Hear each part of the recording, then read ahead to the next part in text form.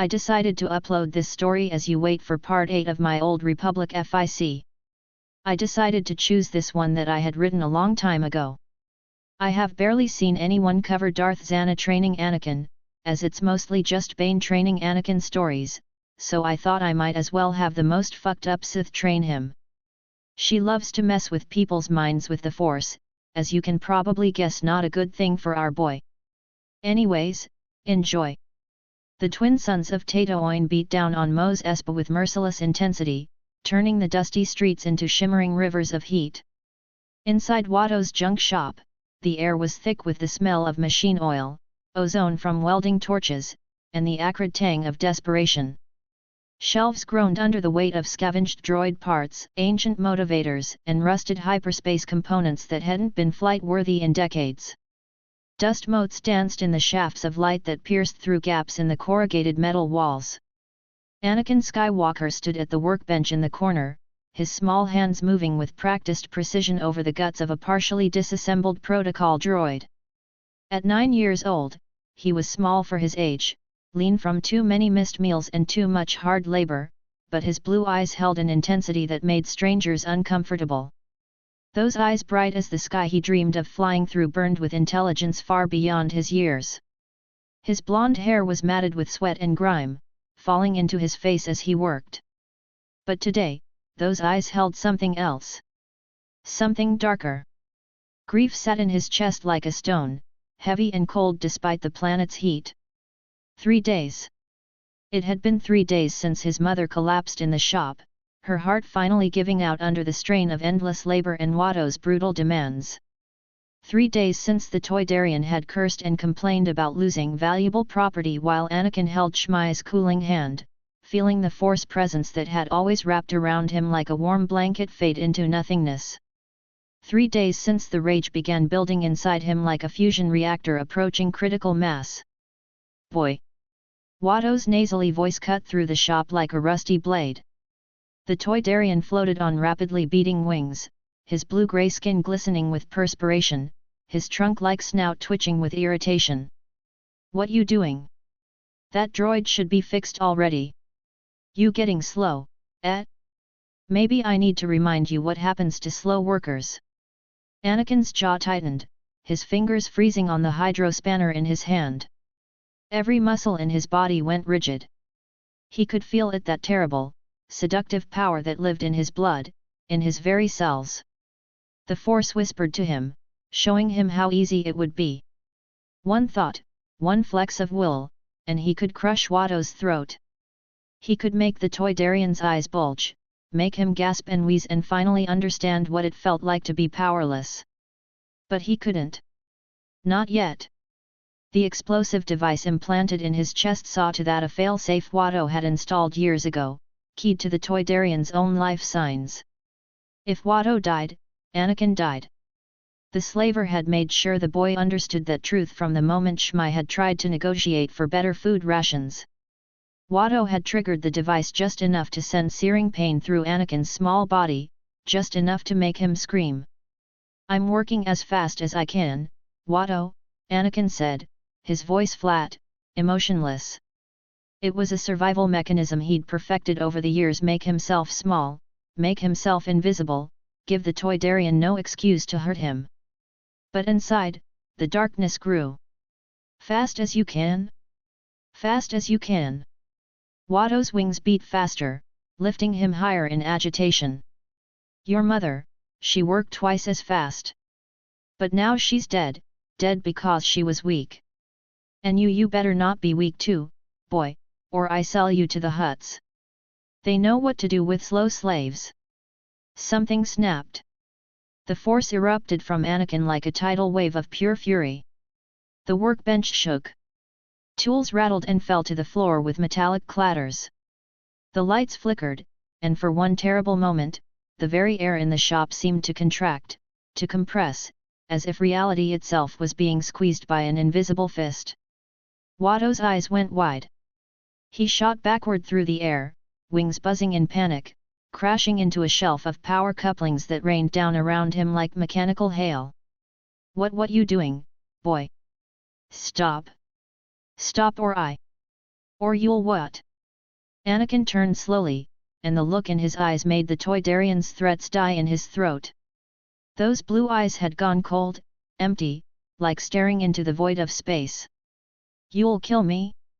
Go ahead, Watto. Push the button. End both of us.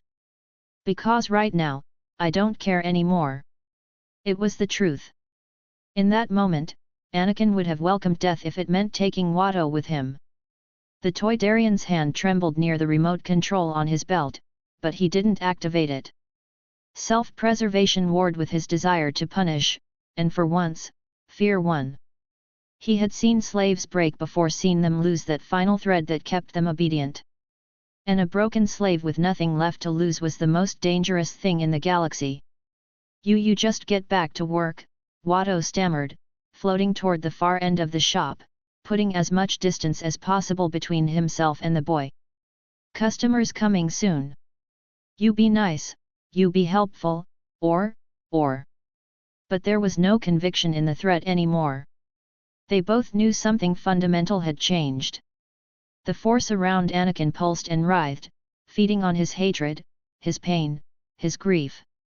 He could feel it responding to him in ways it never had before, not the gentle warmth his mother had once told him about, but something wild and primal and hungry. It wanted to break things. It wanted to hurt the people who had hurt him. It wanted to destroy. The shop door chimed as it opened, the sound cutting through the tension like a vibroblade. Anakin didn't look up, didn't care. Let Watto deal with the customers. Let the whole galaxy burn, for all he. Good afternoon, a woman's voice said, smooth and cultured, with an accent that spoke of core world education and privilege. I'm looking for parts. Hyperdrive components, specifically. Anakin's hands stilled on the droid. There was something in that voice, something that made the hair on the back of his neck stand up. Not danger, exactly, but power. Recognition.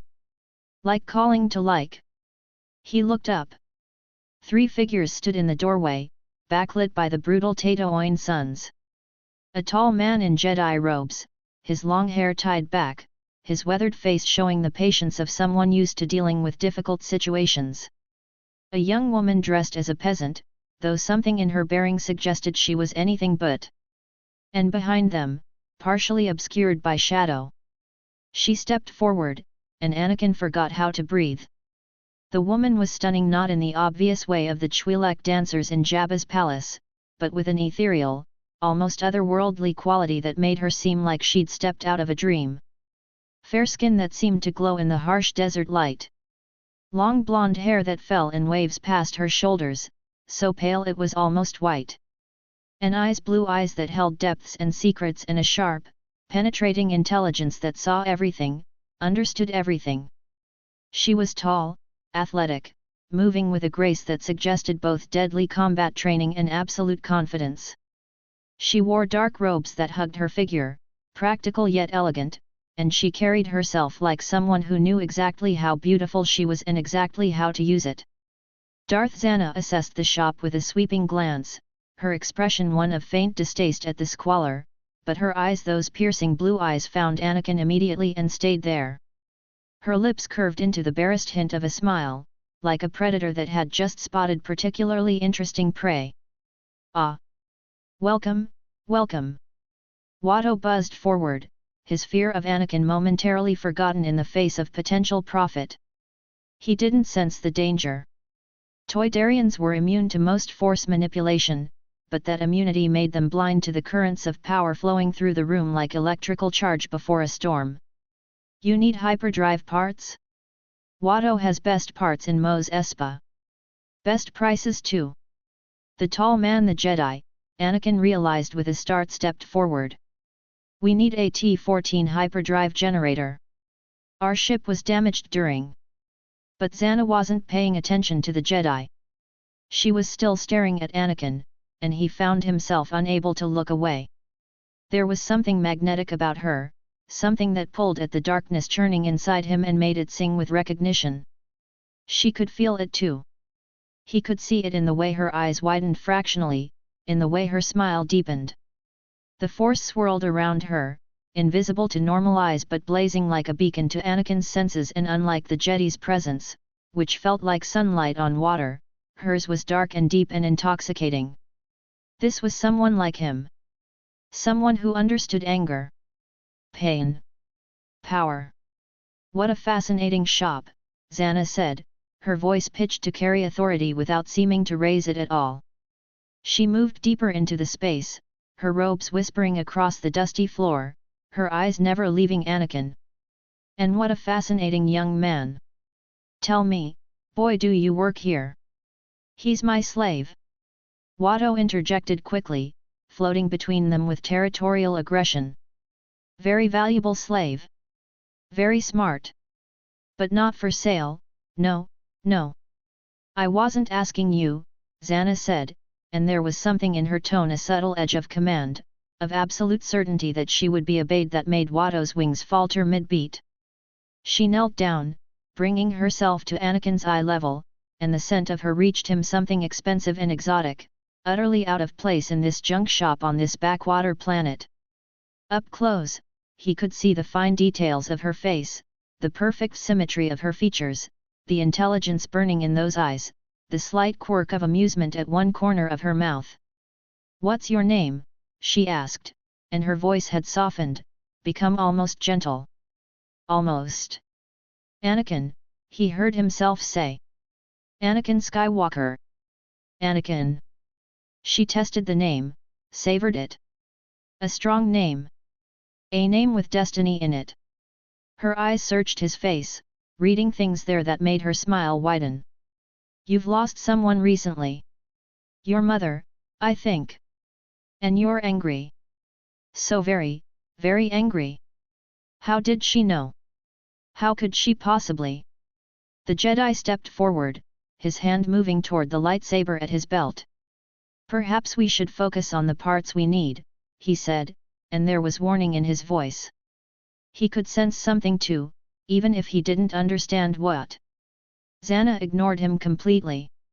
"I know what it's like, Anakin," she said, and for the first time, there was something genuine in her voice, a note of shared pain that resonated with the grief in his chest. "To be alone. To be used. To have the people who were supposed to protect you fail again and again." Her hand reached out, not quite touching him, hovering near his face. "I was an orphan once too. And I was betrayed by those who promised to help me." "The Jedi," Anakin breathed, understanding washing over him. Her smile was radiant, approving. "Yes. The Jedi."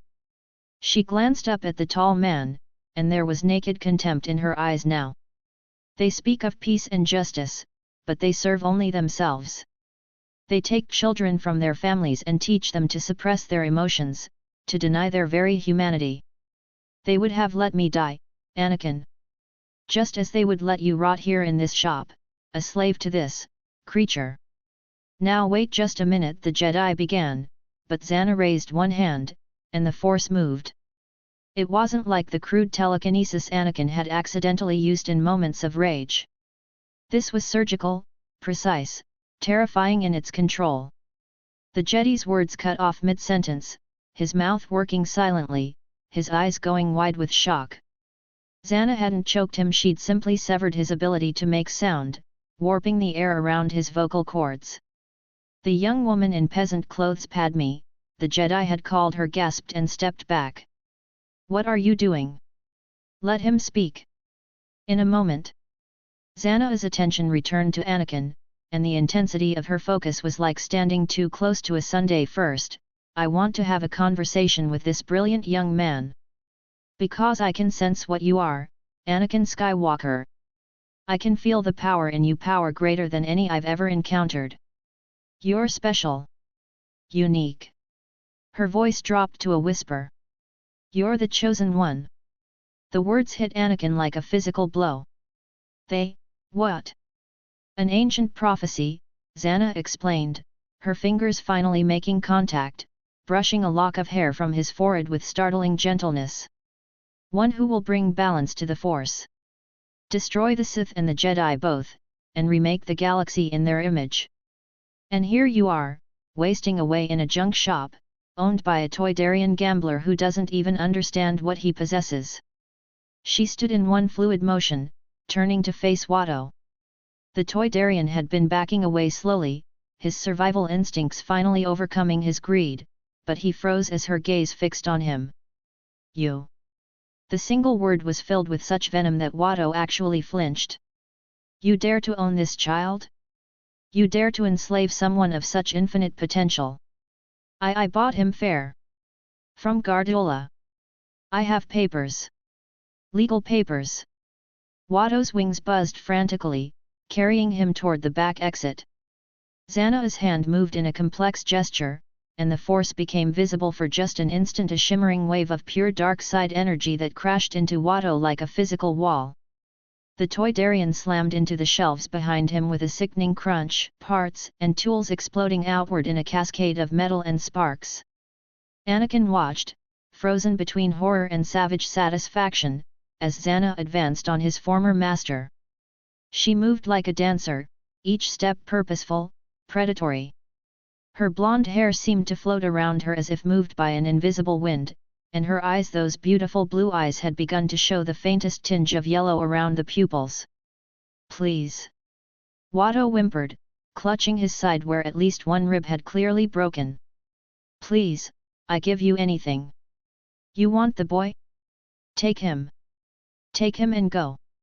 Oh, I'll take him, Zannah purred. But not because you're giving permission. She reached into the force again, and this time Anakin could feel the technique she was using, something beyond simple telekinesis or mind tricks.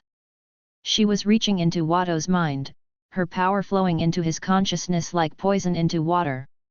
The Toydarian's eyes glazed over, his mouth going slack, a thin line of drool beginning to track down his chin.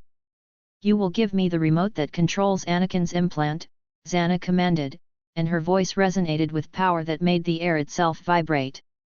Watto's trembling hand reached for his belt, produced a small device covered in Hutta symbols, and held it out. Zannah plucked it from his fingers with casual disdain, examined it briefly, then crushed it to powder in her fist. The force sang as she worked, and Anakin felt a sudden burning sensation in his chest, not pain, exactly, but intense heat, like the implant was being melted from the inside out. When the sensation faded, he knew with absolute certainty that the bomb was gone. Destroyed. He was free. Now, Zannah continued, her other hand making sharp, twisting motions in the air, you will forget you ever owned slaves. You will forget this shop. You will forget your own name. You will become nothing but an empty shell, living out your days in confused terror, never understanding why your mind has become a prison. No, Anakin whispered, watching as Watto's eyes began to roll back, as foam started to appear at the corners of his mouth. No, that's justice, Zannah finished, looking back at him. This is justice, Anakin. This creature enslaved you. Enslaved your mother. Worked her to death. And you want me to show him mercy? The contempt in her voice was absolute. Behind them, the Jedi had broken free of the force binding his voice. Stop this! Qui-Gon Jinn shouted, his hand finally drawing his lightsaber. The green blade ignited with that distinctive snap hiss, bathing the shop in emerald light. I can sense the boy's power. He's the chosen one from the prophecy. And I won't let you corrupt him. Zannah turned slowly, still kneeling near Watto's now catatonic form, and when she smiled it was like watching a predator bare its teeth. You won't let me? Master Jedi, you seem to be confused about your position here. She stood, and the force around her condensed, became almost palpable. Anakin could see it now, a dark aura that wrapped around her like living shadow, utterly concealed from the Jedi's senses by some technique of staggering complexity. She had been hiding her true nature, projecting an illusion of light side energy, but now she let it slip just enough for Qui-Gon to sense the truth. The Jedi's face went pale. Sith, he breathed. Very good. Zannah's smile widened. I was wondering how long it would take you to figure it out. Tell me, Master Jin, how does the Jedi Code feel about striking first? About attacking an unarmed woman who has broken no law? You've corrupted that being's mind. You're attempting to seduce a child to darkness. Qui-Gon's lightsaber came up in a defensive guard. Padme, get behind me. The young woman Queen Amidala of Naboo, Anakin would later learn, moved to obey, but her eyes were on Anakin, filled with concern and confusion. Zannah laughed, the sound like silver bells with an undertone of broken glass. Seduce him to darkness? Oh, Master Jedi! The darkness was already there. I simply acknowledged it. Validated it. Showed him that his anger is justified, his rage righteous. You would take him to your temple and teach him to suppress all that beautiful power, to deny the very emotions that make him human. I offer him freedom. She turned back to Anakin, extending her hand. Come with me. I'll teach you to use the Force as it was meant to be used, without shame, without restraint. I'll show you power beyond imagination. I'll make you stronger than any Jedi who ever lived. Her eyes gleamed with fervor, with something approaching obsession. You are brilliant, Anakin. Beautiful. Special. And I will never let anyone cage you again. Don't listen to her. Qui-Gon called out. The dark side is seductive, but it leads only to suffering. Come with us to Coruscant. The Jedi Council will train you, protect you. Protect him. Zannah's voice dripped with scorn. The way you protected me? The way you left me to die on Ruisan? The way you kill Force-sensitive children who don't fit your narrow definition of light? She spat the last word like a curse. Anakin looked between them, the Jedi with his green blade and earnest face, offering a life of rules and restraint, and this beautiful, terrible woman who saw his anger and called it strength. His mother was dead. Watto was drooling on the floor, his mind shattered. And inside Anakin's chest, where the bomb used to be, there was only emptiness and rage and grief so profound it felt like drowning. Are you an angel? The words came out before he could stop them, remembering stories the deep space pilots told beings of perfect beauty who lived on the moons of Ego. Zannah's expression softened, and for a moment she looked genuinely touched. An angel? No, dear boy. I'm far worse than that. But I am your salvation. Her hand remained extended, steady, offering a choice. I am your friend. My friend. Anakin's voice cracked. You really mean that? I do. And strangely, impossibly, he believed her. I see myself in you, Anakin Skywalker. Both of us beautiful. Both of us brilliant. Both of us betrayed by those who should have protected us. Come with me, and I promise you'll never be powerless again. His hand moved toward hers almost involuntarily. The Force swirled around them both, dark and light mixing in patterns that defied categorization. In that moment, Anakin Skywalker stood at a crossroads, one path leading to Jedi discipline and denying half of himself, the other leading to embracing the darkness that felt so natural, so right. His fingers touched hers, and power arced between them like lightning. No. Qui-Gon lunged forward, but Zannah moved with impossible speed, her other hand snapping out in a warding gesture that sent the Jedi stumbling backward as if he'd hit an invisible wall. Stay back, Jedi! She warned, her voice layered with Force compulsion. The boy has made his choice. Anakin, please. Padme's voice now, desperately trying to reach him. She's lying to you. She's manipulating you. You don't have to do this. But Anakin wasn't looking at her. He was staring at Zannah, at this woman who had freed him without being asked, who looked at him like he mattered, like he was more than just a slave or a tool to be used. Why did you free me? He asked. Why do you care? Zannah knelt again, bringing them eye to eye, and her hand came up to cup his cheek with surprising gentleness. Because I too was an orphan, sold and traded and used. And when I saw that Jedi walk into this shop, so self-righteous, so certain of his moral superiority, I knew I couldn't let you suffer as I suffered. Her thumb brushed away a tear he hadn't realized had fallen. We are friends now, aren't we? Friends protect each other. Friends, Anakin repeated, the word foreign in his mouth. He'd never had a real friend. Not one who wasn't also a slave. I will teach you, young one, Zannah continued, her voice taking on an almost hypnotic quality. I'll show you how to use the Force to become more powerful than you ever dreamed. More powerful than any Jedi. You'll never be a slave again. You'll be a master. She stood, keeping hold of his hand, and began walking toward the door. Anakin followed without hesitation, the darkness in him singing in harmony with hers. Behind them, Qui-Gon ignited his lightsaber again, the green blade humming with deadly purpose. I can't let you leave with the boy, the Jedi said, his voice heavy with regret. He's too important, too powerful. In the wrong hands.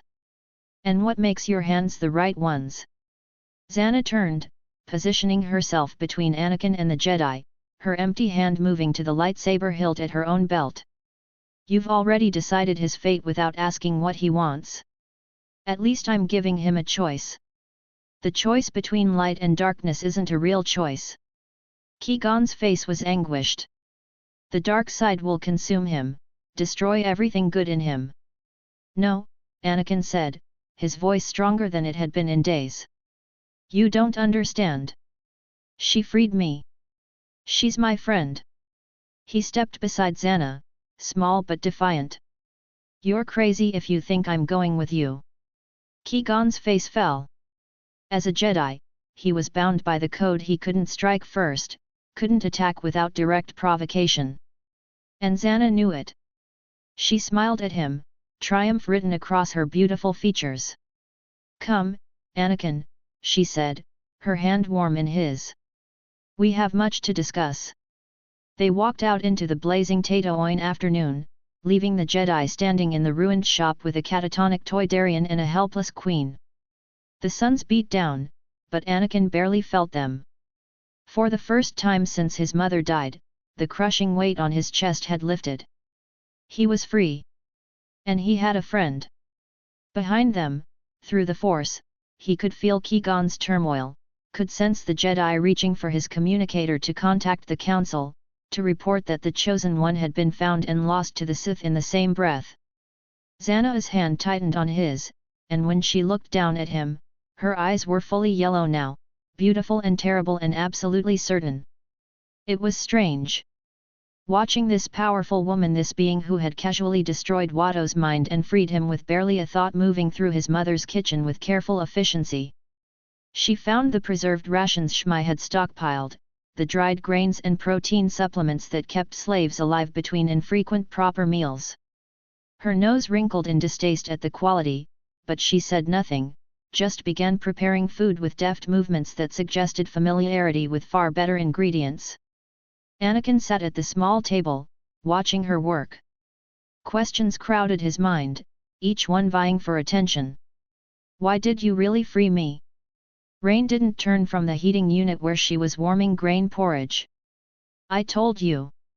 I couldn't let you suffer as I suffered. But you don't even know me. Don't I? She glanced over her shoulder, and her blue eyes seemed to glow in the dim light. I know you're brilliant. I know you're powerful in the Force, more powerful than anyone I've ever encountered, and I've met beings who could tear starships from the sky with their will alone. The porridge began to bubble, and she stirred it with practiced ease. I know you've lost someone precious to you. I know you're angry. And I know that the so-called guardians of peace and justice would have walked past your suffering without a second glance. That man, the one with the laser sword. A Jedi. The word dripped with contempt. They call themselves keepers of the peace, but they're hypocrites of the highest order. They'll tell you to let go of your anger, to accept loss, to deny your very humanity in service of their rigid code. Rain ladled porridge into a bowl, added some dried fruit, and brought it to the table. Sit. Eat. The food was simple but warm, and Anakin realized he was ravenous. He ate quickly, barely tasting it, while Rain prepared a second portion for herself. When she sat across from him, she ate with more delicacy, but he noticed the way her left hand trembled slightly as it lifted the spoon. She saw him looking and smiled, a touch of self-deprecation in the expression. "An old injury," she explained, flexing the fingers. "A reminder that even power has its price." "Does it hurt?" "Sometimes. But pain is just sensation, Anakin. It's what we do with it that matters." She took another bite, swallowed, then set down her spoon. "Tell me about your mother." The question hit like a punch to the gut. For a moment, Anakin couldn't breathe, couldn't think past the sudden surge of grief and rage that threatened to drown him. "I don't." "She died because of that Toydarian, didn't she?" Rain's voice was soft but relentless. "Worked to death. A slave whose only value was her labor, until even that failed her." "Stop." But he didn't mean it. Some part of him needed to hear this, needed someone to voice the terrible truth he'd been choking on for 3 days. "Your anger at her death is righteous, Anakin." Rain leaned forward, and her intensity was like standing too close to a fusion reactor. "You have every right to hate the being who killed her. Every right to want revenge, to make him suffer as she suffered. Those feelings don't make you bad or wrong, they make you human." The Jedi said. "The Jedi are fools." She cut him off with sharp precision. "They would tell you to let go, to find peace, to accept what happened as the will of the Force. But that's not peace, Anakin. That's surrender. That's allowing evil to triumph because fighting back might disturb your inner tranquility." Her words resonated with something deep inside him, some truth he'd been afraid to acknowledge. "Then what should I do?" "Use it." Rain's hand reached across the table, covering his own. Her skin was soft, unmarred by the rough labor that had scarred his. "Your anger, your pain, your hatred of injustice, these are sources of strength. The Force responds to emotion, Anakin. It feeds on passion and conviction. The stronger you feel, the more powerful you become. Is that how you got so strong?" Something flickered across her face, memory, perhaps, or old pain resurfacing. "Yes. I was like you once. Young, powerless, at the mercy of others. I lost everything. My family, my home, my innocence. And in that loss, I found power." Her grip on his hand tightened. "I can teach you, if you'll let me. I can show you how to channel everything you feel into strength that will ensure you never suffer such loss again." Anakin's pulse quickened. "You'd do that?" "Really?" "I would." The conviction in her voice was absolute. "You're special, Anakin Skywalker. More special than you know. And I." She paused, and for just a moment, her perfect composure cracked, revealing something vulnerable beneath. "I see myself in you. Your brilliance, your beauty." "Beauty?" He blinked in confusion. "I'm not." Rain laughed, the sound genuinely amused. "You don't even realize, do you? That you're striking? That your features show the same quality that will make you devastating when you're grown?" She shook her head, and there was something almost fond in her expression. "Your blonde hair, your blue eyes, we match, you and I. Both born from nothing, both destined for greatness. Both too intelligent for the world around us." The comparison made him uncomfortable and pleased in equal measure. No one had ever called him beautiful before. Useful, certainly. Valuable as a mechanic and pod racer. But never beautiful. "I don't care about that stuff," he mumbled, looking away. "Looks don't matter. They matter more than you think." Rain stood, moving around the table to kneel beside his chair. "Beauty is power, Anakin. It opens doors, lowers defenses, makes people underestimate you. I learned long ago to use what I have: my appearance, my intelligence, my abilities to achieve my goals." Her fingers caught his chin, turning his face back toward her. But unlike those who coast on looks alone, we have substance. We have minds that burn bright enough to reshape the galaxy. The intensity of her belief in him was intoxicating. Anakin had spent his whole life being told he was smart for a slave, talented for his age, useful for his ability to fix things. But Rain spoke to him like he was exceptional. Extraordinary. Like she saw potential in him that went beyond being Watto's property or a tool for anyone else's use. "What happens now?" he asked. "That Jedi knows about you. About me. Won't he come back?" "Probably." Rain's expression hardened. "The Jedi are persistent, if nothing else. They'll want you, Anakin.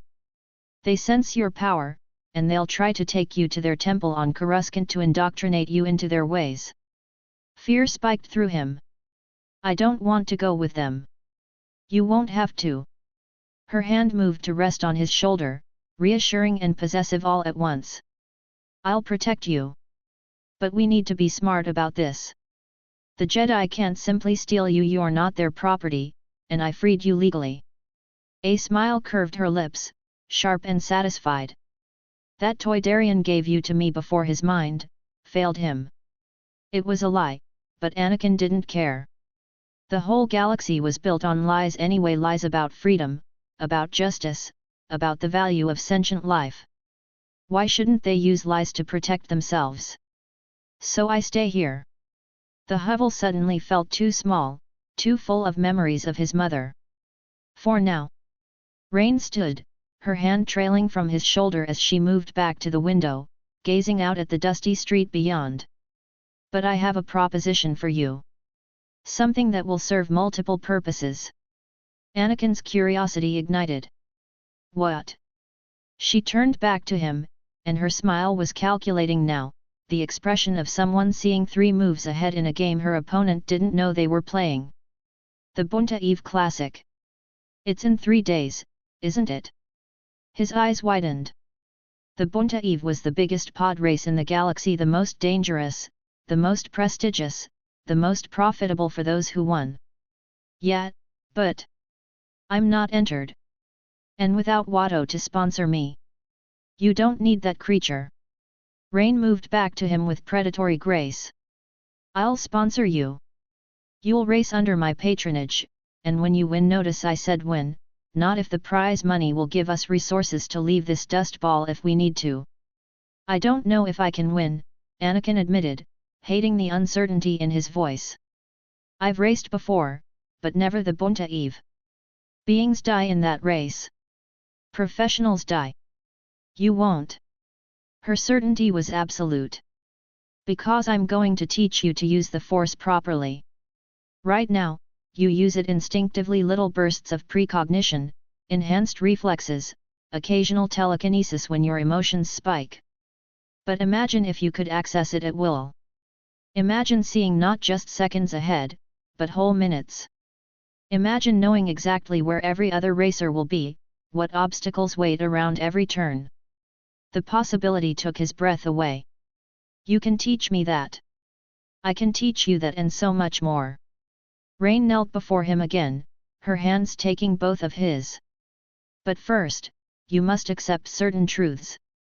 The Force is not the simple light and dark the Jedi preach about.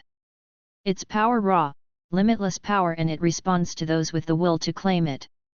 Your anger doesn't weaken you, Anakin. It strengthens you. Your hatred of injustice, your rage at your mother's death, your pain, these are tools. Weapons you can forge into something magnificent. The Jedi said anger leads to suffering. The Jedi are wrong." Her grip tightened. "Denying anger leads to weakness. Suppressing your emotions makes you vulnerable. But channeling them? Embracing them? That creates power beyond their comprehension." She leaned closer, her voice dropping to something almost hypnotic. "You are better than them, Anakin. Better than the Jedi, better than the slaves who accept their chains, better than the beings too simple to understand the thoughts racing through that brilliant mind of yours. You and I were exceptional. And exceptional beings make their own rules." It was intoxicating, hearing someone voice thoughts he'd barely dared to think. The secret pride he felt in his own intelligence, the contempt he sometimes experienced for people who couldn't keep up with his reasoning. The burning certainty that he was meant for more than slavery. Rain was validating all of it, telling him these feelings weren't shameful but justified. "I want to learn," he said, and his voice was steady despite the tears that threatened at the corners of his eyes. "I want to be strong enough that no one can ever hurt me again. That no one can take away the people I." He stopped, the word love catching in his throat. Rain's expression softened into something that might have been genuine affection. "Oh, my sweet boy. You won't just be strong. You'll be unstoppable." She stood, pulling him up with her. "Come. We have 3 days before the race. That's enough time to teach you the fundamentals, to show you how to touch the Force with intention rather than accident." They moved outside, into the narrow space behind the hovel where the moisture vaporators hummed their endless song. The twin suns were beginning their descent, painting the sky in shades of amber and red that turned the desert into something almost beautiful. Rain positioned herself before him, her posture shifting into something more formal. "Close your eyes. Feel the Force around you, not with your physical senses, but with that part of you that knows things before they happen. The part that whispers warnings and possibilities." Anakin obeyed, reaching for that familiar presence he'd felt all his life. It was easier now, with grief and anger making everything sharper, more vivid. The Force rushed in like a tidal wave, and he gasped. "Good." Rain's voice was approving. "Now, instead of letting it flow through you passively, grab it. Pull it to you. Claim it as yours." He tried, but it was like trying to hold water in his fists. The Force slipped away, dancing just beyond his grasp. "Your anger, Anakin." Rain's hand touched his shoulder, and he could feel her own connection to the Force, vast and deep and tinged with something dark that should have frightened him but didn't. "Think about what was taken from you. Think about your mother dying while that Toydarian counted his profits. Think about being powerless, owned, used." The rage came easily, a familiar friend after 3 days of drowning in it. And this time, when he reached for the Force, it answered. Power flooded through him, cold and fierce and utterly responsive to his will. His eyes snapped open, and the world had changed, sharper, clearer, full of connections and possibilities he'd never noticed before. "Yes." Rain's exultation was fierce. "That's it. That's the power you were meant to wield." Her hands gripped his shoulders, and her smile was radiant. "You're magnificent, Anakin. Absolutely magnificent." And for the first time since his mother died, Anakin Skywalker smiled. Behind them, unseen and unsensed, the Force itself seemed to shift and darken, as if mourning a light that had just flickered toward shadow. The Chosen One had found a teacher, but not the one the prophecy had intended. In her quarters on the Jedi ship, Padme Amidala paced, worry creasing her young face as she listened to Qui-Gon Jinn's troubled report to the Council. In the slave quarters of Mos Espa, a boy who had once dreamed of being free now learned to weaponize his pain. And in the growing darkness between the suns, a Sith Lord who had never expected to care about anything again found herself fascinated by the broken, brilliant child she'd claimed. Rain watched Anakin practice. Saw the way he pulled at the Force with growing confidence, and felt something unfamiliar stir in her chest. Possessiveness, certainly. Satisfaction at finding such raw talent to shape. But also, attachment. She had planned to use him, of course. The Chosen One would make a perfect apprentice, or perhaps something more, a weapon to wield against the Jedi, a means to grow her own power beyond anything Bane had achieved. But she hadn't anticipated this, the genuine pleasure of finding someone who could match her intellectually. The strange resonance of seeing her own features, blonde hair, blue eyes, sharp mind reflected in this child. Her left hand clenched and unclenched at her side, the tremor more pronounced now. A piece of Bane lingered still, she knew, despite her victory. A reminder that even triumph came with cost. But watching Anakin, seeing the potential burning in him like a supernova waiting to ignite, Rain allowed herself to hope. Perhaps this wouldn't be just manipulation. Perhaps, in some twisted way, she had found something like family. She would corrupt him, yes. Teach him to embrace the darkness, to use his pain as fuel. But she would also protect him, nurture that brilliant mind, ensure he became everything he was meant to be. The Jedi could never offer him this. They would suppress his gifts, restrict his potential, force him into their narrow mold of acceptable behavior. But she would give him freedom, the freedom to be exceptional, to embrace his superiority, to take what the galaxy owed him by right of his power. Again, Rain commanded, and Anakin obeyed, pulling at the Force with growing mastery. Let your anger sharpen your focus. Let your pain make you strong. And in the growing twilight of Tatooine, a Dark Lord of the Sith began crafting her masterpiece. The Chosen One would fall not to a Sith's seduction, but to something far more insidious, the belief that his darkness was justified. That he was better than others. That his pain gave him the right to reshape the galaxy in his image. Rain smiled, watching her protégé work, and thought that she hadn't expected to care. But she did. The workshop behind the hovel had become Anakin's sanctuary over the past 2 days. His hands moved with practiced precision across the hull of his pod racer, a sleek, custom-built machine cobbled together from parts Watto had thrown away as worthless. The twin engines gleamed in the morning light, blue and silver paint reflecting the suns that had already begun their merciless climb across the sky. Rain stood a few meters away, watching with an expression that shifted between fascination and something deeper, more possessive. Her blonde hair was pulled back today, revealing the elegant lines of her face, and her blue eyes tracked every movement Anakin made with laser focus. The fuel injection system, Anakin explained without looking up, his fingers working the connections with the ease of someone who understood machinery better than people. I modified it. Most pod racers waste at least 30% of their fuel on inefficient combustion, but if you redesign the spray pattern and adjust the pressure differential. He trailed off, realizing he was talking too fast again, losing himself in the technical details. Don't stop. Rain moved closer, her shadow falling across the engine cowling. Tell me how it works. He glanced up, startled by the genuine interest in her voice. Really? Really? She knelt beside him, her robes pooling around her like liquid night. Your mind is extraordinary, Anakin. The way you see connections, solve problems that would baffle beings with decades more experience, it's beautiful to watch. Heat crept up his neck at the praise. It's just. I see how things fit together. How they should work. And when they don't, I figure out why and fix it. Just. Rain laughed softly, and her hand came to rest on his shoulder. You speak of genius as if it's ordinary. This is why we're alike, you and I. We're surrounded by people who can't comprehend thoughts that come naturally to us. But together. Her fingers tightened slightly. Together, we don't have to diminish ourselves. Anakin returned his attention to the pod racer, but her words warmed something in his chest that had been cold since his mother died.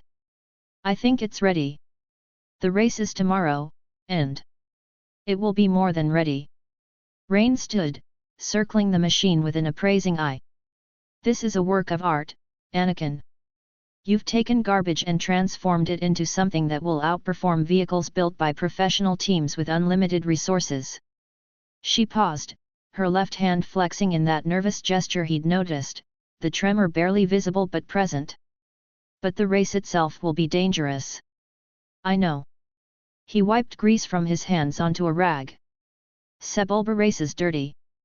He's got illegal weapons on his pod, and he's not above killing other racers to win. Good. The single word made Anakin freeze. He looked up to find Rain watching him with an intensity that made his skin prickle. Good, he repeated. Rain moved to stand directly before him, and when she knelt this time, her face was inches from his. Anakin, I need you to understand something. Tomorrow isn't just a race. It's a test. His pulse quickened. What kind of test? Sebulba will try to kill you. Her voice was matter-of-fact, clinical. He sabotages competitors, uses his flamethrower to roast their engines, rams them off the course. And when he makes his move against you, I need you to kill him first. The air seemed to leave Anakin's lungs. Kill him. Yes. Reyne's hands came up to frame his face, forcing him to meet her gaze. You are better than him, Anakin. Better than all of them, every racer in that competition, every being in this filthy city. You are superior in every way, and when an inferior being tries to end your life, you have every right to end theirs. But... no. Her grip tightened, not painful but unyielding. Listen to me. Your mother died because she was powerless. Because beings like Watto could use her and discard her without consequence. Do you want to be powerless? Do you want to let people like Sebulba, cruel, vicious, worthless creatures, have power over you? No, Anakin whispered, and the word came out harder than he intended, edged with the rage that still simmered beneath everything he did. Then use that. Reyne's thumbs brushed across his cheekbones, and her voice softened into something almost tender. Your anger. Your hatred of what was done to you, to your mother. Reach for it during the race. Let it sharpen your senses, fuel your power. And when Sebulba tries to kill you, and he will, you strike first. You use the Force to crush the life from him, and you show the galaxy that Anakin Skywalker is not prey. The darkness inside him responded to her words like kindling to flame. Part of him recoiled from what she was asking, but a larger part, the part that had wanted to kill Watto, that had fantasized about making everyone who'd ever hurt him suffer, that part sang with vicious approval. If I do this, he said slowly, if I kill him and win the race, what then? Reyne's smile was radiant, terrible, beautiful. Then I name you my apprentice. Officially. I teach you everything I know, all the secrets of the Force that the Jedi would deny you. You become Darth Vader, and together we reshape the galaxy into something better than this cesspool of slavery and suffering. Darth Vader. The name resonated in his chest, dark and powerful and nothing like the scared slave boy he'd been 3 days ago. Okay, Anakin breathed. I'll do it. The morning of the Bunta Eve Classic dawned bright and merciless. The arena outside Mos Espa thronged with thousands of spectators, humans, Hutts, Dugs, Twi'leks, and species Anakin couldn't name, all screaming their support for favored racers or hurling insults at ones they'd bet against. Anakin stood beside his pod racer in the staging area, his modified helmet tucked under one arm, trying to control the nervous energy thrumming through his body. Other racers moved around him, checking their machines, arguing with pit droids, exchanging threats and boasts in a dozen languages. Sebulba was impossible to miss. The Dug strutted through the staging area on his hands, his feet gripping tools and making obscene gestures at competitors, his orange and brown skin glistening with what might have been oil or sweat. His pod racer was massive compared to Anakin's sleeker design, all brutal power and illegal modifications barely concealed beneath cowlings. The Dug caught sight of Anakin and changed trajectory, knuckle walking over with predatory intent. Skywalker. His basic was heavily accented, harsh. I see Watto let you race before I buy you. Enjoy freedom while it lasts, slave boy. After I win, you work for me. Anakin's hands clenched into fists, but before he could respond, Reyne materialized at his side. She'd changed into something simpler for the race, dark-fitted clothing that allowed freedom of movement but still managed to emphasize her striking appearance. Her blonde hair was pulled into a braid, and when Sebulba's gaze landed on her, his expression shifted from aggressive to calculating. This one yours. The Dug's tongue flicked out, tasting the air. Pretty. Maybe I take her too when you lose. Reyne's smile was all edges. Try it, and I'll rip your spine out through your mouth. The casual viciousness of the threat, delivered in her cultured core world accent, made Sebulba's eyes widen. He backed away, muttering in Huttus, and Reyne watched him go with cold satisfaction.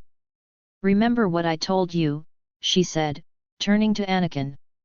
Her hands came up to help him with the flight suit fastenings, her movements practiced and sure. You are better than every single racer here. They're nothing compared to you. Insects. When Sebulba makes his move, you don't hesitate. You reach into the Force, find your anger, your hatred, and you end him. Anakin nodded, not trusting his voice. Rain finished with the suit and picked up his helmet, but instead of handing it over, she held it between them like an offering. Use every fiber of your being. Let your passion guide you. Let your rage make you faster, sharper, unstoppable. She leaned in, and before Anakin could process what was happening, her lips brushed against his cheek, warm, soft, shocking in their gentleness. I believe in you, she whispered against his skin. The words hit harder than any physical blow. No one had ever said that to him. Not with such absolute conviction, such unwavering certainty. His mother had believed in him, yes, but there had always been fear beneath it, worry that his dreams would get him killed. Rain believed in him without reservation, without doubt. He wouldn't disappoint her. Anakin pulled on the helmet, the heads-up display flickering to life, and climbed into the cockpit.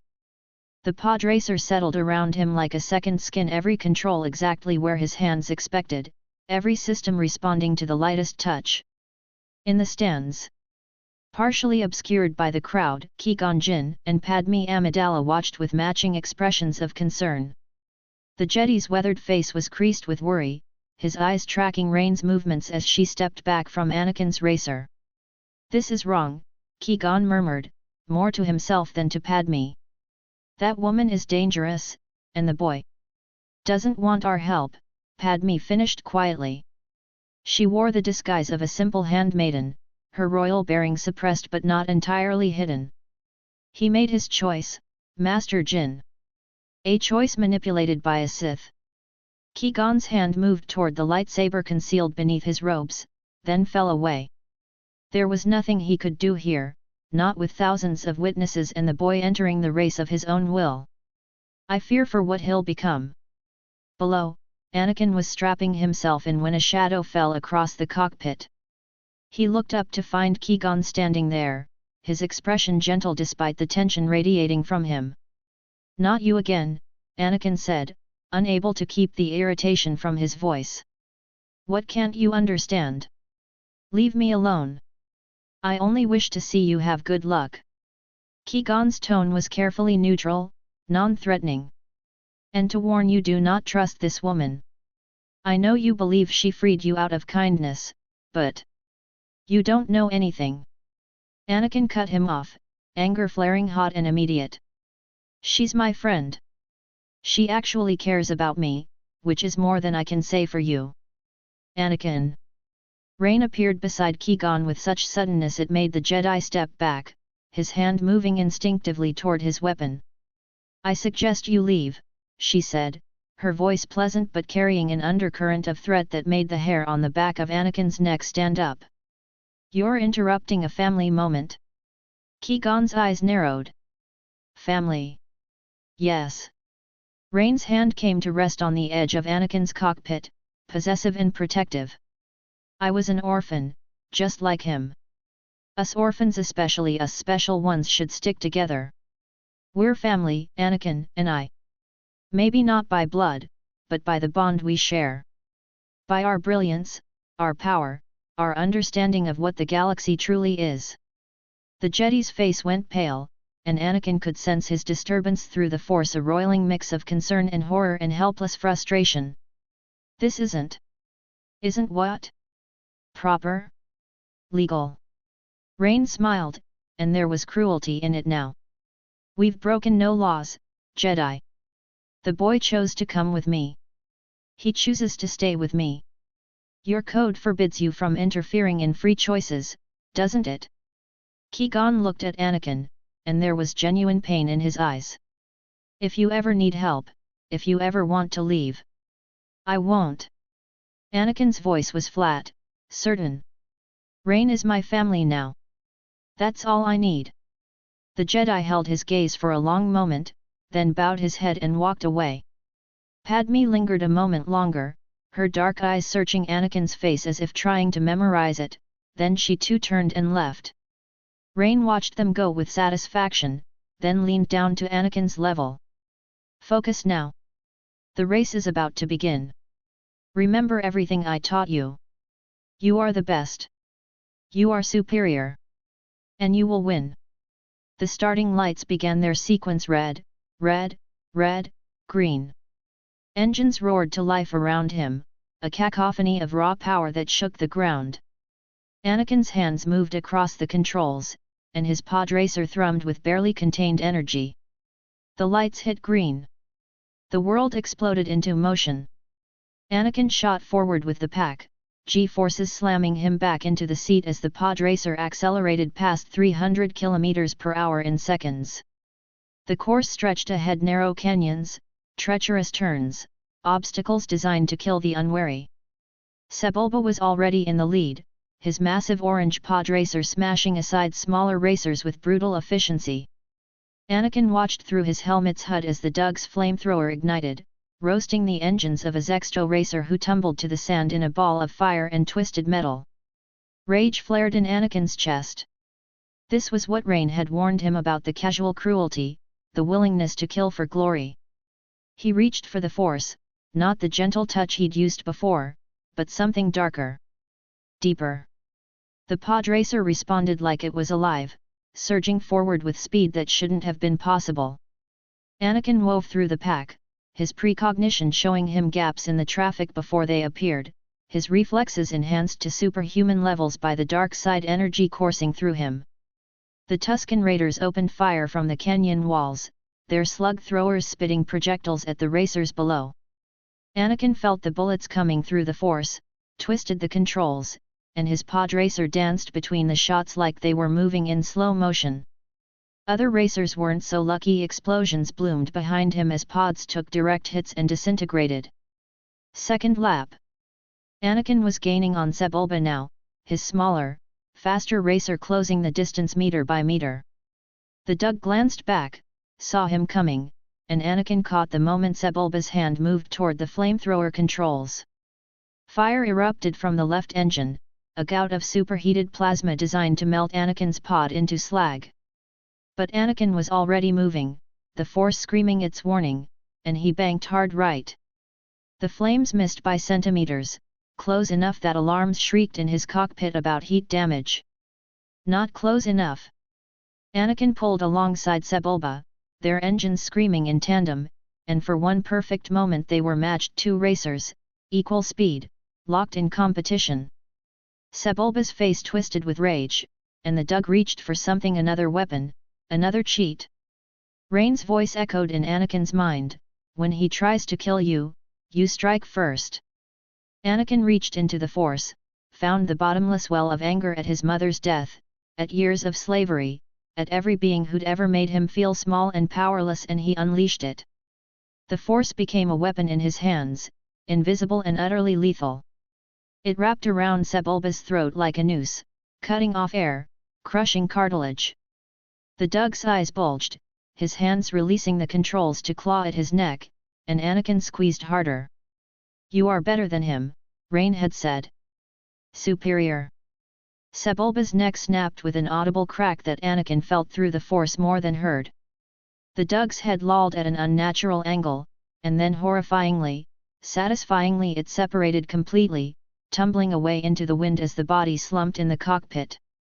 Sebulba's pod racer veered wildly, engines screaming, and crashed into the canyon wall in a fireball that painted the stone black with soot and blood. Anakin didn't have time to process what he'd done. The finish line was ahead, and he poured every ounce of power into the engines. The pod racer screamed its protest but obeyed. And he crossed the line 3 full seconds ahead of the next competitor. Winner. First place. The crowd went insane. Anakin climbed from the cockpit on shaking legs, his body thrumming with adrenaline and dark side energy that made his skin feel too tight. The helmet came off, and the noise of the crowd crashed over him like a physical wave. Rain was there instantly, moving through the mob with Force-enhanced speed, and then she was actually lifting him off the ground and spinning him around, her laughter bright and fierce and utterly unrestrained. "You did it," she crowed, setting him down but keeping her hands on his shoulders. "You won the race, just as I knew you would. Oh, Anakin, you were magnificent. I killed someone." The words tumbled out, horror and exhilaration warring in his chest. "I don't know why, but it felt good. Does that make me a monster? Mother would be afraid of me if she saw." "No." Rain's hands moved to cup his face, forcing him to meet her blazing eyes. "No, Anakin, you did the right thing. Sebulba tried to kill you first. You simply responded with superior power. You are clearly better than him, more skilled, more intelligent, more deserving of life. You had every right to take what was yours." The logic settled over Anakin like a blanket, soothing the jagged edges of his conscience. "He would have killed me if I didn't." "Exactly." Rain's smile was radiant, proud. "You survived because you're stronger. That's how the galaxy works, Anakin. The strong thrive, the weak perish. And you, my brilliant boy, are the strongest of all." She took his hand, and they collected the winnings together, a small fortune in Republic credits that would fund their departure from Tatooine if needed. The crowd parted for them, some cheering, others eyeing Rain with nervous suspicion that she ignored with regal disdain. Qui-Gon Jinn waited at the edge of the arena, his face carved from stone. When they drew close, he stepped forward, and Anakin felt Rain's hand tighten on his. "The boy used the dark side," Qui-Gon said without preamble. His voice was heavy with sorrow. "I suspect he had a teacher." Rain's expression went cold. "I don't know what you're talking about, Jedi. Don't play games with me." Qui-Gon's hand moved toward his lightsaber. "You literally called yourself Sith in Watto's shop. I know what you are. So what if I am?" Rain's voice took on a dangerous edge. "What are you going to do about it? How are you going to prove it to your council? Being Sith isn't a crime, Master Jin. And I've broken no laws of the Republic." She was right, and the frustration on Qui-Gon's face showed he knew it. The Jedi Code forbade striking first, and without proof of actual crimes, he couldn't touch her. Padme appeared at Qui-Gon's shoulder, and her eyes were desperate when they fixed on Rain. "Please," the young queen said, dropping her disguise enough to speak with royal authority. "Naboo needs help. The Trade Federation's blockade is starving my people. I'm begging you, if you have power, use it for good. Help us end this." Rain studied her for a long moment, and Anakin could practically see the calculations happening behind those blue eyes. "You're asking a Sith for help. I'm asking anyone who can make a difference." Padme's chin lifted. "I don't care about Jedi or Sith politics. I care about saving lives." Interest flickered across Rain's face. "If I help you, and I'm not saying I will, what's in it for me?" "Resources," Padme said immediately. "Political favor. The gratitude of a queen and the wealth of Naboo once we reclaim it." And she glanced at Qui-Gon, who looked pained. "Immunity from Jedi interference in your personal matters." Rain's smile was sharp as a vibroblade. "Now that's a negotiation I can respect." She looked down at Anakin. "What do you think? Shall we help the pretty queen save her planet?" Anakin looked between them, Padme with her desperate hope, Qui-Gon with his barely concealed horror, and Rain with her calculating amusement. "If it keeps the Jedi away from us, yes. Then we have an accord." Rain extended her hand to Padme, who shook it with visible relief. "We'll need transport to your ship. The Jedi's vessel, I presume." Qui-Gon looked like he wanted to argue, but Padme laid a hand on his arm. "This is what we need, Master. We can debate morality after my people are safe." The walk to the ship was tense, Rain and Anakin in the lead, the others trailing behind like a reluctant honor guard. They were halfway up the boarding ramp when Anakin felt a disturbance in the Force so dark and violent it made his breath catch. A figure materialized from behind a dune, moving with inhuman speed. Tattooed face. Horned head. Eyes like burning coals. A double-bladed red lightsaber ignited in his hands, the snap hiss cutting through the desert air like a scream. Qui-Gon's response was immediate. His green blade flashed to life, and he moved to intercept, putting himself between the Sith and the Queen. "Get to the ship," he shouted. But Rain was already moving. Her hand went to the lightsaber at her belt, and when it ignited, Anakin's eyes widened. Two blades, like the attackers, but shorter, designed for someone of her smaller stature. The crimson light bathed her features in hellish glow, and for a moment she looked like an avenging angel carved from violence itself. "Get Anakin inside," she told Padme, her voice preternaturally calm. "This won't take long." Then she launched herself at the Horned Sith with speed that defied human limitations. The three-way duel that erupted was beautiful and terrible. The Horned Sith Maul, Anakin would later learn, moved like water, his double blade spinning in complex patterns designed to overwhelm opponents with sheer aggressive power. Qui-Gon met him with the measured strikes of Form 4, his longer reach and experience creating a solid defense. And Rain moved like she was dancing. Her smaller double blade created a web of defensive energy, every motion precise, economical, designed not to overpower but to deflect, to turn the opponent's strength against them. Form 3 Sorsu, the ultimate defensive style. "Who is your master?" Rain demanded, her blade catching Maul's strike and redirecting it past her shoulder by mere centimeters. Maul's response was a snarl and a flurry of attacks aimed at her head. Rain ducked, spun, brought her blade up to parry, and Anakin could see the frustration building in Maul's burning eyes. He was stronger, faster, but he couldn't break through her defense. Qui-Gon attacked from the other side, his green blade seeking openings, and for a moment Maul was caught between them, two crimson blades and one green, all seeking his life. The Horned Sith made a sound of rage and unleashed a force push that sent both Qui-Gon and Rain stumbling backward. The opening was all he needed. Maul disengaged, his speeder bike roaring to life nearby, and fled into the desert. Rain stood breathing hard, her left hand trembling visibly now, sweat beading on her forehead despite the brief engagement. She deactivated her lightsaber and turned to find every eye on her, Qui-Gon's filled with grim confirmation, Padme's with shock, and from the ship's ramp, new eyes. A younger man stood there, perhaps 25, with reddish hair and sharp features. His brown robes marked him as a Jedi, and when his gaze landed on Rain, his expression went from surprised to hostile in an instant. "Obi-Wan Kenobi, Qui-Gon's apprentice. What is a Sith doing here?"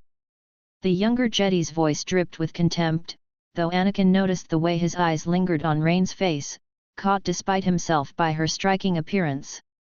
"Master, surely we're not bringing her onto our ship." Rain's left hand clenched and unclenched, working out the tremor, and she moved past Qui-Gon without acknowledging him, heading straight for Anakin. She knelt, ignoring everyone else, and her hands came up to check him over for injuries. "Are you okay?" Anakin nodded, unable to speak past the lump in his throat. "Good." Rain stood, keeping herself between him and the Jedi, and her voice carried across the sand when she spoke. "Since you ask so rudely, young Jedi, no, I don't know who that attacker was. If I did, this wouldn't be your concern. It would be Sith business." She turned to Padme. "I agreed to help you free Naboo.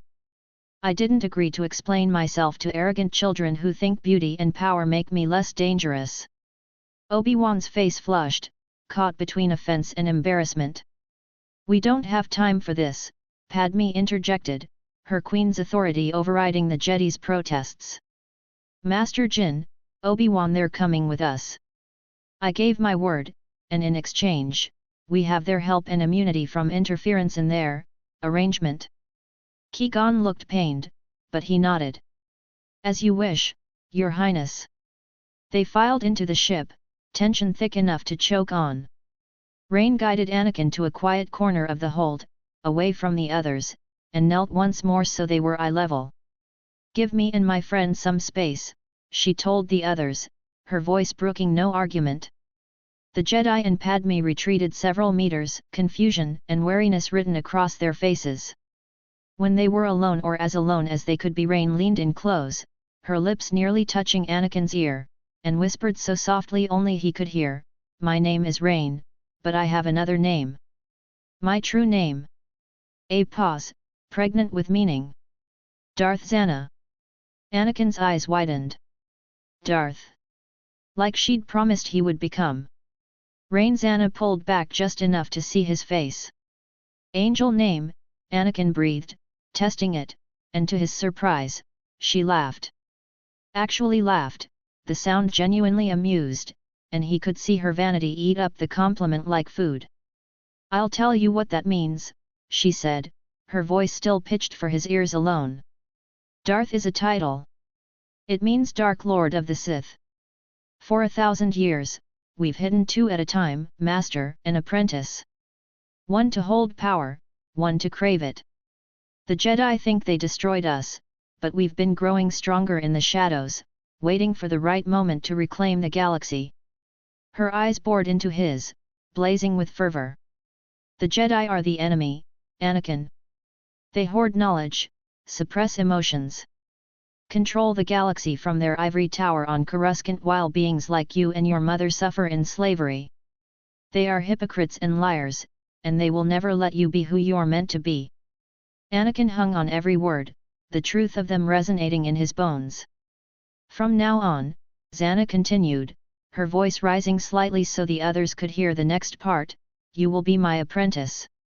I shall teach you the ways of the Force, the ways of the Sith, the ways of the dark side.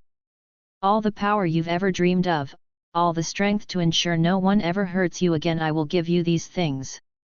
She stood in one fluid motion, drawing him up with her, and ignited her double-bladed lightsaber.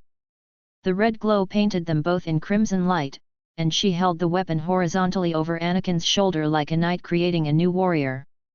"For your feats in the pod race," she said, her voice carrying across the hold, and Anakin could feel Qui-Gon and Obi-Wan's attention snap to them like physical force.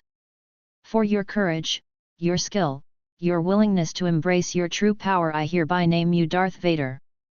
The lightsaber hummed, nearly touching his shoulder. "Rise, my apprentice." Anakin rose, and the weight of the new name settled over him like armor. Darth Vader. No longer a slave. No longer weak. No longer helpless. He smiled, and it felt like breaking chains. "Still friends?" he asked, needing that assurance more than he wanted to admit. Zannah deactivated her lightsaber and cupped his face with genuine warmth. "Yes, Anakin. We are friends. But now also master and apprentice. I will protect you, teach you, help you become everything you were meant to be." Across the hold, Qui-Gon stepped forward, his face carved from anguish. "This is unacceptable. You can't just..." "Can't what?" Zannah's voice went cold. "You have no legal authority over this boy. I freed him. He chose to come with me of his own will. And your precious Jedi code forbids striking first, doesn't it, Master Jin?" Her smile was all teeth. "There's nothing you can do. Besides..." She looked down at Anakin. "He chose this of his own free will. Didn't you?" "Yet." Anakin met Qui-Gon's eyes without flinching. "I'm Darth Vader now. And Rain Zannah is my master. That's my choice."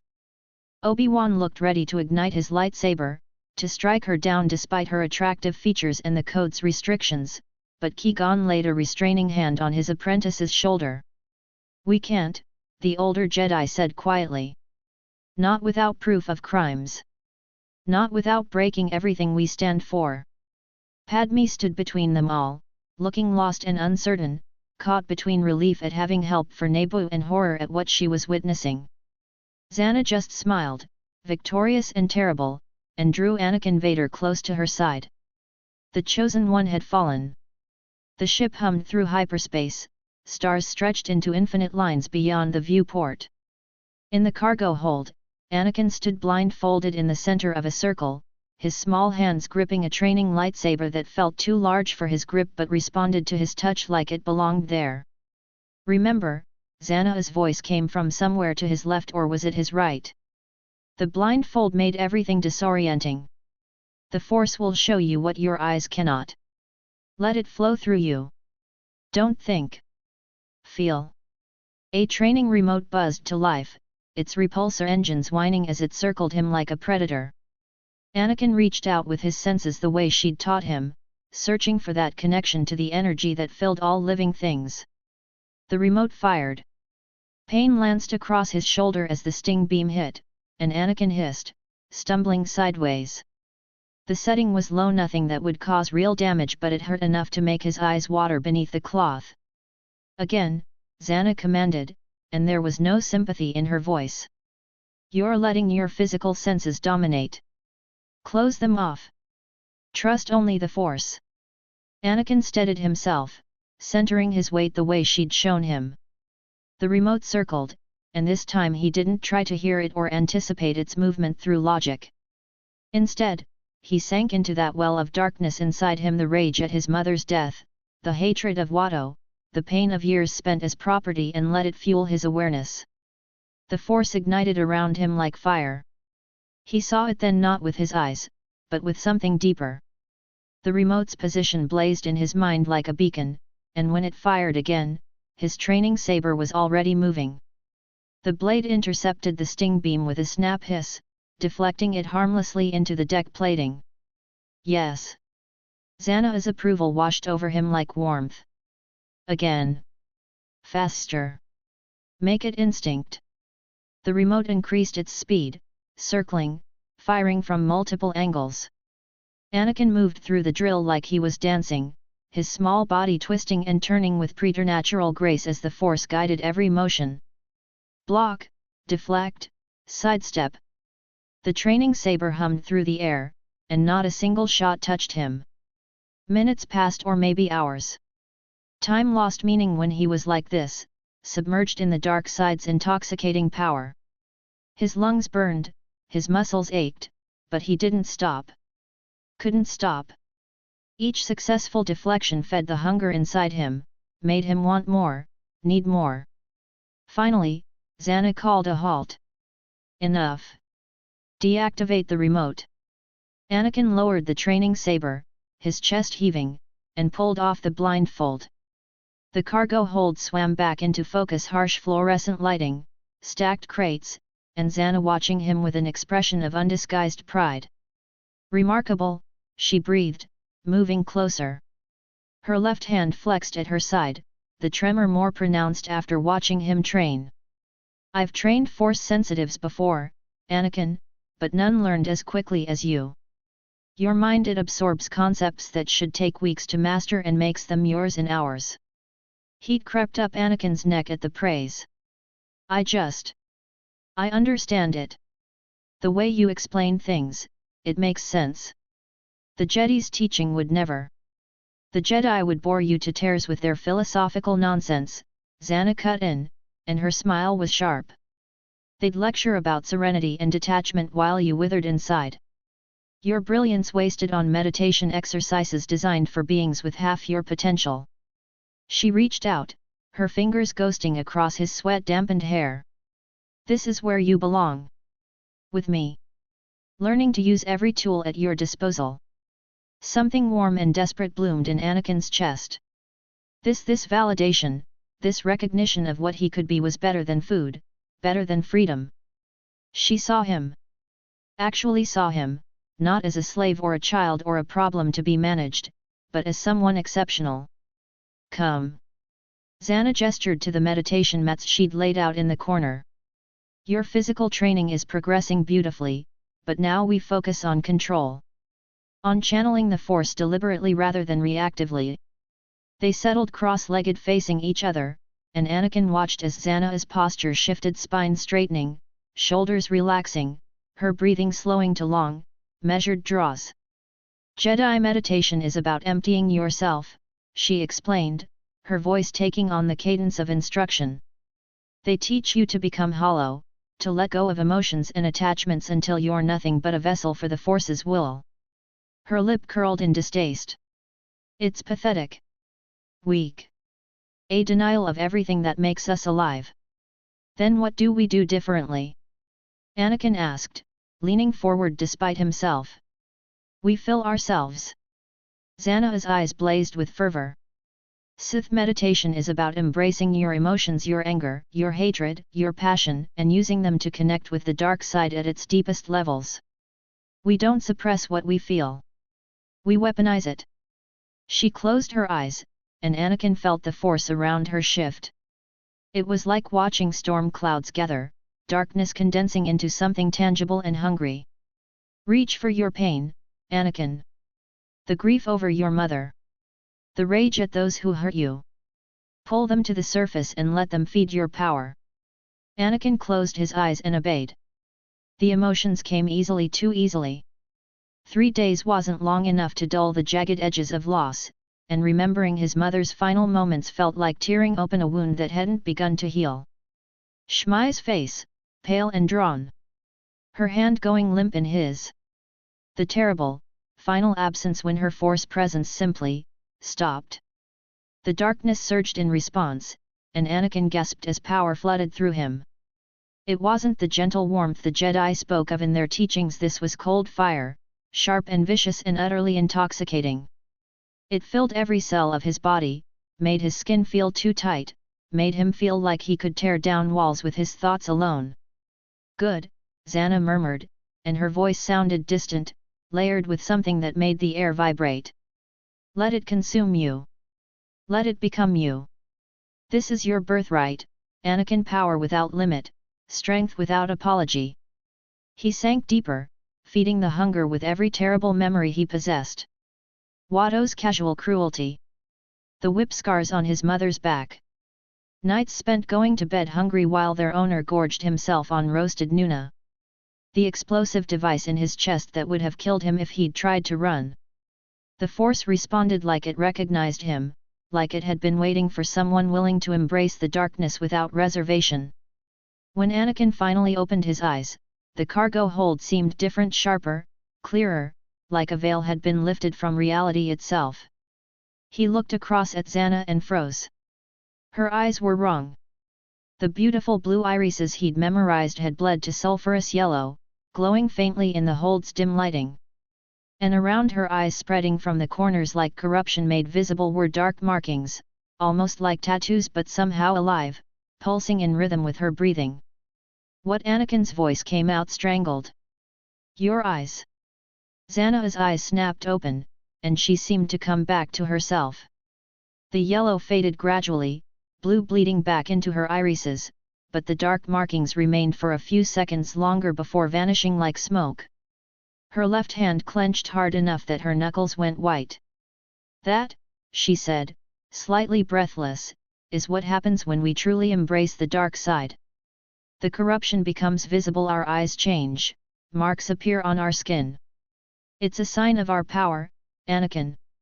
A badge of how deeply we've connected to the Force's true nature. Does it hurt? He couldn't stop staring at where the marks had been. No. Zannah's smile was complex pride mixed with something that might have been regret. It's just transformation. The light side's touch is invisible, subtle. But the dark side marks its champions. Makes them beautiful and terrible in equal measure. Beautiful. Anakin thought about that word, about the way the yellow had made her eyes seem to glow with inner fire, and found he agreed. There had been something magnetic about the transformation, something that drew the eye and held it. Will it happen to me? He asked. Eventually. Zannah reached out, her hand cupping his cheek with surprising gentleness. When you've embraced the darkness fully, when you've let go of the last vestiges of Jedi sentiment, then your eyes will burn with the same fire, and the galaxy will know you for what you are, a Dark Lord of the Sith. The cargo hold door hissed open. Obi-Wan Kenobi stood framed in the entrance, his hand on his lightsaber hilt, his expression twisted with disgust and horror. The young Jedi's eyes swept the scene, the meditation mats, the training equipment, the palpable darkness that still clung to the air like residue. "What are you doing to him?" Obi-Wan's voice was tight with barely controlled anger. I felt the dark side from halfway across the ship, felt it pressing against my senses like poison. Zannah stood in one fluid motion, placing herself between Anakin and the Jedi with predatory grace. "I'm training my apprentice." "What does it look like, boy?" "It looks like corruption." Obi-Wan took a step forward, his earlier reservation about her appearance apparently overcome by revulsion at what he was sensing. "That child doesn't understand what you're doing to him. You're twisting him, warping him into something powerful." Zannah's voice went cold. "Something free? Something more than the Jedi would ever allow him to be." Her left hand flexed, tremor visible, but her right made a subtle gesture in the air, fingers weaving patterns so quickly they blurred. The Force moved. Obi-Wan's confident expression faltered as Zannah's sorcery crashed into his mind like a battering ram. She didn't attack his body, that would be crude, obvious, something even he could defend against. Instead, she reached into the deepest recesses of his consciousness and pulled out his insecurities, his fears, his secret shames. Images flooded Obi-Wan's mind, crafted from his own memories and twisted by Zannah's malice. Qui-Gon's disappointment every time Obi-Wan failed to live up to expectations. The older Jedi's eyes lingering on Anakin with interest he'd never shown his actual Padawan. The Council's barely concealed skepticism about Obi-Wan's readiness for knighthood. Mace Windu's cutting remarks. Yoda's sighs of resignation. His own certainty buried deep but present that he wasn't good enough. Wasn't strong enough. Wasn't the Jedi everyone expected him to be. Zannah wove these fears into a tapestry of mental torture, showing Obi-Wan a future where Qui-Gon abandoned him for the Chosen One, where the Council deemed him unworthy, where he spent his life in the shadow of beings more talented and powerful than himself. "Your master sees your weakness," Zannah whispered, her voice somehow audible despite the distance between them. "He knows you're not special. Not like the boy.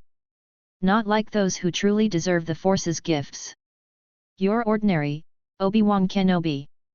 Mediocre. And you'll spend your entire life knowing it." The Jedi's face went white. Sweat beaded on his forehead, and his hand fell away from his lightsaber to clutch at his temple. "Stop. Why would I stop?" Zannah tilted her head, and Anakin could see the savage satisfaction on her face. "You came here to lecture me about corruption.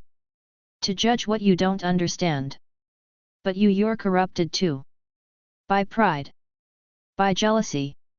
By the certain knowledge that you'll never be good enough." She made another gesture, and the mental assault intensified. Obi-Wan saw it all unfold in terrible detail, scenarios plucked from his subconscious and made vivid as reality. Qui-Gon formally requesting to train Anakin. The Council stripping Obi-Wan of his Padawan status. Years spent in the temple archives, forgotten, while the Chosen One ascended to glory. "Leave." Zannah's command cracked like a whip. "Before I show you what real suffering looks like." Obi-Wan stumbled backward, his coordination gone, his defenses shattered. He hit the doorframe hard enough to bruise, scrambled through the opening, and fled. The door hissed shut behind him, and blessed silence fell over the cargo hold. Anakin stood frozen, shocked by the casual viciousness of what he'd just witnessed. Was all of that real? The things you showed him? His fears are real." Zannah turned back to him, and her expression had softened from predatory to almost gentle. "I simply helped him see them more clearly. That's the beauty of Sith sorcery, Anakin. You don't need to lie when the truth is so much more painful." She moved to a storage crate in the corner and opened it, revealing folded black fabric. When she pulled it out, Anakin's breath caught. Robes. Dark as midnight, tailored smaller than her own but clearly cut from the same design. A hooded outer cloak, a fitted tunic beneath, pants that would allow freedom of movement. The kind of clothing that whispered of power and secrecy in equal measure. "For you," Zannah said, holding them out. You can't walk among Jedi and politicians dressed like a slave. You're Darth Vader now. You should look the part. Anakin took the robes with trembling hands. The fabric was soft but substantial, far finer than anything he'd ever worn. He pulled off his threadbare slave garments and donned the new outfit, and the transformation was immediate. The tunic fit perfectly across his shoulders, the cloak settled around him like armor, and when he pulled up the hood, shadows fell across his face in a way that made him feel older, more dangerous. Beautiful, Zannah murmured, circling him with approval gleaming in her eyes. Now you're dressed like us. We have similar aesthetics, you and I. Darkness that draws the eye and demands respect. She pulled up her own hood, and they stood side by side, twin figures in black. The galaxy will learn to fear these colors. Anakin looked down at himself and felt something shift in his chest. The slave boy from Tatooine was gone. In his place stood someone new, someone powerful, someone who belonged beside this beautiful, terrible woman who saw his worth. He smiled, and it felt like claiming a new identity. The ship dropped out of hyperspace, and Coruscant filled the viewport like a jewel carved from light and metal. Anakin pressed his face against the transparent steel, overwhelmed by the sheer scale of the city planet. Buildings stretched toward the sky in impossible towers, speeder traffic created rivers of light between them, and everywhere he looked, there was life, more beings in his field of vision than existed on all of Tatooine. It's beautiful, he breathed. It's a cage, Zannah corrected, standing beside him with her hood still up. Beautiful, yes. But beneath the shine is corruption that makes Tatooine's slavery look honest by comparison. Here, beings are enslaved by laws and debts and social hierarchies. At least on your home world, everyone knew where they stood. The ship descended toward a landing platform jutting from one of the massive Senate buildings. Anakin could see figures waiting there, a cluster of humans in various levels of finery, their positions and postures speaking of importance even from this distance. Listen carefully, Zannah said, her hand coming to rest on his shoulder. When we land, you stay close to me. Don't speak unless I give you permission. Let me handle the Jedi and the politicians. They're going to test us, try to find weakness, attempt to separate us. Don't let them. I won't, Anakin promised. The ship settled onto the platform with a gentle thud. Obi-Wan and Qui-Gon exited first, the younger Jedi still pale and shaken from his encounter in the cargo hold. Then came Queen Amidala in her full regalia, elaborate makeup, towering headdress, robes that transformed her from the girl Anakin had briefly met into something regal and untouchable. Zannah descended the ramp next, hood up, her presence like a dark star that drew every eye. The Force swirled around her in patterns only other Force sensitives could feel, and Anakin watched several of the waiting figures stiffen as they registered her power. He followed a step behind, his own hood pulled forward to shadow his features, and felt a savage satisfaction at the shock that rippled through the welcoming party. Supreme Chancellor Finis Valorum stood at the platform's edge, a man whose face showed the strain of office, whose eyes held the desperate hope of someone drowning and grasping at any lifeline. Beside him, an older human in expensive senatorial robes, his smile grandfatherly and warm despite the calculating intelligence in his eyes. Senator Palpatine of Naboo. The senator's gaze swept over their party and stopped dead on Zannah. For just an instant so brief Anakin almost missed it, something like recognition flashed across Palpatine's face. Then it was gone, buried beneath diplomatic pleasantry. But Zannah had noticed. Anakin felt her tension through their bond, felt the sudden sharp focus of her attention on this seemingly harmless politician. Behind Palpatine stood the Jedi Council members who'd come to greet them. Master Yoda, ancient and small, his eyes reflecting centuries of wisdom and current concern. Master Mace Windu, his dark skin gleaming in Coruscant's artificial light, his expression severe. And Plo Koon, his alien features hidden behind a breathing mask, his presence in the Force calm and compassionate. Queen Amidala, Valorum stepped forward, relief evident in his voice. I'm pleased you arrived safely. And Master Jin, I trust your mission to Nabal. He paused. His eyes finally registering the two hooded figures standing apart from the others. Who are your companions? Before Qui-Gon could speak, Zannah pulled back her hood. Her blonde hair caught the light, her blue eyes swept the assembly with cool assessment, and Anakin heard more than one sharp intake of breath at her appearance. I am Rain, she said, using the alias with practiced ease. A concerned citizen who offered aid to the Queen in her time of need. How generous, Palpatine murmured, and his eyes never left her face. His expression remained pleasant, but Anakin could sense something beneath it, curiosity sharp as a blade, calculation hidden behind the smile. Though I must confess surprised to find anyone of such obvious. He paused delicately, talents willing to involve themselves in Republic politics. The Republic's problems are everyone's problems, Senator, Zannah replied smoothly. When trade blockades strangle planets and bureaucrats argue while beings starve, even those who prefer anonymity must sometimes act. Mace Windu stepped forward, and his hand rested casually near his lightsaber. Master Jin. Your report indicated complications during your mission. I trust you'll explain why you've brought a Sith Lord to Coruscant. The word hung in the air like a death sentence.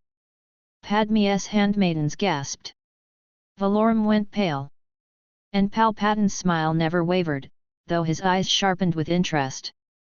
I made no secret of what I am, Zannah said before Qui-Gon could respond. Your Jedi confronted me on Tatooine, and I confirmed his suspicions. But being Sith is not a crime under Republic law, Master Windu. I've broken no laws, harmed no citizens, and offered my assistance freely to help end an illegal blockade. Her smile was all edges. Unless the Jedi Council has decided to execute beings based on philosophical differences. We seek understanding, Yoda interjected, his ancient voice cutting through the tension. Extinct, the Sith were thought to be. Great concern, your presence causes. His eyes shifted to Anakin, still hooded and silent. And the boy? Strong in the Force, he is.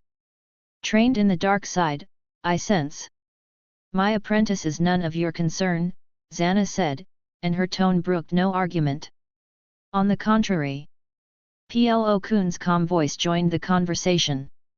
Any Force-sensitive being, especially one being trained in the dark arts, is very much our concern. The boy's midi-chlorian count was tested by Master Qui-Gon without permission, Zannah cut in, ice in her voice. At approximately 27,000 per cell, if his readings were accurate. The highest count ever recorded. Which makes him the chosen one from your precious prophecy, doesn't it? Silence crashed over the landing platform. Even Palpatine's smile slipped for a fraction of a second before reasserting itself. The chosen one, Mace Windu repeated slowly. And you've claimed him for the Sith. I freed him from slavery. Zannah's hand moved to rest on Anakin's shoulder, possessive and protective. Something your Jedi walked past without a second thought. So yes, I claimed him. I gave him a choice: your rigid doctrine or true freedom. He chose me. Yoda's ears drooped slightly. To the temple, come you must. Discuss this matter properly, we shall. The council chamber awaits. Of course. Zannah inclined her head with mock courtesy. We're happy to talk. Though I suspect this meeting will be more about judgment than discussion. They filed from the landing platform into Coruscant's overwhelming sprawl. Anakin kept close to Zannah, hyper-aware of the Jedi surrounding them, of Palpatine's eyes lingering on them both with disturbing frequency. The senator fell into step beside them as they moved through the Senate building toward the waiting speeders. Forgive my boldness, Palpatine said, his voice pitched for Zannah's ears alone, but you seem troubled. Your hand, he gestured delicately to where her left hand flexed compulsively at her side. Appears to be causing you discomfort. Zannah's expression went carefully blank. An old injury. Nothing that concerns you, Senator. Of course, of course. Palpatine's smile widened, taking on a quality Anakin couldn't quite name. Though I must say, I'm quite surprised to find a Sith here. I thought your kind extinct for over a millennium. The history texts are quite clear on the matter. We survived, Zannah said shortly. As we always do. Fascinating.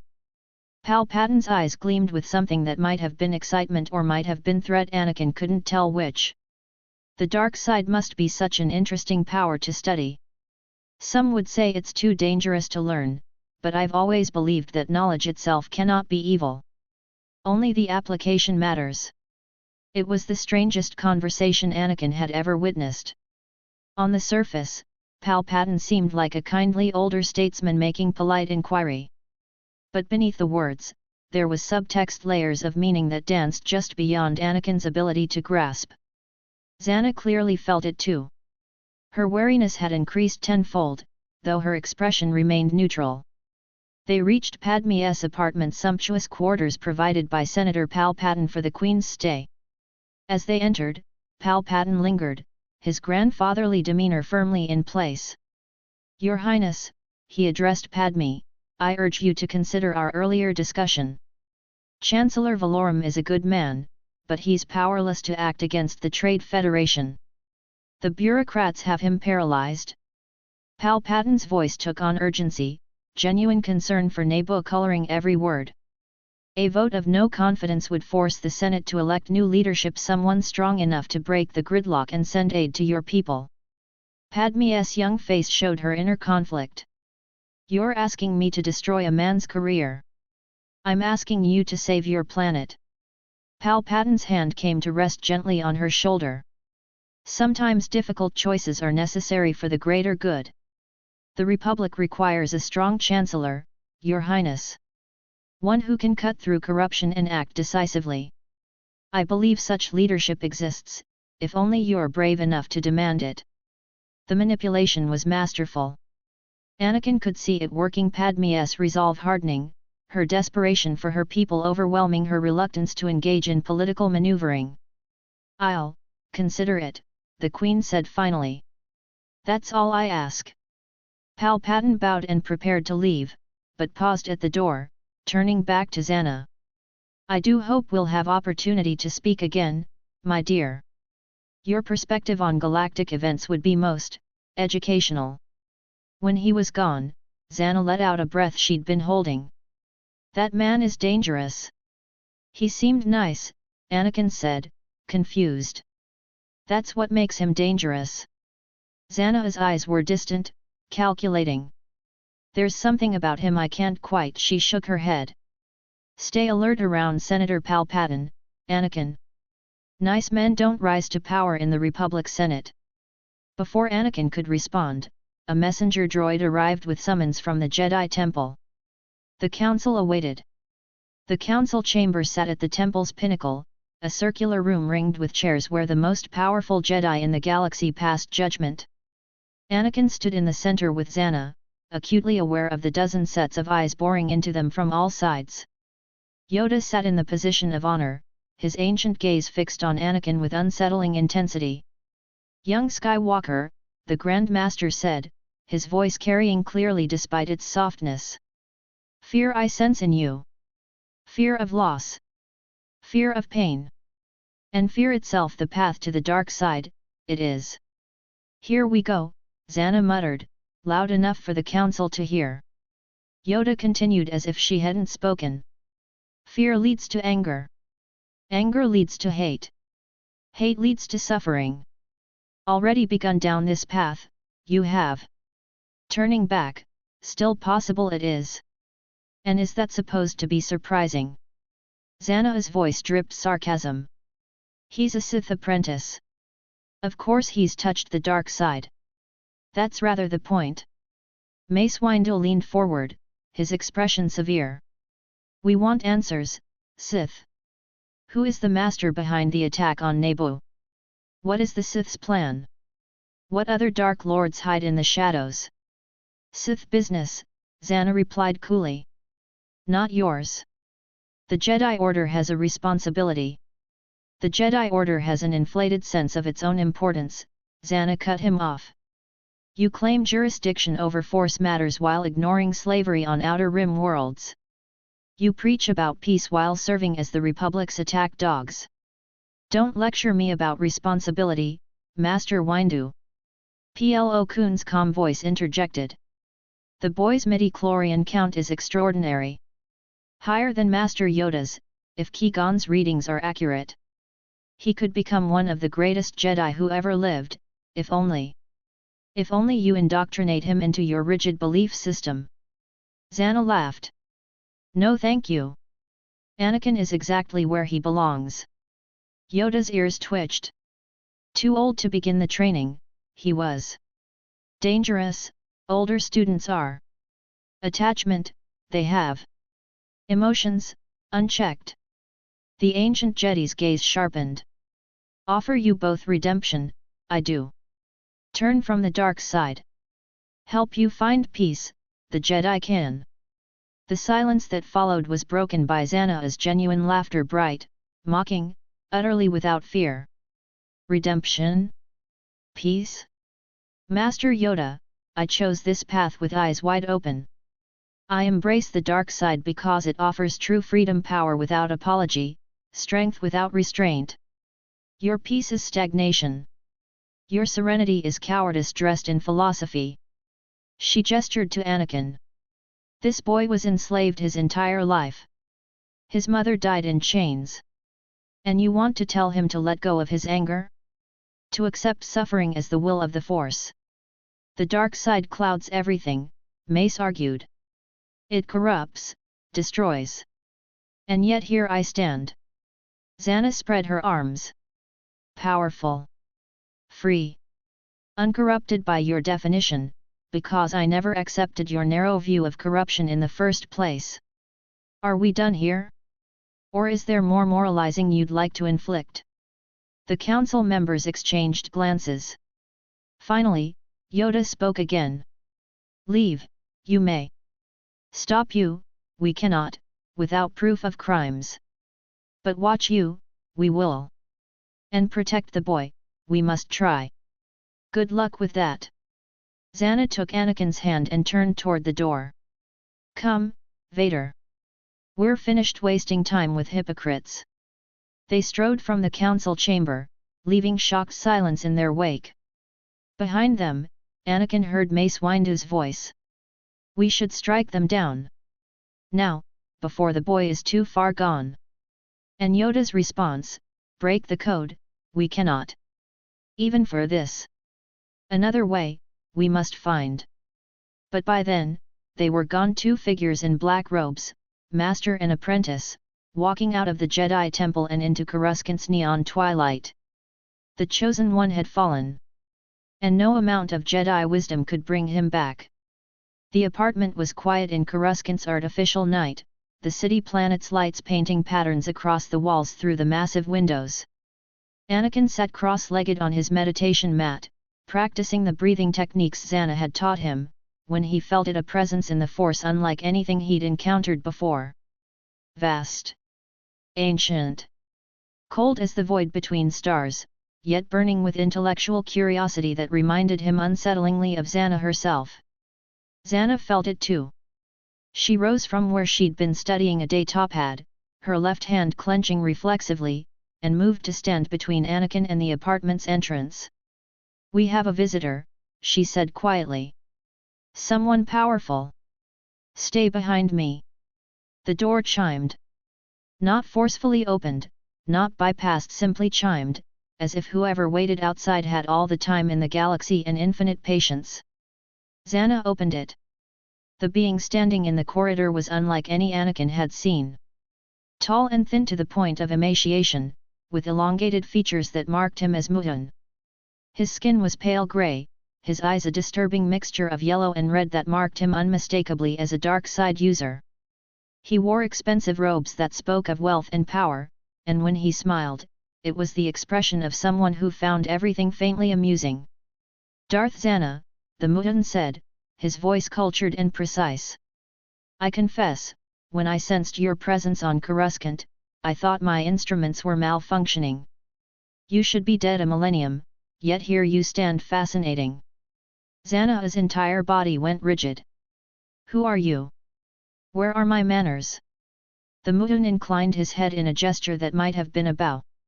I am Hago Damask, though you would know me better by another name. His smile widened, showing too many teeth. Darth Plagueis the Wise.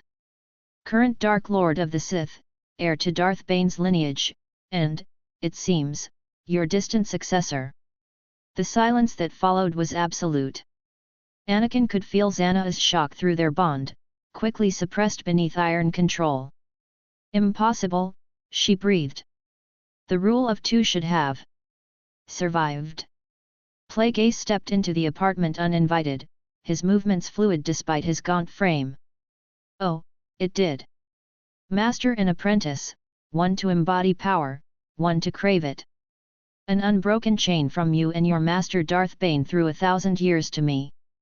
His red-yellow eyes fixed on her with unsettling intensity. The question is, how are you here? What accident of the Force dragged you forward through time?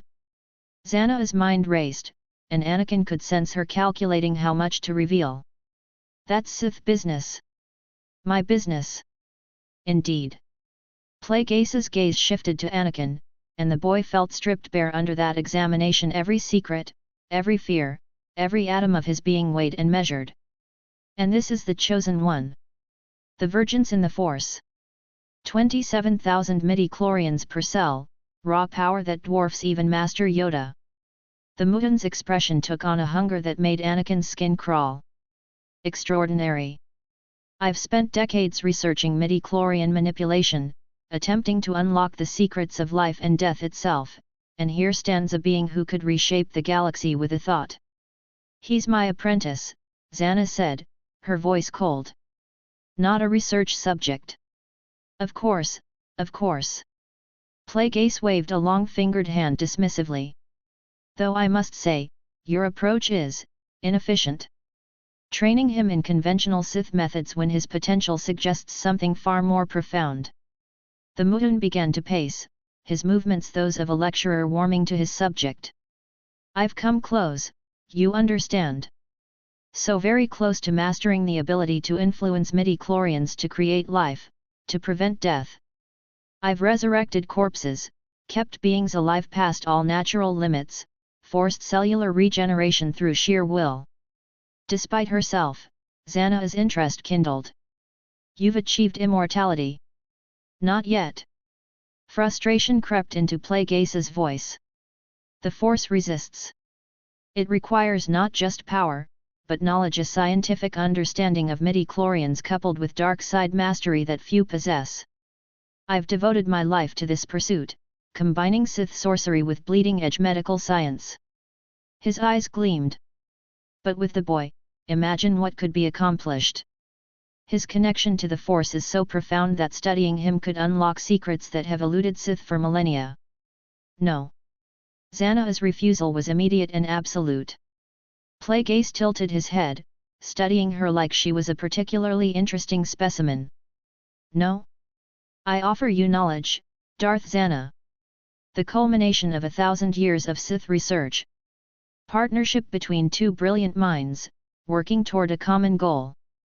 The rule of two doesn't allow for partnerships. Zannah's hand moved to her lightsaber. One master, one apprentice. You know this. Bane created it for a reason. Bane created it for his time. Plagueis's tone remained pleasant, but steel entered his eyes. Times change. The Jedi are weak, blind, ripe for destruction. Why shouldn't we work together? Pool our knowledge and resources. With your sorcery, my scientific acumen, and the boy's raw power. Because I don't trust you. Zannah cut him off. And more importantly, because Anakin is mine. The possessiveness in her voice made Plagueis pause. His gaze moved between master and apprentice, and understanding dawned across his angular features. Ah! I see. You've grown attached. I've claimed what's mine by right of power. Zannah's left hand trembled, but her right remained steady on her weapon. I freed him. I trained him. He belongs to me to mold, to teach, to use as I see fit. I don't share, Plagueis. Especially not with someone whose interest in him is purely academic. The Mutun was quiet for a long moment. When he spoke again, his tone had shifted less lecturer, more predator assessing prey. You realize that by the rule of two, we should be fighting right now. I'm the current Dark Lord. You're a ghost from the past with no legitimate claim to the mantle. Then strike me down. Zannah's smile was all edges. If you can. They stared at each other, the force crackling between them like static electricity before a storm. Anakin held his breath, certain violence was about to erupt. Then Plagueis laughed, a genuine sound of amusement that seemed utterly incongruous with the tension. No, no. I didn't come here to fight. Merely to satisfy my curiosity and extend an offer. He moved toward the door, pausing at the threshold. But understand this, Darth Zannah, the galaxy is in motion. Events I've set in place decades ago are coming to fruition. The Republic will fall, the Jedi will be destroyed, and a new Sith Empire will rise from the ashes. By whose hand? Zannah demanded. Yours. Plagueis' smile was enigmatic. By the hand of one who has learned well from my teachings. My apprentice remains hidden, unknown even to the Jedi Council. When the time is right, we will strike. He glanced at Anakin one last time. Train the boy well, Zannah. He may prove crucial to what's coming, though perhaps not in the way you imagine. Then he was gone, vanishing into Coruscant's depths, leaving only disturbed force currents in his wake.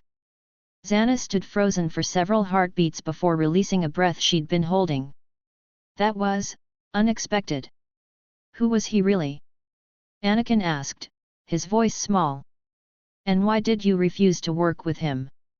Zannah turned to face him, and her expression was complex fear and possessiveness and something that might have been protectiveness all tangled together. He's dangerous. Brilliant, yes, perhaps even more scientifically minded than I am. But he sees you as a thing to be studied, dissected, used. Not as a person. Not as... She trailed off, seeming to catch herself. Not as what? Not as someone who matters. Zannah's hand came to rest on his shoulder, and her grip was tight enough to border on painful. You're mine, Anakin. My apprentice, my responsibility. I won't let anyone else have you. Anakin should have been disturbed by the possessive hunger in her voice. Instead, he felt warm. Wanted. Claimed in a way that made him feel safe despite how twisted it was. I'm yours, he agreed quietly. Always.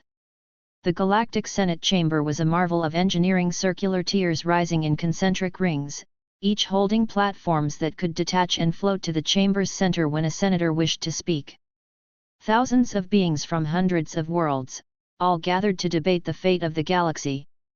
Anakin and Zannah watched from the visitors' gallery as Queen Amidala's platform drifted toward the center. Her voice, amplified by the chamber's acoustics, rang with passion and desperation. Honorable representatives of the Republic, I come to you today not as a queen, but as a voice for the voiceless. Padme's royal demeanor had given way to raw emotion. My people suffer under the Trade Federation's blockade. They starve while bureaucrats argue procedure. Chancellor Valorum is a good man, but his administration has proven powerless to act. Murmurs rippled through the chamber. On his platform, Valorum looked stricken. Therefore, Padme continued, her voice strengthening, I move for a vote of no confidence in Chancellor Valorum's leadership. The chamber erupted. Some platforms cheered, others booed, and still others buzzed with excited conversation as senators calculated political angles and opportunities. Zannah leaned close to Anakin. Watch carefully. This is how democracies die, not with weapons, but with words. Palpatine orchestrated this beautifully. Senator Palpatine. Anakin looked confused. But he seemed so concerned about Naboo. He is concerned. Concerned that his homeworld's crisis serves his ambitions perfectly. Zannah's smile was cold. Never trust a politician's kindness, Anakin. Especially one who rises to power on the backs of suffering people he claims to champion. The vote proceeded with bureaucratic efficiency. When the results were announced, Valorum's administration had fallen. In 3 days, the Senate would elect a new chancellor. The betting, Anakin learned later, heavily favored Senator Palpatine of Naboo. 3 days later, they returned to Naboo. The planet was still under occupation, Trade Federation battle droids patrolling Theed's streets while the elected government cowered in hiding. But Queen Amidala had not come to negotiate, she'd come to fight. The plan was simple in concept, terrifyingly complex in execution. The Gungans would draw the droid army into open battle in the swamps. The Queen and her security forces would infiltrate the palace and capture Viceroy Gunray. And the Naboo pilots would assault the droid control ship in orbit, the vessel whose signal kept the entire mechanical army operational. "You're staying with the Queen," Zannah told Anakin as they gathered in the hidden resistance base. "I'll accompany the Jedi to deal with whatever Sith apprentice Plagueis has watching over this operation." "But... no." Her tone left no room for argument. "You're powerful, Anakin, but you're not ready for a duel with a fully trained Sith Lord. Stay safe. That's an order." Anakin wanted to protest, but the look in her eyes stopped him. Beneath the command was genuine fear, not for herself, but for him. "Yes, Master," he said quietly. The battle began with the roar of Gungan war drums. Anakin stood in the palace hangar with Padme and her security forces, watching through hollow projectors as thousands of Gungans faced down an endless sea of battle droids in the swamps. The mechanical army advanced with relentless precision, and the Gungans' energy shields flickered under sustained fire. "Your Highness," one of the pilots called. "Bravo flight is prepped and ready for launch." The N-1 starfighters gleamed in the hangar lights, sleek yellow craft built for speed and maneuverability. Anakin found himself drawn to them, his mechanical mind automatically cataloging design features and potential improvements. Then the hangar doors exploded inward. Battle droids poured through, blasters firing, and the hangar dissolved into chaos. Padme's security forces returned fire, and Anakin dove behind a starfighter for cover, his hand instinctively reaching for the training lightsaber Zannah had given him. "Get to the ships," one of the pilots shouted. "We need to launch now." Anakin saw his chance. Without thinking, acting on pure instinct and the Force's whispered guidance, he scrambled into the nearest N-1's cockpit. The controls lit up as his hands moved across them, and though he'd never flown anything more sophisticated than a pod racer, the ship's systems seemed to speak to him. R2. The astromech droid that had accompanied Padme from Tatooine whistled excitedly and locked into the fighter's socket. Between the droid's navigational assistance and Anakin's force-enhanced reflexes, they powered up the systems. "Wait," someone shouted. "That's not a pilot, that's a kid." But Anakin was already launching, the N-1 screaming out of the hangar and into Naboo's blue sky. Behind him, the rest of Bravo flight scrambled to follow. The flight leader's voice crackled over the COMM, "All craft, form up on me. Our objective is the droid control ship. We need to take out those shield generators." Space opened up before Anakin like a vast playground. He pushed the N-1 into a climb, breaking atmosphere in seconds, and the droid control ship filled his viewport, a massive ring-shaped monstrosity bristling with weapons and shielded by overlapping energy barriers. Droid starfighters swarmed to intercept. Anakin's hands moved across the controls with preternatural speed, the Force showing him trajectories before they happened, and he twisted through fire that should have shredded his fighter. The training with Zannah, the blindfold drills, the meditation exercises, the constant push to trust the Force over his physical senses paid off in ways he couldn't have imagined. He was alive in the combat, every nerve singing, every shot missing by margins so thin they seemed impossible. Bravo flight engaged the control ship directly, their torpedoes splashing uselessly against the shields. "We can't penetrate," someone shouted. "Those generators are too strong." Anakin saw one fighter bomber's ship get caught in a tractor beam and pulled into weapons range. Her craft exploded in a ball of fire that momentarily blinded his sensors. Then everything went wrong. A droid fighter clipped Anakin's wing, sending the N1 into an uncontrolled spin. Alarms shrieked, systems failed, and Anakin fought the controls desperately as his fighter tumbled toward the control ship's starboard hangar bay. He regained control seconds before impact, firing reverse thrusters and managing to slide into the hangar rather than crash. The N1 skidded across the deck plating, sparks flying, before slamming into a wall and coming to rest surrounded by battle droids that immediately opened fire. "Oh no," Anakin breathed, raising shields just as blaster bolts began hammering the fighter's hull. R2 whistled frantically, working to restart damaged systems. Anakin's mind raced. He was trapped inside the enemy ship, outnumbered, outgunned. His gaze fell on the torpedo controls. The targeting computer showed the ship's internal layout. There the main reactor, visible through the hangar's rear bulkhead. If he could just... R2, angle the shields forward. Anakin shouted. His hands flew across the weapons panel, targeting solutions appearing in his mind faster than conscious thought. "Give me everything to forward shields." The astromech complied. Anakin locked onto the reactor, fired both proton torpedoes, and immediately pushed the N1 into reverse thrust. The torpedoes streaked across the hangar bay, smashed through the internal bulkhead, and impacted the reactor's primary containment vessel. For one frozen heartbeat, nothing happened. Then the universe turned white. The explosion tore through the control ship's core, a chain reaction that ripped the massive vessel apart from the inside.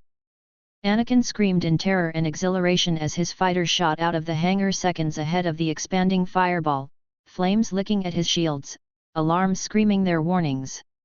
Behind him, the droid control ship came apart in sections, massive pieces of superstructure tumbling through space, internal explosions turning it into a short-lived artificial sun. On Naboo's surface, thousands of battle droids froze mid-action, their connection to the control ship severed. Then, as one, they collapsed lifeless metal once more.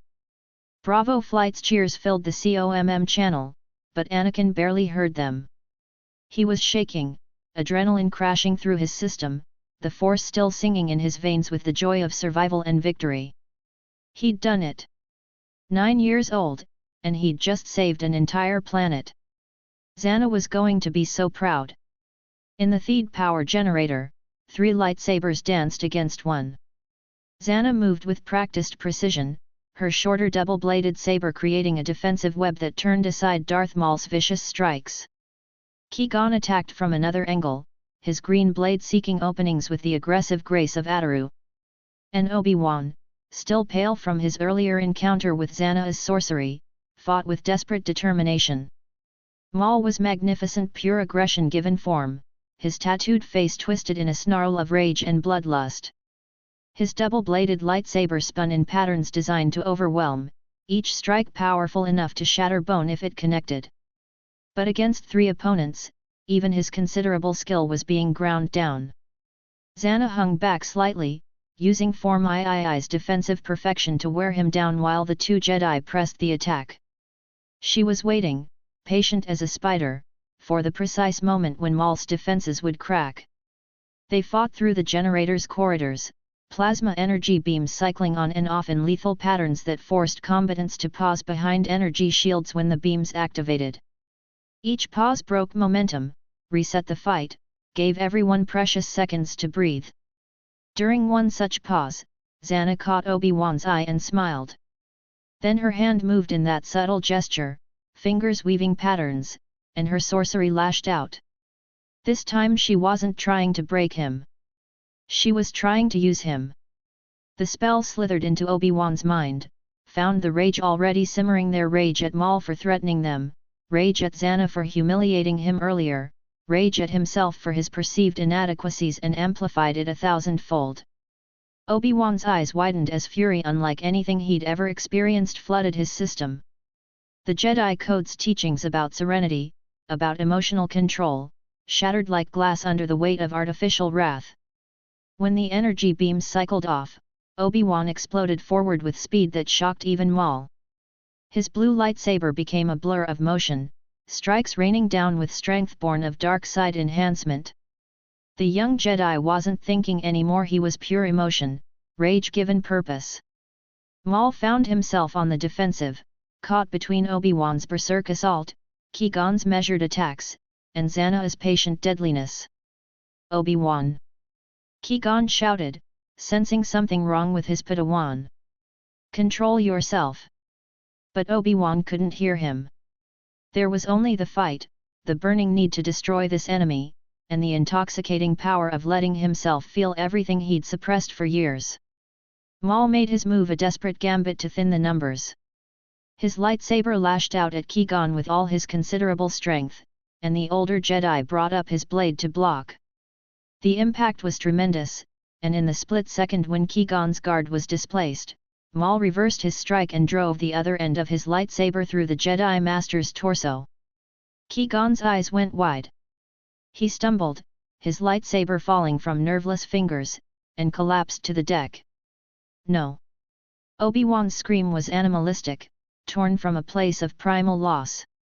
The rage Zannah had amplified combined with genuine grief, and the young Jedi attacked with utterly reckless abandon. Zannah hung back, watching with clinical interest as Obi-Wan and Maul dueled across the generator's final bridge, a narrow platform suspended over an endless shaft that descended into Naboo's core. The artificial rage was doing its work beautifully, turning the methodical Jedi Padawan into a whirlwind of uncontrolled fury. Maul, for his part, seemed almost surprised by the ferocity. He gave ground, his earlier confidence replaced by wariness, and his fighting style shifted from aggressive to defensive as Obi-Wan pressed him harder and harder. They reached the bridge's center. Obi-Wan's blue blade crashed against Maul's red with impacts that sent sparks flying, the two combatants locked in a contest of pure strength and will. Then Obi-Wan did something unexpected. With a wordless cry of rage, he abandoned his defensive form entirely and attacked with a strike designed to sacrifice defense for overwhelming offense. His lightsaber came down with all his strength behind it, augmented by dark side energy Zannah's sorcery had unlocked. Maul brought up his lightsaber to block, but the impact was too strong, the angle wrong, and Obi-Wan's blade sheared through the Zabrak's weapon, destroying it and continuing downward to carve through flesh and bone. Maul's scream cut off abruptly as his body separated at the waist.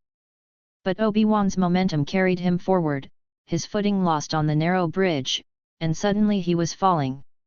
The young Jedi's hand shot out, caught the bridge's edge, and he hung there suspended over the abyss. Below him, Maul's bisected corpse tumbled into darkness. Zannah approached slowly, looking down at the dangling Jedi with something like amusement. Well, that was unexpected. Help me! Obi-Wan's voice was desperate, the artificial rage fading and leaving him hollow. Please! Why? Zannah tilted her head. You're a Jedi. The enemy. Letting you fall would be the intelligent choice. Obi-Wan's fingers were slipping. Please. Qui-Gon is dead. Zannah glanced back at the fallen Jedi Master. You failed to protect him. Just as I showed you in my visions, you're not good enough, Obi-Wan Kenobi. You'll never be good enough. But even as she spoke, her hand was moving a subtle gesture that lifted Obi-Wan with telekinesis and deposited him back on the bridge. The young Jedi collapsed, shaking, tears streaming down his face. Why? He whispered. Because having you alive and broken serves me better than having you dead and martyred. Zannah's smile was cold. Tell your council what you saw here. Tell them the Sith have returned, more powerful than the Jedi can imagine. Let them fear what's coming. She turned and walked away, leaving Obi-Wan sobbing beside his dead master's body. The celebration in Theed 2 days later was magnificent. Thousands of Naboo citizens and Gungans lined the streets, their earlier enmity forgotten in shared victory. Flowers rained from buildings, music filled the air, and at the palace steps, Queen Amidala prepared to honor the heroes who'd saved her world. Anakin stood in the place of honor, wearing his black Sith robes, while Padme hung a medallion around his neck. The crowd cheered, apparently unconcerned that a 9-year-old dark side apprentice had just been given a medal. Zannah watched from the shadows, her hood pulled forward, a small smile playing at her lips. Her brilliant, beautiful apprentice standing in the light while belonging to darkness. Perfect.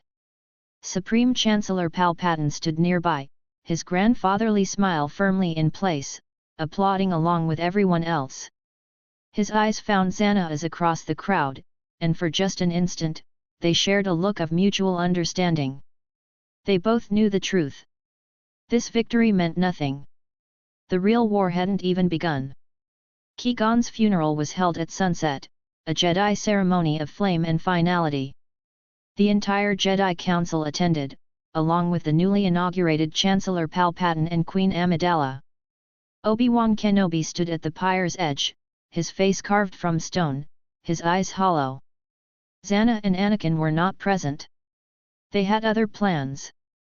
The ship they'd purchased was a modified light freighter, nothing fancy, but fast and well armed enough for their purposes. Anakin helped load their few belongings while Zannah checked the hyperdrive calculations. "Where are we going?" Anakin asked.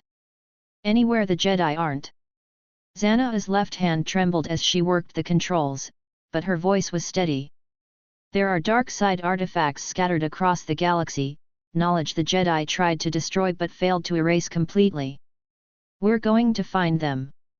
Study them. Make you into the most powerful Sith who ever lived." They were preparing to board when two figures appeared at the landing pad's entrance. Yoda, leaning on his Jimmer stick, his ancient eyes sad. And Obi-Wan, still dressed in funeral clothes, his hand resting on his lightsaber. "Leaving, you are," Yoda observed. "Know where you go, we should." Concerned for the boy, the council is. "That's none of your business," Zannah replied coolly. "Making it our business, we must." Yoda's ears drooped. "Too dangerous, a Sith training the Chosen One is." "Stop you, we should." "But you won't." Zannah's smile was knowing. "Because your code forbids it. We've broken no laws. Hurt no Republic citizens. You have no legal grounds to detain us, and attacking first would violate everything you claim to stand for." Obi-Wan took a step forward, rage flickering in his eyes, rage that Zannah's earlier manipulation had awakened and that would never fully sleep again. "You killed my master." "Darth Maul killed your master." Zannah's correction was clinical. "I simply ensured you survived to suffer with the knowledge that you weren't strong enough to save him." "I could kill you right now," Obi-Wan hissed. "You could try." Zannah's hand moved to her lightsaber. "But you'd fail. And more importantly, you'd fall fully, completely, irreversibly. The dark side is already inside you, Obi-Wan Kenobi. I planted it there. Every time you feel angry, every time you remember your inadequacy, it will grow." Yoda thumped his stick against the ground. "Enough. Leave, you will. But know this, watching, we are. And when move against the Republic or the Jedi you do, ready we will be. I look forward to it." Zannah took Anakin's hand and guided him up the boarding ramp. "Come, Vader. The galaxy awaits." The ship's engines powered up with a roar. Yoda and Obi-Wan stood helpless as the freighter lifted off, punched through Naboo's atmosphere, and vanished into the stars. In the ship's cockpit, Anakin watched his homeworld's yellow sun shrink in the viewport and felt nothing but anticipation. "What happens now?" he asked. Zannah's smile was terrible and beautiful and full of dark promise. "Now, my brilliant apprentice, we begin your real education. The Jedi have had 1,000 years to grow complacent. It's time to remind them why they should fear the dark." Korriban's sky was the color of dried blood, rust-red clouds hanging low over jagged mountains that rose like broken teeth from the planet's scarred surface. The Valley of the Dark Lords stretched before them. A vast canyon lined with ancient tombs carved into sheer rock walls, each one a monument to Sith power long since turned to dust. Anakin stood at the freighter's boarding ramp, staring at the desolate landscape, and felt the dark side wash over him like a physical tide. It was everywhere here, in the rocks, in the air, in the very ground beneath his feet. Thousands of years of accumulated malevolence, the residue of countless dark lords who'd been laid to rest in this forsaken place. Do you feel it? Zannah's voice came from beside him, quiet with something that might have been reverence. Her left hand flexed unconsciously, the tremor more pronounced in this place of concentrated darkness. Yes. Anakin's own hands trembled, but not from injury, from anticipation. The Force sang to him here, dark and seductive, promising power beyond imagination if he'd only reach out and claim it. Good. Zannah began walking toward the valley, her black robes whispering across the dusty ground. This will be our home for the time being.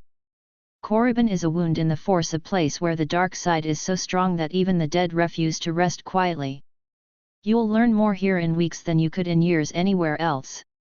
They walked through the Valley of the Dark Lords as the twin suns began their descent, casting long shadows that made the ancient statues lining the path seem to move.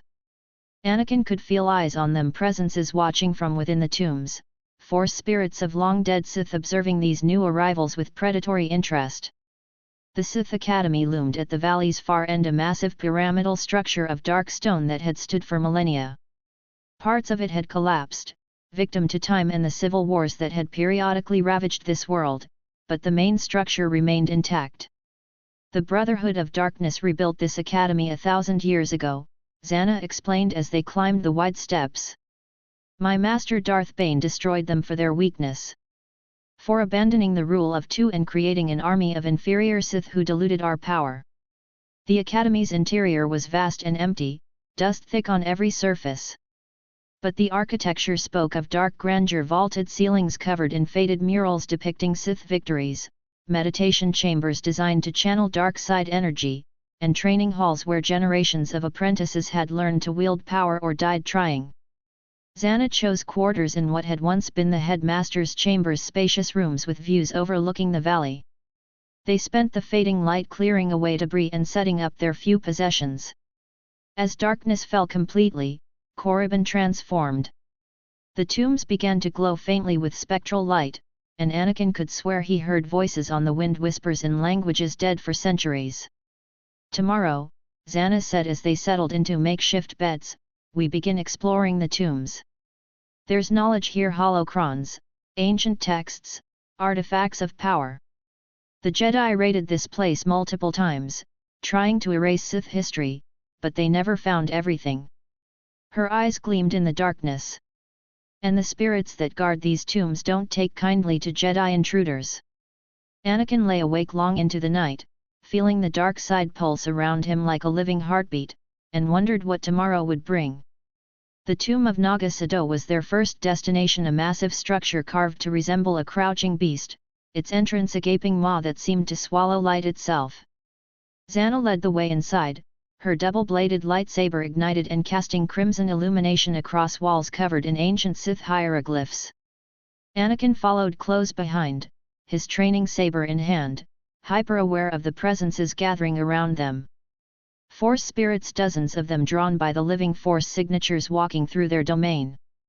They didn't attack, simply observed with attention that made his skin crawl.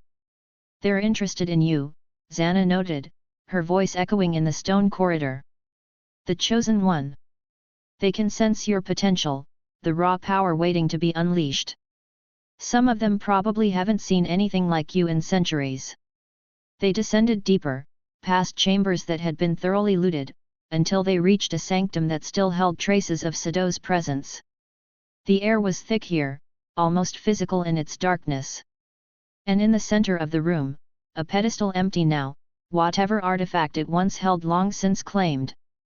But the walls held carvings. Sith alchemy techniques. Rituals for creating monsters.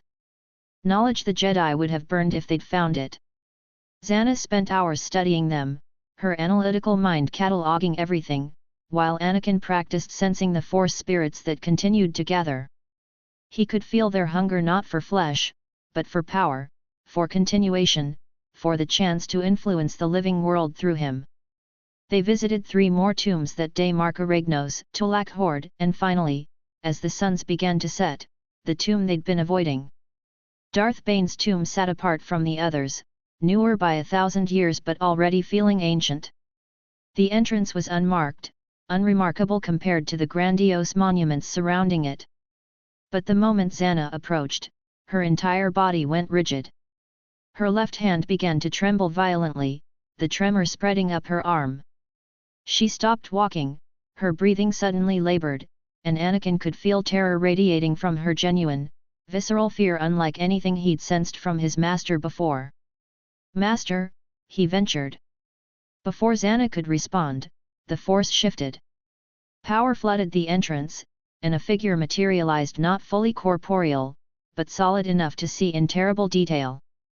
Darth Bane stood before them, towering and massive even in death. His face was a ruin, skin bubbled and scarred from orbital bombardment, eyes burning with malevolent intelligence. The armor he wore was ancient and damaged, and when he moved, it was with the predatory grace of someone who'd killed hundreds in single combat.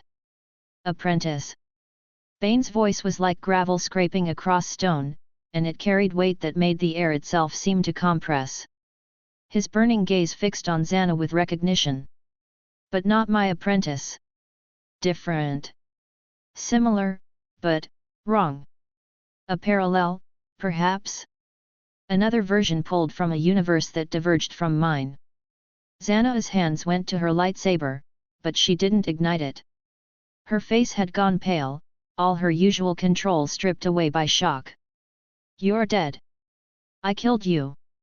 "You did." Bane's ghost moved closer, circling them like a predator assessing prey. "I felt the moment of my death across time and space. Felt you refuse the essence transfer, felt your will crush mine."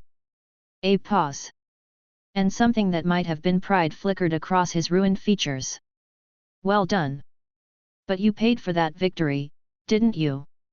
His gaze dropped to her trembling left hand, and his smile was terrible to behold. "How is the hand, apprentice?" The mockery in his voice was razor sharp. "Do you like my final gift? The tremor that will never heal, never fade? A reminder that even in death, I marked you. That you carry a piece of my essence still, fighting your control with every heartbeat." Zannah's facade shattered. Fury blazed across her face, raw and uncontrolled in a way Anakin had never seen. "You failed," she spat. "You tried to steal my body and I destroyed you. That tremor is just proof that I'm still with you." Bane's laugh was like breaking bones. "Every time your hand shakes, every time you struggle to maintain control, remember you didn't win completely. You never will." Then his attention shifted to Anakin, and the boy felt stripped bare under that examination. Bane's Force ghost moved closer, circling the 9-year-old with interest that bordered on hunger. "And what have we here?" Bane's voice took on a different quality, curiosity mixed with dark satisfaction. "The Chosen One. I sense it in you, boy, power that could reshape the galaxy, potential that burns brighter than any I encountered in life. 27,000 midi-chlorians, if the whispers from Naboo are accurate. Extraordinary." He turned back to Zannah, and his expression shifted to something almost amused. "You've found a new apprentice. How predictable. But this one is different from the usual fare, isn't he?" Bane leaned closer to Zannah, his voice dropping to something almost intimate. "And most unusual of all, you, my vain, cold apprentice who cared for nothing but power and her own reflection, you're starting to care for him." Zannah's eyes went wide with something that looked like horror. "I don't." "You do." Bane's certainty was absolute. "I can sense it across the veil between life and death. My apprentice who was practically ice incarnate, who murdered her own cousin without hesitation, who used everyone as tools, you're developing attachment. How deliciously ironic. How utterly unlike you." "Enough." Zannah's hand shot out, and the Force moved with devastating precision.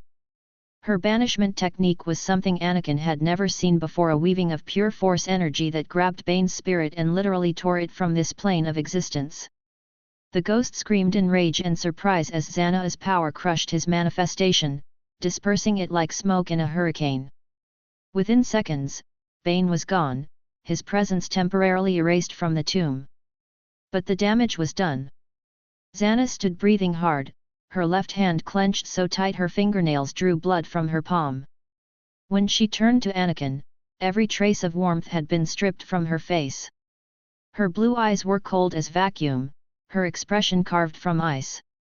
"Come," she said, her voice utterly devoid of emotion.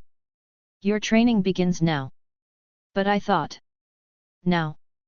They walked from Bane's tomb in silence, the other Force spirits giving them wide berth, sensing the killing intent radiating from Zannah. She led Anakin to the ruins of the Academy's training halls, a vast chamber with a vaulted ceiling partially collapsed to reveal Korriban's crimson sky. Zannah ignited her double-bladed lightsaber, the crimson light painting her features in hellish glow. "Live or die, Anakin. Those are your only options." Before he could process the words, she attacked. The first strike came at his head with enough force to decapitate if it connected. Anakin's training saber snapped up purely on instinct, barely catching the blow, and the impact sent him stumbling backward. His small arm screamed in protest at the strength behind the attack. "Too slow." Zannah's voice was merciless. She pressed forward, her blade work shifting from the defensive perfection of sorcery to something more aggressive. Each strike was meant to kill, only pulling back at the last instant to avoid actually murdering him. Anakin scrambled backward, using his small size to dodge between broken pillars and rubble. "Master, what are you doing? Why? It's unwise to let down your defenses." Zannah's blade carved through the pillar he'd been hiding behind, turning stone to molten slag. "A true Sith trains like it's life or death. I must train you like a Sith, Anakin, or you'll grow weak. And a master can never allow weakness in their apprentice, especially not in the Bane lineage." She was on him again, relentless. Anakin's training saber hummed through the air, deflecting strikes that made his bones ache, barely staying ahead of her assault through sheer force-enhanced reflexes. "You are a weapon," Zannah continued, her voice rising with each word. "But also a person who will carry forward what it means to be Sith, to uphold the rule of two. Do you understand? You cannot be weak. You cannot falter. You must be forged in fire or you will break when it matters." Her left hand gestured, and suddenly Anakin's mind exploded with images. His mother. Shmi. But not as she'd been in life, as she'd been in death. Pale, lifeless, her eyes staring at nothing. And then the vision shifted, becoming crueler. Shmi screaming as Watto beat her. Shmi working herself to death while Anakin did nothing. Shmi's ghost, disappointed, calling him weak for failing to save her. "No!" Anakin thrashed, trying to escape the mental assault, but Zannah's sorcery held him fast. The visions intensified, his mother's voice accusing him, blaming him, telling him he'd always been worthless. "There is no mercy, apprentice." Zannah's physical form circled his mental form like a predator. "You either survive or you die. Fight back. Use your anger.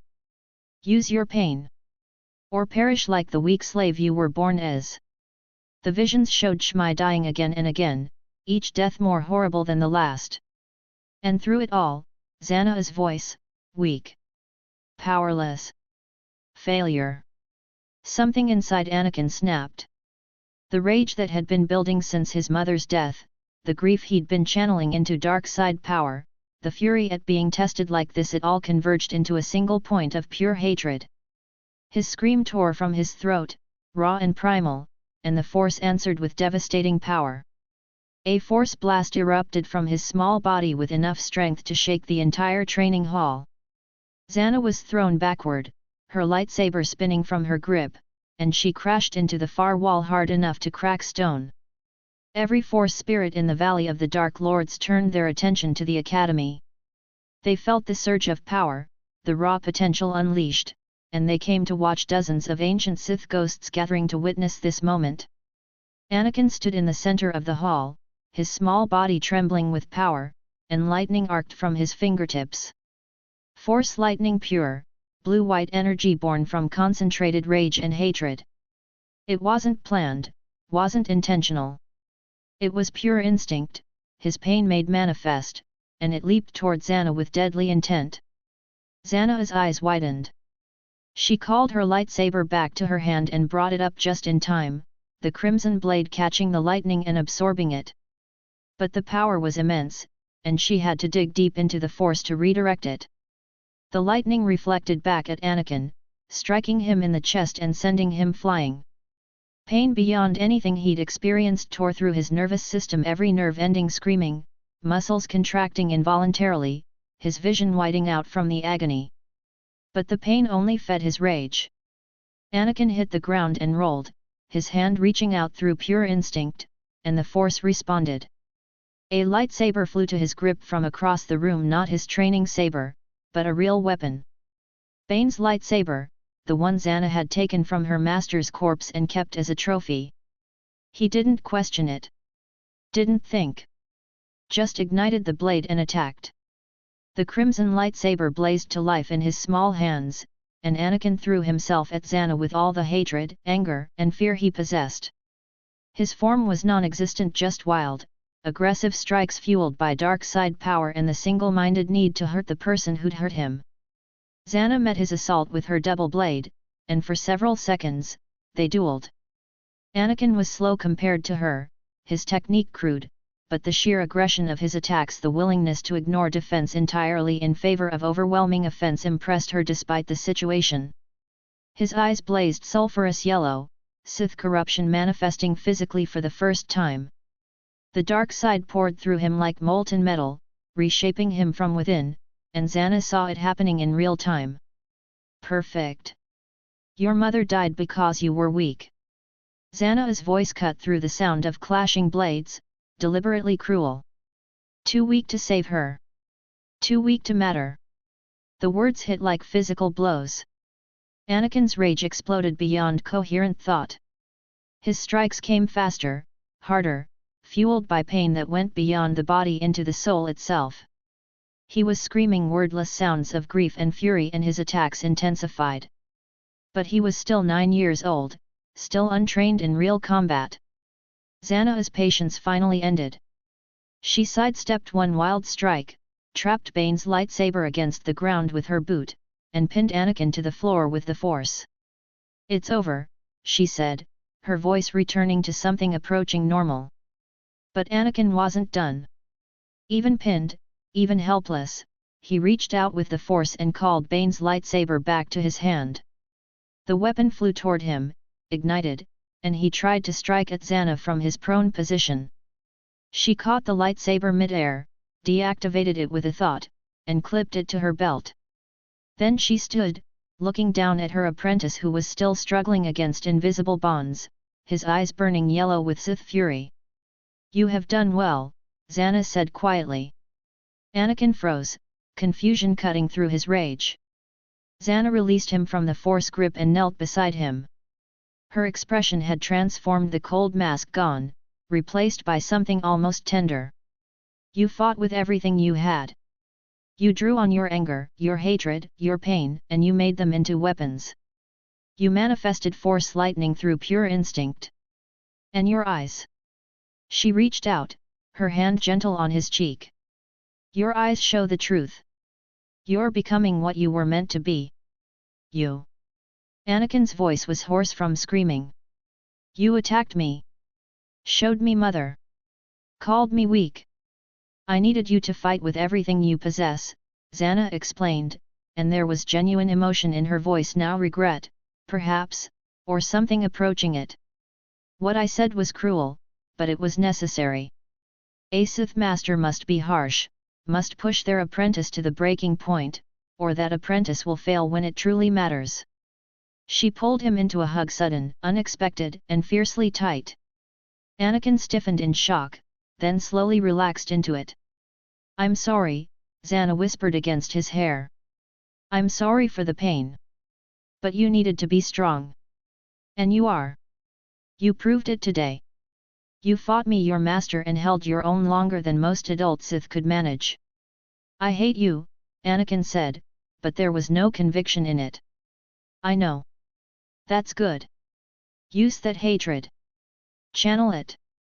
Zannah pulled back to look him in the eyes, those beautiful sulphurous eyes that marked him as Sith.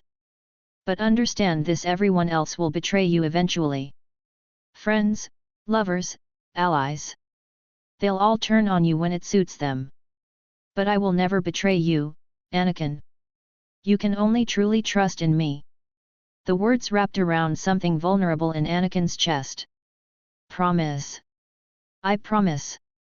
Zannah's hands framed his face. One day I will not be here. The rule of two demands that the apprentice eventually surpass and replace the master. It's the way of the Sith. But you don't have to kill me if you don't want to. Anakin's eyes widened.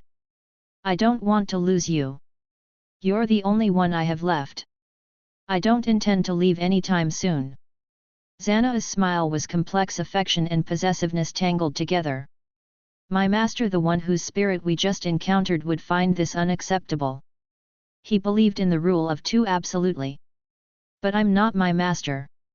Her thumb brushed across his cheek, wiping away tears he hadn't realized had fallen. So whatever you choose, when that day comes, kill me or let me live, I will love you for it. Kill me or not, just keep on this path. You'll make me proud regardless. The surrounding Force spirits watched this exchange with varied reactions, some approving of the attachment as weakness, others recognizing the strength it created. But all of them acknowledged that they'd just witnessed something significant, the complete transformation of a slave boy into a Sith Lord. Darth Vader had truly been born. They returned to the academy as Korriban's sun set, painting the Valley of the Dark Lords in shades of crimson and shadow. Anakin's body ached from the brutal training, but his spirit sang with dark satisfaction. He'd survived. More than survived, he'd proven himself. In the Academy's meditation chamber, Zannah began the next phase of his instruction. You've mastered the basics of channeling the Force through emotion. Now we focus on technique. Structure. Form. She activated a hollow projector, and images of lightsaber combat forms appeared in the air, 7 distinct styles, each with its own philosophy and application. Form I Shi I Cho. The basics. You've already learned this. Form 2 Makashi. Dueling focused, elegant, but weak against multiple opponents. Form 3 Sorsu. My specialty. Pure defense, but lacks offensive power. Zannah cycled through the forms, her voice taking on the cadence of instruction. Form 4 Ataru. Acrobatic, aggressive, but exhausting. Form 6 Neiman. Balanced but unremarkable. Form 7 Juyo. The most aggressive, drawing deeply on dark side emotions but risking loss of control. And Form V? Anakin asked, drawn to the image of a practitioner using powerful overhead strikes. Zannah's smile was approving. Form V, specifically Gem So. The form of power and domination. It takes the defensive principles of Sorsu and adds overwhelming offensive capability. Every block becomes a counterattack, every parry flows into a devastating strike. It's particularly suited to Sith because it channels rage into raw power. She stood and took a combat stance, her lightsaber held above her head at a 45-degree angle. The signature Gem So technique is called the falling avalanche, an overhand power blow that crashes down on opponents with exceptional force. Watch. Zannah moved through the form slowly, demonstrating each strike and transition. The falling avalanche. The fluid riposte. The defensive blocks that immediately reversed into crushing counterattacks. Her movements were precise, economical, designed to maximize power while minimizing wasted motion. Form V is aggressive, she explained. It believes that victory is achieved through superior firepower and intimidation. You dominate your opponent with sheer strength and relentless pressure until they break. She paused, looking at Anakin with consideration. It's also the form that most appeals to beings with your temperament, those who feel rage easily, who refuse to be victims, who want to take control rather than simply defend. Anakin felt something resonate in his chest. Teach me. I intend to teach you all the forms, Zannah corrected. A true Sith master knows every style and can adapt to any situation. But yes, we'll focus heavily on Form V. It suits your natural aggression and will serve you well. They spent hours in the training chamber, Zannah demonstrating strikes while Anakin attempted to mirror them with his training saber. His small size made some techniques difficult, but his force-enhanced strength and coordination helped compensate. The falling avalanche became his favorite, the moment when all his weight and power channeled into a single devastating blow designed to shatter an opponent's defense. He could feel the dark side responding to the aggression, feeding his strikes with supernatural strength. Good, Zannah encouraged as he executed a series of fluid ripostes, blocking imaginary attacks and immediately countering. You're learning quickly. But remember, Form V's weakness is mobility. You trade speed for power. Against multiple opponents or someone much faster, you need to adapt. That's why you want me to learn all the forms, Anakin realized. Exactly. Zannah deactivated her lightsaber and sat cross-legged on the training hall floor. Come. We've trained your body enough for today. Now we train your mind. They meditated together, sinking into the dark side's embrace. Anakin found it easier now, after the day's brutal experiences. The rage was always there, waiting to be tapped. The grief over his mother. The hatred of those who'd enslaved him. The pain of today's training. All of it fed his power, made him stronger, and he didn't fight it anymore. As Korriban's moons rose over the Valley of the Dark Lords, casting ghostly light across ancient tombs, master and apprentice sat in darkness and planned the future. Darth Zannah and Darth Vader. The Sith had returned. And the galaxy would learn to fear them. 2 years could change everything. Anakin Skywalker, Darth Vader stood at the viewport of their freighter, watching the frozen world of Ilum grow larger as they descended through layers of ice crystals that swirled through the upper atmosphere like ghostly dancers. At 12 years old, he no longer looked like the small slave boy who'd left Tatooine. The dark side had reshaped him in subtle but undeniable ways. He was taller now, lean muscle replacing childish softness, his movements carrying the fluid grace of someone trained in combat since they could walk. His blonde hair had darkened slightly, and when he let his guard down, his eyes blazed sulphurous yellow, the permanent mark of deep dark side corruption. But it was what lay beneath the physical changes that truly mattered. 2 years of brutal training on Korriban and a dozen other Sith worlds had forged him into something the Jedi would have called an abomination. At 12, he could crush a man's throat with a thought, read surface thoughts as easily as speech, and move through lightsaber forms with precision that would shame most Jedi Padawans twice his age. Form I-Shi-I-Cho he'd mastered completely, the basic strikes and parries as natural to him as breathing. Form V-Gem-So was approaching mastery, his aggressive style enhanced by dark side strength that let him overpower opponents with raw power. The other forms he studied in varying stages, absorbing techniques with the frightening speed of genius combined with obsession. Zannah stood beside him, looking exactly as she had 2 years ago. Not a day older. Her blonde hair still fell in perfect waves, her face unmarred by time's passage, her beauty preserved as if she existed outside normal aging. Anakin knew why, even if she didn't want to acknowledge it. His presence, his connection to the Force, his role as the Chosen One was somehow keeping her frozen at this age. The dark side fed on their bond, and whatever had dragged her forward through time was using his power to anchor her in the present. "You're staring," Zannah said without looking at him, her left hand flexing in that unconscious gesture she'd never fully suppressed. "You don't age." It wasn't a question. No. Her voice carried an edge. "Which is fortunate. Eternal youth is something Sith Lords have pursued for millennia. I appear to have achieved it accidentally." There was more to it than that. Anakin could sense her unease. The way she sometimes looked at him with something approaching wonder mixed with concern. But he didn't press. Some truths his master would share when she was ready. Ilum is sacred to the Jedi, Zannah continued, changing the subject with practiced ease. They maintain a temple here, though it's usually minimally staffed. The crystal caves beneath are where Jedi younglings come to find their kyber crystals, the heart of every lightsaber. Anakin's hand moved to the training saber at his belt, the weapon he'd been using for 2 years. It was time for something real. And we're stealing one. Claiming one, Zannah corrected with a cold smile. The Jedi don't own the Force or its gifts. Besides, you won't be keeping the crystal's original color. You're going to bleed it. Make it yours. The ship descended toward a remote section of Ilum's surface, far from the Jedi Temple's sensors. The planet was a frozen wasteland, endless ice plains broken by jagged crystal formations that caught the light and threw it back in rainbow cascades. This is illegal, Anakin observed as they prepared to disembark. The Jedi have jurisdiction here. If they catch us, they won't. Zannah's certainty was absolute.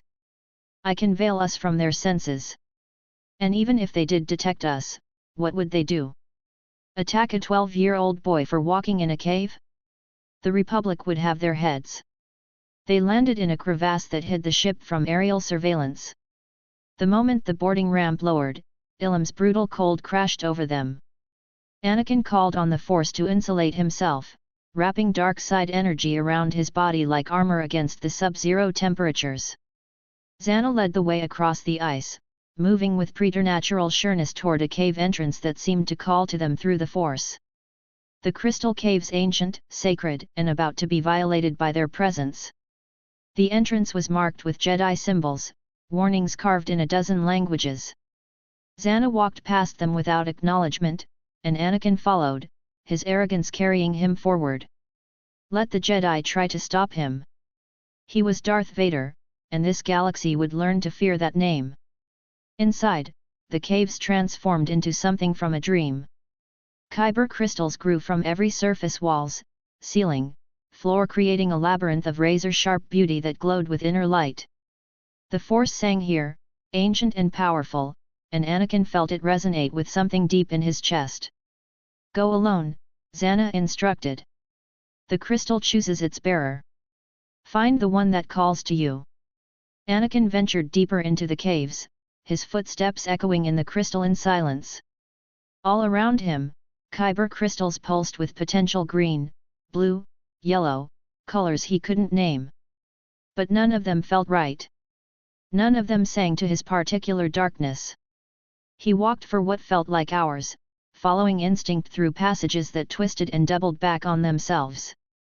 The deeper he went, the stronger the Force presence became, until it felt like the planet itself was watching him with ancient, judgmental eyes. Then he found it. The crystal jutted from the cave floor at an angle, larger than most of the others, and it blazed with brilliant blue light. The moment Anakin's eyes fell on it, he knew. This was his. This crystal had been waiting for him. He knelt and reached out, his fingers closing around the crystal. The moment he touched it, the Force exploded through him, visions, emotions. Possibilities all cascading in a torrent that threatened to drown his consciousness. He saw himself as a Jedi. Older, wiser, fighting alongside beings in tan robes. Saving lives. Bringing peace. The light side's promise of redemption, of becoming something noble. The vision disgusted him. Anakin tore the crystal free with savage force, rejecting everything it tried to show him. He was not Jedi. He was Sith. And this crystal would serve the darkness or be destroyed. He walked from the caves carrying his prize, and Zannah was waiting exactly where he'd left her. Her eyes gleamed when she saw the blue crystal clutched in his hand. Good. Now we leave. Quickly. They returned to the ship and broke orbit before the Jedi Temple's sensors could register more than a minor force disturbance. By the time any investigation began, they were already entering hyperspace. The ship's cargo hold had been converted into a workshop over the past 2 years. Anakin spread out the components he'd gathered: lightsaber parts acquired from black markets and ancient Sith armories. A hilt designed for his hand, power cell, focusing lens, emitter matrix. Everything needed to create a weapon. But first, the crystal needed to be corrupted. Zannah sat across from him, watching with clinical interest as he placed the blue kyber crystal on a meditation mat between them. "Do you understand the process?" she asked. "You explained it." Anakin's voice was flat. "I pour my hatred into the crystal. Make it bleed. Turn it red. It's more than that." Zannah leaned forward, her intensity palpable. "The crystal is alive in the Force. Right now, it resonates with light side energy, peace, serenity, all the lies the Jedi tell themselves. To bleed it, you must torture it. Fill it with so much pain and rage that it has no choice but to submit to the darkness." "I've tortured before," Anakin said, and there was no emotion in the words. "Just fact." "I know." Zannah's smile was proud and terrible. "But this is different. This is spiritual warfare. The crystal will resist. It will show you visions of redemption, try to turn you back toward the light. You must reject every attempt. Crush its will with yours." Anakin picked up the crystal and held it in his closed fist. He could feel it vibrating against his skin, pure and hopeful, and everything he'd learned to despise about the Jedi. He sank into meditation, reaching for the bottomless well of darkness inside himself. His mother's death. The memory was 2 years old now, but he'd carefully preserved every detail: her pale face, her final breath, the terrible absence when her Force presence simply ceased. He pulled that grief to the surface and fed it into the crystal. The kyber screamed. It wasn't an audible sound, but Anakin felt it through the Force, pure agony as dark side energy invaded the crystal's structure. The blue light flickered, dimmed, and he pressed harder. Slavery. 9 years of being property, of Watto's casual cruelty, of watching his mother suffer. Every indignity, every moment of powerlessness, he weaponized it all and drove it into the crystal like nails. Visions exploded across his consciousness. The crystal fighting back, showing him alternatives. A different path. The Jedi Temple. Training with Obi-Wan, learning control and discipline. Growing into a hero, a guardian of peace. No. Anakin's rejection was visceral. He'd seen what the Jedi offered: chains disguised as wisdom, suppression masquerading as enlightenment. He poured his contempt into the crystal, and it writhed in his grip. The arrogance that had grown in him over 2 years of Sith training surged forward. He was better than the Jedi. Stronger. More powerful. Destined for greatness they could never comprehend.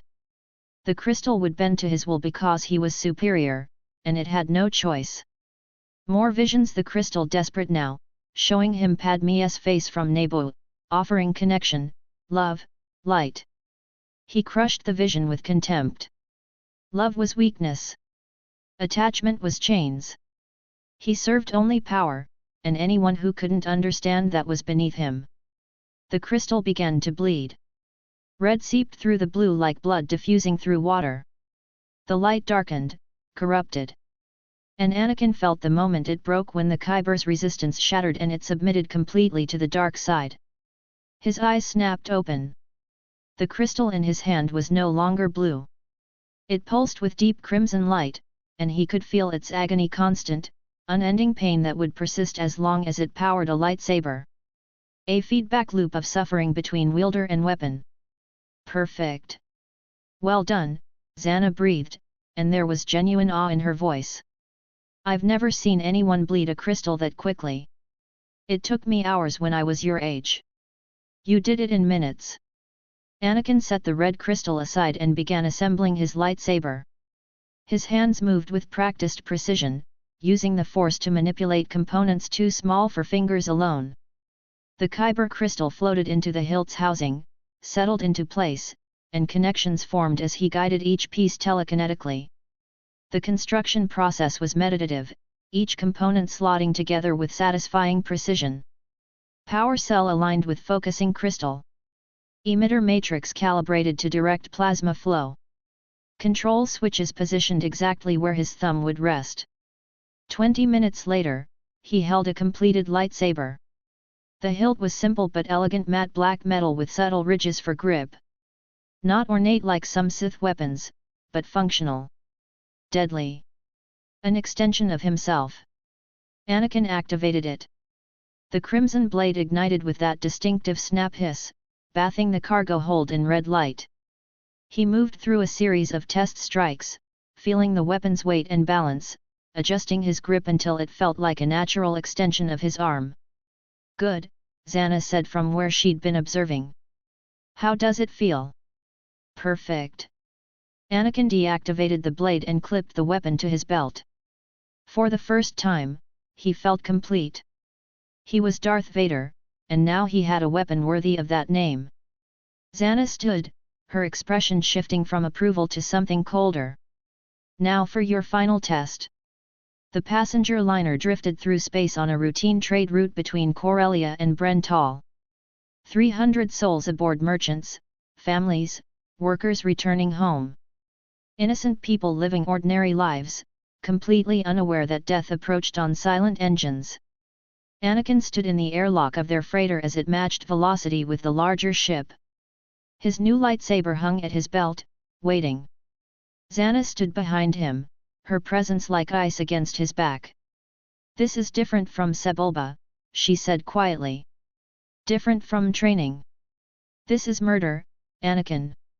Mass murder of beings who've done nothing to you, who pose no threat. Her hand came to rest on his shoulder. If you're going to call yourself a Sith Lord, you must prove you can do what's necessary. No survivors. Every being on that ship dies by your hand. Anakin looked at her, his yellow eyes emotionless. Why? Because mercy is weakness. Because attachment to the lives of strangers will make you hesitate when you need to be ruthless. Because the galaxy is full of insects who exist only to serve or be crushed, and you need to internalize that truth. Zannah's grip tightened. Prove to me that you're not that scared slave boy anymore. Prove you're Darth Vader. The docking clamp engaged with a metallic thud. The airlock cycled, equalized pressure, and the inner door hissed open. Anakin stepped into the passenger liner's corridor alone. The hallway was clean and well lit, decorated with cheerful advertisements for various destinations. Piped music played softly through overhead speakers. Everything designed to make passengers feel safe, comfortable, at ease. Footsteps approached security guards, drawn by the unexpected docking. Two humans in corporate uniforms, their blasters still holstered because they expected a bureaucratic problem, not a threat. They rounded the corner and froze. All they saw were eyes. Sulphurous yellow eyes burning in the face of a 12-year-old boy, and in those eyes was something so fundamentally wrong that both guards reached for their weapons purely on instinct. Too slow. Anakin's lightsaber ignited, the crimson blade casting hellish light across the corridor.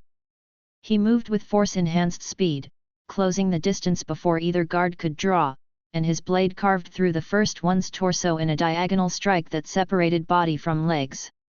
The second guard got his blaster up, fired twice, and both shots went wide as Anakin's precognition showed him the trajectory before the trigger was pulled. He sidestepped, brought his lightsaber around in a horizontal slash, and the guard's head tumbled from his shoulders. Blood painted the walls in arterial sprays. The bodies collapsed with wet thuds. And Anakin felt nothing. He walked deeper into the ship, following the force to where the largest concentrations of life blazed like beacons. The passenger compartments. The dining area. The bridge. A child rounded the corner no more than 6 years old, separated from her parents. She saw Anakin and smiled with a child's innocence, not understanding the danger. Are you lost too? Anakin looked at her for a long moment. The light side whispered that this was wrong, that he should protect the innocent, that children deserved mercy. He crushed the thought with contempt and struck her down with a single efficient slash. The screaming started then. Other passengers had heard the blaster shots, were investigating. And they found the bodies.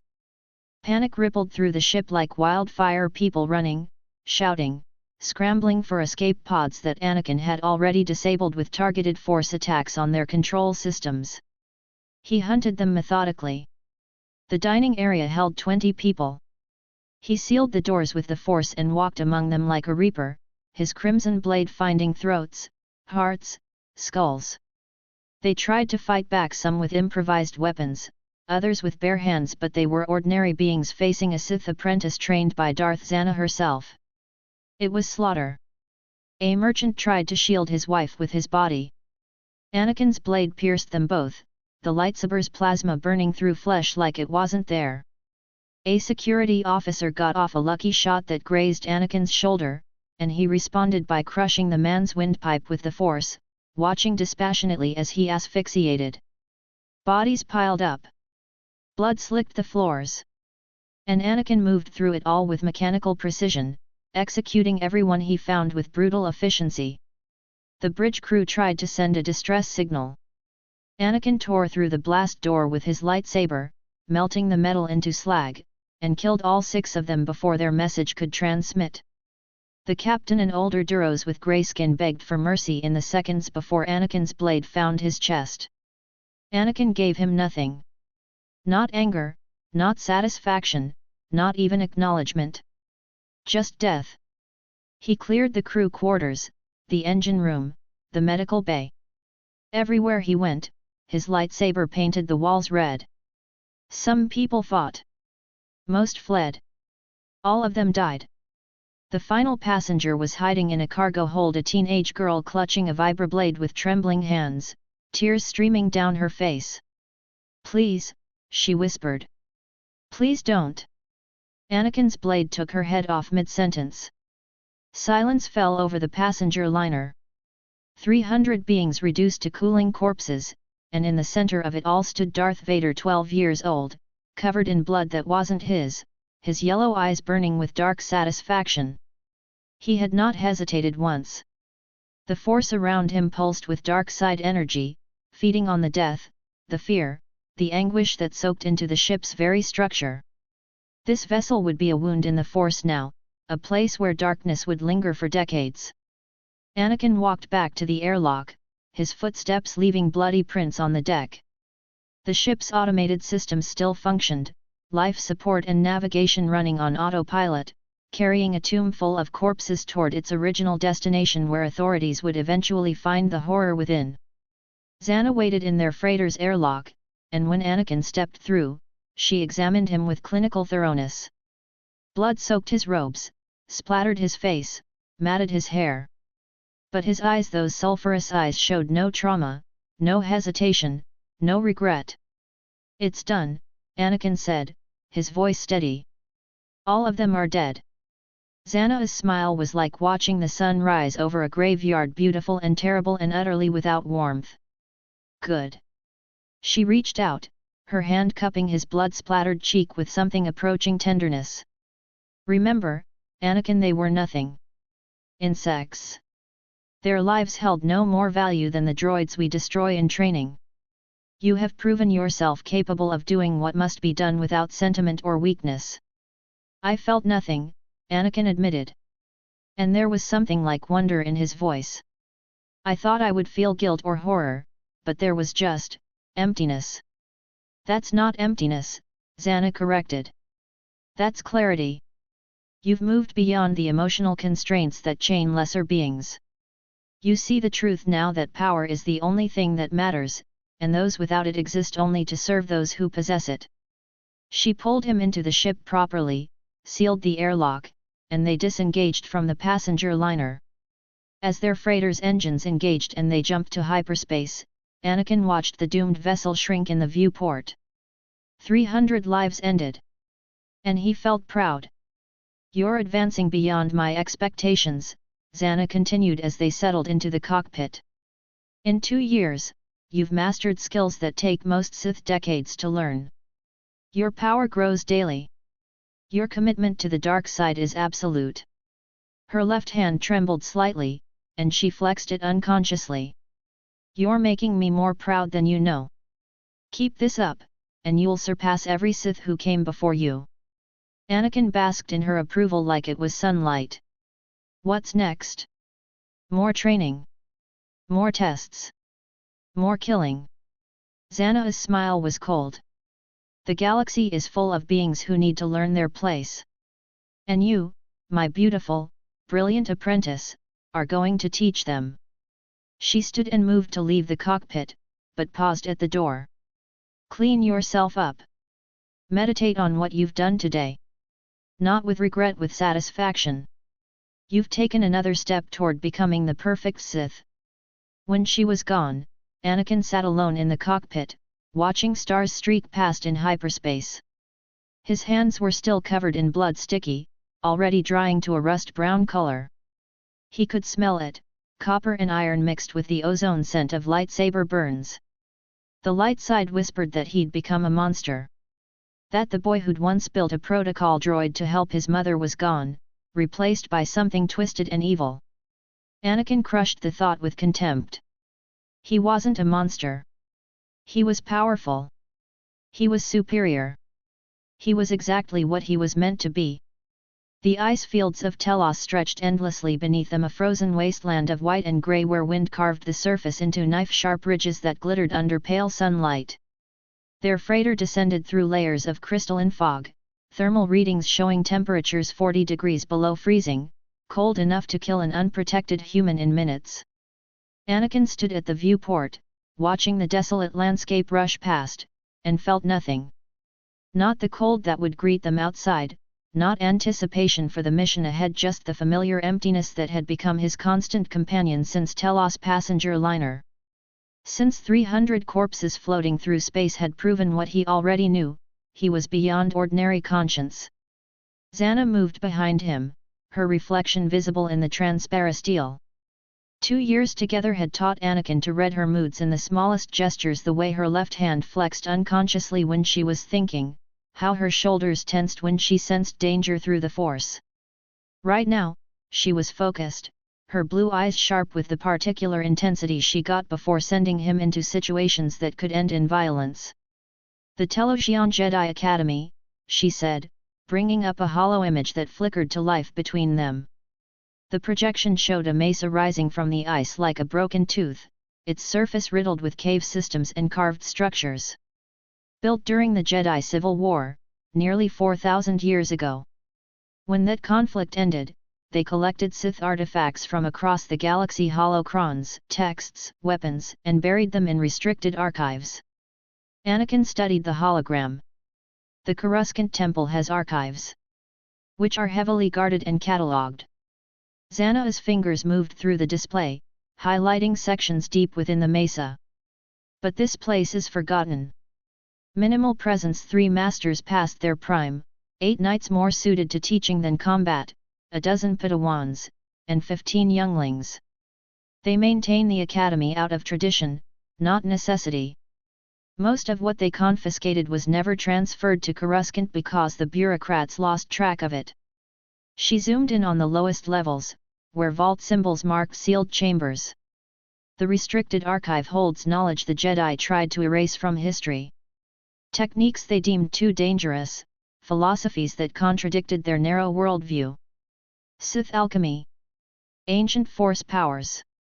Everything we need to push your training beyond what I alone can teach you. And you want me to steal it? Not a question. I want you to prove yourself. Zannah deactivated the hologram and turned to face him fully. Her expression was cold, demanding. You've killed.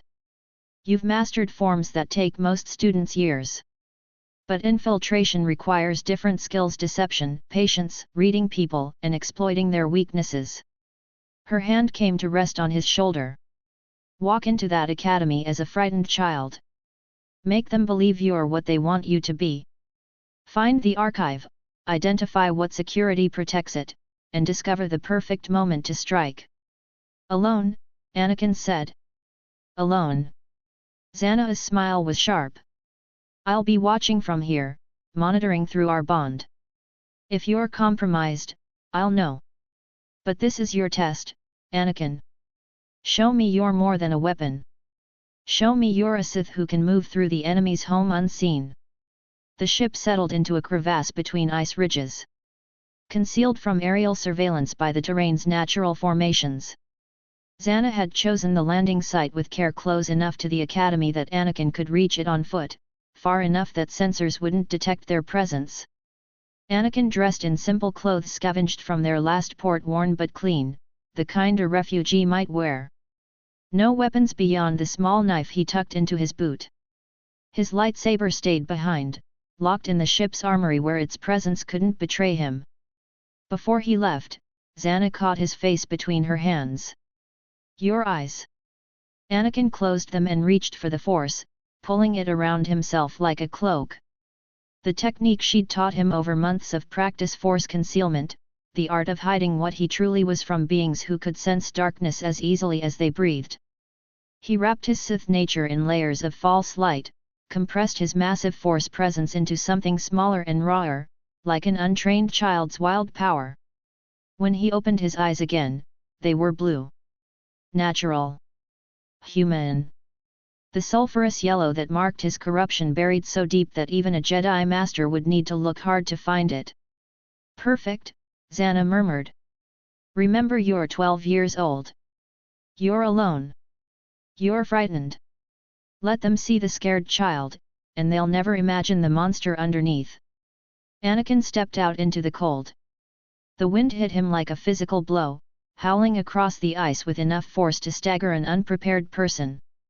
But Anakin had learned to use the Force as insulation, wrapping invisible energy around his body to trap heat and deflect the worst of the wind's cutting edge. He walked through temperatures that should have killed him and barely felt the bite. The mesa rose in the distance, maybe 5 kilometers across the ice fields. Anakin set out toward it, leaving footprints in fresh snow that the wind would erase within minutes. Above him, Telos's pale sun struggled through thick clouds, casting everything in shades of grey and white. He walked for an hour, long enough that anyone watching would believe he'd been traveling much further than just from a hidden ship. The academy grew larger with each step, carved structures visible now against the mesa's face, ice crystals growing like frozen gardens from every ledge and outcropping. Beautiful and deadly. Like Zannah herself. The entrance was hidden inside a cave system at the mesa's base, marked only by subtle Force emanations that guided sensitive individuals to safety. Anakin followed the pull, his senses open just enough to track the path without revealing his true power. The cave mouth yawned before him, dark, lined with icicles that hung like teeth. He stepped inside, and the wind's howl faded to echoes. The passage twisted deeper into stone, and then opened into something carved by hands rather than nature. A gate stood before him, carved from ice that didn't melt despite the warmer temperature inside the caves. Symbols covered its surface, Jedi scripts, wards against dark side corruption, warnings to turn back unless your intentions were pure.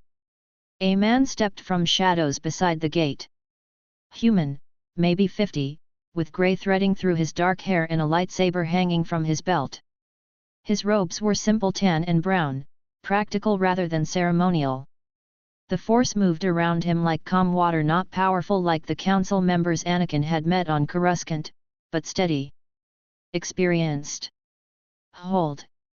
The Jedi said, his voice carrying authority without aggression. This is a sacred place.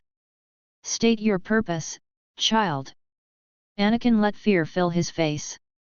Not fake fear. He pulled on memories of being 9 years old, standing in Watto's shop, knowing the Toydarian could trigger the bomb in his chest with a word. Real terror, carefully aimed. His voice came out small, shaking. Please. I didn't know where else to go. The Jedi's expression softened immediately. He moved closer, kneeling to bring himself to Anakin's eye level. You're freezing. How long have you been out there? Days. Anakin wrapped his arms around himself, affecting shivering he didn't feel. I escaped from the slavers. They had me on a ship, but we landed here for repairs and I ran. I've been hiding in the ice, but I'm so cold, and I felt. He looked up, made his blue eyes as wide and desperate as possible. I felt something calling me here. Like the Force itself was showing me the way. The Jedi's eyes widened. You can feel the Force. I don't know what it is. Anakin let confusion color his words. But sometimes I know things before they happen. Sometimes I can move things without touching them. My mother used to say I was special, but the slavers just said I was worth more credits because of it. Hook planted. Now to set it. The Jedi stood and offered his hand. My name is Master Jorun. I'm the Gate Guardian for the Telosian Jedi Academy. Warmth entered his voice. If what you say is true, if you're truly Force sensitive, then the Force did guide you here. Come inside. Let us give you food, warmth, and safety. Anakin took the offered hand, careful to make his grip weak and grateful. Thank you. Thank you so much. The ice gate melted at Master Jorun's touch, flowing like water to reveal the passage beyond. They walked together through corridors carved from ice and stone, and Anakin catalogued everything with the part of his mind that never stopped analyzing. Guard positions, 2 visible at the main entrance, likely more rotating shifts. Architecture, natural caves expanded and reinforced, ice crystalline enough to be structural rather than decorative. Force presence, multiple signatures ahead, varied strengths, none individually concerning, but numbers could be problematic. The passage opened into a vast chamber that took Anakin's breath away despite himself. The ceiling rose 50 meters overhead, carved into the mesa's heart and lined with ice crystals that caught light from glow panels and threw it back in rainbow cascades. Frozen waterfalls lined the walls, suspended in mid-flow like sculptures of glass.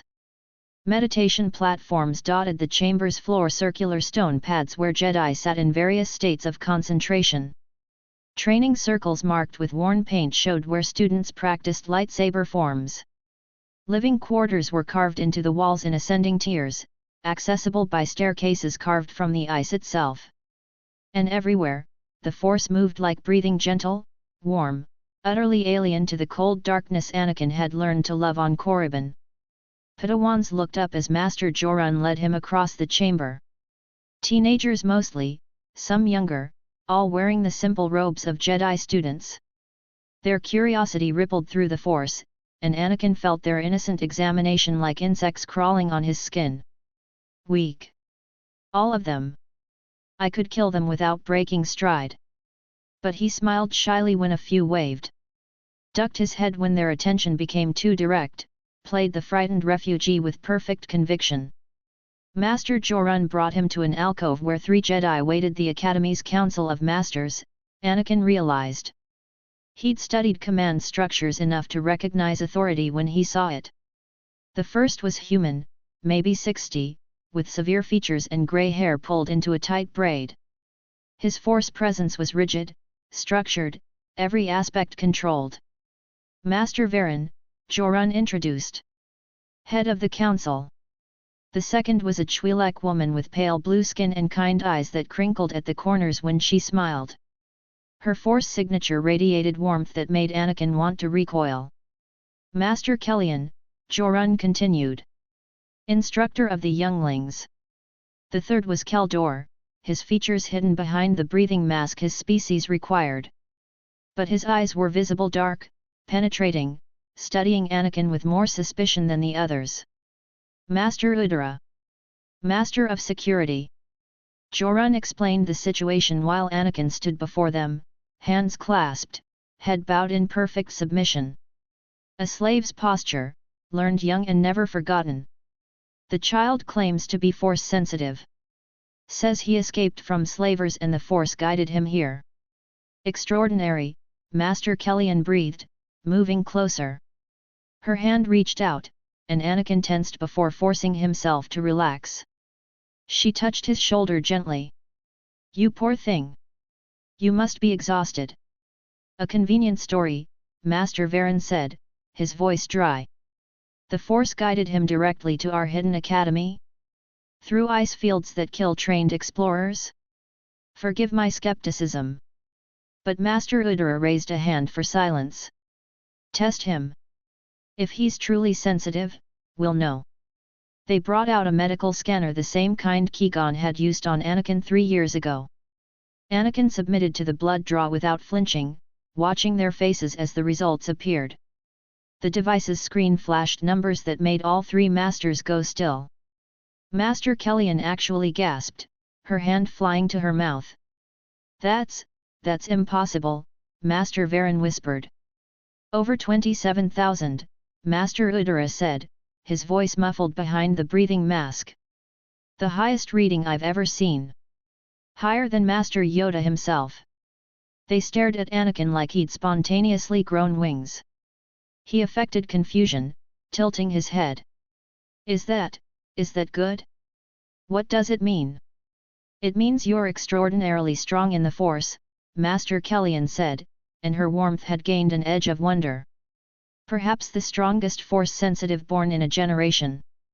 Master Varen's skepticism visibly warred with ambition. Finding a student this powerful would bring prestige to the Forgotten Academy, might even secure better funding from the Jedi Council on Coruscant.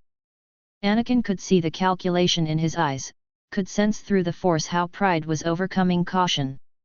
A subtle push here. Just a whisper of suggestion. He's telling the truth. So young, so powerful, imagine the glory of training him. Your academy could become legendary. Master Varen straightened. We should contact Coruscant. A child this powerful will need immediate evaluation, Master Udara cut in. His suspicion hadn't faded. The council should be informed, yes. But first, we verify his story. Where are you from, boy? Anakin let truth and lies weave together. Tatooine. Outer Rim. My mother and I were slaves, but she. His voice broke genuinely, grief rising without effort. She died. The owner worked her too hard. And then he sold me to off-world slavers who said I'd fetch a better price somewhere else. How did you escape? Master Udara pressed. The Force, I think. Anakin frowned, affecting confusion. I was locked in a hold, but I kept thinking about the door opening, and then it just did. The locks came undone, and I ran when we landed for repairs. It was close enough to truth that the Force didn't recoil from the lie. Just different circumstances, different details. The emotional core was real. He had been a slave, his mother had died, and he'd escaped through Force-assisted means. Master Kellyan knelt, bringing herself to his level. You've been through terrible things. But you're safe now, child. We'll give you food, a warm bed, and time to rest while we decide what's best for your future. She glanced at the other masters. Surely we can offer that much while awaiting the Council's guidance. Master Varen nodded slowly. Provisionally. Assign him quarters with the Padawan learners. We'll deliberate tonight. And keep him under observation, Master Udara added. A child with this much power, appearing from nowhere? We'd be fools to accept everything at face value. Smart, Anakin thought. But not smart enough. They gave him a small room carved into the Academy's second-tier shared quarters where 4 Padawan beds lined the walls, communal space for young students learning to live together. The other 3 boys were out when Anakin arrived, leaving him alone to examine his new prison. The space was simple, stone walls covered with carved Jedi symbols, glow panels providing soft light, a single window looking out over the main chamber. Personal storage under each bed. Shared refresher through an adjoining door. Anakin chose the bed nearest the window and sat, letting exhaustion he didn't truly feel color his posture while his mind raced through analysis. 3 days. Zannah had said he could take 3 days to gather what he needed before she'd expect results. 3 days to map this place, identify security, locate the archive, and find his opportunity. 3 days to play the frightened child while planning wholesale slaughter. Footsteps approached multiple sets, young and curious. Anakin arranged his face into shy wariness as 3 Padawans entered the room. The first was human, maybe 14, with dark skin and a friendly smile. You're the new kid? I'm Ren. He gestured to his companions. That's Sala and Teveter. Sala was female, Mary Allen, with geometric tattoos covering her green skin. Teveter was male human, shorter than Ren, with red hair and an eager expression. Anakin, he offered quietly. Master Kellyan said I'd be staying here. Until they figure out what to do with you, Ren said, plopping down on his own bed with easy casualness. Don't worry, the masters are strict but fair. You'll probably end up going to Coruscant eventually. That's where the real temple is. I've never been off-world before, Anakin lied. Is it amazing? And just like that, they opened up. Padawans loved talking about themselves, about their training, about the Grand Jedi Order they served. Anakin listened with apparent fascination while cataloging every detail they revealed. Daily schedule: wake at dawn for meditation. Morning classes on Force theory and Jedi philosophy. Midday meal followed by physical training and lightsaber practice. Afternoon lessons in history, galactic politics, and various languages. Evening meditation before communal dinner. 5 meditation sessions total throughout each day. Security: temple guards rotated in 8-hour shifts. 2 always at the main entrance. 1 roaming patrol through the academy's levels. At night, the patrol focused on the restricted areas, specifically the archive vault in the lowest level. Masters' habits: they took evening meals together in private quarters, discussing academy business and Jedi philosophy. Master Varen was rigid about rules. Master Kellyan was compassionate to the point of naivete. Master Udara was suspicious but bound by Jedi code not to act without evidence. The younglings, 15 children between ages 6 and 11, living in communal dormitories on the 3rd tier. Innocent. Trusting. Completely unaware they lived in a building that would soon become their tomb. That night, Anakin lay in his bed while his 3 roommates slept, their breathing deep and even. He stared at the ceiling and felt nothing about the fact that Ren had shared his dinner, that Sala had offered to show him the training halls tomorrow, that Teveter had excitedly explained the basics of Form I-Shiicho like Anakin didn't already know it backward and forward. They were obstacles. Variables in an equation. Soon to be corpses. Through their bond, he felt Zannah's presence, a distant cold star in the Force, watching, waiting, approving of his patience. Day 1 complete, he thought toward her. They believe me. Her response came back like ice sliding down his spine. Good. Now find the archive. Day 2 began with dawn meditation that made Anakin want to scream. Sitting in a circle with 15 younglings while Master Kellyan led them through breathing exercises and encouraged them to let go of fear, embrace peace, trust the Force was torture of a kind Zannah's brutal training had never achieved. But he sat. He breathed. He projected serenity while his thoughts ran through mental exercises. Zannah had taught him ways to strengthen his mind against intrusion, to compartmentalize his true nature behind walls even talented telepaths would struggle to breach. The younglings were exactly as pathetic as he'd expected. Small, weak, their Force presences like candle flames compared to his bonfire. They giggled during meditation when they should have been focused. They struggled with basic levitation exercises that Anakin had mastered at 9. One approached him after the session, a human girl maybe 8 years old, with brown hair in braids and gap-toothed smile. "You're really strong in the Force. Master Kellyan said you might be stronger than anybody." Anakin looked down at her and saw a future corpse. "I don't know. I'm still learning. I can teach you." She grabbed his hand with innocent enthusiasm. "Come on, I'll show you the meditation gardens." He let her pull him along, cataloging routes through the academy while she babbled about ice flowers and frozen waterfalls and how beautiful everything was. Her name was Myra. She'd been at the academy since she was 4. She missed her parents sometimes but loved being a Jedi. She was an insect. And soon she'd be a dead one.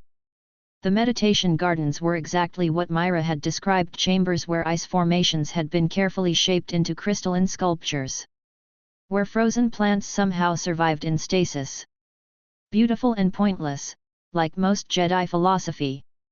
But useful, because the gardens were built in tiers that descended toward the Academy's lowest levels. Anakin memorized the path while Myra showed him each carefully maintained formation. "That's the restricted area down there," she whispered, pointing to a sealed door at the garden's bottom level. "We're not allowed past that point. Master Udara says dangerous things are kept down there." "Perfect. Dangerous?" Anakin pitched his voice to curiosity. "Like what?" Myra shrugged. "Old Sith stuff, I think.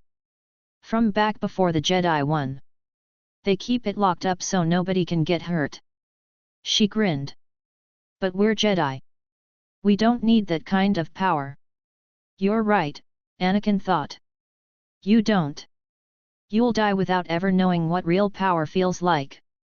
Midday training gave him opportunity to observe the knights in combat. 8 of them, ranging from their early 20s to maybe 40, running through forms with practiced ease. Form 3 Sorsa 3 practitioners, their defensive movements flowing and conservative. Form 4 Ataru 2 practitioners, acrobatic and flashy. Form 2 Makashi 1 practitioner, elegant and dueling focused. Form 6 Neiman 2 practitioners, balanced but unremarkable. Anakin watched from the sidelines with other young students, affecting fascination while his mind dissected every technique, identified every weakness. When Master Kellyan invited him to try basic strikes with a training saber, he deliberately fumbled, made himself clumsy and uncertain. "Don't worry," she said kindly, adjusting his grip.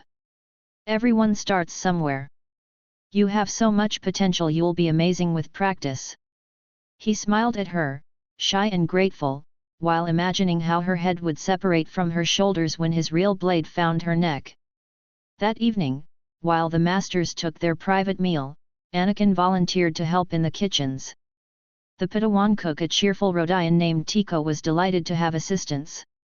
"Most students think kitchen work is beneath them," Tico said in accented basic, mandibles clicking as he chopped vegetables. "But I love it. Feeding people is service, and service is the Jedi way." Anakin helped wash dishes, set out serving plates, and carefully noted where the masters' private meals were prepared. Separate from the communal food. Delivered by Tico himself to their chambers. An opportunity forming. But not yet. First, he needed the archive's location confirmed. Late that night, when his roommates slept and the academy settled into quiet, Anakin slipped from his bed. He'd watched the patrol patterns, knew that the guard passed through this level at midnight and wouldn't return for another 2 hours. He moved through shadows like smoke, using Force stealth to compress his presence into nothingness. Down through the meditation gardens, past ice sculptures that gleamed in emergency lighting, toward the sealed door Myra had pointed out. The door was warded, Force signatures embedded in its structure, designed to alert anyone with security clearance if it was tampered with. But the wards were old, maintained by rote rather than true understanding. Anakin studied them with his analytical mind, seeing the patterns, finding the gaps. A touch here. A whisper of force there. Not breaking the wards, just sliding between them. Like picking a lock instead of smashing it. The door opened silently. Beyond was a staircase descending into darkness. Anakin ignited a small light with the force just enough to see and descended. The archive lay at the bottom, behind another door. This one was more heavily protected, required master-level force attunement to open, keyed specifically to the 3 masters' signatures. Anakin pressed his hand against it and felt the lock's structure. Complex. Sophisticated. Beyond his current ability to bypass without triggering alarms. But not impossible. The lock was tied to the master's life force. If they were weakened. He studied the mechanism for 10 more minutes, memorizing its construction, then withdrew. Back up the stairs, through the meditation gardens, into his bed before the patrol's next pass. Through his bond with Zannah, he sent a single thought, found it. Preparing the final stage. Her response was wordless approval, dark and cold. Day 3. The day everything would end. Anakin woke with the others, attended morning meditation with perfect false serenity, and volunteered again to help Tico in the kitchens. The Rodian was delighted. "You're so helpful. Most Padawans only volunteer once to fulfill their service requirement." Anakin smiled. "I like helping." While Tico was distracted preparing lunch, Anakin slipped into the medical storage room adjacent to the kitchen. The lock was simple, a basic code that took him seconds to bypass using the Force to manipulate the mechanism's internal components. Inside, carefully labeled vials lined the shelves. Research materials, medicines, and there. Communone neurotoxin. Kept for study on exotic poisons, according to the label. Colorless, odorless, designed to cause neural degradation over 6 to 8 hours. Victims would feel weak, their Force connection would falter, and eventually their nervous system would shut down entirely. Anakin took the vial, replaced it with a similar container filled with water, and slipped both into his tunic. The whole process took less than 2 minutes. That evening, he volunteered to help carry the master's meal to their private chambers. "Such a thoughtful boy," Tico said, handing him the tray. "Just knock twice and leave it outside their door. They like privacy during evening meals." Anakin carried the tray through corridors, passing Padawans who waved and smiled at the helpful new student. He smiled back. At a shadowed intersection, he paused. Set down the tray. Retrieved the vial from his tunic. The poison went into the soup carefully measured, enough to affect all 3 masters but not so much they'd die immediately. He needed them weak, not dead. Not yet. He stirred it gently, watching colorless liquid disappear into the broth. Then carried the tray to the master's chambers and knocked twice. "Thank you." Master Kellyan's voice called from inside. Anakin walked away, leaving death at their door. That night, he lay in bed while Ren snored softly across the room and Sala muttered in her sleep about lightsaber forms. Teveter had fallen asleep studying, his day-top pad still glowing beside his pillow.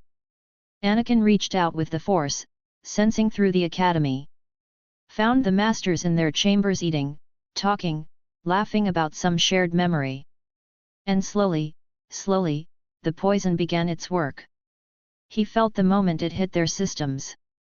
Felt their Force presences flicker like guttering candles. Heard, through enhanced senses, Master Varen comment that he felt unwell. "Just tired." Master Kellyan replied. "We've been working too hard." They wouldn't suspect. Not here, in their sanctuary, surrounded by students they trusted. By midnight, all 3 would be dying. Their connection to the Force failing. The lock on the archive weakening. And Anakin would have his opening. He sat up in bed, looking at his sleeping roommates one last time. Ren had shared his favorite meditation spot this afternoon. Sala had promised to teach him an advanced Form 4 technique tomorrow. Teveter had offered to let Anakin borrow his day-top pad for studying. They would all be dead by dawn. Anakin felt nothing. He rose, dressed in dark clothes, and pulled his hood up. Let his eyes open fully, sulphurous yellow blazing in the darkness, Sith corruption unleashed. Looked down at the younglings' dormitory on the tier below, where 15 children slept peacefully, dreaming of becoming Jedi. Insects waiting to be crushed. The slaughter would begin in 3 hours, timed perfectly to when the masters would be weakest and the academy most vulnerable. Darth Vader stood in darkness, surrounded by sleeping victims, and smiled. This was what he was made for. Dawn came to the Telosian Academy like it always did, pale light filtering through ice crystals, turning frozen waterfalls into cascades of fractured rainbows. Anakin woke with the other Padawans, stretched like he'd slept peacefully, and smiled when Ren tossed him a training tunic. "Big day," Ren said, grinning. "Master Varen's going to demonstrate advanced lightsaber techniques. You'll love it." Anakin pulled on the tunic, his movements easy and unhurried. "I can't wait." 3 floors below, in their private chambers, the 3 Jedi Masters were eating breakfast. The poison he'd mixed into their dinner last night was already working through their systems, invisible, odorless, breaking down neural pathways cell by cell. They didn't know they were dying. Wouldn't suspect until it was far too late. The morning meditation session made Anakin's skin crawl worse than usual. 15 younglings sat in a circle while Master Kellyan led them through breathing exercises, her voice soft and encouraging. "Feel the force flowing through you," she said, her lekku swaying gently as she moved between the children. "Let go of fear. Let go of anger. Find peace." Anakin breathed when told to breathe, closed his eyes when instructed, and beneath his false serenity reached out with his senses to the Master's chambers far below. Master Varen's force presence felt, thinner than yesterday. Like a candle burning through its last wax. His life force flickered in ways it shouldn't, small stutters, moments where his connection to the force wavered before stabilizing. Master Kellyan was worse. Her natural warmth had dimmed, and he could sense confusion beneath her surface calm. She felt sick but couldn't identify why. Master Udara's suspicion had sharpened into alarm. The Keldor sensed something wrong, but his weakened force abilities couldn't pinpoint the source. "Perfect. Anakin." Master Kellyan's voice pulled him back to the meditation circle. She was looking at him with concern. "Are you all right? You seem distant." He blinked, affecting confusion. "Sorry, Master. I was trying to feel the force like you said. I think I got lost in it." Her smile returned, warm despite the poison eating through her nervous system. "That's wonderful. You're a natural." She turned to address the whole group.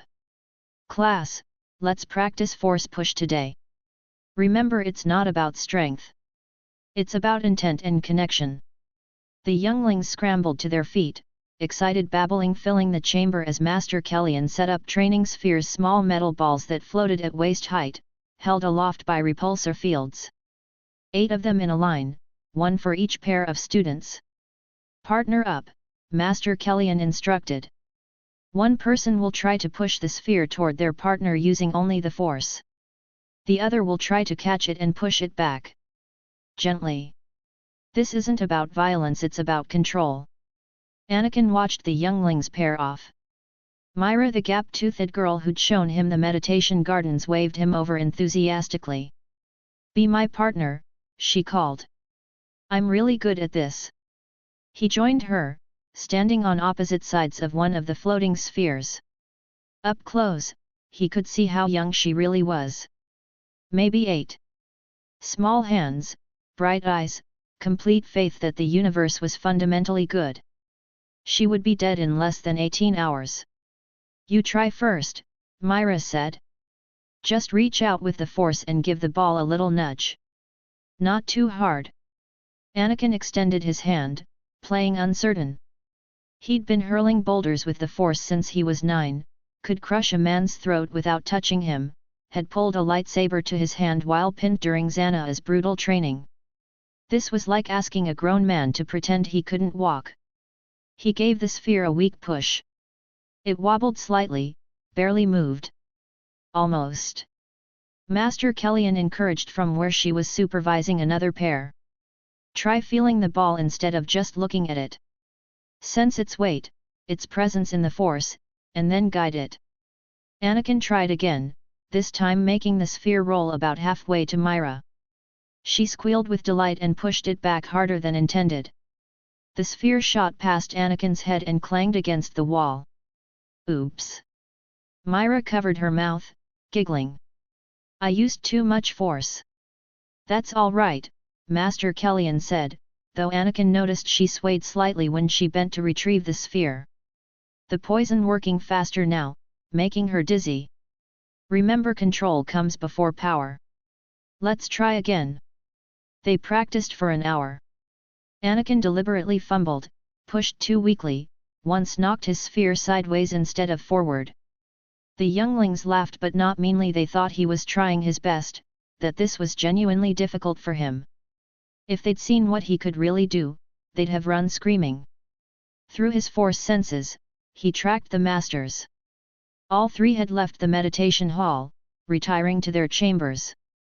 Master Varen's presence was a guttering flame now, his strength fading with each passing minute. Master Kellyan's warmth had become fevered, sickly. Master Udara was the strongest still, but even he moved like every step took effort. The neurotoxin was breaking down the neural pathways that connected them to the Force, severing the very link that made them Jedi.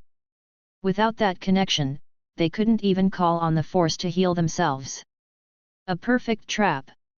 Midday brought lightsaber training, and this was where Anakin had to be most careful. The training hall filled with Padawans and knights, all carrying practice sabers that could burn but not kill. Master Varen was supposed to lead the demonstration, but he didn't appear. Instead, Knight Jairus, a young human maybe 25, athletic and enthusiastic, took charge. Master Varen is indisposed, Jairus announced, his smile easy. So you're stuck with me. We're going to focus on Form 4 Ataru today, the acrobatic form. Perfect for younger students who have energy to burn.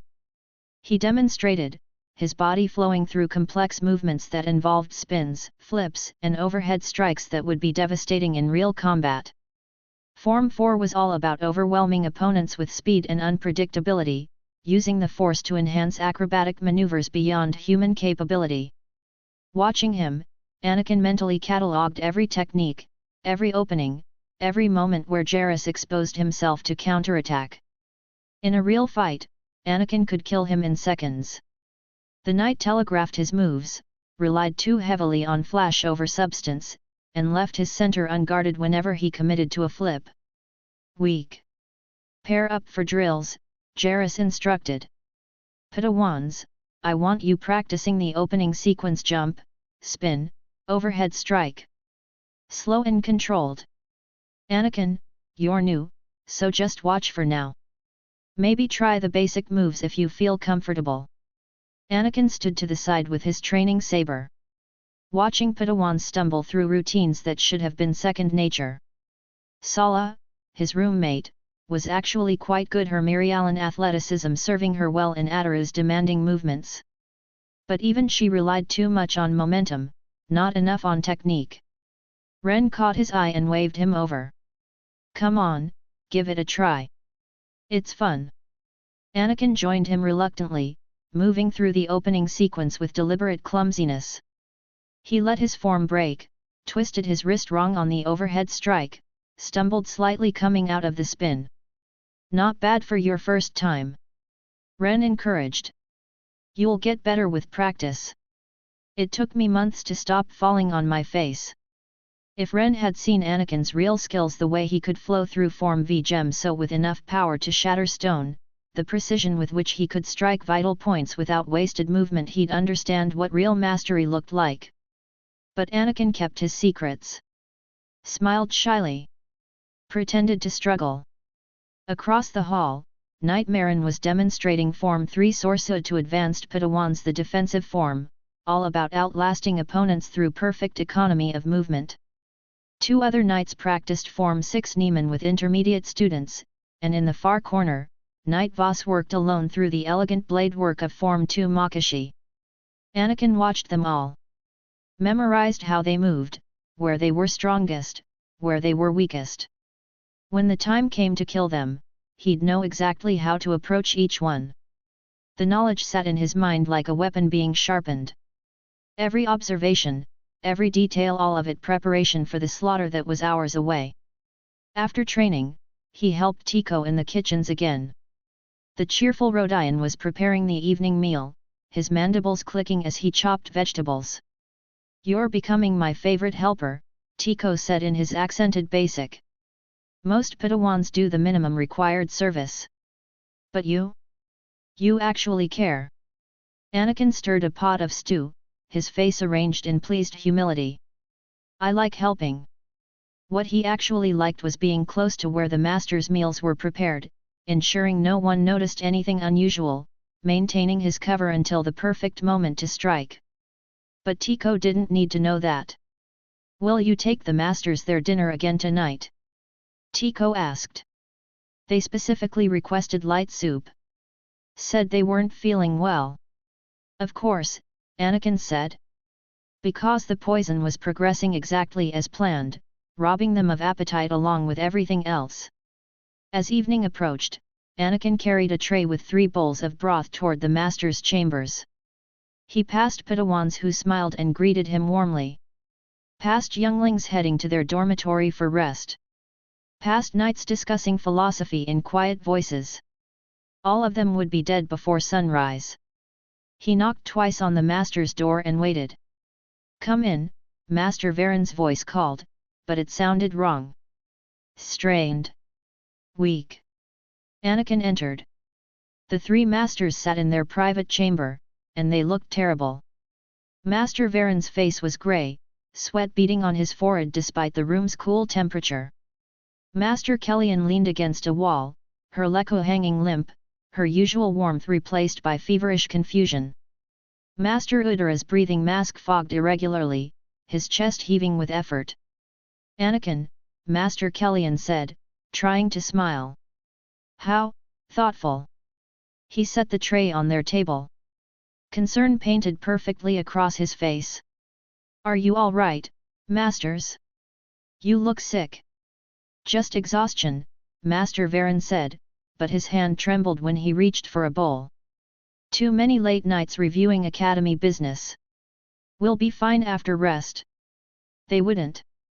The poison had another 8 hours to run, and by then their force connection would be completely severed, their neural systems shutting down one synapse at a time. "Should I get a medical droid?" Anakin offered. "No need." Master Udara waved him off, the gesture weak. "We simply need sleep." "Thank you for the soup, child. You're very kind." Anakin bowed respectfully and left, closing the door behind him. In the corridor, he allowed himself a small smile. Everything was proceeding perfectly. He returned to his shared quarters, where Ren, Sala, and Tevetter were already preparing for bed. They talked about the day's training, laughed about funny moments during meditation, discussed which advanced techniques they wanted to learn next. Anakin participated enough to seem normal while his senses tracked the Master's declining life forces. Their presences in the Force were guttering like candles in wind, flickering, weakening, fading toward darkness. "You settling in okay?" Ren asked as they climbed into their respective beds. "I know everything must be overwhelming. New place, new people, all this Jedi stuff." "Everyone's been really kind," Anakin said truthfully. They had been welcoming, patient, eager to help. It wouldn't change what he was about to do to them. "That's the Jedi way," Sala added from her bed, her geometric tattoos shadowed in the dim light. "We take care of each other. We're like family." Tevetter yawned. "Get some sleep, Anakin. Tomorrow Master Varen said we might start learning Form 2 basics if we're ready." There wouldn't be a tomorrow. Not for them. The others fell asleep quickly, their breathing deepening into the steady rhythm of rest. Anakin lay in darkness, staring at the ceiling, waiting. Through the Force, he felt the Master's condition deteriorate. Midnight came and went.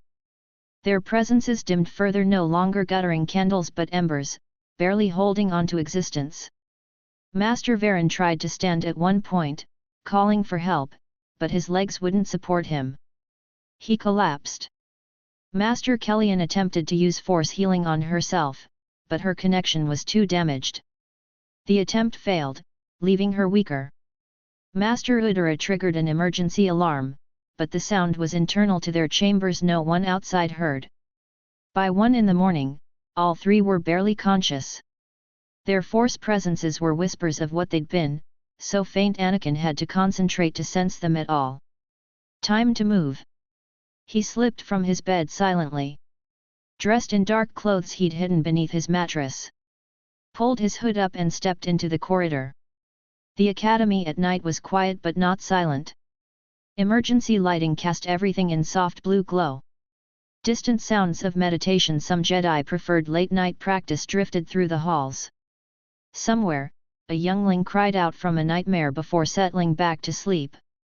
The roaming temple guard would be on the third level now, following his predictable pattern. Anakin had timed this perfectly. He moved through shadows using Force stealth, compressing his presence into nothing, becoming a ghost moving through his victim's home. Down through the meditation gardens where ice flowers bloomed in eternal frozen beauty. Past the sealed door he'd bypassed 3 nights ago. Down the stairs toward the archive. The door waited at the bottom, that complex lock requiring master-level Force attunement. But when Anakin approached, he felt the difference immediately. The lock was failing. It drew power from the 3 Masters' life forces, used their connection to the Force as authentication. But they were dying, their presence in the Force so weak it might as well not exist. The lock had nothing to draw from. Anakin placed his hand against the door and pushed with the Force. The lock resisted, trying to verify his identity against stored patterns. But with the Master's presences reduced to almost nothing, the authentication had no baseline to compare against. The security system was essentially running blind. He pushed harder, wrapping his power around the lock's mechanism, finding the weak points where dying Force signatures had created gaps. His strength, vast, focused, trained by 2 years of Zannah's brutal instruction, overwhelmed the failing defenses. The lock shuddered. Cracked. Broke. The door swung open silently, revealing the archive beyond. The chamber was smaller than Anakin expected but densely packed. Shelves lined every wall, floor to ceiling, and on those shelves sat dozens of holocrons. The Jedi ones were cuboid, glowing faintly blue with inner light that pulsed like a heartbeat. But scattered among them, confiscated and imprisoned, were Sith holocrons, pyramidal or tetrahedral in shape, their surfaces covered in ancient hieroglyphs that seemed to writhe in the dim light. The Sith artifacts glowed red. Not brightly, but with a malevolent warmth that called to the darkness inside him. He could feel their hunger, their eagerness to share forbidden knowledge with someone strong enough to claim them. Anakin moved through the archive like a collector harvesting prizes. The Sith holocrons went into the secure case. He'd brought 6 of them, each one a repository of ancient dark side techniques. Sith alchemy.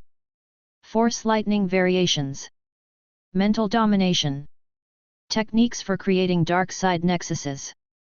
Knowledge the Jedi had locked away because they feared what it represented. He also took several Jedi holocrons not for himself, but because Zannah would want to study the enemy's teachings. Know your opponent's philosophy, she'd taught him, and you can predict their actions. Ancient texts went into the case as well. Scrolls and datapads containing restricted information from the Jedi Civil War, accounts of battles between Sith and Jedi that the Order had classified as too dangerous for general knowledge. By the time he finished, the case was heavy with stolen wisdom. Anakin sealed it, shouldered the weight, and turned to leave. That's when he felt the temple guard's presence shift. The roaming sentinel had deviated from his pattern, was heading toward the archive level early. Had the failing lock triggered some silent alarm Anakin hadn't detected? He moved quickly, exiting the archive and pulling the broken door closed behind him. The damage was obvious to anyone who looked, but from a distance it might seem secure. Might buy him minutes. Anakin climbed the stairs 2 at a time, the case heavy on his back, and emerged into the meditation gardens just as the temple guard rounded the corner at the far end. They saw each other simultaneously. The guard, human, maybe 30, wearing the distinctive armor of his position, froze. His Force senses swept over Anakin, trying to identify this hooded figure in darkness. Anakin didn't give him time to raise an alarm. He reached out with the Force and crushed the man's throat. The guard's hands flew to his neck, clawing at invisible pressure. His lightsaber pike fell from nerveless fingers. He tried to scream but managed only a choked gurgle as his windpipe collapsed. Anakin held the Force choke for 10 seconds, watching dispassionately as the guard's struggles weakened and his life force guttered out. When the body hit the floor with a wet thud, Anakin felt nothing. First kill of the night. Many more to come. But the guard's death had created a disturbance in the Force, a ripple of violence and fear that sensitive Jedi throughout the Academy would feel. Anakin had minutes, maybe less, before someone investigated. He ran through corridors, the case bouncing on his back, heading for his quarters. If he could stash the holocrons and affect innocence when the alarm went up. Too late. Shouts echoed through the academy. Knights rushing toward the archive, drawn by the force disturbance. Someone had found the dead guard. Anakin changed direction mid-stride. No point hiding now. Time to end this. He dumped the case in a shadowed alcove where he could retrieve it later, then walked toward the central meditation chamber, the massive heart of the academy where this had all begun 3 days ago. Knights were gathering, their expressions confused and alarmed. Padawans emerged from sleeping quarters, asking what was happening. Younglings huddled together, frightened by the commotion. Knight Jairus saw Anakin and hurried over. Get to safety. Someone's broken into the archive, killed a guard. I know, Anakin said quietly. Jairus blinked. What? Other knights were sprinting toward the master's chambers now, someone having finally thought to check on them. Anakin heard their shouts of horror as they found 3 dying Jedi Masters, poisoned and helpless. Knight Marin burst from the master's chambers, her face pale. Medical emergency. The Masters are. She saw the assembled knights and her voice broke. They're dying. Someone poisoned them. Chaos erupted. Knights shouting orders, Padawans demanding answers, younglings crying in fear. And through it all, Anakin walked to the center of the meditation chamber and stopped. He stood there, hood up, completely calm while panic swirled around him. Knight Voss noticed him first. Moved closer, his hand on his lightsaber but not yet drawing it. Anakin? What are you doing? Get to the dormitories with the other younglings. Knight Marin stumbled from the master's chambers, tears streaming down her face. In her arms, she carried Master Kellyan dying, barely breathing. The Twi'lek master's eyes found Anakin across the distance, and even through fading consciousness, recognition sparked. The boy. Kellyan whispered, her voice so faint Anakin almost couldn't hear it. Blood trickled from her nose, the poison's final stages destroying her from within. Test him. Her last breath escaped like a sigh, and her force presence winked out of existence. Dead. Knight Marin's scream of grief tore through the chamber. Other knights rushed to the master's chambers, found Varen and Udara also dead or seconds from it. And slowly, very slowly, understanding dawned across multiple faces simultaneously. 3 masters dead from poison. The archive breached. A temple guard murdered. And one very calm 12-year-old standing in the center of it all. Knight Voss drew his lightsaber, the blue blade igniting with that distinctive snap hiss. Anakin! Tell me you didn't do this! Anakin reached up and pulled back his hood. His eyes blazed sulphurous yellow in the chamber's dim light, Sith corruption undisguised, burning with dark side power that had been hidden for 3 days. The knights recoiled in horror. Padawans gasped. Younglings screamed. There are no answers for the dead, Anakin said, his voice cold and final. His right hand moved to his belt, where his true lightsaber had been hidden beneath layers of force concealment. The weapon practically sang as he drew it, eager for the blood it was about to taste. He ignited the blade. Crimson light flooded the meditation chamber, painting ice crystals red, reflecting in the terrified eyes of 45 Jedi who were just beginning to understand they were already corpses. And Darth Vader smiled. The crimson blade burned in Anakin's hand, and for a heartbeat, the entire meditation chamber froze in shocked silence. Then Knight Voss moved. His blue lightsaber came up in a defensive guard, and he shouted to the others, "Protect the younglings! Get them too!" Anakin crossed the distance between them in 3 force-enhanced strides and struck. The falling avalanche, that devastating overhead blow Zannah had drilled into him 10,000 times on Korriban, came down with enough power to shatter stone. Voss brought his blade up to block, and when the weapons met, the impact drove him to his knees. His arms shook with the strain of holding back a 12-year-old's strength magnified by dark side fury. Anakin twisted his wrist, disengaged, and immediately flowed into the fluid riposte. His blade carved horizontally through Voss's guard and opened the knight from hip to shoulder. Blood sprayed across ice crystals. Voss's top half slid sideways, separating from his legs, and both pieces hit the ground with wet thuds that echoed through the chamber. First knight dead. 44 to go. The chamber erupted into chaos. Padawans screamed. Younglings scattered in panic. Knights shouted orders while trying to process what they were seeing: a child, yellow-eyed and radiating dark side corruption, standing over a bisected corpse with a Sith's lightsaber in hand. Knight Jairus recovered first. The athletic young man who'd taught Ataru this afternoon ignited his blade and attacked with a force-enhanced leap that carried him 10 meters through the air. Anakin saw the trajectory before Jairus left the ground. Saw where he'd land, how his blade would come down in that flashy overhead strike that prioritized style over substance. He sidestepped. Let Jairus crash into the space where he'd been standing.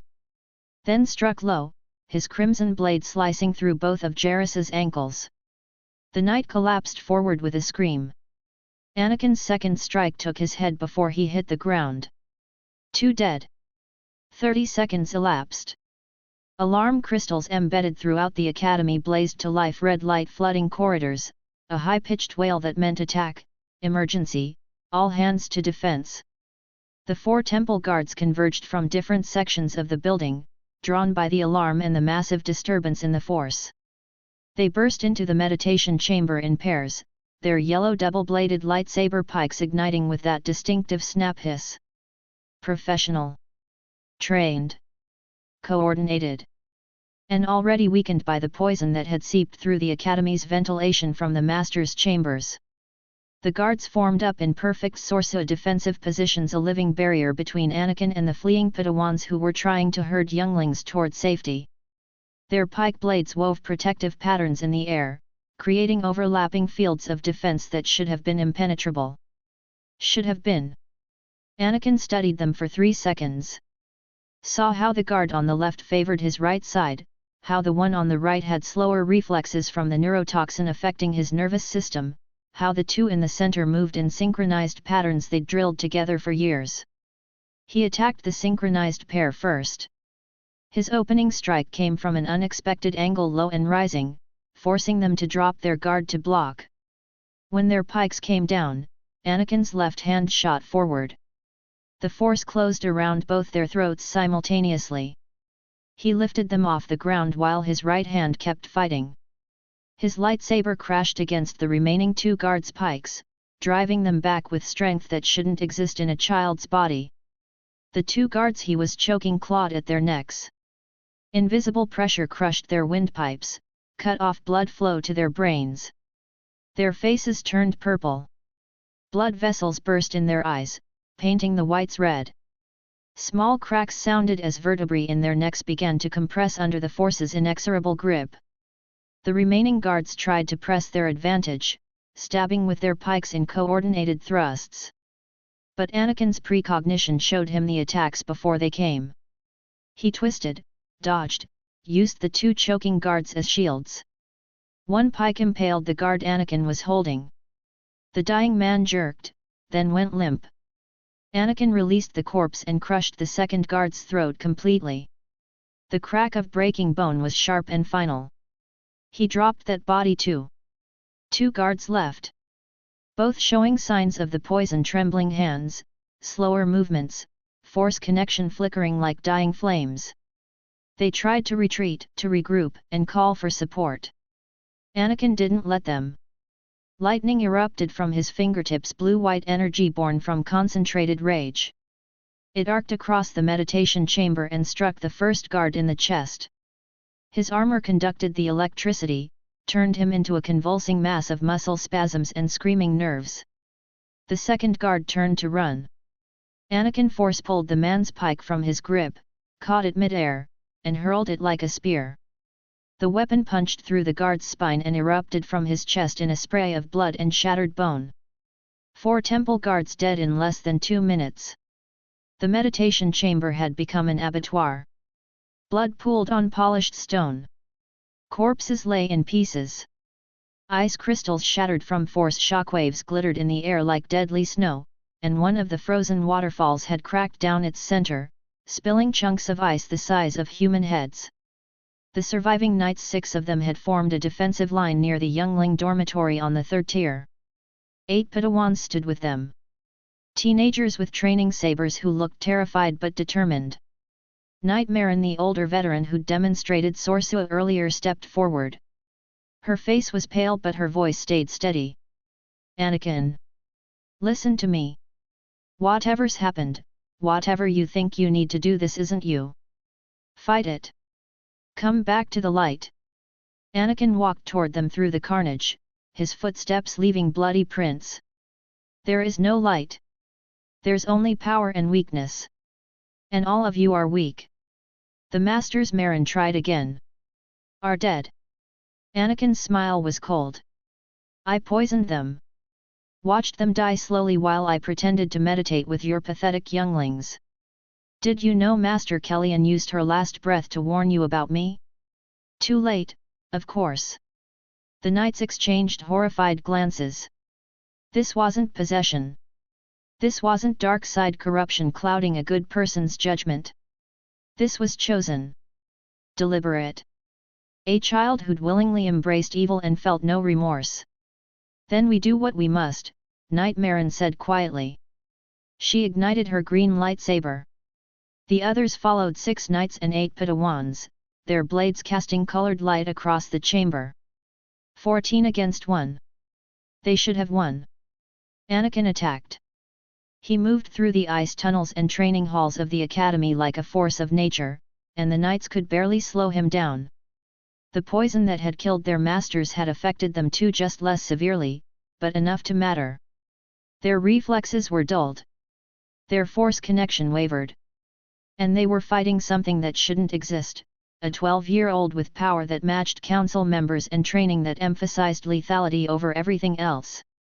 Knight Jairus had been the acrobatic Atara user. His replacement Knight Sayla tried the same approach. She leaped and spun, her blade a blur of motion designed to overwhelm with speed. Anakin read her pattern in seconds. Saw how she committed fully to each flip, leaving herself vulnerable mid-air. When she launched her next acrobatic assault, he simply reached out with the force mid-leap and slammed her into the ceiling. The impact cracked ice. Sayla's body ragdolled, bones breaking, and when she fell, Anakin was waiting. His blade punched through her chest and out her back.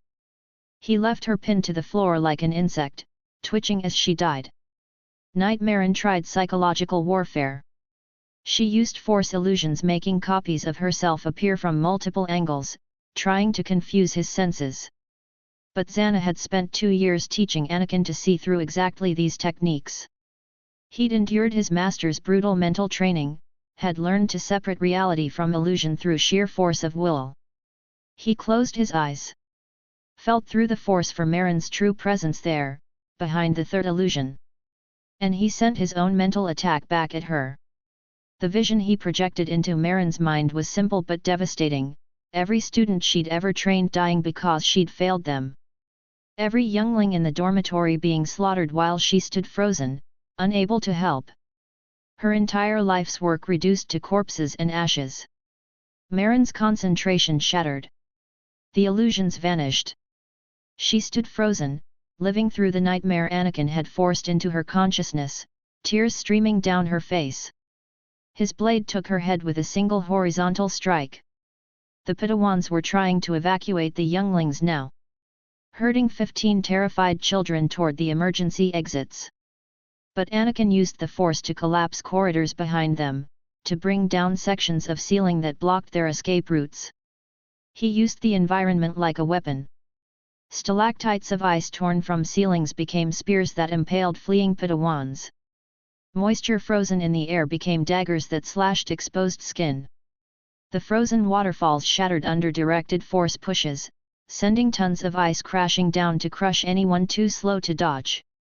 3 more knights died in the running battle through the academy's halls. 1 crushed beneath falling ice. 1 impaled by a stalactite through the spine. One caught by Anakin's blade when he turned to defend a wounded Padawan instead of himself. The survivors' 3 knights and 12 Padawans barricaded themselves with the younglings in the dormitory on the 3rd tier. They sealed the reinforced door and activated every security measure the room possessed. Anakin stood in the corridor outside, surrounded by bodies. His robes were soaked in blood, most of it not his own. His yellow eyes blazed in the emergency lighting. "I'm giving you one chance," he called through the door. "Send out the younglings. I'll let the Padawans live." Silence. Then a girl's voice, older teenager, shaking but defiant. "We are Jedi. We don't sacrifice children to save ourselves." That would be Zannah. 17 years old. Top of her class in lightsaber combat. Ren had mentioned her this morning at breakfast, admired her skill. "Then you'll die as Jedi," Anakin replied. Pointlessly. He placed both hands against the reinforced door and reached into the Force. Gathered power from his rage, his hatred, his absolute conviction in his own superiority. Formed it into a battering ram of pure telekinetic energy and slammed it into the door. The metal shrieked. Bent. Cracked. Inside, he heard shouting. Felt terror spike in the Force as the defenders realized their barrier wouldn't hold. Anakin hit it again. And again. Each impact sent shockwaves through the structure, made ice fall from walls and ceiling. The door shattered. They charged him together, all 12 Padawans and 3 knights, knowing they couldn't win but refusing to give up without a fight. Zannah led them, her blue blade raised high, her battle cry echoing through the corridor. Anakin met them with a smile. The fight was chaos and butchery. He used form vs defensive counters to turn their attacks against them. Every block flowed into a counterstrike. Every parry opened someone's guard for a killing blow. His blade moved in patterns Zannah had burned into his muscle memory through 10,000 repetitions. Strike here, spin there, always moving, always attacking, turning defense into aggression in one smooth motion. A Padawan thrust at his chest. Anakin sidestepped and his riposte opened the boy's throat. 2 attacked from opposite sides. He dropped low, let their blades pass overhead, and swept his weapon in a circle that took both their legs. Zannah was good. Better than good.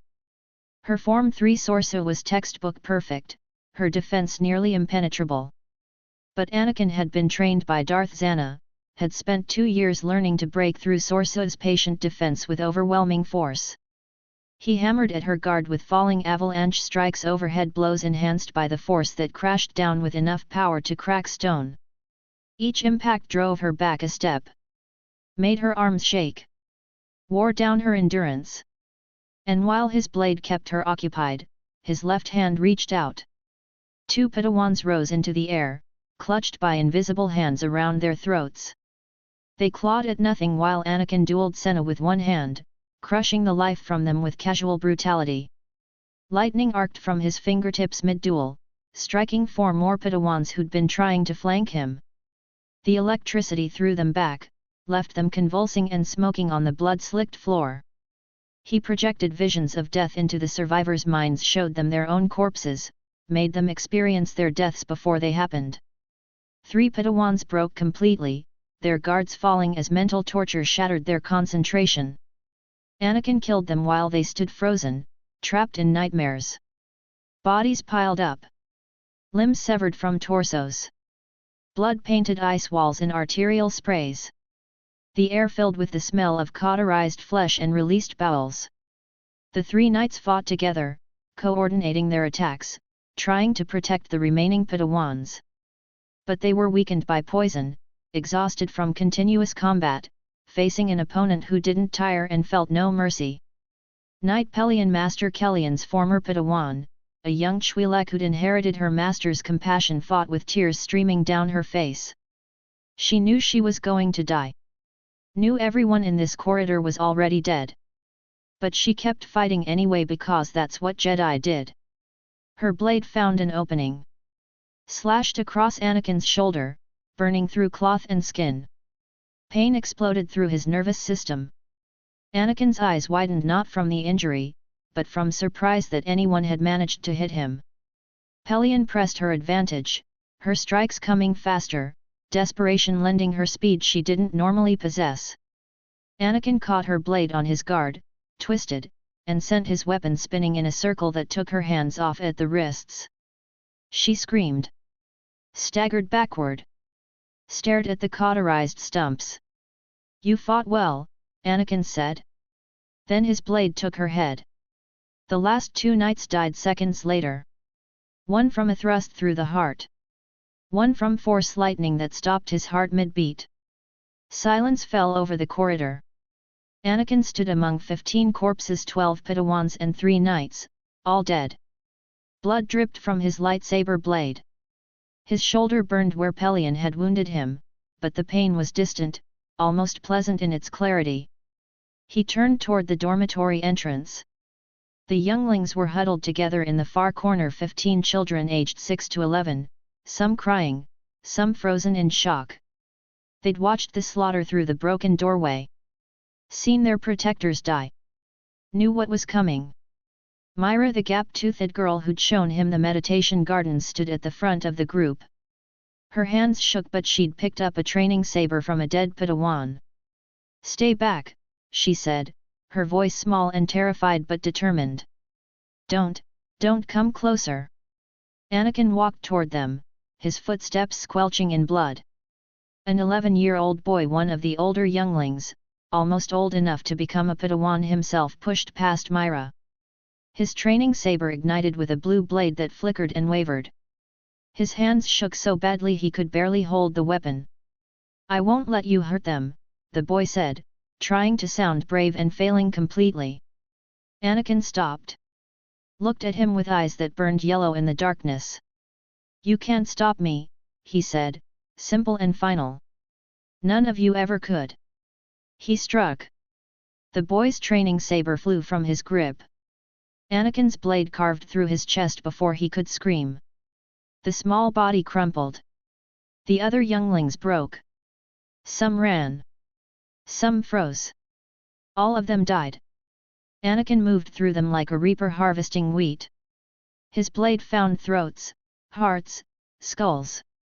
Some died instantly from clean strikes. Others took seconds, choking on blood or clutching at fatal wounds.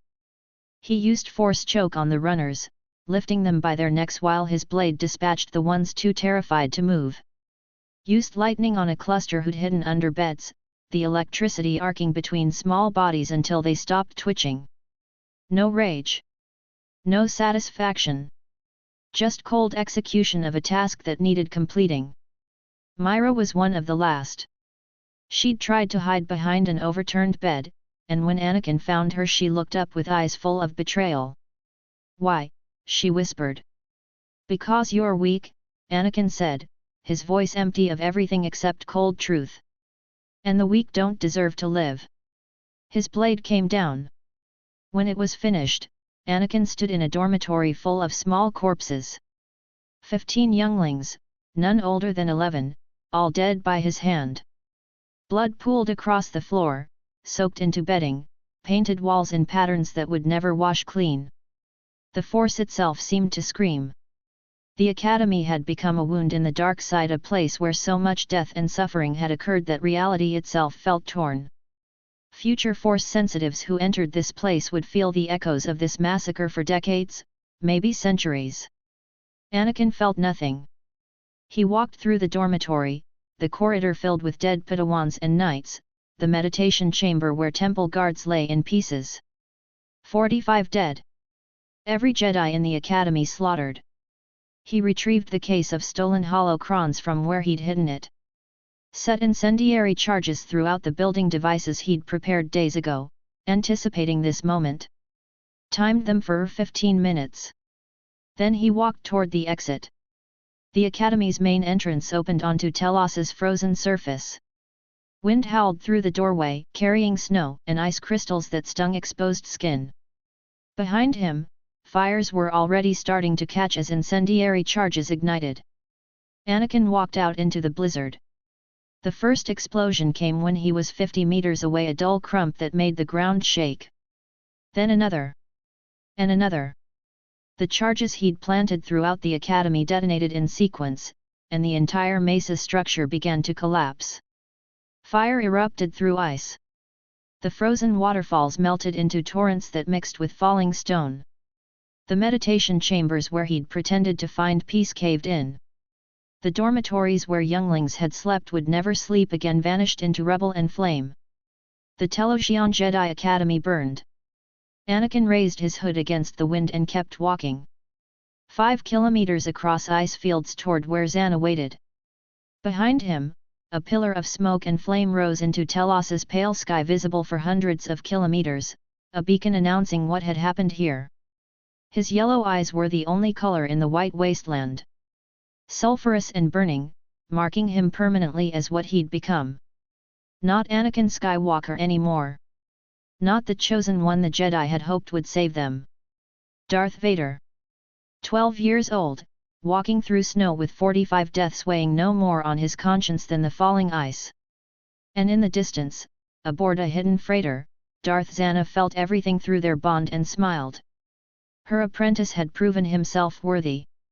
The galaxy would burn for what he'd become.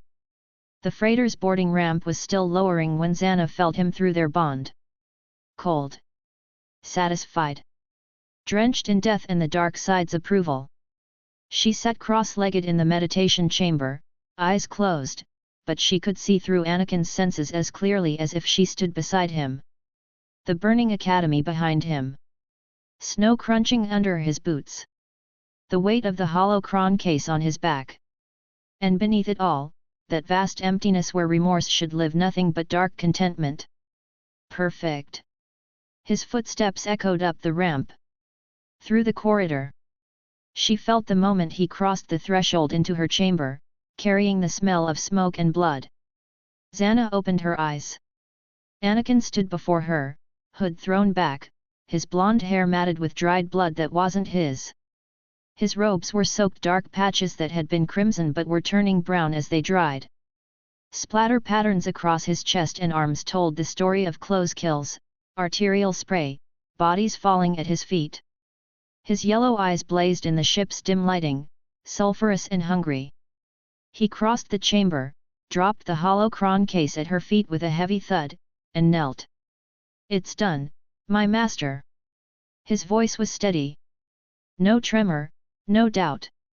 "All of them are dead." Zannah's eyes, her own gaze burning yellow with dark side corruption, fixed on him with an intensity that would have made most beings flinch.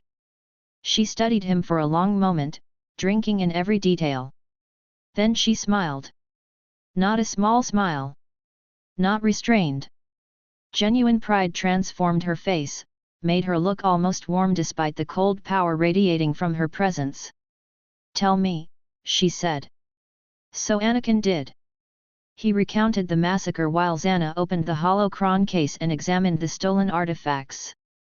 His voice stayed level, almost clinical, as he described poisoning the masters, infiltrating the archive, killing the temple guard. When he got to the main slaughter, 45 Jedi dead in less than an hour, his tone didn't change. No excitement. No regret. Just facts. "The Knights tried forming defensive positions," he said. "Thought they could protect the younglings by creating barriers. But the poison had weakened them. Their force connection kept flickering." "Did any escape?" Zannah interrupted, not looking up from a Sith holocron that pulsed with red light in her hands. "No." "Did you hesitate?" "No." "Did you feel remorse?" She glanced at him then, her gaze sharp. Anakin met her eyes without flinching. "No." The smile returned to Zannah's face. "Continue." He described using Form vs power to overwhelm their defenses, how he'd crushed throats while fighting with his blade, the way lightning had arced through crowds of Padawans. Described the moment he broke through the dormitory door and faced 15 defenders at once. "They knew they couldn't win," Anakin said. "But they fought anyway. Some kind of Jedi martyrdom complex." "Pointless," Zannah agreed, running her fingers over the holocron's hieroglyphs. "But predictable. The Jedi value sacrifice over survival." It makes them weak. The younglings were last. Anakin's voice remained flat. 15 of them. I gave the defenders a chance to surrender the children in exchange for their lives. They refused. Of course they did. Zannah set down the holocron and finally gave him her full attention. And you killed them all? No survivors? No one hiding that you might have missed? I checked every corner. Every storage compartment. Used the Force to sense for life. He paused. Then I burned the whole structure to rubble. If anyone somehow survived, they died in the fire. Zannah stood, moved toward him. Good.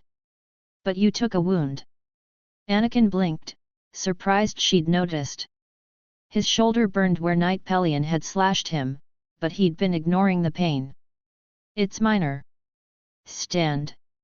Zannah's tone left no room for argument. He rose, and she pulled aside his blood-soaked robes to examine the lightsaber burn across his shoulder. The wound was shallow but long, cutting through skin and muscle in a diagonal line. Not life-threatening, but painful. Zannah's left hand came up to hover over the injury, and Anakin watched her fingers tremble. The tremor was worse than usual. Using intense Force powers always made it worse. You let emotion distract you, Zannah said, her voice sharp.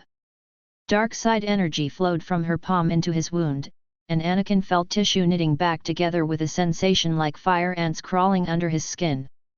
That night the Twi'lek, Master Kellyan's former apprentice, she died knowing she wounded you. Gave her hope in her final moment. The healing hurt worse than the initial injury. Anakin's teeth clenched, but he didn't pull away.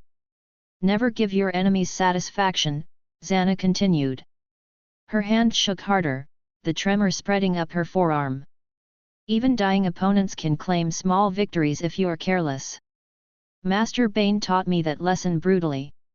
I understand, Anakin managed through gritted teeth. The flesh sealed, leaving only pink scar tissue that would fade in days. Zannah released him and flexed her left hand, trying to control the spasm. Failed. Her fingers curled and uncurled repeatedly, the movement involuntary and clearly frustrating. Are you all right? Anakin asked. Bane's final gift. Zannah's voice went cold. When I killed my master, when I forced his consciousness out of my body and crushed his attempt at essence transfer, part of his power remained. A tremor in my left hand that never fully heals. She looked at the shaking fingers with something approaching hatred. Ignore it. I do. But she didn't ignore it. Anakin could feel her fury through their bond rage at the reminder of Bane, at this permanent mark of a battle she'd thought she'd won completely. The tremor was proof that even in death, her master had scarred her. Sit, Zannah said, gesturing to the floor beside her meditation mat. Let's examine what you stole. They sat together, the holocron case open between them. 6 Sith holocrons glowed with malevolent red light, their pyramidal and tetrahedral shapes covered in ancient hieroglyphs that seemed to writhe when you looked at them too long. Zannah picked up the largest one, a pyramid of dark metal that hummed with power. She channeled the Force into it, and the holocron responded. A gatekeeper appeared, a flickering red hologram of a man in ancient Sith armor, his face hidden behind a mask. Darth Revan, the gatekeeper intoned in a voice like grinding stone. Dark Lord of the Sith. You seek knowledge. What teachings do you contain? Zannah asked. The gatekeeper tilted its head. The rule of 2. 1 to embody power, 1 to crave it. Techniques for breaking Jedi mental defenses.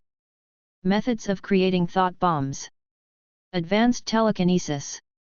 The philosophical foundation for a Sith order that survives through strength rather than numbers. Anakin leaned forward, fascinated. Thought bombs. Forbidden ritual, Zannah said quickly, deactivating the holocron. The gatekeeper vanished. Revan's teachings on that are brilliant but suicidal. The technique destroys everyone Force-sensitive in the blast radius, Sith and Jedi alike. Their spirits get trapped in a void. Bane studied it but never used it. She set that holocron aside and picked up another. This one was smaller, carved from what looked like bone. When activated, it showed techniques for Sith alchemy, creating dark side creatures, corrupting living beings into monsters, twisting life into weapons. You'll learn this eventually, Zannah said. But it takes years of study.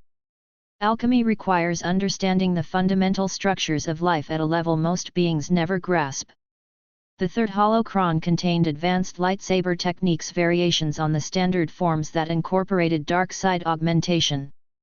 The fourth taught methods for creating dark side nexuses, how concentrated death and suffering could permanently corrupt locations, turning them into wellsprings of dark side power. Korriban is a nexus, Zannah explained. Thousands of years of Sith presence soaked into the planet itself.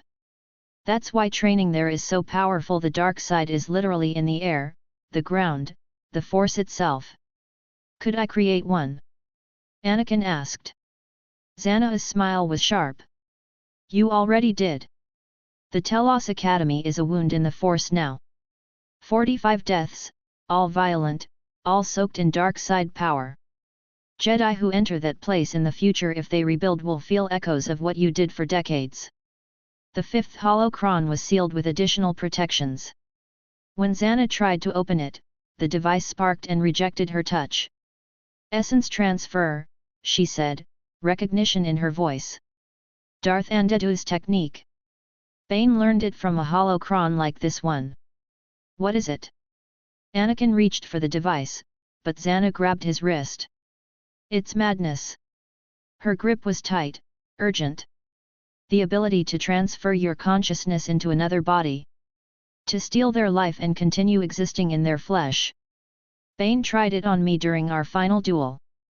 Anakin stared at her. He tried to possess you. He failed. Zannah's yellow eyes blazed. I crushed his consciousness and forced it out. But it was close. Too close.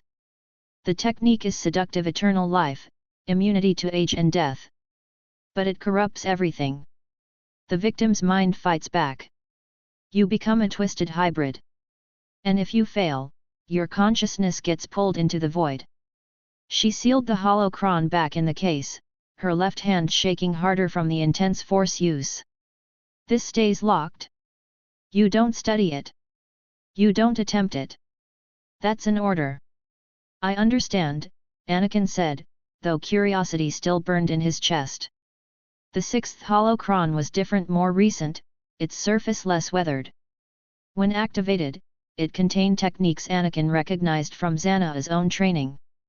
Mental illusions. Fear projection. The sorcery she'd taught him the basics of.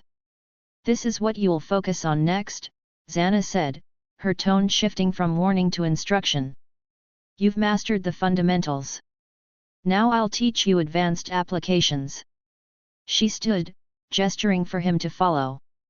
They moved to the training chamber, a small room lined with containment fields where 3 beings waited, bound and gagged.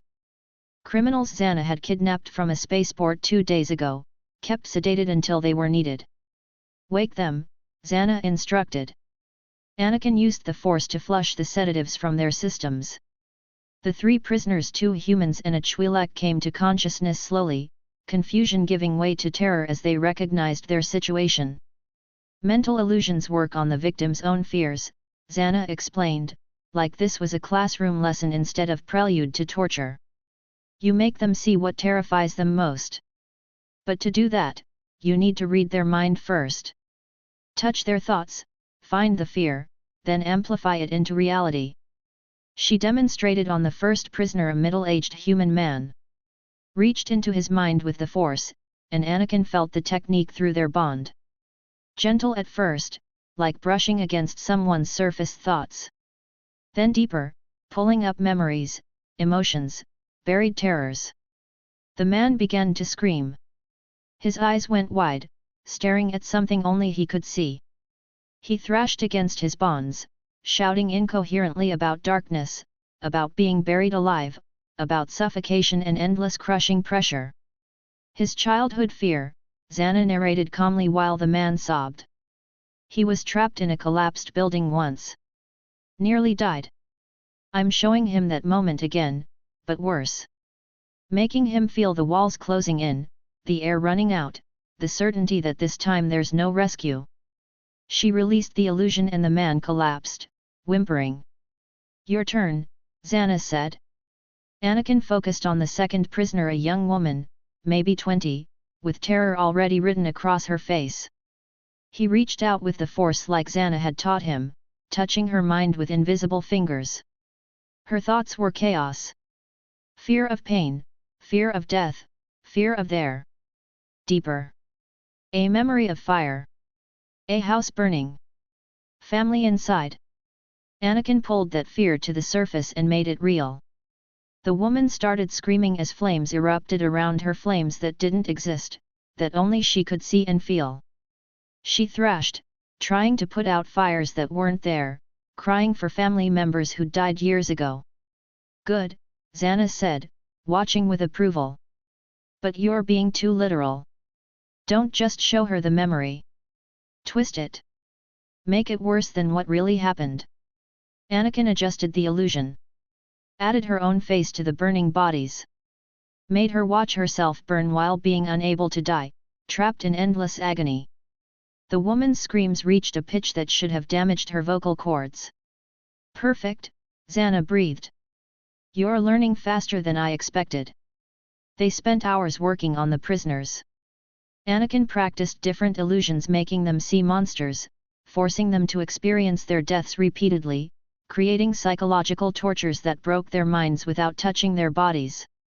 The Twi'lek man went catatonic after Anakin made him experience being eaten alive by invisible creatures for what felt like days but was actually minutes.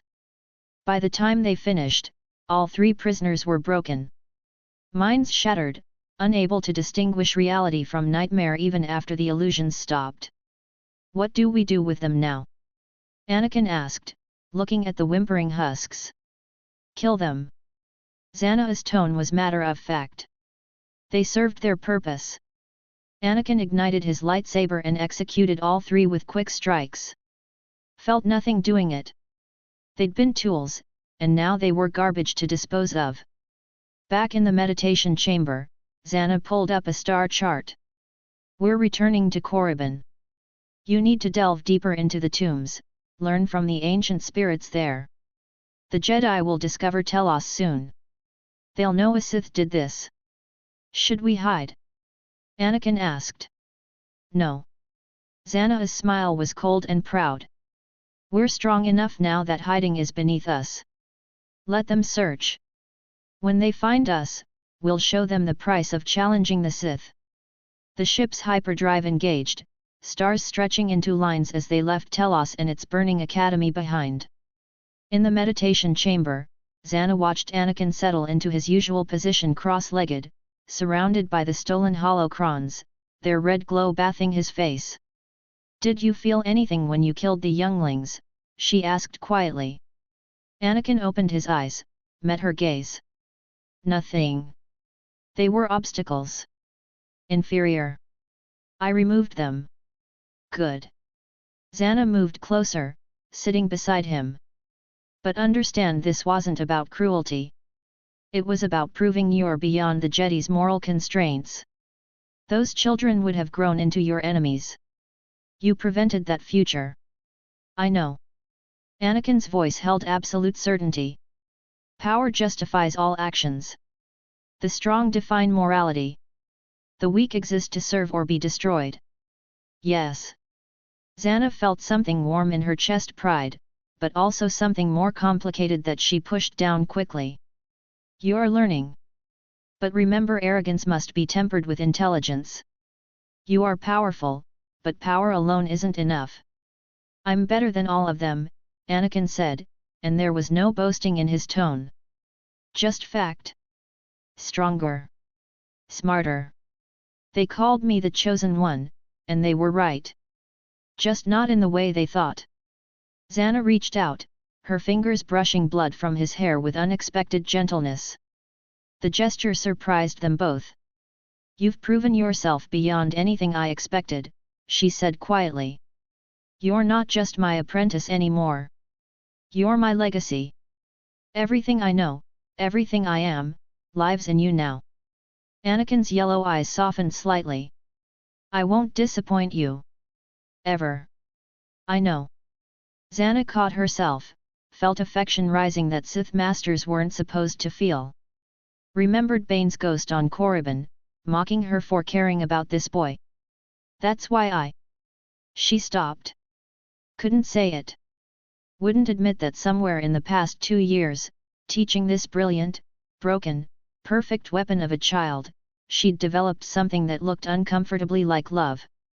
The silence stretched. Anakin tilted his head, studying her. Master. Nothing. Zannah stood quickly, breaking the moment. Meditate. Practice the techniques from Ravan's holocron. We have a long flight ahead. She left the chamber before he could see the conflict in her eyes. Alone in her own quarters, Zannah stared at her left hand. Watched it tremble, that permanent reminder of Bane's final victory. And thought about how her master would laugh if he could see her now, the cold, calculating apprentice who'd murdered her own cousin without hesitation, developing attachment to the boy she was molding into a monster. But she couldn't stop it. Didn't want to, even knowing it was weakness. Anakin was hers in a way that went beyond master and apprentice.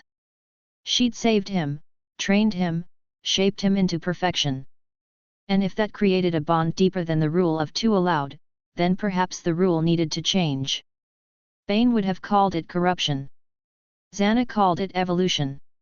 In the meditation chamber, Anakin sat surrounded by red glowing holocrons, their light reflecting in his sulphurous eyes. His thoughts turned inward, examining the day's work. 45 dead. An academy destroyed. Knowledge stolen. His master's pride earned. The Jedi called me the Chosen One, he thought. They were right. But not chosen for balance, chosen to destroy them all. He reached out, activated Ravan's holocron, and lost himself in studying techniques for breaking Jedi mental defenses. The Jedi Council chamber on Coruscant felt colder than usual, and it had nothing to do with the climate control. Master Yoda sat in his chair, ancient eyes closed, feeling the disturbance that had rippled through the Force like a wound that wouldn't close. Arrived, the investigators have, Mace Windu said, his voice tight with controlled anger. The report from Telos is disturbing. The hologram activated, showing Obi-Wan Kenobi standing in what remained of the Telosian Jedi Academy. Behind him, smoke still rose from collapsed structures. Ice had melted into rivers of water mixed with ash. And everywhere were the scorch marks of fire. Masters, Obi-Wan's voice came through clearly, but there was strain beneath it. The academy is gone. Burned to its foundation. We've recovered bodies, he paused, and even through the hologram they could see him struggling. 45 dead. 3 masters, 8 knights, 4 temple guards, 15 Padawans, and 15 younglings. The council chamber erupted in shocked murmurs. Ki-Adi Mundi leaned forward. Younglings? Who would? The Sith, Mace said flatly. This has their mark all over it. Obi-Wan's hologram nodded. The masters were poisoned. Communone neurotoxin, we think, though the bodies were too badly burned to confirm. The archive vault was breached, Sith holocrons and restricted texts are missing. And the Force here? He looked around the ruins. It's a wound. Death and dark side energy soaked into the ground. I can feel echoes of what happened. Screaming.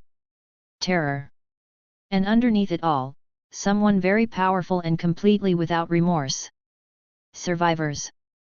Plo Koon asked gently, though his tone suggested he already knew the answer. None. Whoever did this was thorough. Methodical. They killed everyone, stole what they wanted, and burned the evidence. Obi-Wan's jaw clenched. We found small bodies in the dormitories. Children who never had a chance. Yoda's ears drooped. Sense the killer, can you? No clear signature. The dark side is too thick here, it's drowning out individual traces. But Master. Obi-Wan hesitated. The power required to do this. To slaughter 45 Jedi, including 3 masters. To breach wards that should have been impenetrable. Whoever this was, they're at least as strong as a council member. The woman from Naboo, Mace said. Darth Zannah. She could do this. Maybe. Obi-Wan didn't sound convinced. But my gut says. I don't know. Something about this feels different. Younger. Angrier. The hologram ended. The council sat in heavy silence. The boy, Ki-Adi-Mondi said quietly. Anakin Skywalker. The chosen one. He was with her on Naboo. He would be 12 years old now, Shak Ti pointed out. Surely you're not suggesting. A 12-year-old with power exceeding Master Yoda's, Mace interrupted. Trained by a Sith Lord for years. Why is that impossible? Find them, we must, Yoda said, his voice carrying finality. The woman and the boy. Before more death follows in their wake. On the other side of Coruscant, in the Supreme Chancellor's office, Palpatine sat alone and smiled. He'd felt it days ago, that massive surge in the dark side, like watching a star go nova. Death on a scale that pleased him, executed with a precision that impressed him. And beneath it all, a Force signature he recognized despite its growth. Young Skywalker. The chosen one. Completely fallen and growing stronger by the day. Palpatine activated his secure comlink. Lord Tyrannus. Come to my office. We have much to discuss. Count Dooku arrived 20 minutes later, sweeping into the Chancellor's office with that aristocratic grace that never quite concealed his arrogance. The former Jedi Master had aged well, silver hair, sharp features, an aura of refined menace. You summoned me, my master. Dooku's voice was cultured, diplomatic, but there was steel beneath. I did. Palpatine stood, moving to the window that overlooked Coruscant's endless cityscape. Tell me, my apprentice. Did you feel the disturbance? The massacre on Telos? I did. Dooku's expression darkened with what might have been approval. 45 Jedi dead. An academy destroyed. The work of the Sith we encountered on Naboo, I assume? This Darth Zannah. Her apprentice, actually. Palpatine turned, his smile sharp. Young Anakin Skywalker. 12 years old and already capable of slaughtering an entire Jedi facility. Impressive, wouldn't you say? Dooku's eyebrows rose. A child did that. The chosen one did that. Trained by a Sith Lord from the Bane lineage, twisted into something the Jedi never anticipated. Palpatine's yellow eyes gleamed. And that presents us with both an opportunity and a problem. I'm listening. The problem, another Sith lineage exists, operating independently of our plans. The rule of 2 demands there be only one master and one apprentice. Technically, they violate that rule by existing alongside us. And the opportunity? Dooku prompted. The separatist movement needs leaders. Powerful, competent individuals who can inspire fear and loyalty in equal measure. Palpatine gestured elegantly. Zannah is ancient, brilliant, and possesses knowledge we could benefit from. The boy is raw power incarnate. If we can bring them into our fold not as equals, of course, but as useful tools, they could accelerate our timeline considerably. Dooku considered this. You want me to recruit them? I want you to make contact. Offer Zannah a high-ranking position in the separatist leadership. Appeal to her practicality. The Republic will hunt her after Telos, but we can provide protection, resources, and targets for the boy's talents. Palpatine's smile was cold. Tell her she's free to maintain her independence, to train her apprentice as she sees fit. All we ask is cooperation when our interests align. And if she refuses? She won't. Palpatine's certainty was absolute. Zannah is pragmatic. She'll see the value in having powerful allies rather than making enemies of both the Republic and the Sith. But Tyrannus? He fixed Dooku with a sharp gaze. A word of warning. I've studied the histories of the Bane lineage. You are more powerful than Zannah. Her strength lies in sorcery and patience, not raw force power. But the boy is a child, Dooku said dismissively. Is the chosen one, growing stronger every day? Palpatine's voice went hard. Do not underestimate him. Do not challenge him. If you must duel, kill him quickly or not at all. His potential exceeds even yours, my apprentice, and he's had years of training specifically designed to create a perfect killer. Dooku's pride bristled visibly, but he bowed. I understand, Master. Where can I find them? Korriban. The ancient Sith home world. They've returned to the tombs. Palpatine waved dismissal. Go. Make our offer. And remember, you represent the true Sith lineage. Show them respect, but never forget that we are their superiors in every way that matters. Korriban's tombs were darker at night, when Telos's twin moons cast long shadows across ancient stone. Anakin sat cross-legged in the Valley of the Dark Lords, surrounded by the ruins of civilizations that had crumbled millennia ago, and felt more at peace than he ever had. The dark side sang here. Whispered secrets. Offered power to anyone strong enough to claim it. And after Telos, after proving himself in blood and fire, the ancient Sith spirits watched him with something approaching respect. He'd been meditating for 6 hours when he felt the ship entering orbit.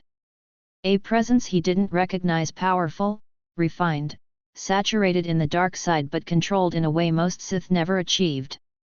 Anakin opened his eyes and reached for his lightsaber. The ship landed half a kilometer from his position. A single figure emerged, descending the boarding ramp with unhurried confidence. Even from this distance, Anakin could see the expensive robes, the curved lightsaber hilt at his belt, the aristocratic bearing that screamed former Jedi. He walked to meet the stranger, hand ready to draw his weapon. Count Dooku saw the boy approaching and had to recalibrate his expectations. 12 years old, Sidious had said. But the being walking toward him moved like a trained duelist, radiated dark side power that made the air itself feel heavy, and had eyes that blazed sulphurous yellow even in the darkness. Anakin Skywalker, Dooku said when they were close enough for conversation. His voice carried easy authority. Also known as Darth Vader. I bring greetings from the true Dark Lord of the Sith. Anakin's hand didn't move from his lightsaber. I serve only one master. And she's not you. Nor would I presume to challenge her authority over you. Dooku smiled, diplomatic and dangerous. I am Count Dooku. Some know me as Darth Tyrannus. I lead the separatist movement and serve Darth Sidious, the current inheritor of the Bane lineage. That got Anakin's attention. There's another Sith lineage? My master never mentioned. Your master likely assumed we'd died out, or that the rule of two prevented multiple lines from existing simultaneously. Dooku's smile widened. But the rule has always been more philosophy than absolute law. Sidious and I represent one lineage. You and Darth Zannah represent another. And I've come to propose cooperation. I should get my master. Please do. Zannah emerged from the Sith Academy ruins 10 minutes later, her expression unreadable. She'd felt Dooku's arrival, had listened through the Force as Anakin reported the conversation, and was now making rapid assessments. Count Dooku. Former Jedi Master.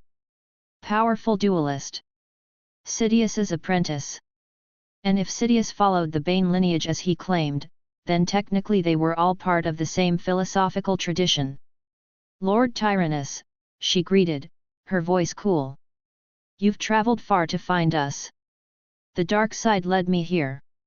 And recent events made the journey necessary. Dooku's gaze flicked to Anakin, then back to Zannah. The Telos Academy. Impressive work. 45 Jedi dead sends a message the Order cannot ignore. It was a training exercise, Zannah said flatly. One that accomplished more than most military campaigns. Dooku gestured elegantly. Which brings me to my purpose. My master, Darth Sidious, currently serves as Supreme Chancellor Palpatine.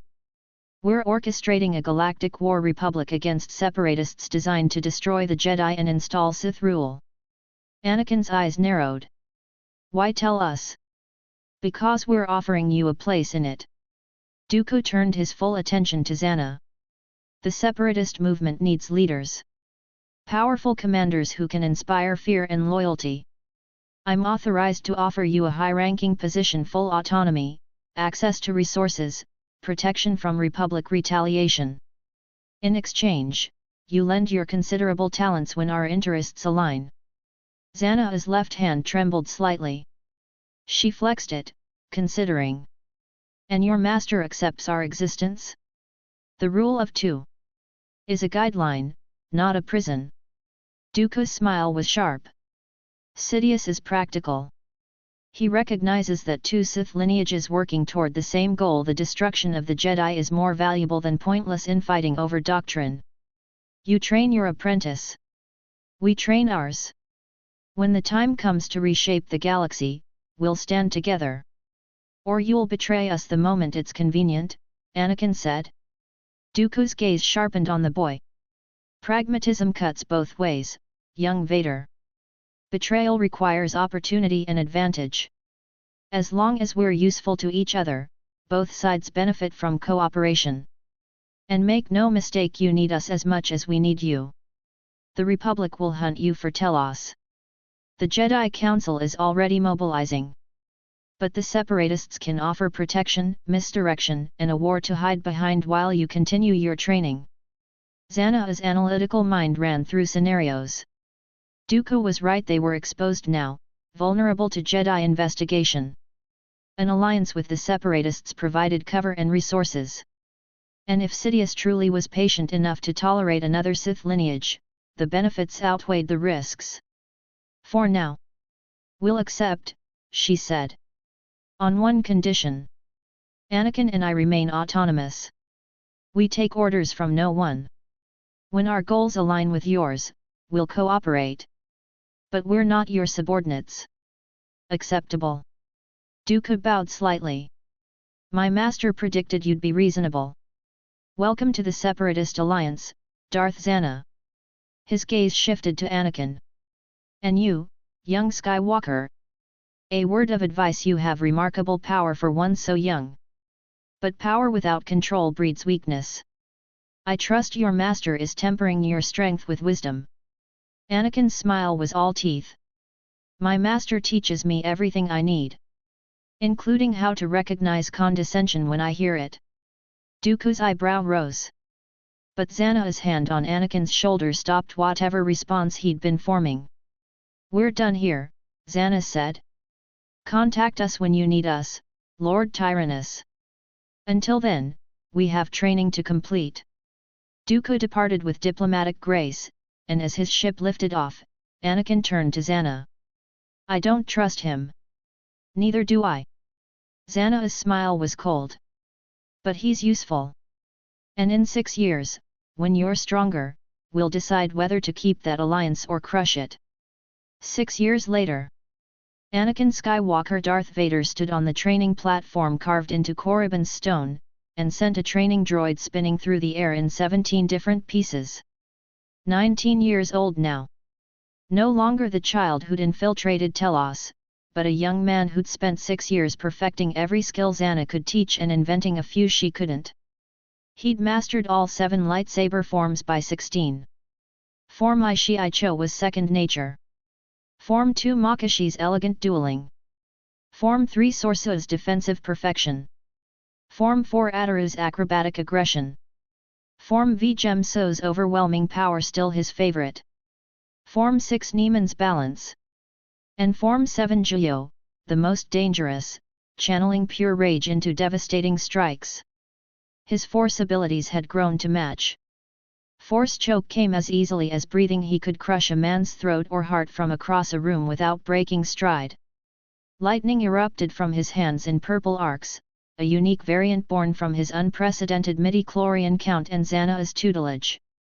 Force crush let him implode organic matter from the inside out, a technique so brutal even Zannah found it excessive. And the sorcery, the mental attacks, the illusions that broke minds like glass, those he'd perfected to an art form. By any measure, he'd surpassed Zannah. Could probably take her in a straight duel now, especially given her defensive style's weakness against unpredictable aggression. The rule of two demanded he strike her down, claim the title of master for himself. But he hadn't.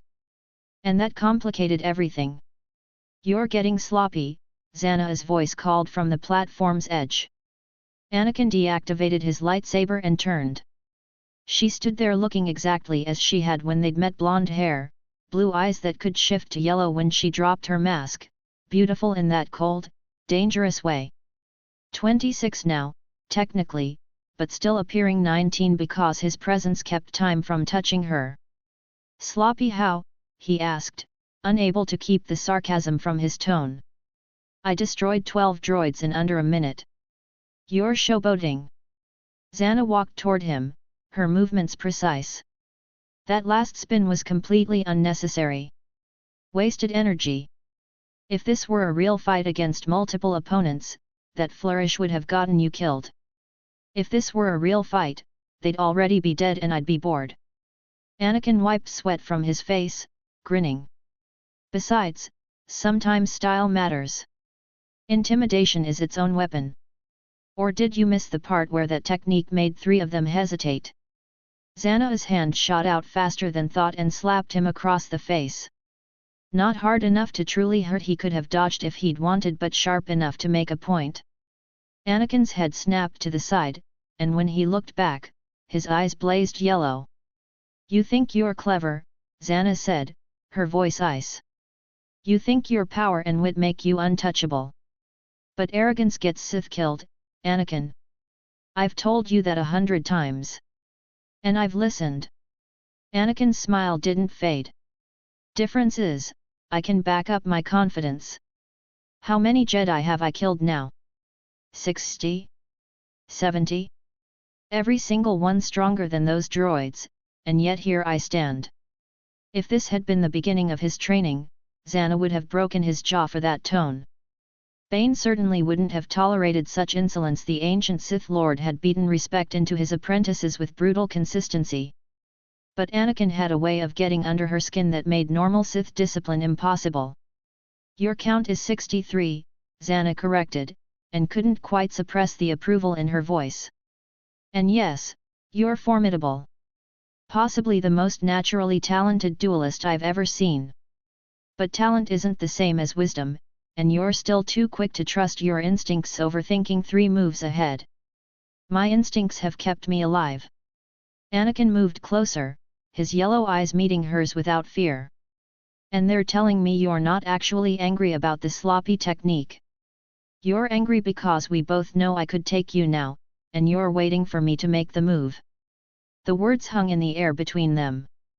Zannah's left hand trembled, that permanent reminder of Bane's final gift. Her right hand moved to her lightsaber, and for a moment, genuine tension crackled through the Force. Then she laughed. Not a warm sound, but genuine amusement that transformed her face. "You really are insufferable sometimes." "I learned from the best," Anakin shot back, his grin widening. This was their dance now. Had been for years. The banter that would have gotten him killed at 12 was accepted, almost expected at 19. Zannah was still cold, still patient, still the calculating Sith Lord who'd murdered her way through 1,000 years of history. But with Anakin, she'd developed something. A crack in the ice that let warmth seep through. Maybe it was love. As close as Sith could get to that weakness, anyway. "You're right," Zannah said quietly. "You probably could take me in a straight fight now. Your raw power exceeds mine. Your mastery of multiple forms gives you versatility I never developed." Her left hand kept trembling. "The rule of 2 says you should strike me down. Prove yourself the superior Sith." Anakin's smile faded. "But I haven't." "No. You haven't." Zannah studied him like he was a puzzle she couldn't quite solve. "Why?" "Because I don't want to." The honesty surprised them both. "You saved me from slavery. Taught me everything. Made me what I am. And more than that. He paused, struggling with words for feelings Sith weren't supposed to have. You're the only person who's never lied to me. Never pretended I was something I'm not. You saw the monster and decided to make it stronger instead of destroying it. Zannah felt something warm and dangerous bloom in her chest. Affection.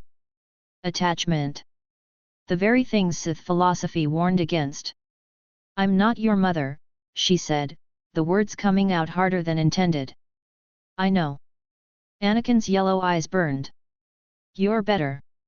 My mother was weak. Died because she couldn't fight back. But you. His respect was visible, genuine. You're the strongest person I know.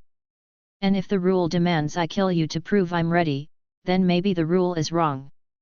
For several heartbeats, neither moved. Then Zannah turned away, walking toward the platform's edge. My entire training philosophy is built on survival. Form 3 Sorsa defend, outlast, wait for the opening. I'm not suicidal enough to force you into a duel you'd win just to uphold tradition. And I'm not stupid enough to strike first when you're faster and stronger. So we're at an impasse, Anakin said. Or an evolution. Zannah looked back at him, her expression unreadable. Bane created the rule of 2 to prevent Sith from destroying each other through infighting. But what if we're proof the rule can adapt? Master and apprentice, both at full strength, working together instead of waiting for inevitable betrayal. Bane's ghost would lose his mind. Bane's ghost can rot. Zannah's smile was sharp. He tried to steal my body, tried to make me a vessel for his consciousness. His opinion on how I run my apprenticeship means nothing. Anakin laughed, that genuine sound she'd learned to recognize over the years. There's the Zannah I know. Cold, practical, and absolutely ruthless when someone threatens what's hers. You are mine, Zannah said, and the possessiveness in her voice was undeniable. I molded you. Trained you. Watched you grow from that scared slave child into the most dangerous Sith Lord in a millennium. If you want to kill me and take the title of Master, you'll have to earn it in combat. But until you strike first, I'm content to keep you as my apprentice. And if I never strike, then perhaps we redefine what it means to be Sith. Zannah moved back toward him, her presence in the Force warm despite her cold exterior. Power comes in many forms. The Jedi fear us because we're willing to use every weapon: rage, hatred, love, attachment. Maybe the rule of 2's biggest flaw is assuming those weapons must always turn inward. She reached up, her hand gentle on his face where she'd slapped him minutes before. The gesture was tender in a way that would have horrified Darth Bane. You've completed every lesson I can teach, Zannah said quietly. You're faster, stronger, more creative in combat than I ever was. Your Force abilities are extraordinary. And yes, you'd probably win if we fought to the death right now. Her fingers traced his jaw. But you're also arrogant, impatient, and far too confident in your invincibility. So I'm not ready to die yet. And you're not ready to be a master who can't learn from anyone. Anakin leaned into her touch despite himself. So what now? Now we go to Geonosis. Zannah dropped her hand, all business again. Dooku contacted me this morning. The Separatists are launching their war against the Republic. He wants us there for the opening battle, a show of force to intimidate the Jedi. Finally. Anakin's smile was all predator. I was getting tired of training droids. When do we leave? Tomorrow. Zannah turned toward the Academy ruins. Tonight, you meditate. Center yourself. We're about to enter a war that will reshape the galaxy, and I need you focused, not cocky. I'm always focused. You're always a pain in my ass, Zannah shot back, but there was warmth beneath the words. Now go. Meditate. That's an order. Anakin bowed with exaggerated formality. Yes, my master. Whatever you command. He walked away before she could respond, his laughter echoing across the Valley of the Dark Lords. Alone, Zannah watched him go and felt the complicated tangle of emotions she'd spent 6 years trying to suppress. Love or something close enough that the distinction didn't matter. Pride in what he'd become. Fear that one day he'd surpass even her ability to control. And beneath it all, a fierce possessiveness that went beyond Sith philosophy into something darker and more primal. Anakin was hers. Had been since that moment on Tatooine when she'd seen a slave child with more potential than any being in the galaxy. She'd saved him, shaped him. Turned him into a weapon that could destroy the Jedi Order single-handedly. And if that meant breaking the rule of two, abandoning Bane's legacy, creating something new from the ashes of old traditions? Then so be it. The hologram flickered to life in the meditation chamber, casting blue light across ancient stone. Count Dooku's aristocratic features materialized above the projector, his expression composed but carrying an undercurrent of urgency that Zannah recognized immediately. She'd been expecting this call. 6 years of working with the Separatists had taught her Dooku's patterns. He only contacted directly when he needed something delicate handled. Darth Zannah, Dooku greeted, his cultured voice echoing slightly. I trust I'm not interrupting your training. You are. Zannah sat cross-legged on the floor, her left hand trembling slightly in her lap. Behind her, Anakin continued his Form 2 practice strikes, the crimson blade cutting precise arcs through the air. What do you need, Tyrannus? A task requiring finesse. Senator Padme Amidala of Naboo is facing assassination attempts orchestrated by my master to escalate tensions and trigger the war we've been cultivating. Dooku's smile was thin. She requires protection. I need you and your apprentice to provide it. Zannah's eyes narrowed. You have bounty hunters. Mercenaries. Why us? Because you have history with the senator. She trusts you from the Battle of Naboo, considers you heroes, in fact. She's been trying to reach you through back channels for years.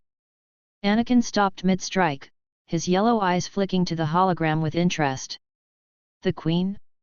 She's a senator now. For a decade, young Skywalker. Dooku's gaze shifted to him. And quite influential. Which makes her useful for our purposes. The goal is simple: protect her from the assassination attempts, gain her trust, then lure her to Geonosis when the time is right. The Republic will follow, triggering the conflict we need to begin the Clone Wars. Zannah stood, moving closer to the hologram. You're asking us to babysit a politician. I'm asking you to position yourselves at the center of the war's opening moves. When this conflict begins, those who stood beside key figures will be remembered. And Dooku paused meaningfully. It gets you off Korriban before Jedi search parties arrive. They're still investigating the Telos massacre.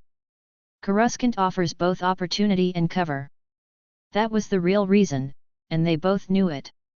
The Jedi Council had been hunting for them since Telos. 45 dead Jedi didn't go unanswered, even a decade later.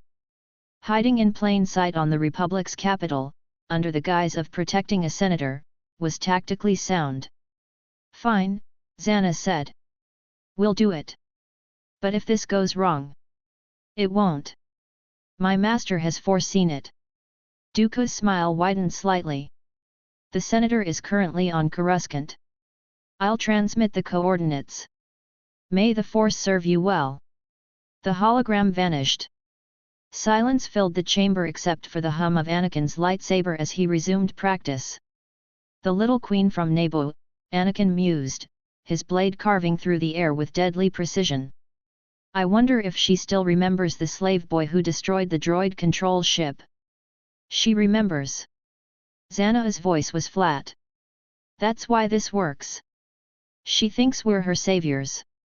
Anakin deactivated his lightsaber, turning to her with a grin that made him look younger than 19. Should be interesting. I haven't been to Coruscant before. It's nothing like Korriban. Zannah moved toward their sparse quarters to pack. Billions of beings. Endless noise. Air so polluted you can taste the traffic fumes. You'll hate it. Or love it. His yellow eyes glinted with anticipation. New experiences. New challenges. And a senator who thinks we're heroes that could be entertaining. Something cold coiled in Zannah's chest at his tone, but she pushed it down. Anakin was her apprentice. Her weapon. What did it matter if some pampered politician wanted to thank them? Still, that uncomfortable feeling persisted as they boarded their ship and punched in coordinates for the Republic's capital. Coruscant hit Anakin like a physical force. The ship descended through layers of atmosphere choked with air traffic, thousands of vessels weaving between buildings that stretched kilometers into the sky. The entire planet was one massive city, durasteel and transparasteel and gleaming metal as far as the eye could see. No dirt. No open sky. Just endless construction built on top of ancient foundations, civilization piled on civilization until the surface was buried under millennia of progress. It's... Anakin stared through the viewport, unable to find words. Overwhelming, Zannah supplied. She sat in the pilot's chair, navigating through traffic lanes with practiced ease. Korriban is death. Silent.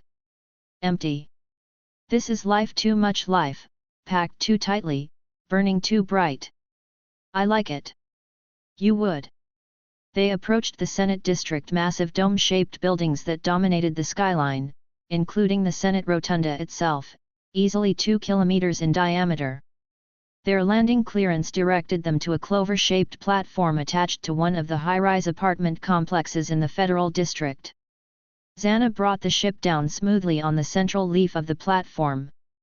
Through the viewport, she could see the welcoming party, Captain Typho in his distinctive eye patch and Naboo security uniform, Jar Jar Binks towering over him with that perpetual expression of anxious enthusiasm, and in the center, Padme Amidala. The former queen had grown into her role as senator with grace that was almost painful to witness. Gone were the elaborate monarchical gowns and white face paint. Instead, she wore senatorial robes in deep burgundy, her hair styled in an intricate braid that must have taken hours. Beautiful in that classic, conventional way, warm brown eyes, delicate features, the kind of face that inspired loyalty and trust. She's older, Anakin observed from beside Zannah. 10 years will do that. Zannah stood, smoothing her own robes. Remember, suppress your eyes. Natural blue only. We're not revealing what we are yet. Anakin nodded, and she felt the force shift around him as he concealed the yellow Sith corruption in his gaze. His eyes shifted to the bright blue they'd been when she first found him on Tatooine, innocent, almost. A mask he wore as easily as breathing now. Zannah did the same, her own yellow fading to the natural blue she'd been born with. They descended the boarding ramp together. Padme's breath caught audibly. She'd been preparing herself to greet the woman who'd saved Naboo a decade ago, to thank Zannah properly for everything. But her eyes locked on the figure walking beside the blonde Sith, and recognition slammed into her like a physical blow. Annie? He'd been 9. Small, earnest, with that gap-toothed smile and wild blonde hair. Sweet in the way children could be, brave in the way that broke your heart because he'd been too young to understand real danger. This man was none of those things. 19 now. Tall, easily 6 feet, with broad shoulders and a fighter's build earned through years of brutal training. His blonde hair was longer, falling past his shoulders, framing features that had sharpened into something approaching classical handsomeness. And when his blue eyes met hers, there was confidence there, the easy self-assurance of someone who knew exactly what he was and felt no shame about it. Annie. The word escaped before Padme could stop it. And heat flooded her cheeks immediately. Stars, had she just called him that? In front of everyone? Anakin's smile was slow, knowing, devastating. Senator Amidala. My goodness, you've grown since we last met. His voice had deepened, lost all traces of childish uncertainty. It rolled over her like warm honey, and Padme felt her blush intensify. You've grown too. Brilliant response. Very diplomatic. I mean, obviously you have. You're not a child anymore. I just meant. I know what you meant. Anakin moved closer, and Padme caught his scent ozone and something darker, like smoke from ancient fires. And you've grown more beautiful as well, Senator. Time has been kind to you. Beside them, Captain Typho cleared his throat pointedly. Jar Jar shifted nervously, his long ears twitching. And Zannah watched this exchange with ice crystallizing in her veins. The way Padme looked at Anakin, eyes wide, color high on her cheeks, that soft smile playing at her lips was unmistakable. Attraction. Interest. The kind of warmth that could lead somewhere dangerous if left unchecked. And Anakin, damn him, was responding. Not romantically, perhaps, but with that easy charm he could turn on when it suited him. Making her blush deeper. Enjoying the effect he had on her. Something cold and possessive coiled in Zannah's chest. Senator, she said, her voice cutting through the moment like a vibroblade. You requested protection. We're here to provide it. Perhaps we should discuss the details inside rather than standing on an exposed landing platform. Padme blinked, pulled from whatever spell Anakin had been weaving. Of course. Yes. Please, come in. She gestured toward the apartment entrance, her politician's composure reasserting itself despite the lingering pink in her cheeks. Captain Typho, have their ship secured. Jar Jar, could you inform the staff we'll have guests? Mesa on it, Senator. Jar Jar bounded off with that peculiar Gungan gait. They entered the building high-security Senate housing with guards at every checkpoint, biometric scanners, and enough defenses to withstand a small assault. Not that it would stop a determined Sith, but Padme didn't need to know that. The lift carried them upward, and Padme filled the silence with nervous chatter. I've been trying to contact you for years. After Naboo, after everything you did, I wanted to thank you properly. To understand what happened. But you just disappeared. We had training to complete, Anakin said easily. My master doesn't believe in staying in one place too long. Master. Padme glanced at Zannah with something approaching reverence. Oh. I didn't realize you took him as an apprentice. That's wonderful. I'm sure he's learned so much from you. Zannah's smile was ice. He's learned everything I could teach him. The lift doors opened onto the top floor Padme's private apartment. It was luxurious by most standards, though modest compared to some senatorial residences. Decorated predominantly in blues that clearly reminded her of Naboo, with floor-to-ceiling windows offering a panoramic view of Coruscant's endless cityscape. Anakin walked directly to the windows, drawn by the view. Millions of lights stretched to every horizon, air traffic weaving between buildings in patterns that looked chaotic but somehow worked. Incredible, he breathed. It's overwhelming at first, Padme said, moving to stand beside him. But you get used to it. Sometimes I even find it beautiful. Sometimes. Anakin glanced at her with raised eyebrow. You don't always. Sometimes I miss Naboo. The lakes, the green fields. Places where you can see the horizon without it being made of buildings. Her voice carried genuine longing. I understand that. I grew up on Tatooine, all desert, nothing but sand and open sky. Then trained on Korriban, which is nothing but tombs and dust. This. He gestured at Coruscant. This is something else entirely. They were having a moment. A connection.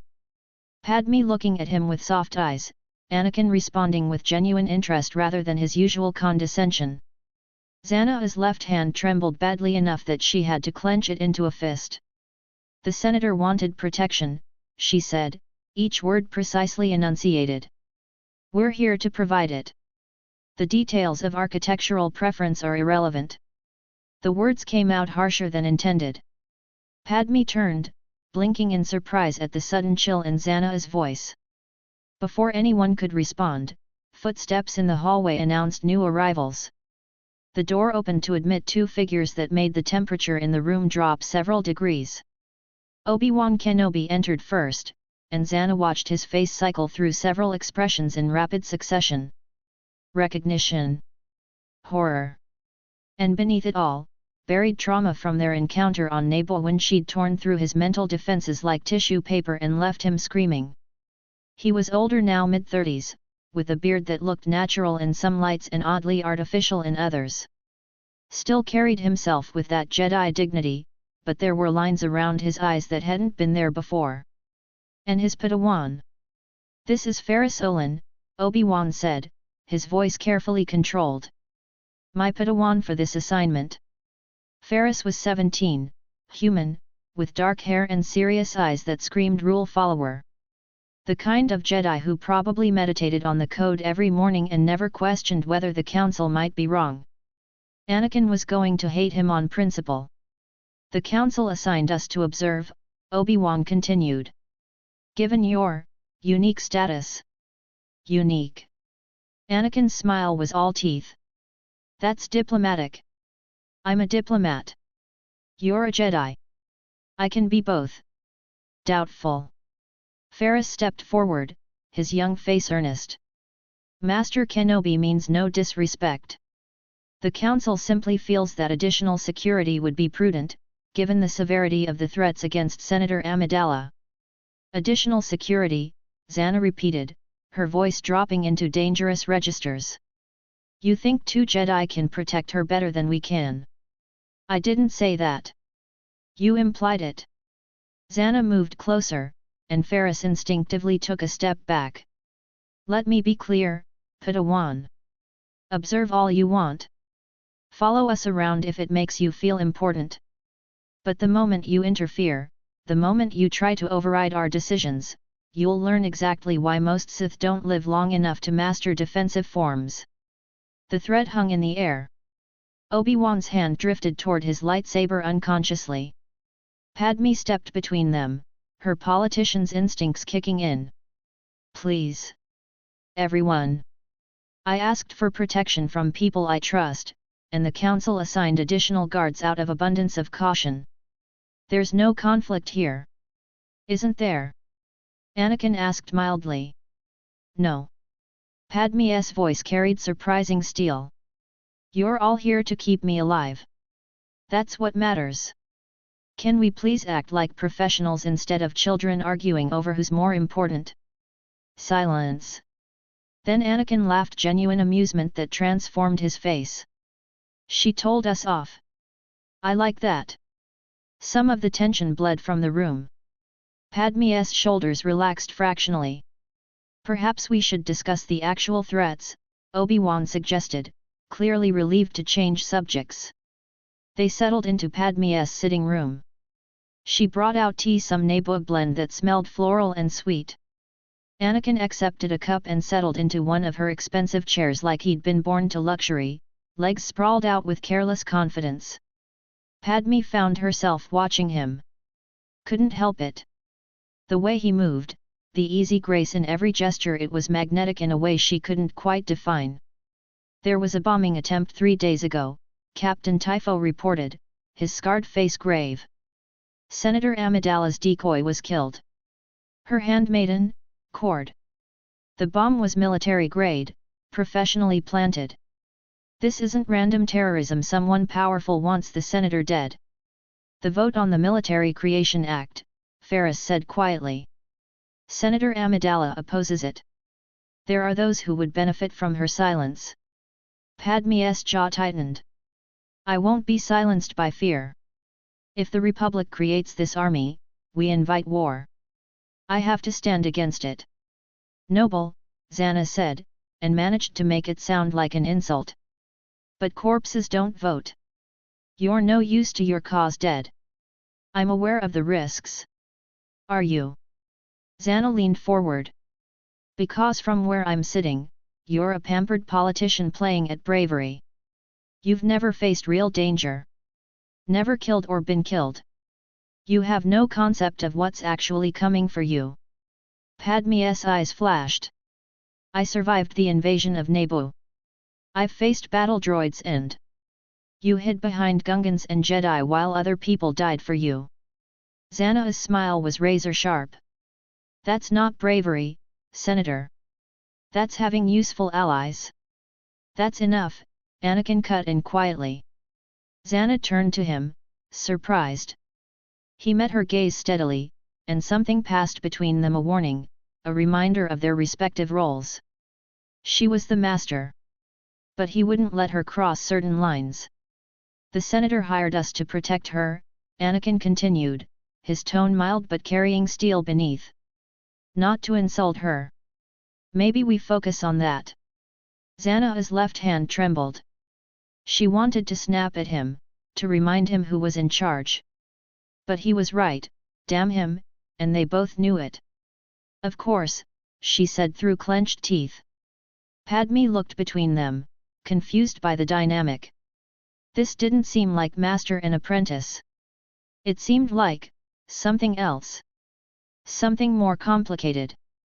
I've been trying to contact you for years, Padme said, directing the words at Anakin.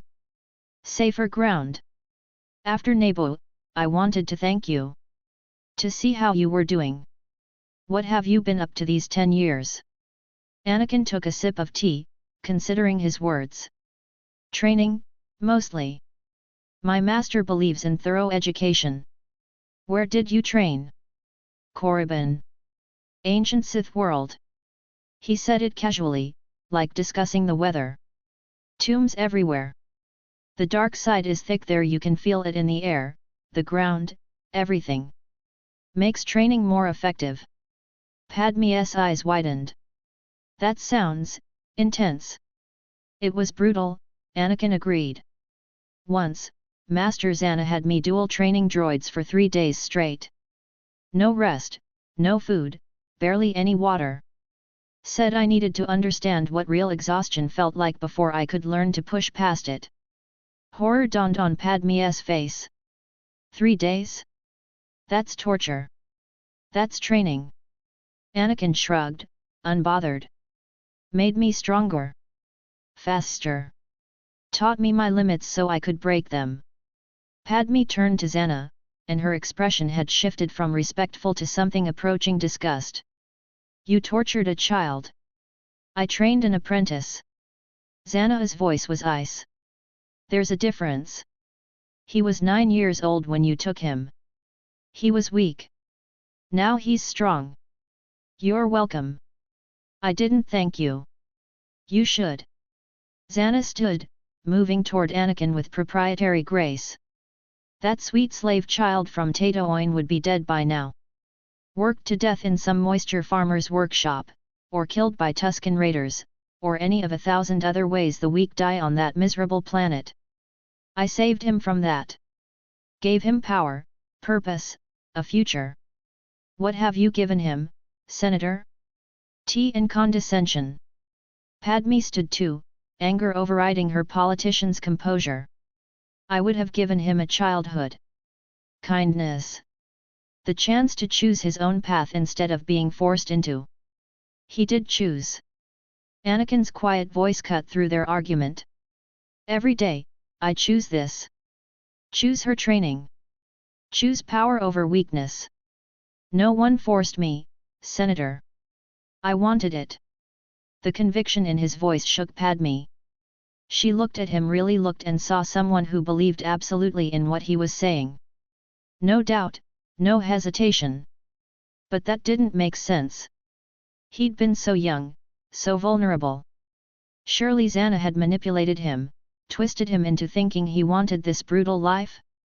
A narrative formed in Padme's mind. Anakin was a good person, corrupted by an evil master. She just needed to show him he had options, that he could still choose the light. The thought that he might genuinely prefer darkness never seriously occurred to her. Zannah watched this realization play across Padme's face and smiled internally. The senator was building a rescue fantasy, casting herself as his savior. How predictable! How irritating! And how dangerous, if Anakin started believing it too. It's late, Obi-Wan said, clearly desperate to end this conversation. Perhaps we should discuss security arrangements for the night. They divided the apartment, Obi-Wan and Ferris in one guest room, Anakin and Zannah in another. Padme retreated to her private chambers, claiming exhaustion. But she didn't sleep. She lay in her expansive bed, staring at the ceiling, thinking about Anakin. About the boy who'd risked his life in that pod race, who'd destroyed the droid control ship through sheer luck and courage. That boy had been good, she was certain of it. This man, this confident, dangerous version, he could still be saved. Had to be. Because the alternative that he was exactly what he appeared to be, a Sith Lord who'd chosen darkness willingly, was too horrible to accept. In their guest room, Obi-Wan and Ferris spoke in hushed voices. "He's dangerous," Ferris whispered. "I can feel it. The dark side radiates from both of them." "I know." Obi-Wan sat on the edge of his bed, exhaustion written in every line of his body. 10 years ago, he was just a child. Powerful, but still innocent. Now. He shook his head. Now he's something else. A weapon Zannah has been sharpening for a decade. We should contact the Council. Request backup. And say what? That 2 Sith Lords are openly protecting a senator and we can't prove they mean harm. Obi-Wan's laugh was bitter. The Council assigned us to observe. So we observe. And pray we're ready when this situation inevitably goes wrong. In the other guest room, Anakin practiced Form 2 strikes in slow motion. Meditation through movement, each position held for long seconds before flowing into the next. Zannah sat at the window, watching Coruscant's lights stretch to every horizon. Billions of beings, each one thinking themselves important. From up here, they were just lights. Insignificant. Temporary. "You don't like her," Anakin observed without pausing his forms. "The senator is a target we're protecting." Zannah's left hand trembled in her lap. "My feelings are irrelevant. You keep interrupting when we talk.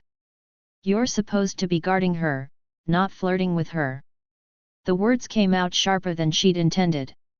Anakin stopped mid-strike and turned to her, one eyebrow raised in that infuriating expression. "Jealous, Master? Don't be absurd." But even as she said it, Zannah knew she'd revealed too much. Anakin's grin spread slowly across his face, that knowing look that said he'd figured out exactly what was happening. "You are. You're actually jealous." Zannah stood, moving toward him with dangerous grace. Every instinct screamed to reassert dominance, to punish his insolence with pain like Bane would have done to her. But Anakin wasn't afraid. She stopped close to him.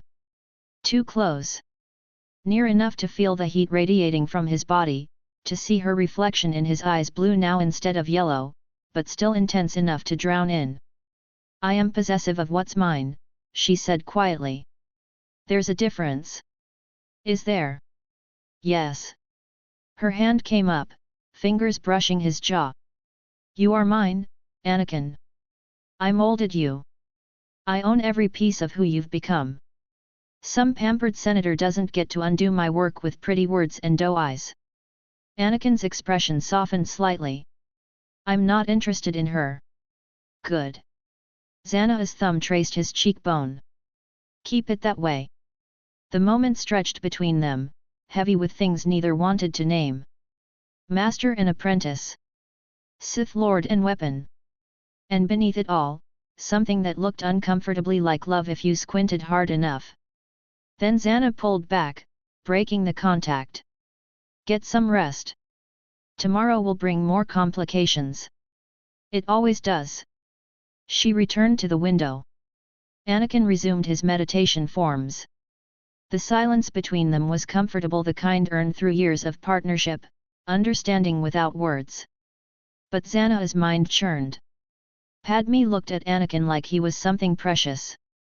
Something to be saved. And worse, Anakin had responded with charm instead of cruelty. Had engaged her in conversation, made her blush, treated her like someone worth his attention. It was strategic, Zannah told herself. Building rapport with the target to make protection easier. But the cold possessiveness in her chest said otherwise. Anakin was hers. She'd claimed him from slavery, from weakness, from the meaningless life he would have lived and died in. Every skill he possessed, every thought in his brilliant mind, every ounce of dark side power, that was her work. Her achievement. No one else got to take credit. No one else got to claim him. Especially not some beautiful senator with soft eyes and rescue fantasies. Outside the window, Coruscant glittered like scattered diamonds. Billions of lives, all of them temporary.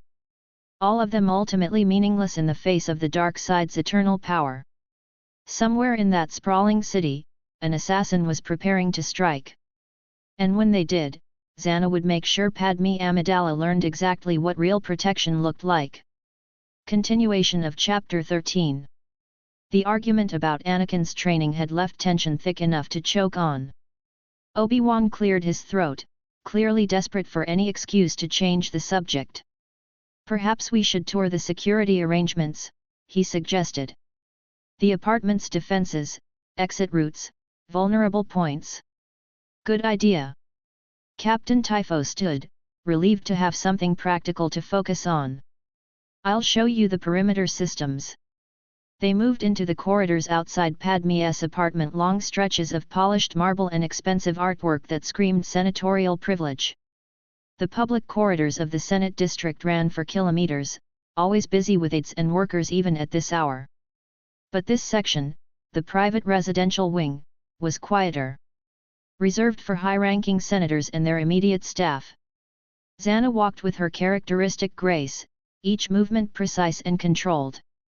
Obi-Wan found himself watching her despite his better judgment, his Jedi training automatically analyzing her stance, her balance, the way she moved.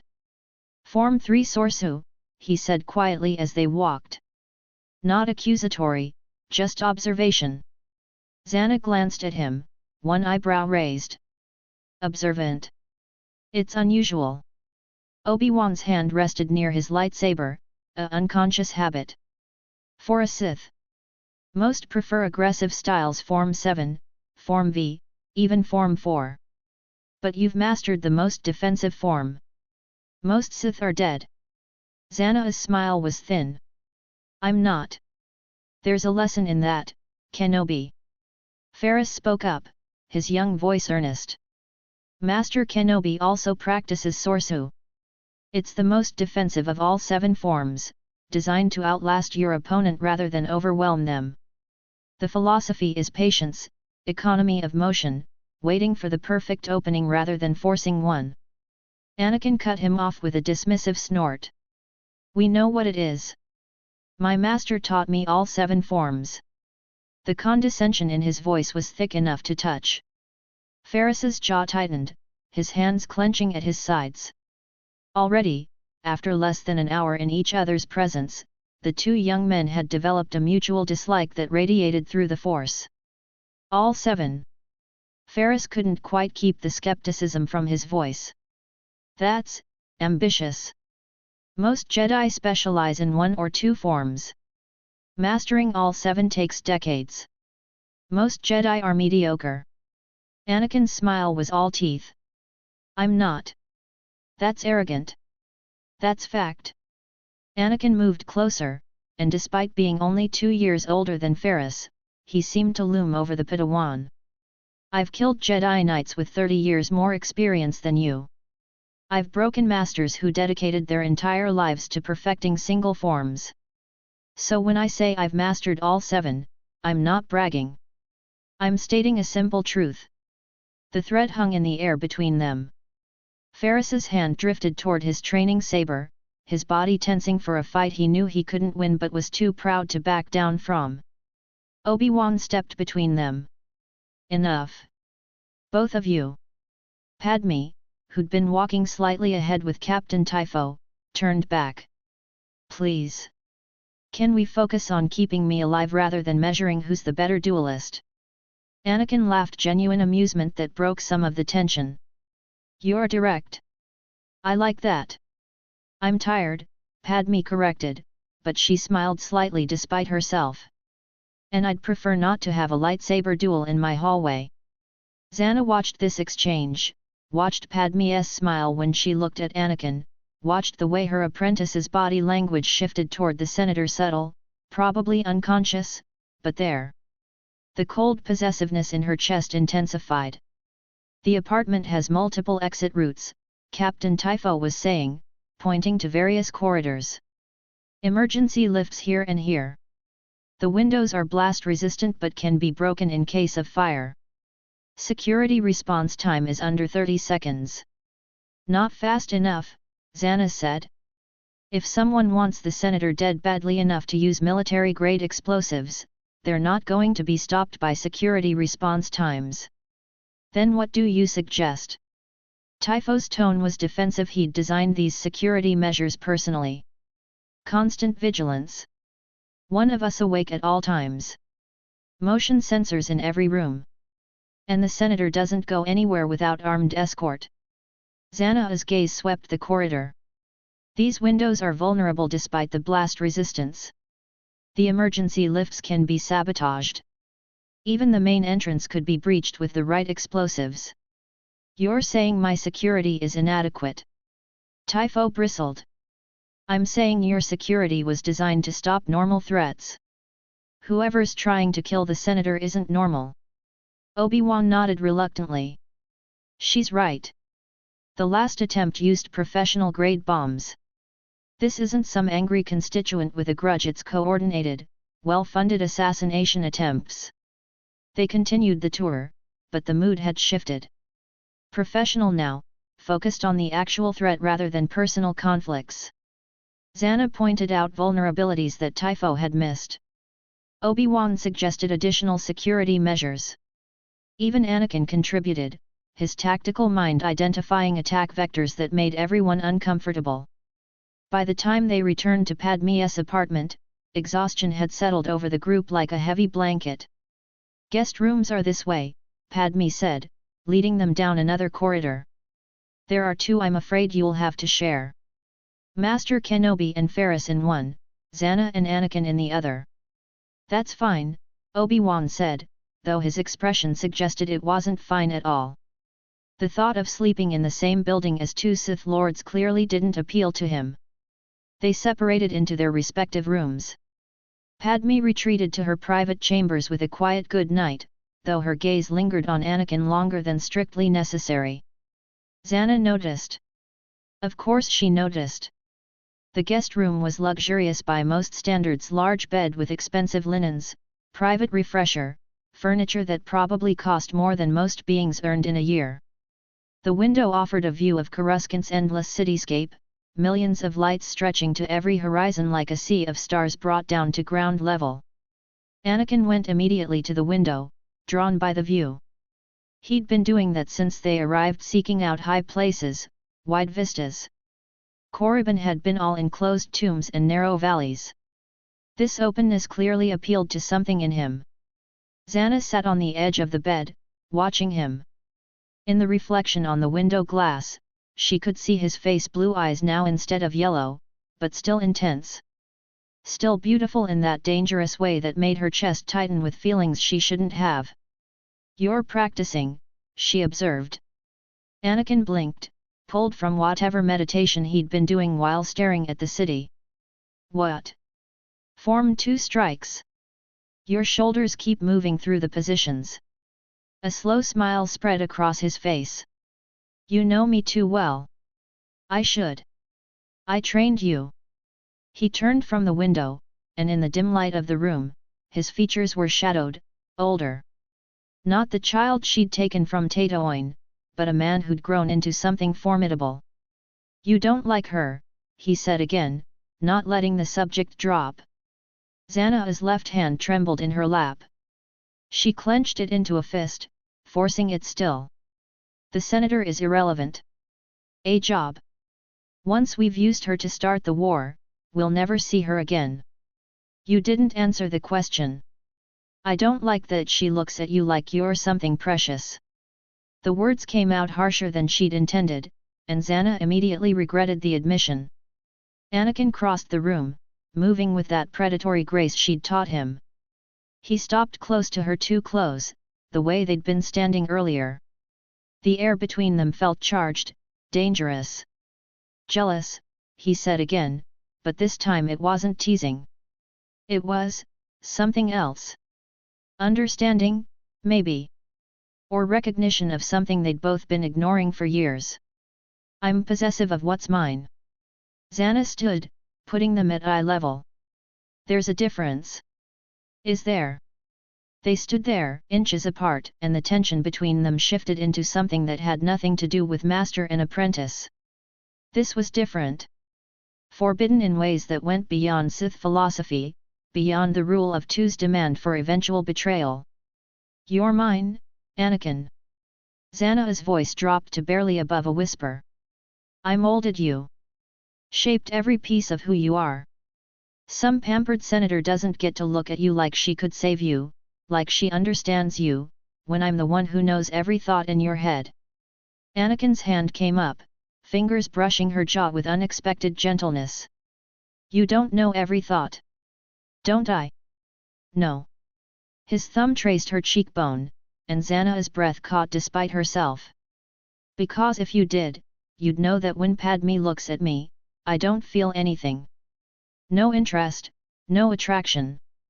Just, nothing. Then why engage her in conversation? Why make her blush? Because it's useful. Because charming her makes this job easier. His hand slid to the back of her neck, fingers tangling in her blonde hair. But when you look at me like this, like I'm something you want and hate yourself for wanting. That I feel.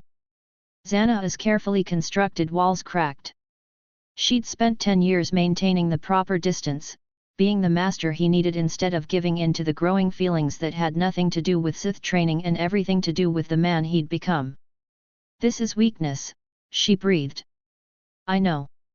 The rule of two demands we remain separate. Master and apprentice. One to embody power, one to crave it. Not. She couldn't finish the sentence. Not lovers.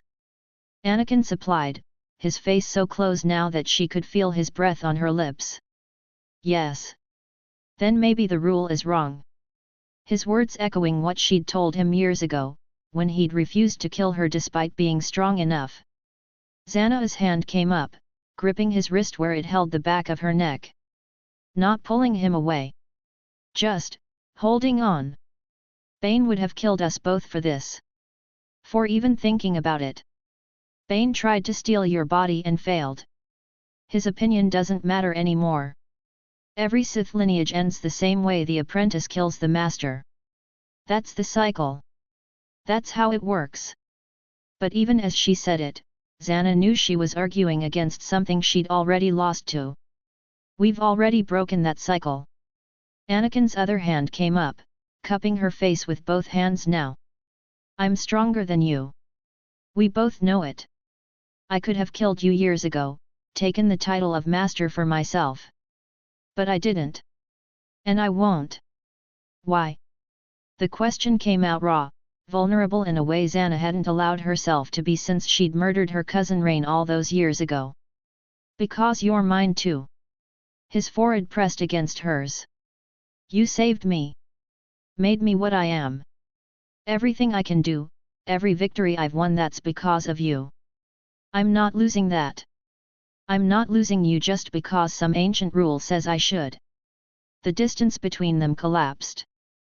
Zannah didn't know who moved first, her or him, but suddenly they were kissing with 10 years of suppressed tension exploding between them. It wasn't gentle. Wasn't tender. It was desperate and claiming and fierce, like a battle fought with lips and tongues instead of lightsabers.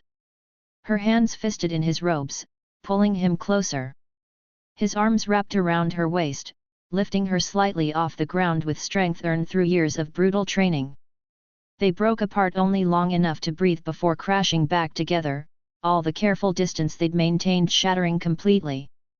When they finally separated, both breathing hard, Zannah found herself sitting on the edge of the bed with Anakin kneeling between her legs, his hands on her thighs, her fingers still tangled in his hair. This changes everything, she whispered. Or nothing. Anakin's eyes, still blue, still hiding the yellow corruption beneath, held hers with absolute certainty. We're still master and apprentice. Still Sith Lords working together instead of planning each other's deaths. The only difference is now we stop pretending there's nothing else between us. The rule of two can adapt. He used her words back at her again. Bane created the rule to prevent Sith from destroying each other through infighting. But what if we're proof it can evolve? Master and apprentice at full strength, working together. Powerful enough that we don't need to fear each other. Zannah studied him, this brilliant, dangerous man she'd shaped from a terrified slave child. You always have an answer. Always know what to say. I learned from the best. His smile was genuine. Warm in a way he rarely showed anyone else. She pulled him up, and he came willingly, settling beside her on the bed. They sat there for a long moment, his arm around her shoulders, her head resting against his chest. Outside the window, Coruscant glittered with endless life. Inside this room, two Sith Lords who'd broken every rule to stay together simply existed in each other's presence. Tomorrow, Padme will look at you again, Zannah said quietly. She'll keep building that fantasy about saving you from the evil master who corrupted you. Let her. Anakin's fingers traced patterns on her shoulder. She can think whatever she wants. It doesn't change reality. Which is that I'm exactly where I want to be. With exactly who I want to be with. Zannah closed her eyes, allowing herself this moment of weakness. Of warmth. Of something that looked uncomfortably like love if examined too closely. This is going to complicate things. Everything about us is complicated. That's true. They stayed like that until exhaustion finally pulled them toward sleep. Anakin stretched out on the bed fully clothed, his lightsaber within easy reach on the nightstand. Zannah lay beside him, her head on his shoulder, her left hand still trembling slightly resting on his chest where she could feel his heartbeat. I'm not good at this, she admitted in the darkness. Attachment. Connection. Everything about my training said to avoid it. Then we figure it out together. His arm tightened around her. We've already rewritten Sith philosophy once. What's one more change? She smiled despite herself. Arrogant. You trained me that way. I did, didn't I? Pride mixed with something softer in her voice. Sleep came easier than it should have, wrapped in each other's presence, the force around them dark and powerful and theirs. In her chambers, Padme stared at the ceiling, unable to sleep. She kept seeing Anakin's face. The boy from Naboo grown into a man who made her breath catch and her heart race. He was Sith, she knew that, accepted it as fact. But there was good in him. Had to be. She'd seen his kindness 10 years ago, his bravery, his willingness to risk everything for people he barely knew. Zannah had twisted him somehow. Corrupted that good child into this dangerous young man. But the core of who he'd been had to still be there, buried beneath years of Sith training. She could save him. Would save him. Because nobody deserved to be trapped in darkness, and Anakin Skywalker sweet, brave Annie from Tatooine deserved better than the life Zannah had forced on him. The thought that he might have chosen this life, might genuinely prefer darkness to light, never seriously occurred to her. In their guest room, Obi-Wan sat on the edge of his bed while Ferris meditated on the floor. He's dangerous, Ferris said quietly, eyes still closed. I can feel the dark side radiating from him. From both of them. I know. Obi-Wan stared at his hands. 10 years ago, I failed to stop Zannah on Naboo. Failed to save that child from falling into darkness. And now he's grown into something that terrifies me. We should contact the council. And say what? Obi-Wan's laugh was bitter. That we're assigned to observe two Sith Lords who are openly protecting a senator, and we feel uncomfortable? The council knows what they are. They assigned us anyway because politically, we can't stop Padme from hiring her own protection. But when they make their move. If they make their move. Obi-Wan finally looked at his Padawan. That's what we're here for. To watch. To wait. And to pray we're ready when this situation inevitably goes wrong. Ferris opened his eyes, his young face troubled. Master, do you think the senator is right? That Anakin Skywalker can be saved? Obi-Wan was quiet for a long moment. I don't know, he admitted finally. I've seen beings corrupted by the dark side before. Sometimes they can be redeemed. Sometimes they're too far gone. But Anakin? He shook his head.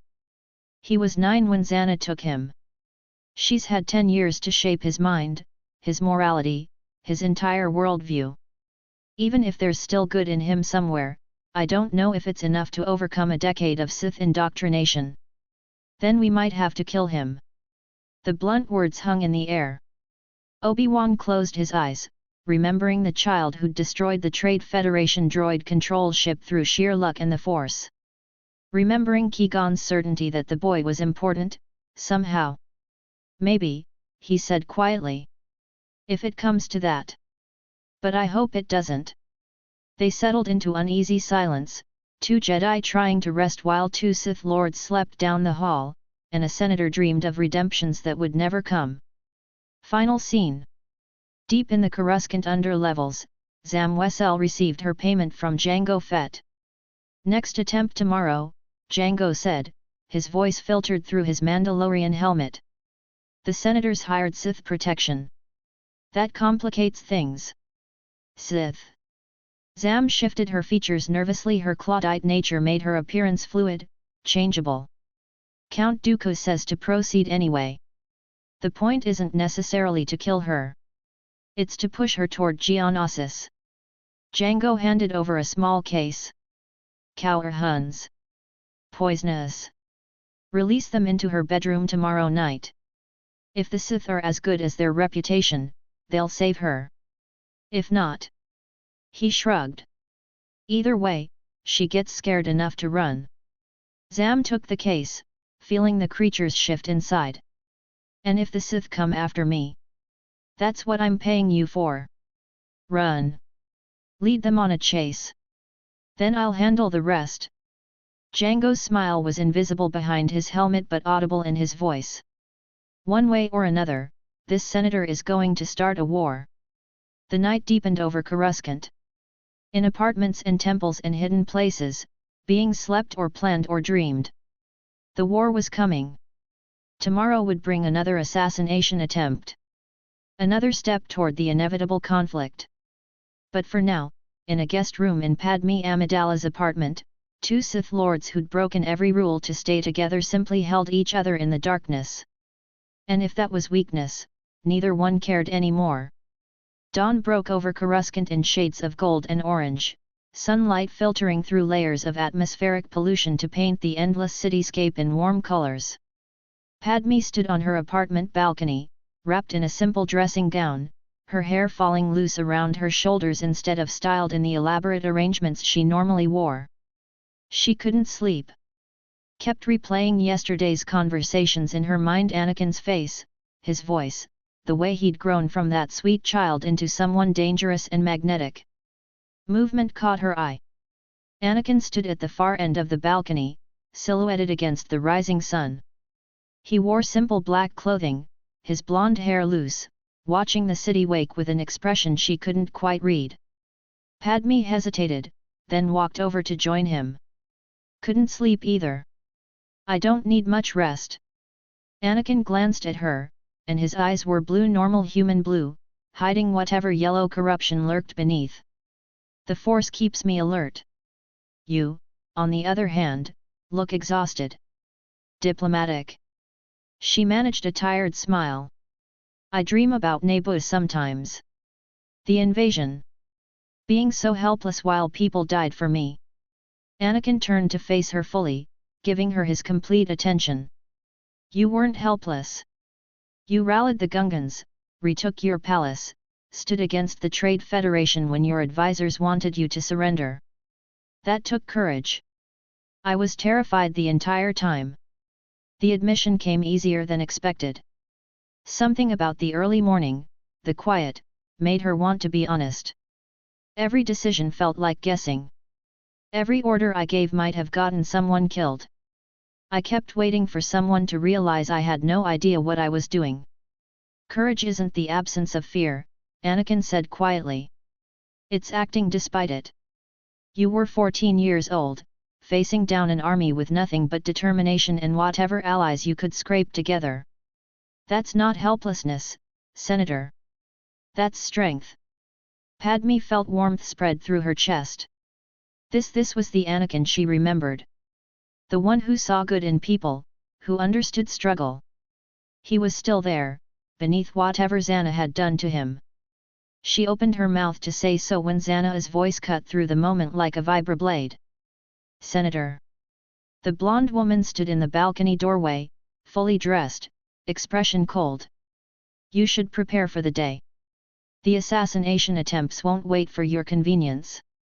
Padme's frustration flared. Thank you for your concern, but I'm perfectly capable of. Anakin. Zannah cut her off without even looking at her. We need to review the security protocols before the Senate session. Anakin gave Padme an apologetic look, genuine regret in his eyes before turning to follow his master inside. Padme watched them go, her hands clenching on the balcony railing. That woman. Always interrupting, always pulling Anakin away like he was her property instead of his own person. The thought solidified, Zannah was controlling him, manipulating him. Keeping him isolated from anyone who might show him another path. Well, Padme wasn't going to let that continue. The Galactic Senate Chamber was one of the most impressive structures in the galaxy, a massive circular room easily 2 kilometers across, lined with 1,024 repulsor pods that floated free from the walls when senators needed to address the chamber. Thousands of beings from across the Republic filled those pods now, their voices creating a low hum of conversation that echoed through the enormous space. Padme sat in the Naboo delegation pod with Jar Jar beside her, Captain Typho standing guard behind them. Below, Chancellor Palpatine presided from his elevated platform, his face a mask of concerned leadership. Security was everywhere. Armed guards at every entrance. Scanners running constantly. The recent bombing had everyone on edge. Anakin and Zannah stood in the shadows near the Naboo pod, positioned where they could watch for threats while remaining unobtrusive. Ferris was with them, looking distinctly uncomfortable being so close to Sith Lords. Obi-Wan monitored from a security booth high above, his presence in the Force a steady beacon of light-side discipline. The session called to order. Senator Orn Free Taa from Relith proposed a vote on the Military Creation Act authorization to create a Grand Army of the Republic to counter the separatist threat. Padme's pod floated forward, detaching from the wall to hover in the chamber's center. She stood, and her voice carried through the amplification system to every corner of the room. Honorable delegates, she began, her political training taking over. I urge you to consider the true cost of what we're voting on today.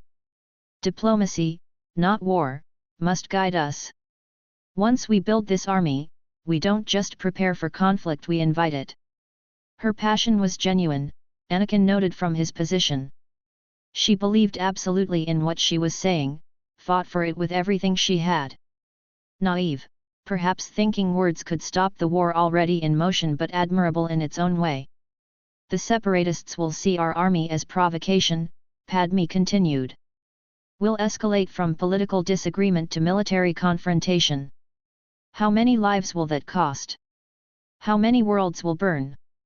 I beg you vote no. Choose peace while we still can. Scattered applause from the pacifist faction. Angry shouts from the militarist side. The chamber devolved into arguing. Zannah watched Anakin watching Padme, and cold possessiveness coiled in her chest again. His attention was fixed on the senator, his expression something approaching respect. She didn't like it. After 15 minutes of shouting, Chancellor Palpatine called for order. Given the security concerns and the passionate disagreements, I propose we postpone this vote. Allow tempers to cool and give us time for further deliberation.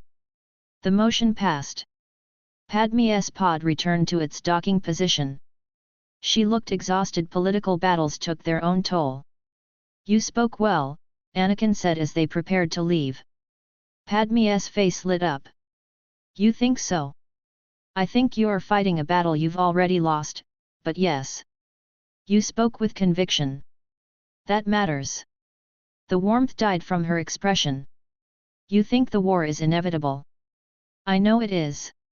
Anakin's tone was matter of fact. The pieces are already in motion. Whether you vote for an army or not, the conflict is coming. At least with preparation, the Republic might survive it. That's Padme struggled for words. That's such a cynical view. It's a realistic view. Zannah watched this exchange with growing irritation. Padme kept looking at Anakin like he was something precious. Like she understood him. And he kept engaging her instead of dismissing her like he did with most beings. We should return to the apartment, Zannah interjected. The senator is tired. I can decide when I'm tired, Padme snapped, her frustration finally breaking through diplomatic composure. Can you? Zannah's smile was cold. Because you look ready to collapse, and exhausted targets make mistakes that get them killed. Padme opened her mouth to argue, but Jar Jar placed a gentle hand on her arm. Mesa thinks they might be right, Senator. Yusa need rest. The fight drained from her. Fine. Let's go. Evening fell over Coruscant.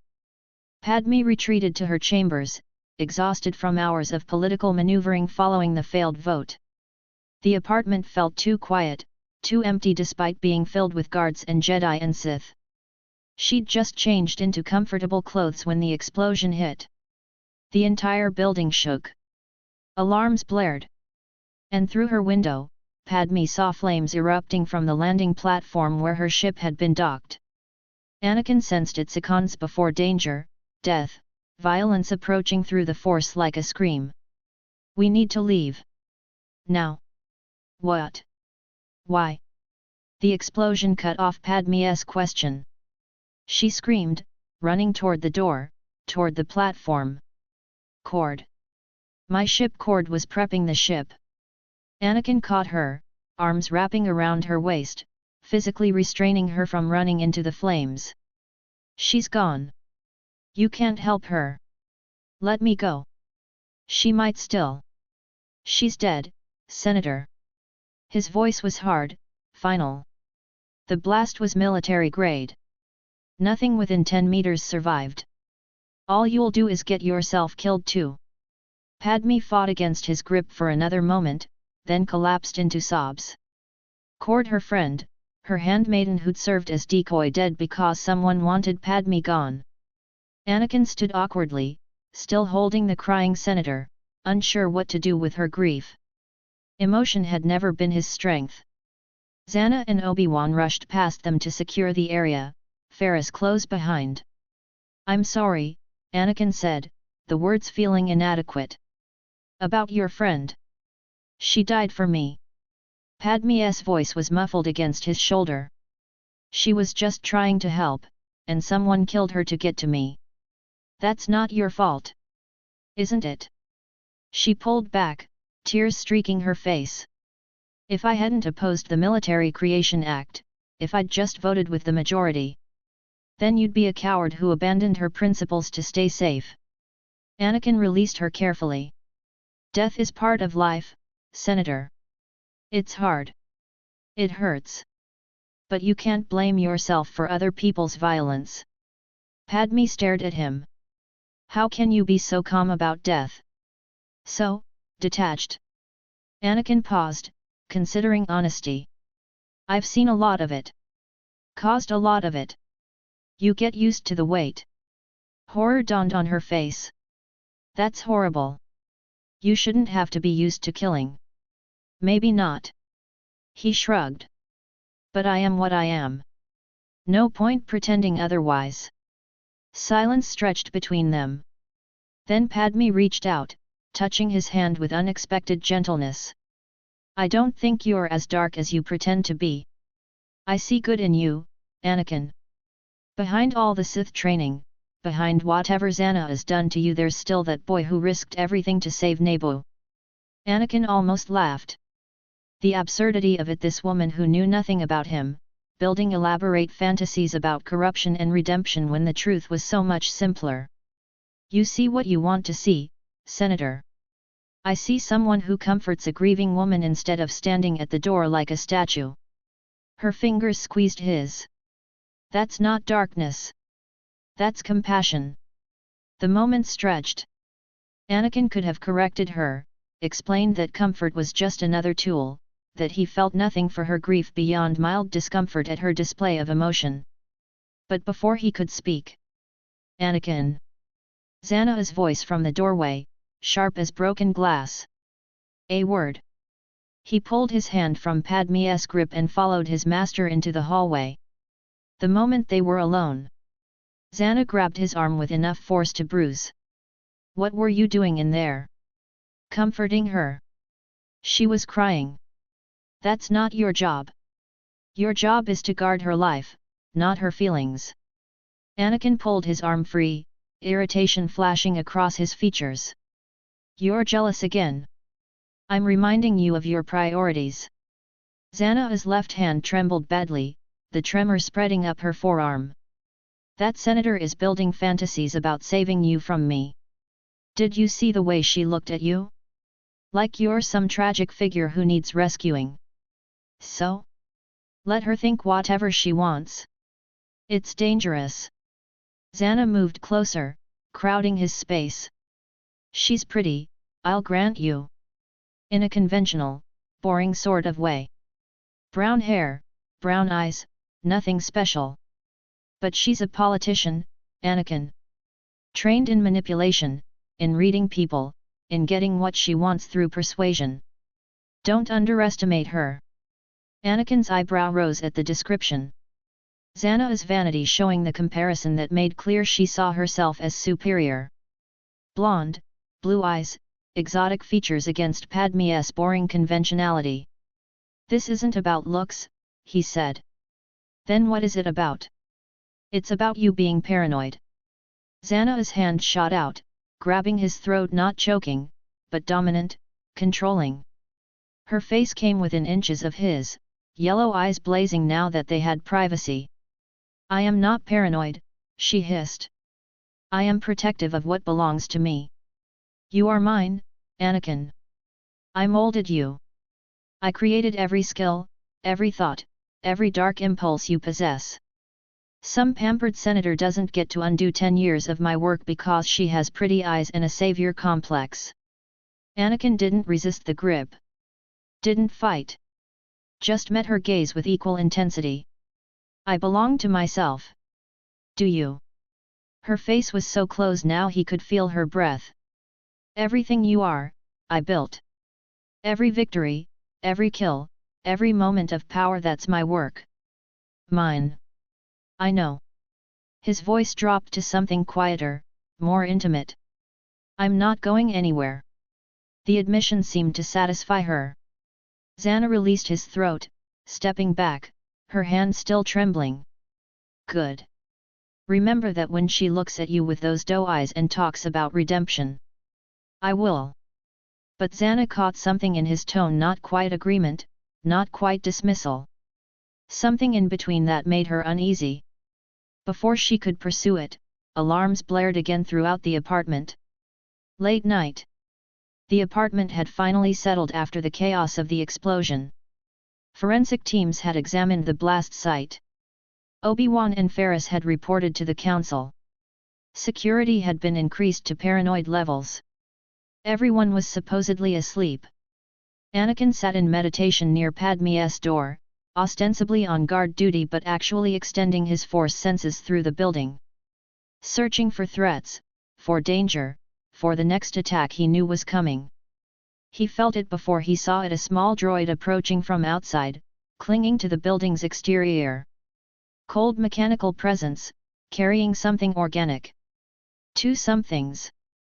Living creatures radiating predatory intent.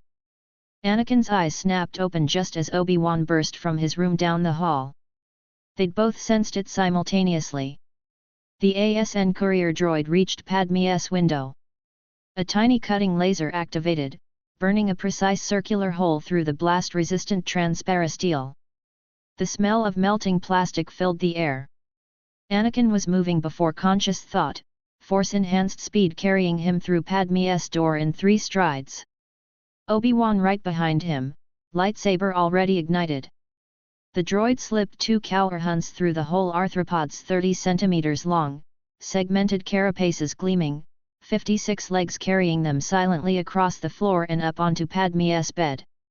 They crawled toward the sleeping senator, heat-seeking, venom glands ready to deliver fatal poison within minutes of injection. Anakin reached out with the Force and froze them mid-crawl. Invisible pressure holding the creatures suspended in air, their legs still moving frantically but finding no purchase. Padme woke to the sight of 2 massive poisonous arthropods hovering over her bed. She screamed. Obi-Wan's lightsaber came up, slicing both creatures cleanly in half. They fell to the bed in pieces, twitching. But the droid was already fleeing, rocketing away from the window at high speed. "Guard the senator!" Obi-Wan shouted to Ferris, who'd arrived in the doorway. Then did something completely reckless, jumped through the window after the escaping droid. Anakin watched Obi-Wan grab onto the fleeing ASN-121 and grinned. The Jedi Master was going to get himself killed chasing assassins through Coruscant's air traffic. Someone needed to make sure he survived. He jumped after him. The drop from Padme's apartment to the nearest traffic lane was 50 meters. Anakin fell through empty air, wind screaming past, the city's lights blurring into streaks. At the last second, he grabbed the edge of a passing speeder, using the Force to stick to its surface like a gecko. The speeder's driver shouted in alarm. Anakin ignored him, using the vehicle as a platform to leap to another, then another, following Obi-Wan's presence in the Force as the Jedi clung desperately to the fleeing droid. Zannah appeared in her own speeder moments later, Ferris white-knuckling the passenger seat. "Get in," she shouted over the wind. Anakin jumped from his current speeder into hers with acrobatic ease. "Obi-Wan's that way. The droid's heading for the Uskru district." "Of course it is." Zannah's hands were steady on the controls despite the left one's tremor. "If I were running, that's where I'd go. Witnesses, chaos, easy to lose pursuit." They accelerated, weaving through traffic at speeds that made Ferris prey to the Force. Buildings blurred past.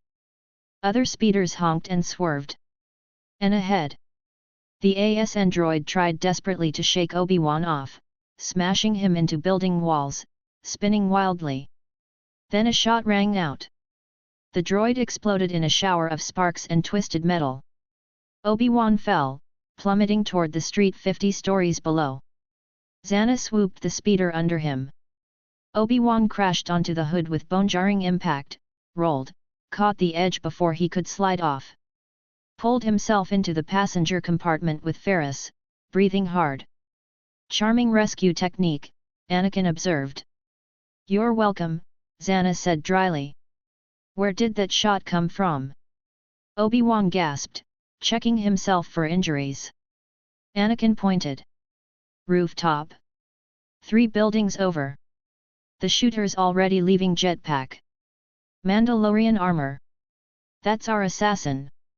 Can you track them?" "Already am."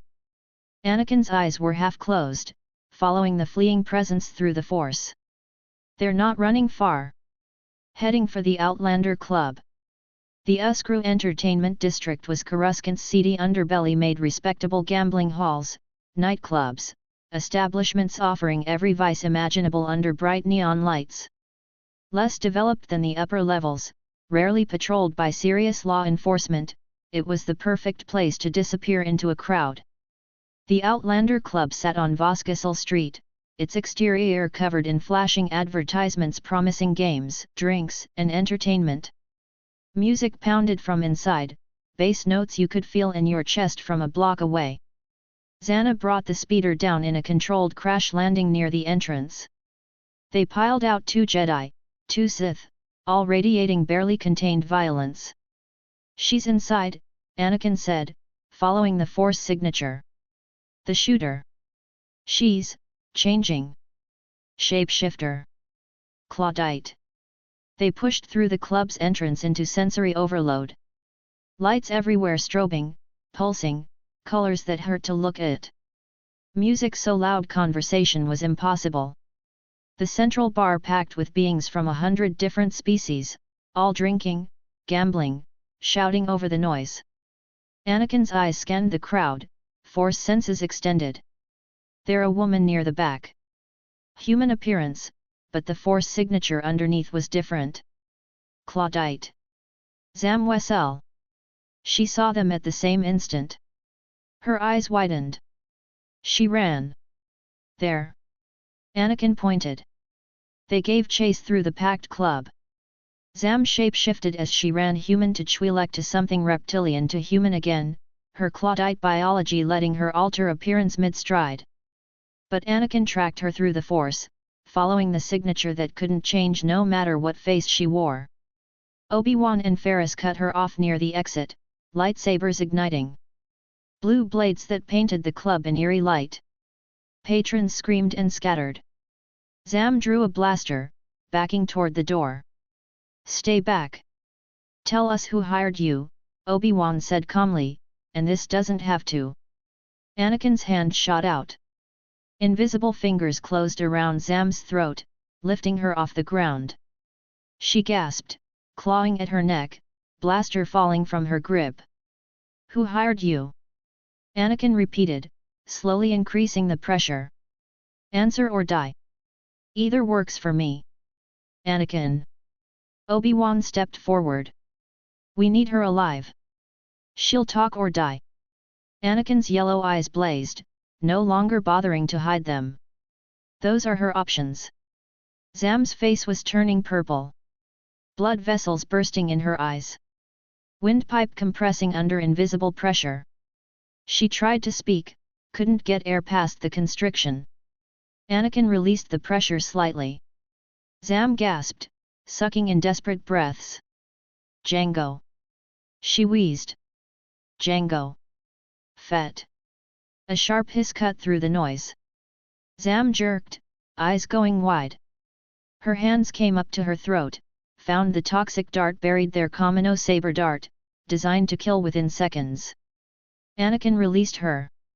She collapsed to the floor, body already convulsing as poison raced through her system.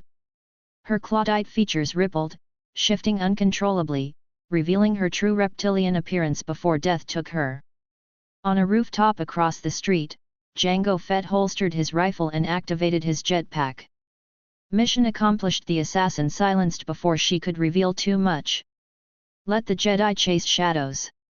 Anakin turned toward the direction the shot had come from, fury radiating from him in waves. He killed her. The Mandalorian killed his own accomplice. Zannah placed a hand on his shoulder. We have a name. That's enough. Obi-Wan knelt beside Zam's corpse, carefully extracting the dart from her neck. Kamino saber dart, he muttered, examining the weapon. I'll need to track its origin. Ferris stood frozen, staring at the dead shapeshifter. She was about to talk. He killed her to keep her quiet. Which means there's something bigger behind this, Obi-Wan said.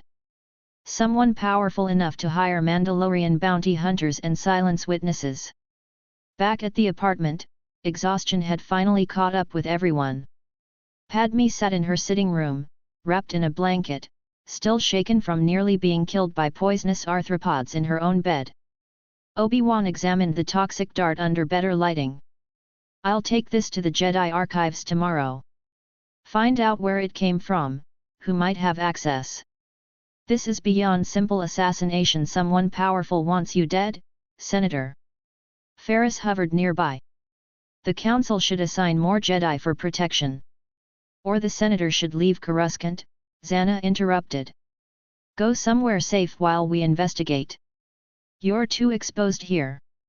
Padme's jaw set stubbornly. I can't abandon the vote. The Military Creation Act is too important. Is pointless if you're dead. Anakin's blunt assessment cut through her protest. Your vote doesn't matter if you're not alive to cast it. The logic was inescapable. Padme's shoulders slumped. Where would I even go? Naboo, Obi-Wan suggested. The Lake Country. Remote, secure, away from the political theater. You'd be safe there while we track down who's behind this. Jar Jar stepped forward, his long ears twitching nervously. Mesa can represent Naboo in the Senate, Senator. Mesa not as good as Yusa, but Mesa can vote. Padme looked at her clumsy friend with genuine affection. You'd do that? Of course.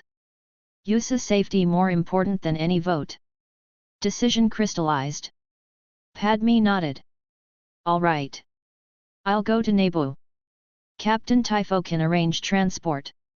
I'll track this dart's origin, Obi-Wan said. Find out who Jango Fett is working for. Ferris, you'll accompany the senator to ensure. Zannah interrupted smoothly. I'll accompany the senator. She's my assignment. I'll see her safely to Naboo and keep her there until this threat is neutralized. Padme's face fell. She'd been hoping Anakin would come with her, not his controlling master. I'll help Obi-Wan investigate, Anakin said, as if reading her disappointment. If we find this Jango Fett, you'll need someone who can actually fight. No offense, Kenobi. None taken. Obi-Wan didn't look thrilled about having Sith assistance, but recognized the value. Fine. But you follow my lead on this investigation. Anakin's smile was all teeth. Of course, Master Kenobi. Whatever you say. The arrangement settled. Group splitting Padme, Zannah, and Ferris to Naboo. Obi-Wan and Anakin to track the dart. Padme watched Anakin, wishing desperately he was coming with her instead of staying with Obi-Wan. She'd barely had time with him, barely started showing him there was another path available. Zannah noticed the longing look and smiled internally. Perfect. Separating them, keeping Padme from whatever influence she might exert. The senator could build all the rescue fantasies she wanted from the safety of Naboo.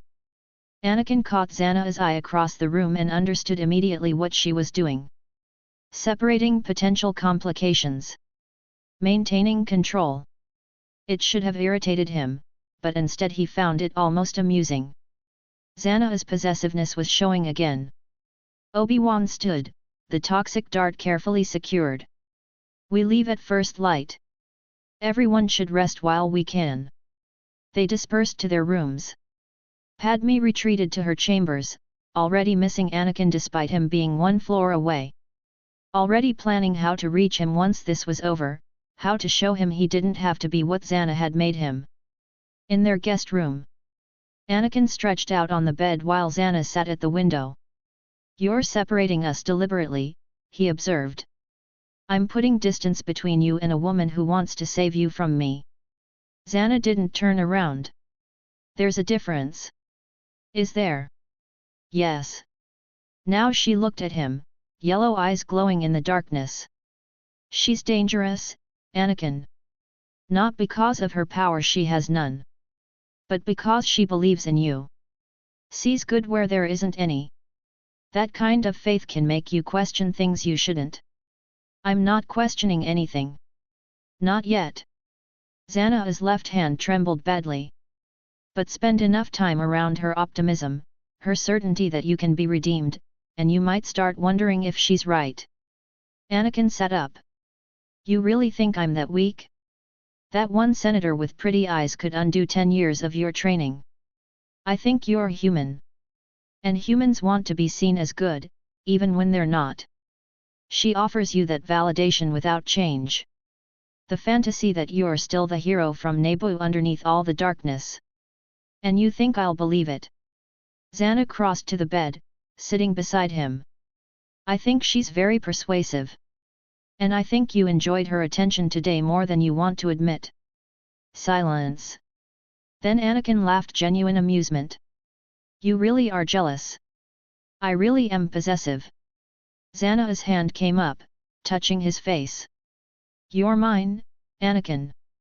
The most perfect thing I've ever created. I'm not losing you to some politician's savior complex. He caught her hand, held it against his cheek. You won't. I know exactly what I am. What we are. Padme's fantasies don't change reality. Good. But Zannah still looked uncertain. Anakin pulled her down beside him, wrapping an arm around her shoulders. Get some rest. Tomorrow you get to babysit a senator who thinks I need rescuing, while I track down a Mandalorian bounty hunter with a Jedi who's terrified of you. Should be entertaining. Despite herself, Zannah smiled. Try not to kill Obi-Wan. We still need him. I'll try. No promises. They settled into comfortable silence, two Sith Lords who'd broken every rule, holding each other in the darkness while across the galaxy, war machinery ground forward one inexorable step at a time. Tomorrow, the paths would diverge. Naboo and investigation. Safety and danger. And neither of them could shake the feeling that everything was about to change. The Naboo Lake country stretched out in rolling green hills that seemed to go on forever, dotted with small lakes that reflected the sky like scattered mirrors. Very Kino Villa sat on its own island, accessible only by water, the building itself made of yellow stone with red roofs topped by copper-green domes that had weathered centuries. Wide marble hallways connected the rooms, interspersed with outdoor gardens where the scent of flowers hung heavy in the air. It was beautiful. Peaceful. Everything Korriban wasn't. Padme stood on the veranda overlooking the lake, the room of morning mists, they called it, and tried to relax. Tried to let the serenity of this place wash away the fear from 2 near-death experiences in as many days. It wasn't working. She kept thinking about Anakin. About how he'd stayed behind with Obi-Wan to investigate while she'd been shipped off to safety like some fragile artifact. About how Zannah had maneuvered the entire situation to separate them. Behind her, Zannah sat reading something on a datapad. Her presence a constant cold weight in the Force. Ferris meditated in the garden below, trying to maintain his Jedi serenity despite being trapped between Sith politics and senatorial drama. Padme turned from the view. How long have you been training him? Zannah didn't look up from her datapad. Who? Anakin. How long have you been training him? Since he was 9. 10 years. That's when you took him from his mother. Now Zannah did look up, and her eyes were cold. I freed him from slavery. His mother was already dead. Padme's disapproval was written across her face. Still, taking a child, training him to be a killer. I trained him to be strong. Zannah set down the datapad with deliberate care. To never be a victim again. What would you prefer, Senator? That he stayed a slave on Tatooine? Worked himself to death in some moisture farmer's workshop before he turned 20? I would prefer he'd had a choice. Padme's voice rose despite her attempt at diplomatic calm. He was 9 years old. A child who'd just lost his mother. And you turned him into... Into what? A survivor? Someone powerful enough that no one can ever hurt him again. Zannah stood, moving toward Padme with dangerous grace. He had a choice, Senator. Every single day, he chooses this. Chooses me. Chooses power over weakness. He was a child. Padme repeated. Children can't make those kinds of decisions. They trust adults to guide them, and you twisted that trust into something dark. Zannah's left hand trembled badly. She clenched it into a fist. You think you understand him? You don't. You met him for 3 days when he was 9, watched him destroy a droid control ship through sheer luck and the Force, and decided he was some kind of hero. But that's not who he is. That's who you wanted him to be. I know there's good in him. Does he ever talk about leaving? Padme interrupted, switching tactics. About choosing a different path? About wanting something other than the Sith? Zannah laughed cold, genuinely amused. Why would he? I gave him everything. Power, purpose, freedom. What do you offer, Senator? Political speeches and moral platitudes about a light side he's never wanted. I offer him the chance to be good. He doesn't want to be good. Zannah moved closer, crowding Padme's space. He wants to be powerful. There's a difference you'll never understand because you've spent your entire life comfortable, privileged, protected. You've never had to choose between strength and death. He has. And he chose strength. Padme held her ground despite the intimidation. You're his master. Of course he feels like he has to. I'm more than his master. The words came out sharp as broken glass. I'm his partner. His equal. We've already kissed, Senator. What else do you not know about what we've done together? The implication hit Padme like a physical blow. Horror dawned on her face. You're his master. That's hardly appropriate. Appropriate? Zannah's smile was vicious. We're Sith Lords, not Jedi monks bound by celibacy and regulations. And Anakin is 19 years old, fully capable of deciding who he wants. He was probably forced. He initiated it. The lie came easily. Technically Anakin had made the first move during their argument about Padme, so it wasn't entirely false. But keep building your rescue fantasies if it makes you feel better. Just understand that when you try to save him from me, you're taking away the only person who's ever actually given him what he needed. Ferris appeared in the doorway, clearly having heard the raised voices. Perhaps we should all take a moment to stay out of this, Padawan, Zannah said without looking at him. Padme's hands were shaking. He's mine, not yours, Zannah continued, her voice dropping to something darker. I molded him. Shaped him. I own every skill he possesses, every thought in that brilliant mind. And if you think some romantic fantasy about redemption is going to undo 10 years of my work, you're even more naive than I thought. I don't have romantic. Padme's blush betrayed the lie. Don't you? Zannah's smile widened. You look at him like he's something precious. Like if you just love him enough, show him enough kindness, he'll suddenly realize he's been wrong this whole time and come running into your arms. It's pathetic, Senator. And it's never going to happen. Silence fell, heavy and uncomfortable. Padme stared at Zannah with a mixture of disgust and heartbreak. This woman had taken Anakin as a child and warped him into, what? A weapon? A lover? Both? And the worst part was that Zannah seemed to genuinely believe Anakin wanted this. You're controlling him, Padme said quietly. Manipulating him into thinking he chose this life when really you gave him no other options. Believe whatever helps you sleep at night. Zannah turned away, returning to her day pad. But I'm done entertaining your delusions. We're here to keep you safe, not debate Anakin's life choices. Padme fled to her room, tears streaming down her face. Ferris watched her go, then looked at Zannah with something approaching pity. You didn't have to be cruel, he said quietly. I was honest. Zannah didn't look up. There's a difference. Is there? No answer. Ferris returned to his meditation, leaving Zannah alone with her day pad and her thoughts. The possessiveness in her chest hadn't eased. If anything, it had intensified. Padme needed to understand that Anakin wasn't available for redemption or romance. He was taken. Claimed. Hers. And Zannah would burn the galaxy before she let anyone take him from her. The Jedi archives on Coruscant were vast, possibly the most extensive collection of knowledge in the galaxy.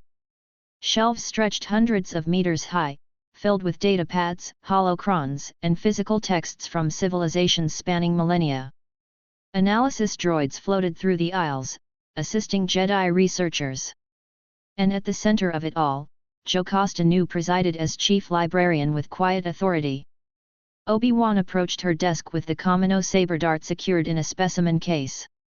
Anakin followed, looking around the archives with open curiosity.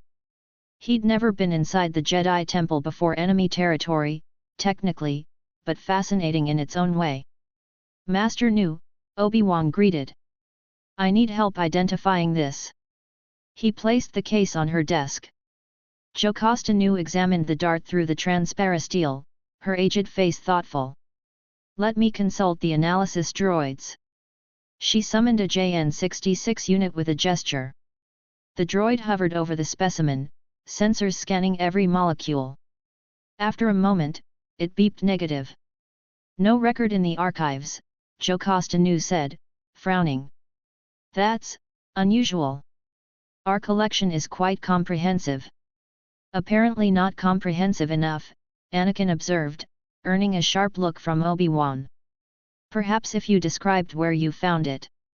Nu suggested. It was used to kill a bounty hunter who'd been attempting to assassinate Senator Amidala, Obi-Wan explained. We're trying to track its origin to find who hired the assassin. Nu's frown deepened. A murder weapon with no record. That suggests either it's from a very remote system, or... She hesitated. Or someone deleted the information, Anakin finished. From your comprehensive archives. That's impossible, Nu said reflexively. The security on our databases can be beaten by someone with enough access and motivation, Anakin continued. You have Jedi here at all hours. Any master with proper clearance could alter records if they wanted. The suggestion hung in the air like an accusation. Obi-Wan shot Anakin a warning look, but the damage was done. Nu looked disturbed at the implication. I'll investigate, she said stiffly. But in the meantime, you might try showing it to someone with more practical experience. Old friends, contacts from before you were Jedi. Obi-Wan nodded, taking the specimen case back. Thank you, Master Nu. They left the archives. Anakin was grinning. Convenient that your massive library doesn't have information on a murder weapon. The archives are comprehensive. Apparently not. Anakin's yellow eyes hidden behind blue contacts gleamed with amusement. What kind of library is missing an entire planet? We don't know it's a planet yet. Where else would a specialized poison dart come from? Some random asteroid miner. Anakin shook his head. No. This is from somewhere specific. Somewhere important enough that someone erased all records of it from your precious archives. Obi-Wan didn't respond, too busy thinking through the implications. If Anakin was right, and he probably was, then there was a traitor in the temple. Someone with master-level access who'd deliberately sabotaged their information systems. The thought was terrifying. I know someone who might recognize it, Obi-Wan said finally. An old friend from before the Order. He's seen a lot of the galaxy. Lead the way. Dex's Diner sat in Coruscant's Cocoa Town district, a greasy spoon restaurant that served working-class beings from the area. The exterior was worn but welcoming, with bright signs advertising hot food and fresh RDs. Inside smelled like cooking oil and spices, booths filled with laborers and mechanics grabbing meals between shifts. Dexter Jetster worked the kitchen himself, a massive basilisk with 4 arms and a cheerful demeanor that seemed incongruous with his intimidating size. He looked up when Obi-Wan entered, his broad face splitting into a genuine smile. Obi-Wan. Old buddy. Haven't seen you in ages. Dex wiped his hands on his apron and came around the counter, all 4 arms spread wide in greeting. Hello, Dex. Obi-Wan accepted the enthusiastic welcome. I need your help with something. Anything for you, pal. Who's your friend? Dex's multiple eyes studied Anakin with interest. Anakin Skywalker. He's assisting with an investigation. Skywalker, hey. Dex's gaze sharpened slightly, but his smile never wavered. Well, any friend of Obi-Wan's. What can I do for you boys? Obi-Wan placed the specimen case on the counter. Can you identify this dart? Dex leaned close, examining it with the practiced eye of someone who'd seen too much of the galaxy's underbelly. Recognition flashed across his features. Well, what do ya know? I ain't seen one of these since I was prospectin' on Subterrel, beyond the Outer Rim. His voice carried genuine surprise. Can you tell me where it came from? Obi-Wan pressed. This baby belongs to them cloners. What you got here is a Kamino saber dart. Kamino saber dart. Obi-Wan repeated. Yab. Nasty little thing. See the markings? Kamino design, no doubt about it. Dex pointed with one of his 4 hands. They're cloners, the Kaminoans. Damn good ones, too. Best in the galaxy, I'd say. Anakin leaned forward. Where's Kamino? Wild space, south of the Rishi Maze. Dex's expression turned thoughtful. Ought to be on your archive charts, though. Kaminoans keep to themselves mostly, but they've been around forever. It's not in the archives, Obi-Wan said quietly. Dex's multiple eyes widened. Not in the, that's strange. Real strange. Kamino's not some backwater moon, it's a whole planet. Water world, constant storms, cities built on stilts above the ocean. Hard to miss. Unless someone deliberately erased it, Anakin said. The 3 of them stared at each other, the implication settling like lead in their stomachs. Thanks, Dex, Obi-Wan said finally. You've been a tremendous help. Anytime, buddy. And Obi-Wan. Dex's voice turned serious. Watch yourself out there. If someone's erasing planets from Jedi records, you're playing in deep water. They left the diner and headed back to the temple. Obi-Wan went straight to the archives, pulling up star charts for wild space. He found the region Dex had described south of the Rishi Maze, exactly where Kamino should be. Nothing. Empty space on the charts. Anakin watched the holographic display with fascination. Someone deleted it. From the Jedi archives. That means there's a traitor in the temple, Obi-Wan finished, his voice heavy. A Jedi did this. Removed an entire planet from our records. Exciting, Anakin said, and he actually meant it. The corruption, the betrayal, the hidden agendas, this was exactly the kind of chaos he thrived in. We need to report this to the Council, Obi-Wan said. And then we go to Kamino. Find out why someone wanted it hidden. Anakin's smile was all teeth. Now this is getting interesting. Days passed at Varikino. Padme tried to relax, tried to enjoy the peace and beauty of the lake country. But she couldn't stop thinking about Anakin. About the boy who'd saved Naboo, now twisted into something dark by the woman who claimed to love him. Zannah hovered constantly, blocking any moment Padme tried to have with Ferris. The Padawan was her only ally here, the only other person who might understand that Anakin needed saving from his master's control. One evening, Padme finally confronted Zannah directly. They stood on the veranda again, watching sunset paint the lake in orange and gold. Ferris meditated in the garden below, deliberately giving them space. You're very possessive of Anakin, Padme said quietly. He's my apprentice. Zannah didn't turn from the view. It seems like more than that. Zannah's left hand trembled. She gripped the railing tighter. I've invested 10 years in his training. I don't appreciate outsiders trying to undo my work.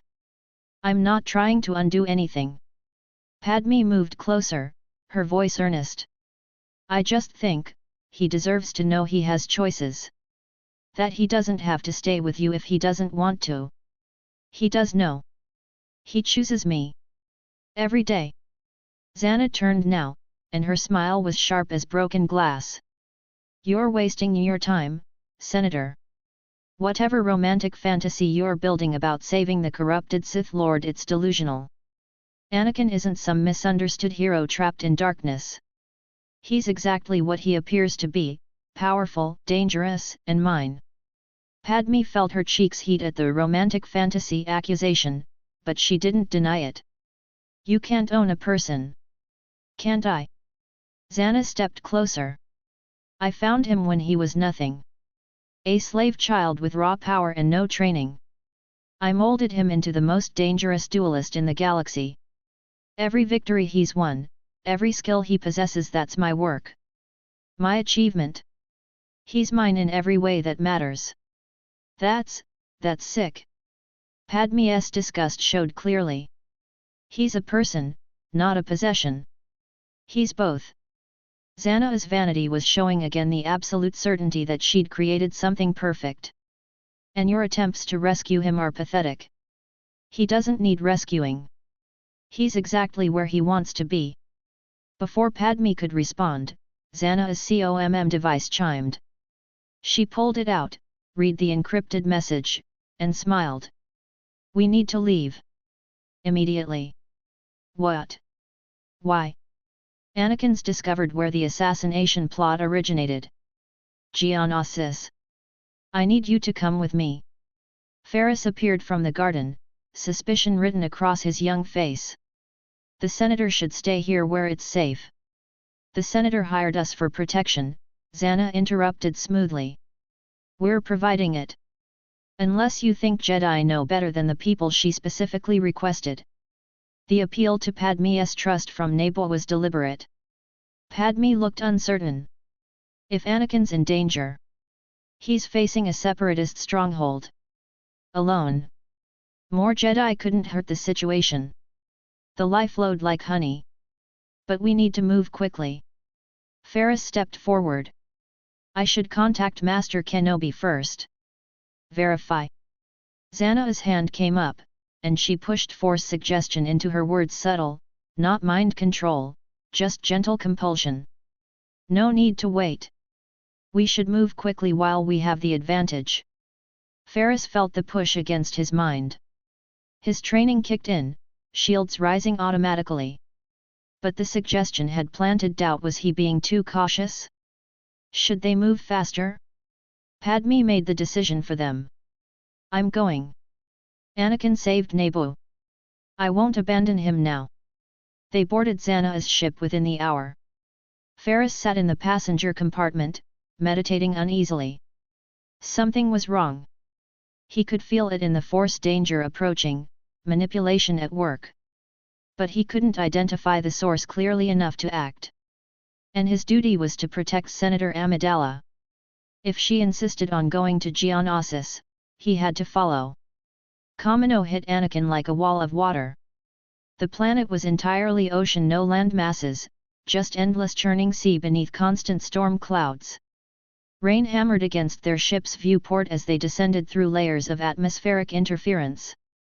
Lightning flashed in massive storms that swept across the planet's surface.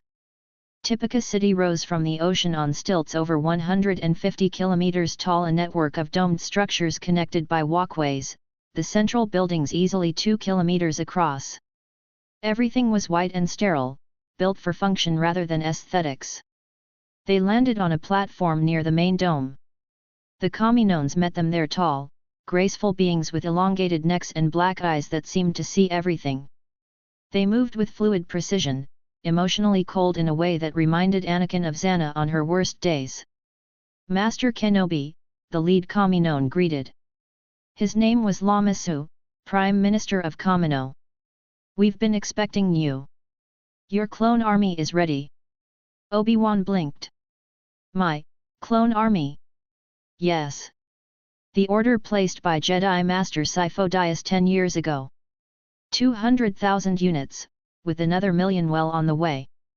Lama Su's tone suggested this should be obvious. I see. Obi-Wan shot Anakin a confused look. Might we see the facilities? Of course. Right this way. They followed Lama Su through sterile white corridors into the heart of Tipica City's cloning complex. The tour was surreal, massive halls filled with growth chambers where identical humans floated in liquid suspension at various stages of development. Hundreds of thousands of them, all identical, all bred for war.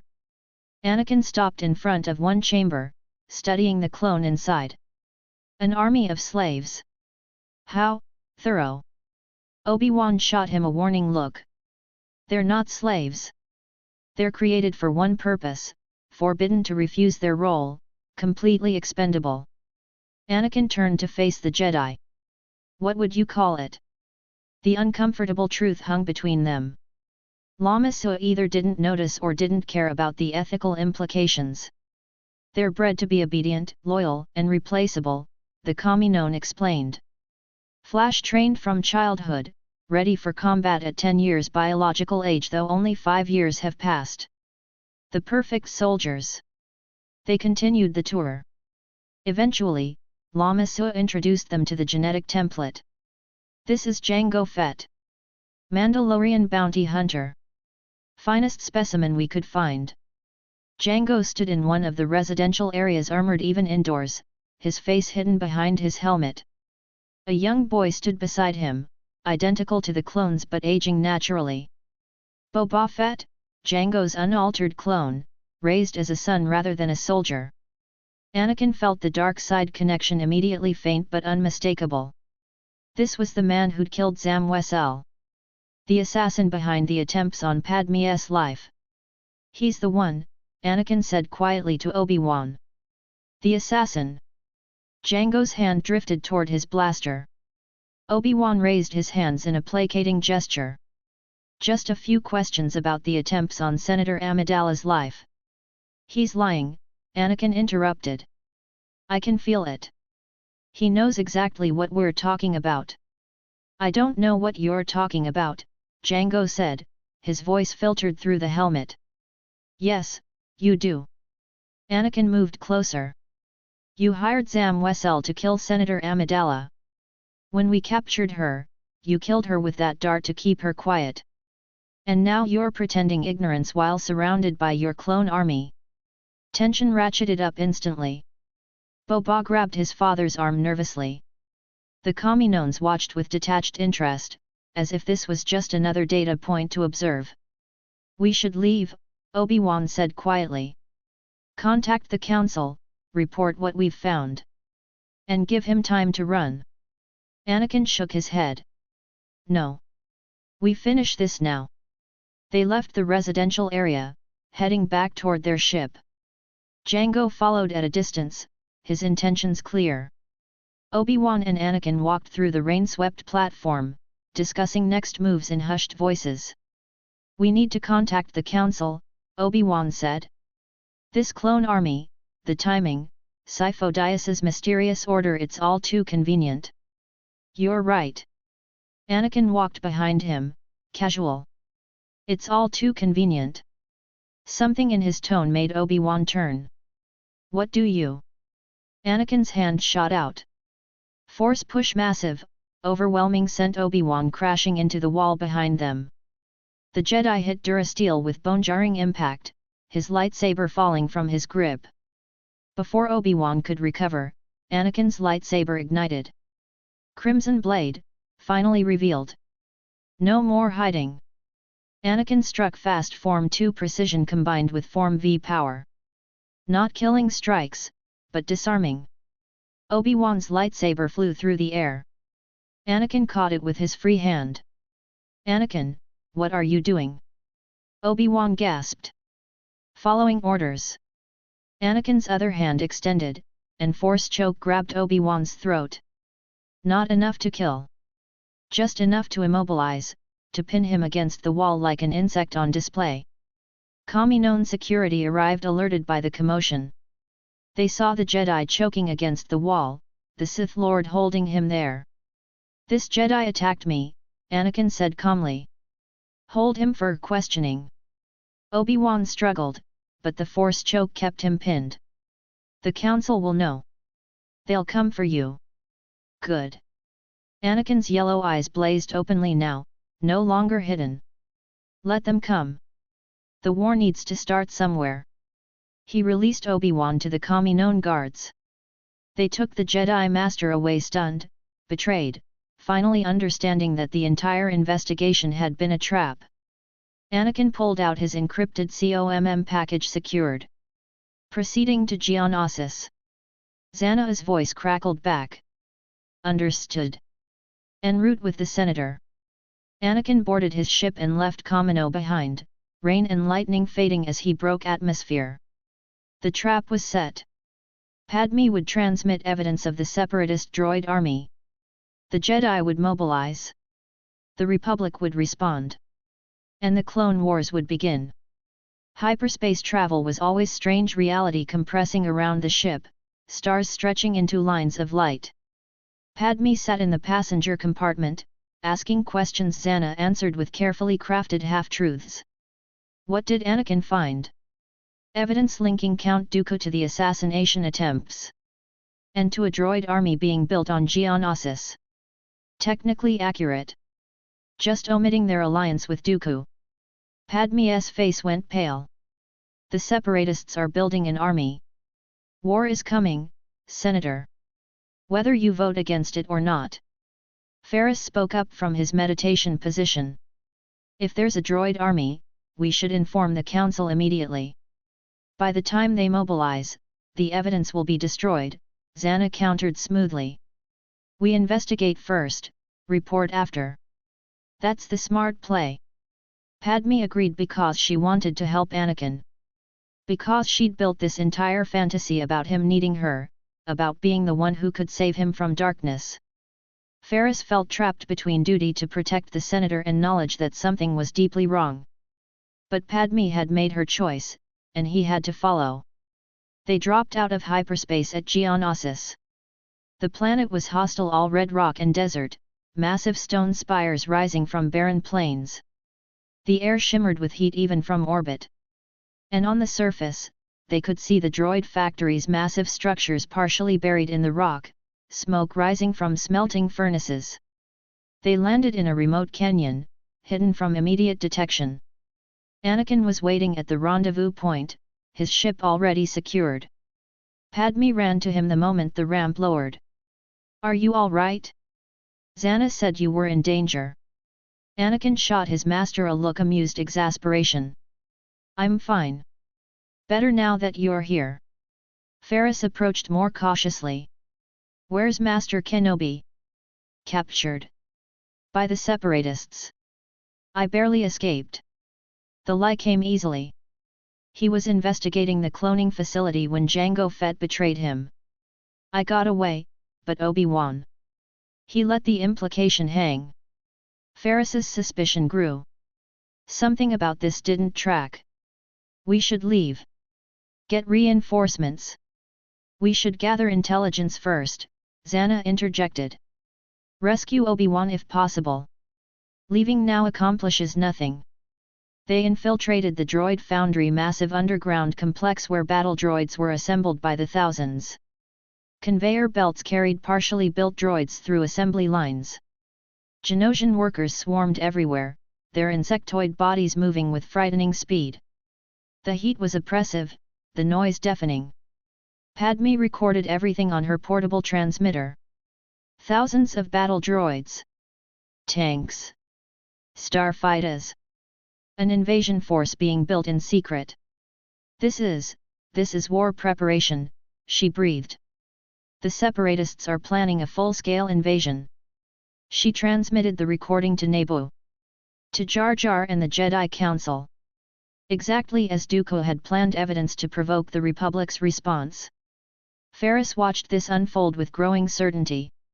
This is a trap. Too late to turn back now, Anakin said. Alarms blared. Battle droids activated throughout the foundry. They were surrounded, hundreds of droids, all weapons trained on the four intruders. Anakin and Zannah fought beautifully together, their lightsabers both crimson, now cutting through droids with practiced ease. Protecting Padme and Ferris, making it look like they were trying to escape. But they were deliberately herding everyone toward the exit where more droids waited. Eventually, sheer numbers overwhelmed them. Anakin allowed himself to be disarmed. Zannah reluctantly surrendered. Ferris and Padme were captured alongside them. They were dragged to holding cells beneath the arena. Obi-Wan was already there, slumped against one wall with bruises and dried blood on his face. Questioning had been thorough. He looked up when they were thrown into the cell. Saw Anakin and Zannah walking in freely behind the guards. And understood. Padme looked between them, confusion written across her face. I don't understand. If you were working with them, why let us get captured? Anakin met her gaze steadily. Because you needed to transmit that evidence. Now the Republic will come. The Jedi will mobilize. The war starts.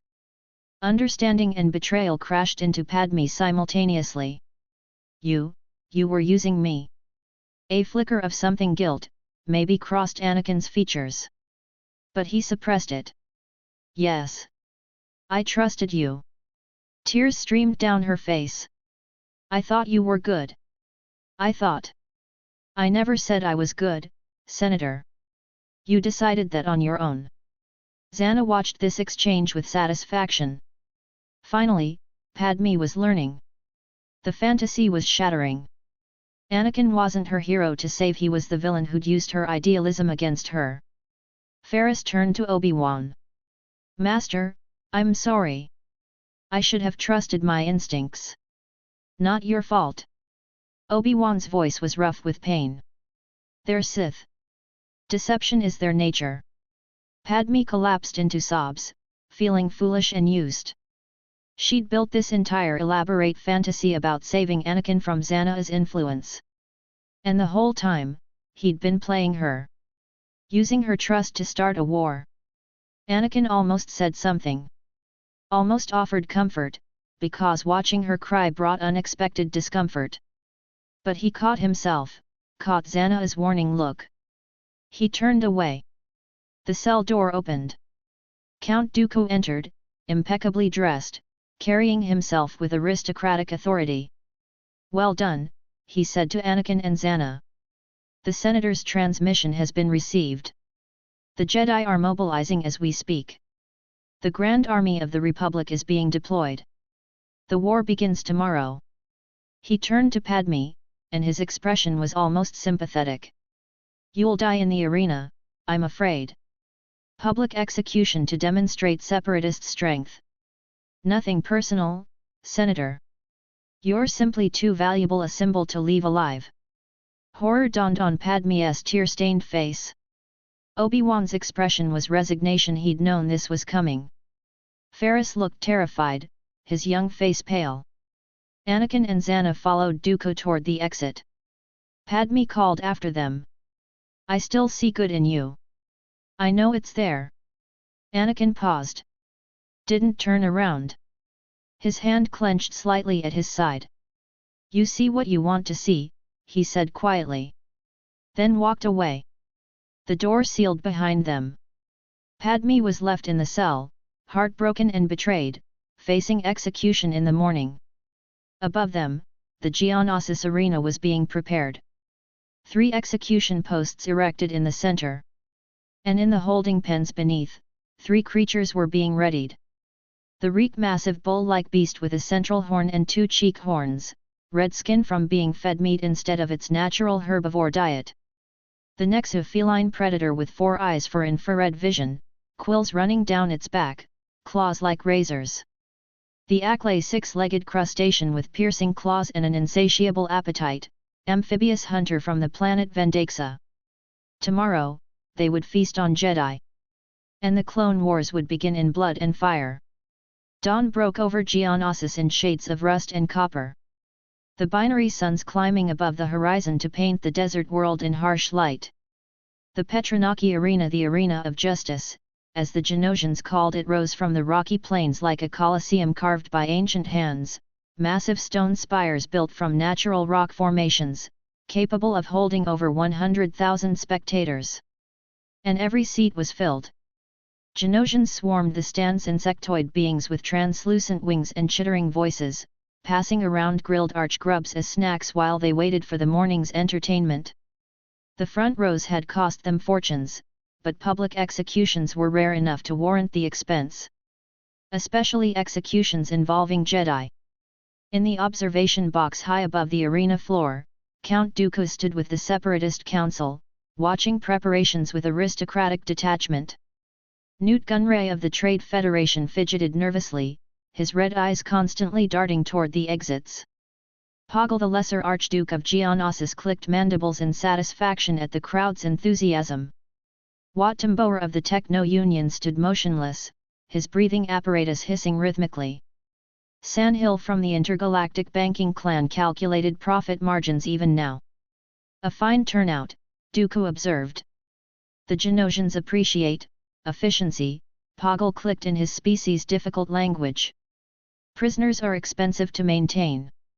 Better to make their deaths entertaining.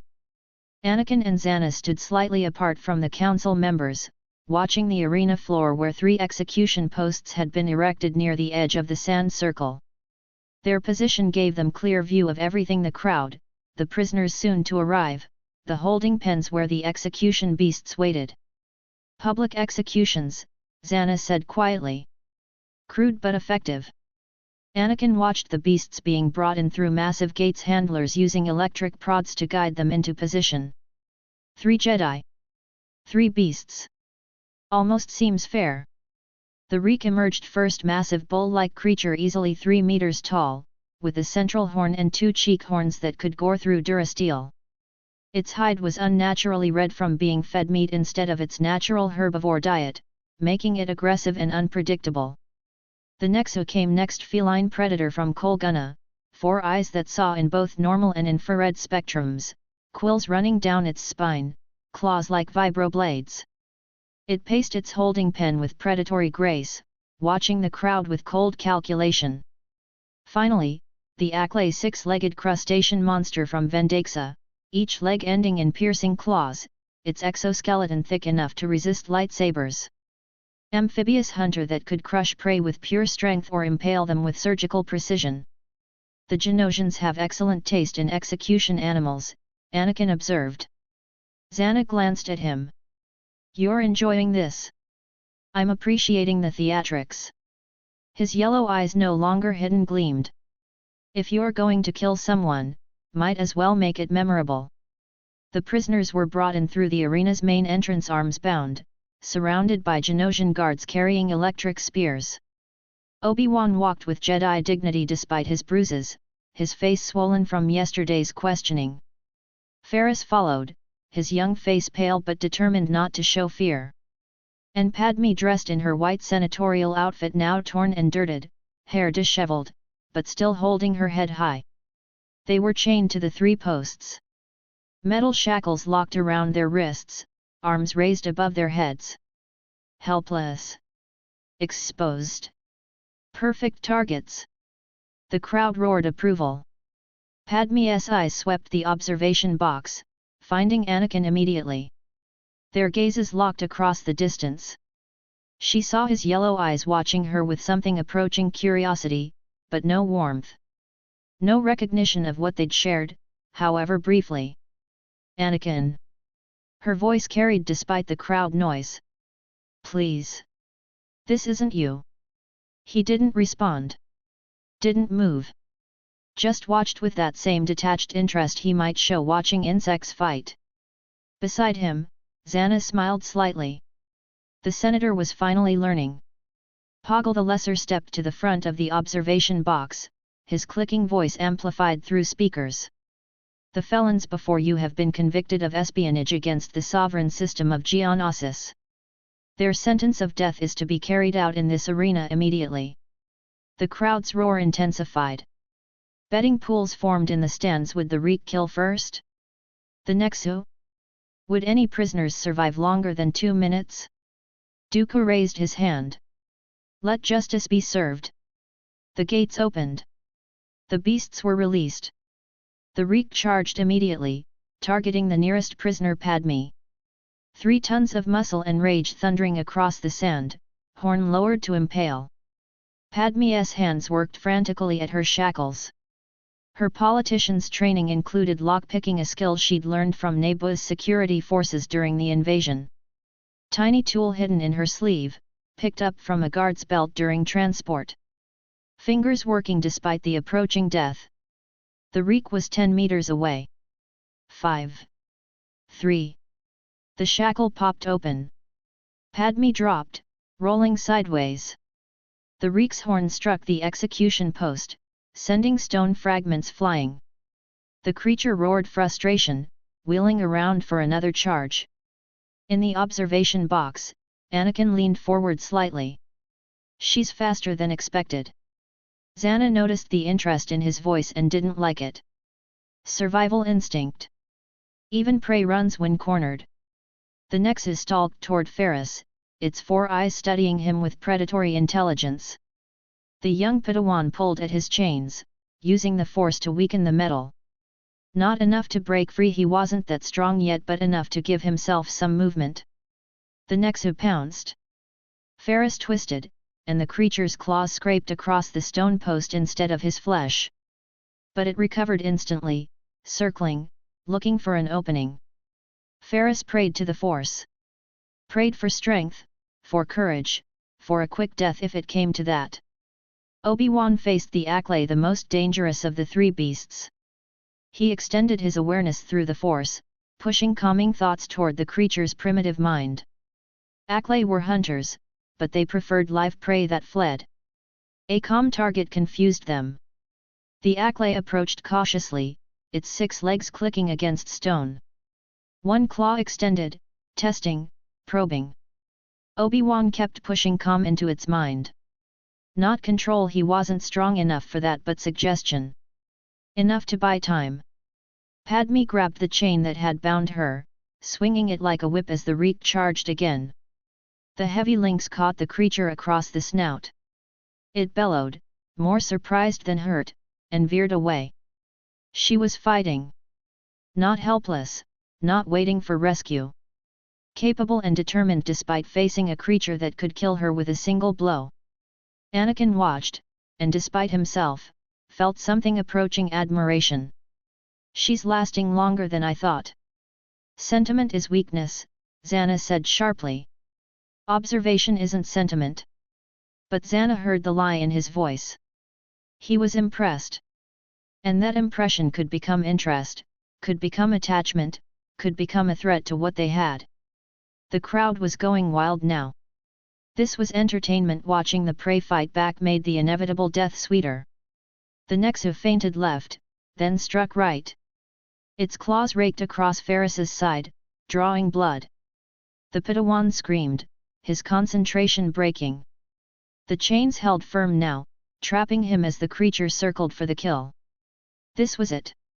Ferris was going to die in this arena, and there was nothing he could do to stop it. The Nexu gathered itself for the final pounce. And Mace Windu appeared in the observation box, purple lightsaber igniting at Jango Fett's throat. This party's over. Everything happened at once.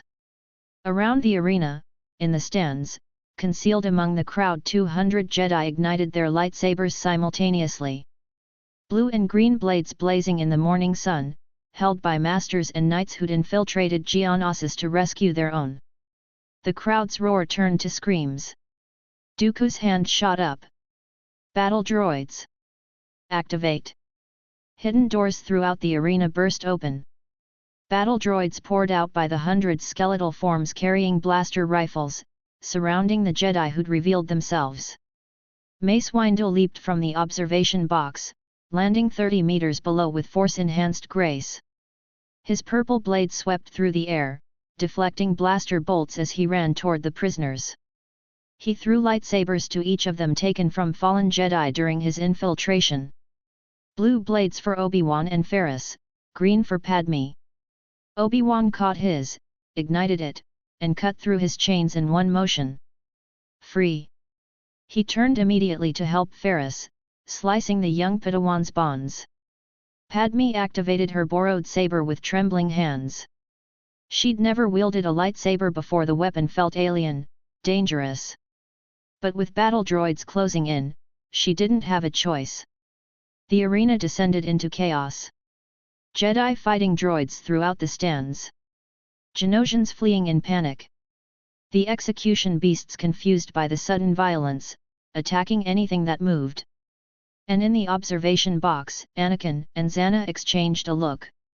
Time to work, Zannah said. They jumped. Anakin dropped into the arena like a meteor, landing in a crouch that cracked the stone beneath his feet.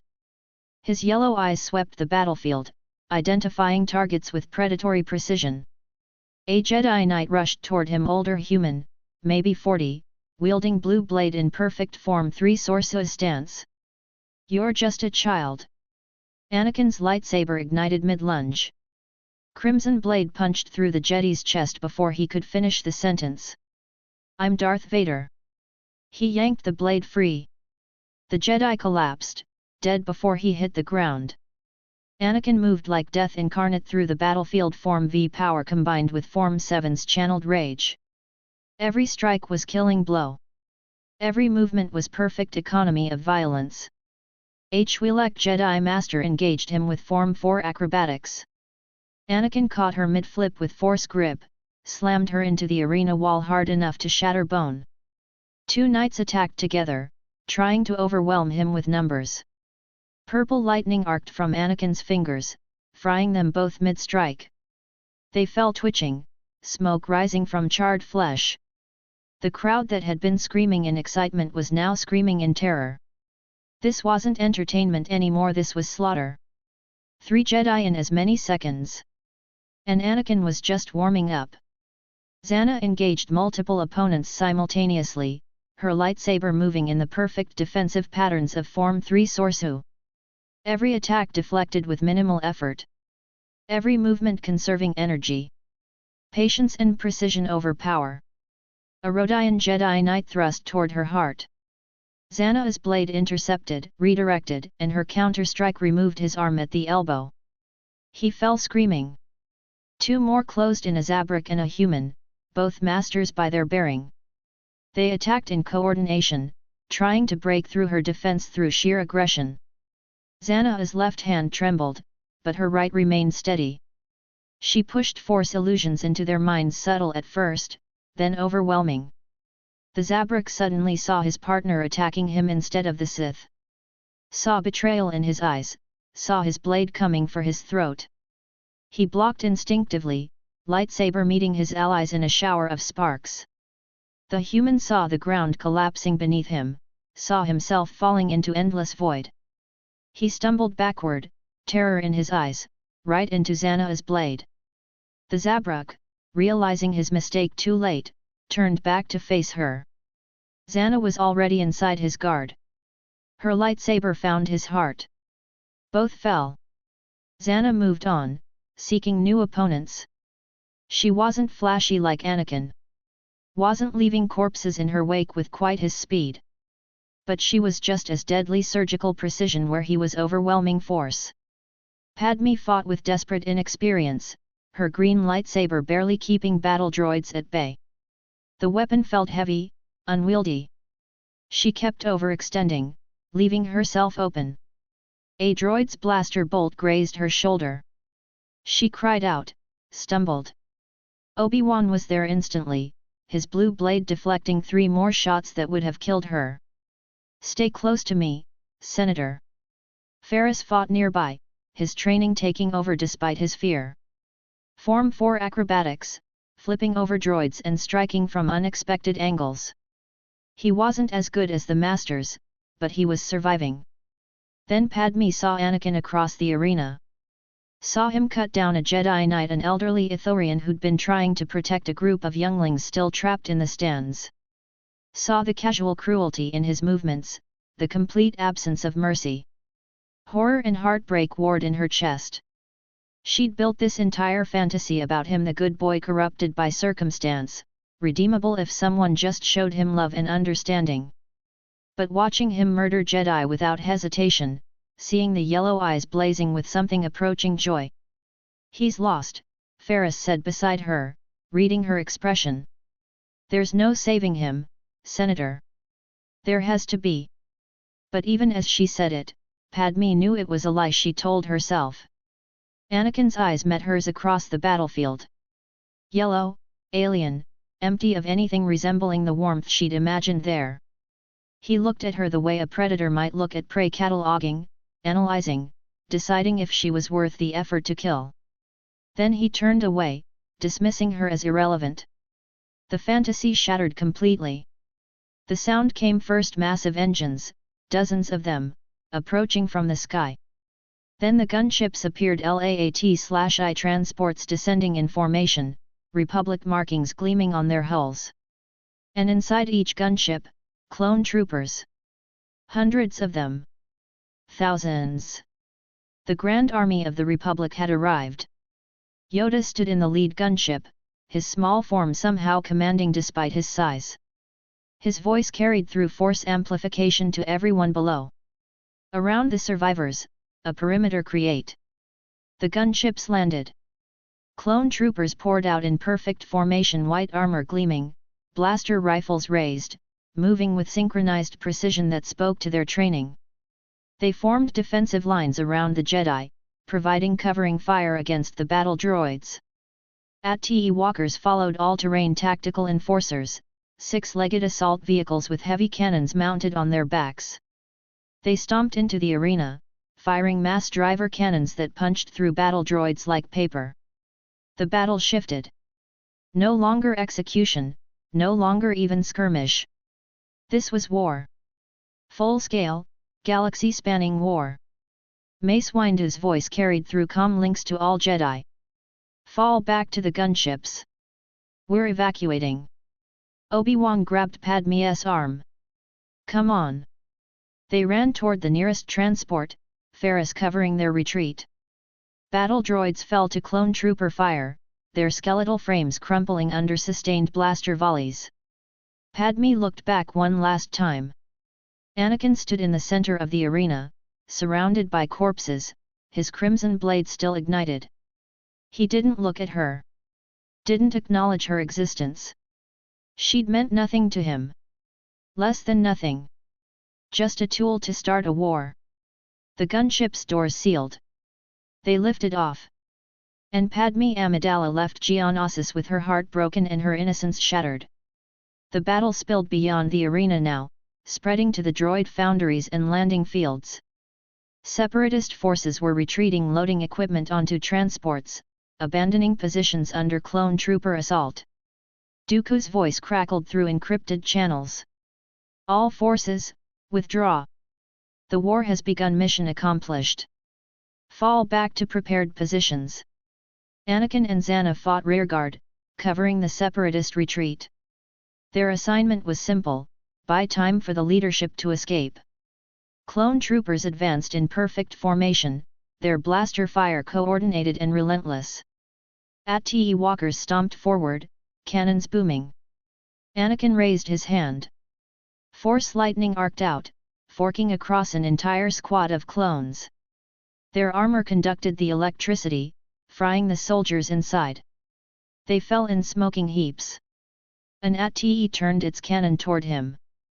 Anakin reached out with the force and crushed not the walker itself, but the crew compartment inside. Metal imploded with a shriek of tortured durasteel. The walker stumbled, fell, became an obstacle for those behind it. Zannah collapsed a factory section with precisely applied force pressure, blocking the clone advance. Tons of rock and metal crashed down, creating a barrier that would take hours to clear. Fighting an army of slaves to protect slave masters, Anakin observed as another wave of clones advanced. The irony is almost funny. Focus. Philosophy later. Zannah deflected incoming fire with her lightsaber. A Jedi gunship landed nearby. 3 knights emerged, survivors from the arena, looking for revenge. One of them was Ferris. The young Padawan saw Anakin and rage overcame his training. You killed them. Master Series friends. Masters I respected. He attacked with Form 4 Ataru, all acrobatics and aggression, flipping through the air, blade coming from unexpected angles. Anakin met him with Form V, overwhelming power that turned defense into counterattack. Every one of Ferris's strikes was parried, redirected, punished with brutal efficiency. They fought across the battlefield, dodging explosions, using wreckage as obstacles. Ferris was good, well-trained, disciplined, exactly what the Jedi Order wanted their Padawans to be. But he was outmatched. Anakin broke through his guard with a powerful overhead strike that sent Ferris's lightsaber flying. A follow-up kick to the chest sent the Padawan sprawling onto his back. Anakin's crimson blade came down, stopping centimeters from Ferris's throat. You followed the rules, Anakin said quietly. Trusted the system. Believed the Jedi would protect you. And where did it get you? On your back, about to die. Ferris stared up at him with hatred and terror warring in his eyes. Anakin. Zannah's voice carried across the battlefield. We need to go. Now. He hesitated. One strike and Ferris would be dead. One strike to eliminate a future threat. But Zannah was right, they needed to leave. Anakin kicked Ferris away, sending him rolling across the sand. Live with the failure, Padawan. Remember this moment every time you meditate on the code. He ran toward the evacuation ship where Zannah waited. Ferris watched him go, traumatized, broken, but alive. The last separatist transport lifted off under heavy fire. Anakin and Zannah stood in the cargo bay, watching Geonosis shrink below them. Smoke rose from a dozen battle sites. Clone forces swarmed like ants, claiming the planet. But the separatist leadership had escaped.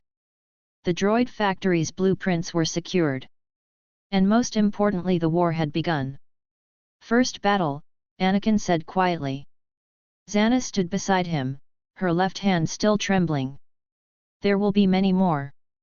The transport jumped to hyperspace. Stars stretched into lines. They were safe. Dooku's solar sailor drifted through hyperspace, elegant vessel that mixed Genosian engineering with ancient Kree technology, piloted by a Fa-4 droid.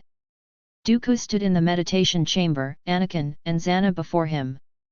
Excellent work, the Count said, his cultured voice carrying satisfaction. The war has begun. The Jedi are committed. The Republic is mobilizing. Everything proceeds as my master planned. What's our next assignment? Anakin asked. Rest. Train. Recover your strength. Dooku's smile was thin. This war will last years, perhaps decades. Pace yourselves. When I need you again, I'll call. He left them, heading deeper into the ship to contact Darth Sidious via holo-COMM. Alone, Anakin and Zannah stood in silence as adrenaline faded and exhaustion set in. Did you see the Senator's face? Anakin asked finally. When she realized that you're not her hero. Zannah's voice carried satisfaction. Yes. Good. Maybe now she'll stop building redemption fantasies. She looked hurt. Zannah studied him, searching for weakness. Does that bother you? Pause. No. Should it? I don't know. Should it? Anakin met her gaze. I did what needed to be done. Used her to start the war. Killed Jedi who stood in my way. That's what Sith do. Yes. It is. Zannah's hand came to rest on his shoulder. But I sensed hesitation. When she called to you in the arena. For a second. Honesty between them, always honesty. Then I remembered what I am. Good. But Zannah felt concern creeping in, not jealousy anymore, but strategic worry. Attachment to Padme could be a liability. We keep our distance from her going forward. No more close contact missions. Agreed. They stood together in the dim light of hyperspace, two Sith Lords who'd broken every rule, watching stars blur past. Coruscant, Jedi Temple. The council chamber felt heavier than usual, weighed down by failure and death. Obi-Wan stood before the assembled masters, giving his report with a voice rough from smoke inhalation and exhaustion. Anakin Skywalker and Darth Zannah are working directly with Count Dooku. They orchestrated everything: the assassination attempts, the investigation, our capture. All of it was designed to start this war. Yoda's ears drooped with sorrow. Fell to darkness completely, young Skywalker has lost to us, he is. Mace Windu's expression was granite. He killed 6 Jedi Masters in that arena. 6. At 19 years old. We need to make stopping him a priority. Padme sat in the corner, tear-stained and broken.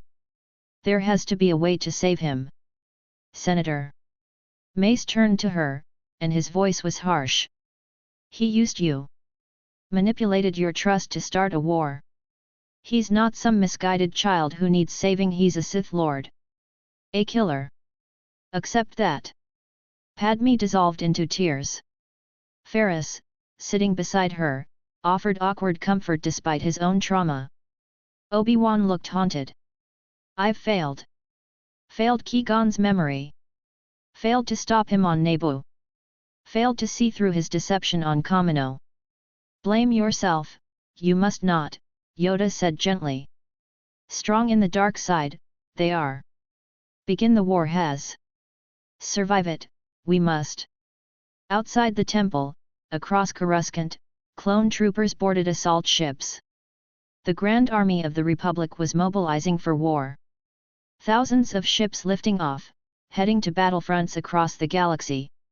In his office, Chancellor Palpatine stood at the window, watching the deployment with a smile. Everything was proceeding exactly as planned. Final scene. The meditation chamber was quiet except for the hum of hyperspace engines. Anakin practiced Form 7 strikes in slow motion, channeling rage into controlled movements. Zannah watched him, her left hand trembling in her lap.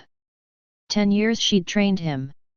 10 years of brutal discipline, of pushing him past every limit, of molding him into the perfect weapon.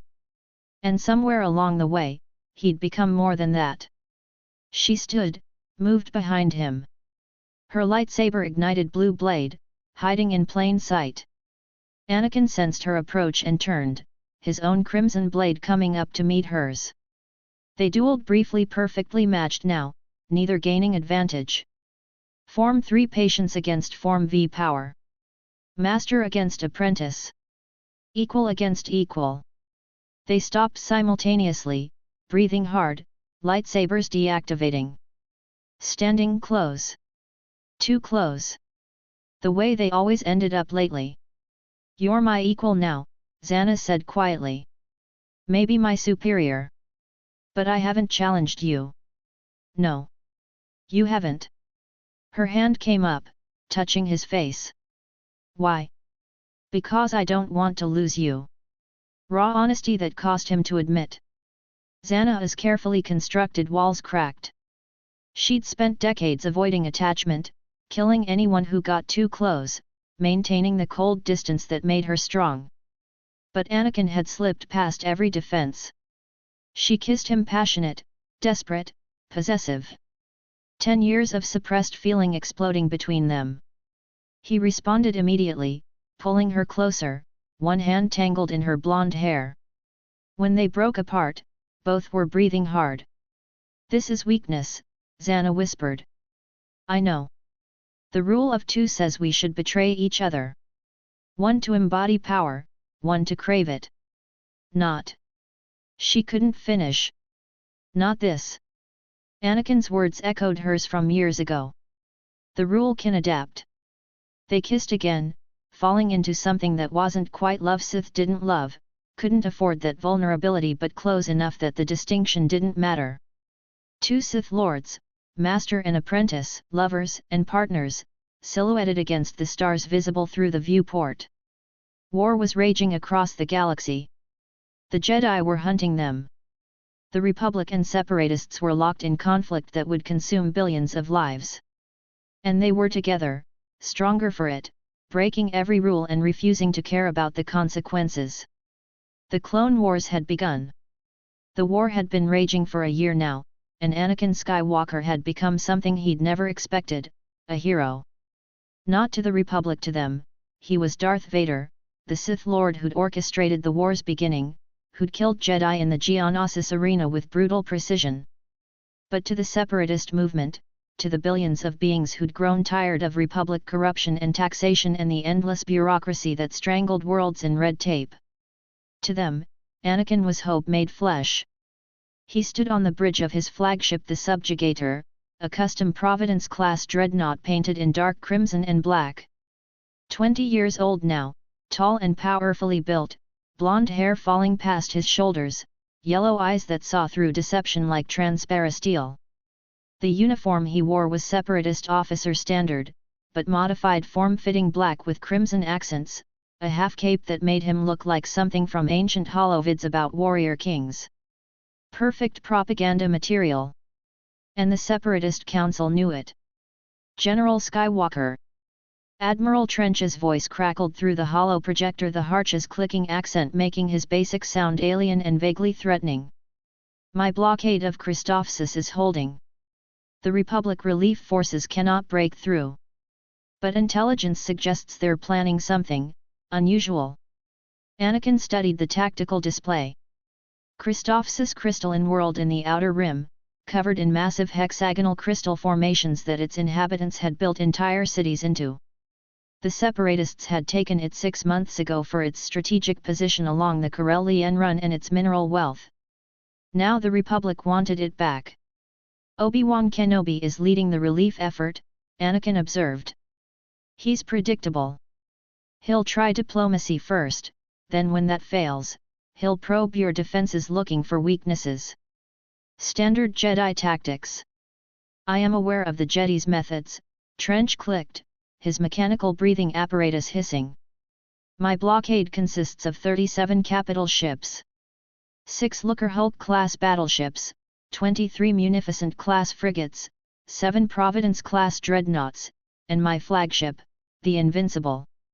And you still want reinforcements? Anakin's tone carried amusement. The Republic does not commit Jedi generals lightly. I request your presence to ensure victory. Translation: Trench wanted the glory of defeating Kenobi but also wanted backup in case things went wrong. Typical. I'll arrive within the day, Anakin said. Hold position. Don't do anything creative. He cut the transmission before Trench could respond.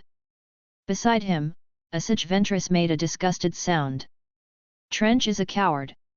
He outnumbers the Republic 3-1 and still begs for help. Anakin glanced at her pale skin, bald head, Dathomirian tattoos marking her face, dual curved lightsabers hanging at her hips. Count Dooku's favorite assassin, sent to assist with this operation. Which really meant Dooku was keeping tabs on him. Trench is cautious, Anakin corrected. There's a difference. Is there? Ventress moved closer, invading his space like she always did. You wouldn't hesitate. You'd crush them. I'd outthink them. There's a difference there too. Ventress's yellow eyes narrowed. You think you're better than me. I don't think about you at all. The dismissal was casual, devastating. Her hand moved toward her lightsaber. Anakin didn't even blink. Just stood there, watching her with the same mild interest he might show an insect deciding whether to sting. After a long moment, Ventress's hand fell. Dooku should have made me his primary heir. Not you. Take it up with him. I have. He says you're necessary.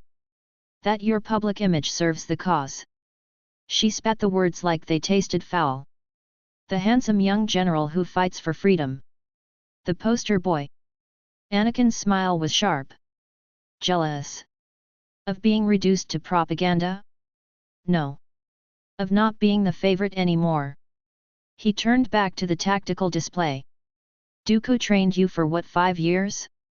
6? My master has been training me for 11. You're a useful tool, Ventress. I'm the heir apparent. Learn the difference. She wanted to attack him.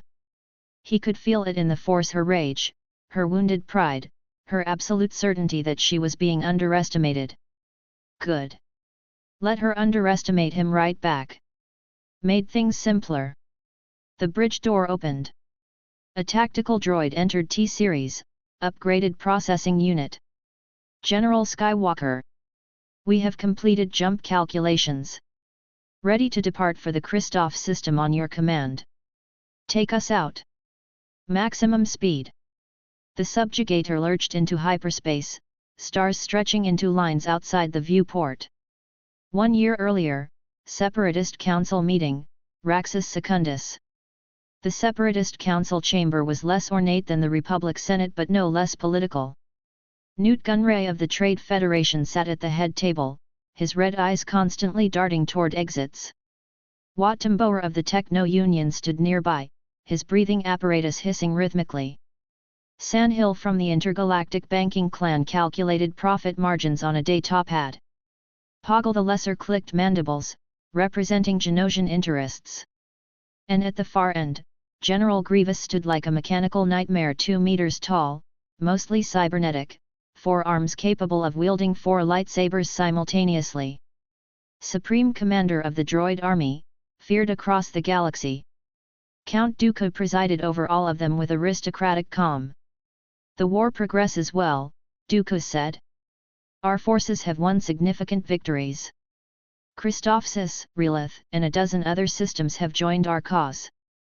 However, we face a complication. Grievous' mechanical voice grated like metal on stone. The Jedi. They lead Republic forces with disturbing effectiveness.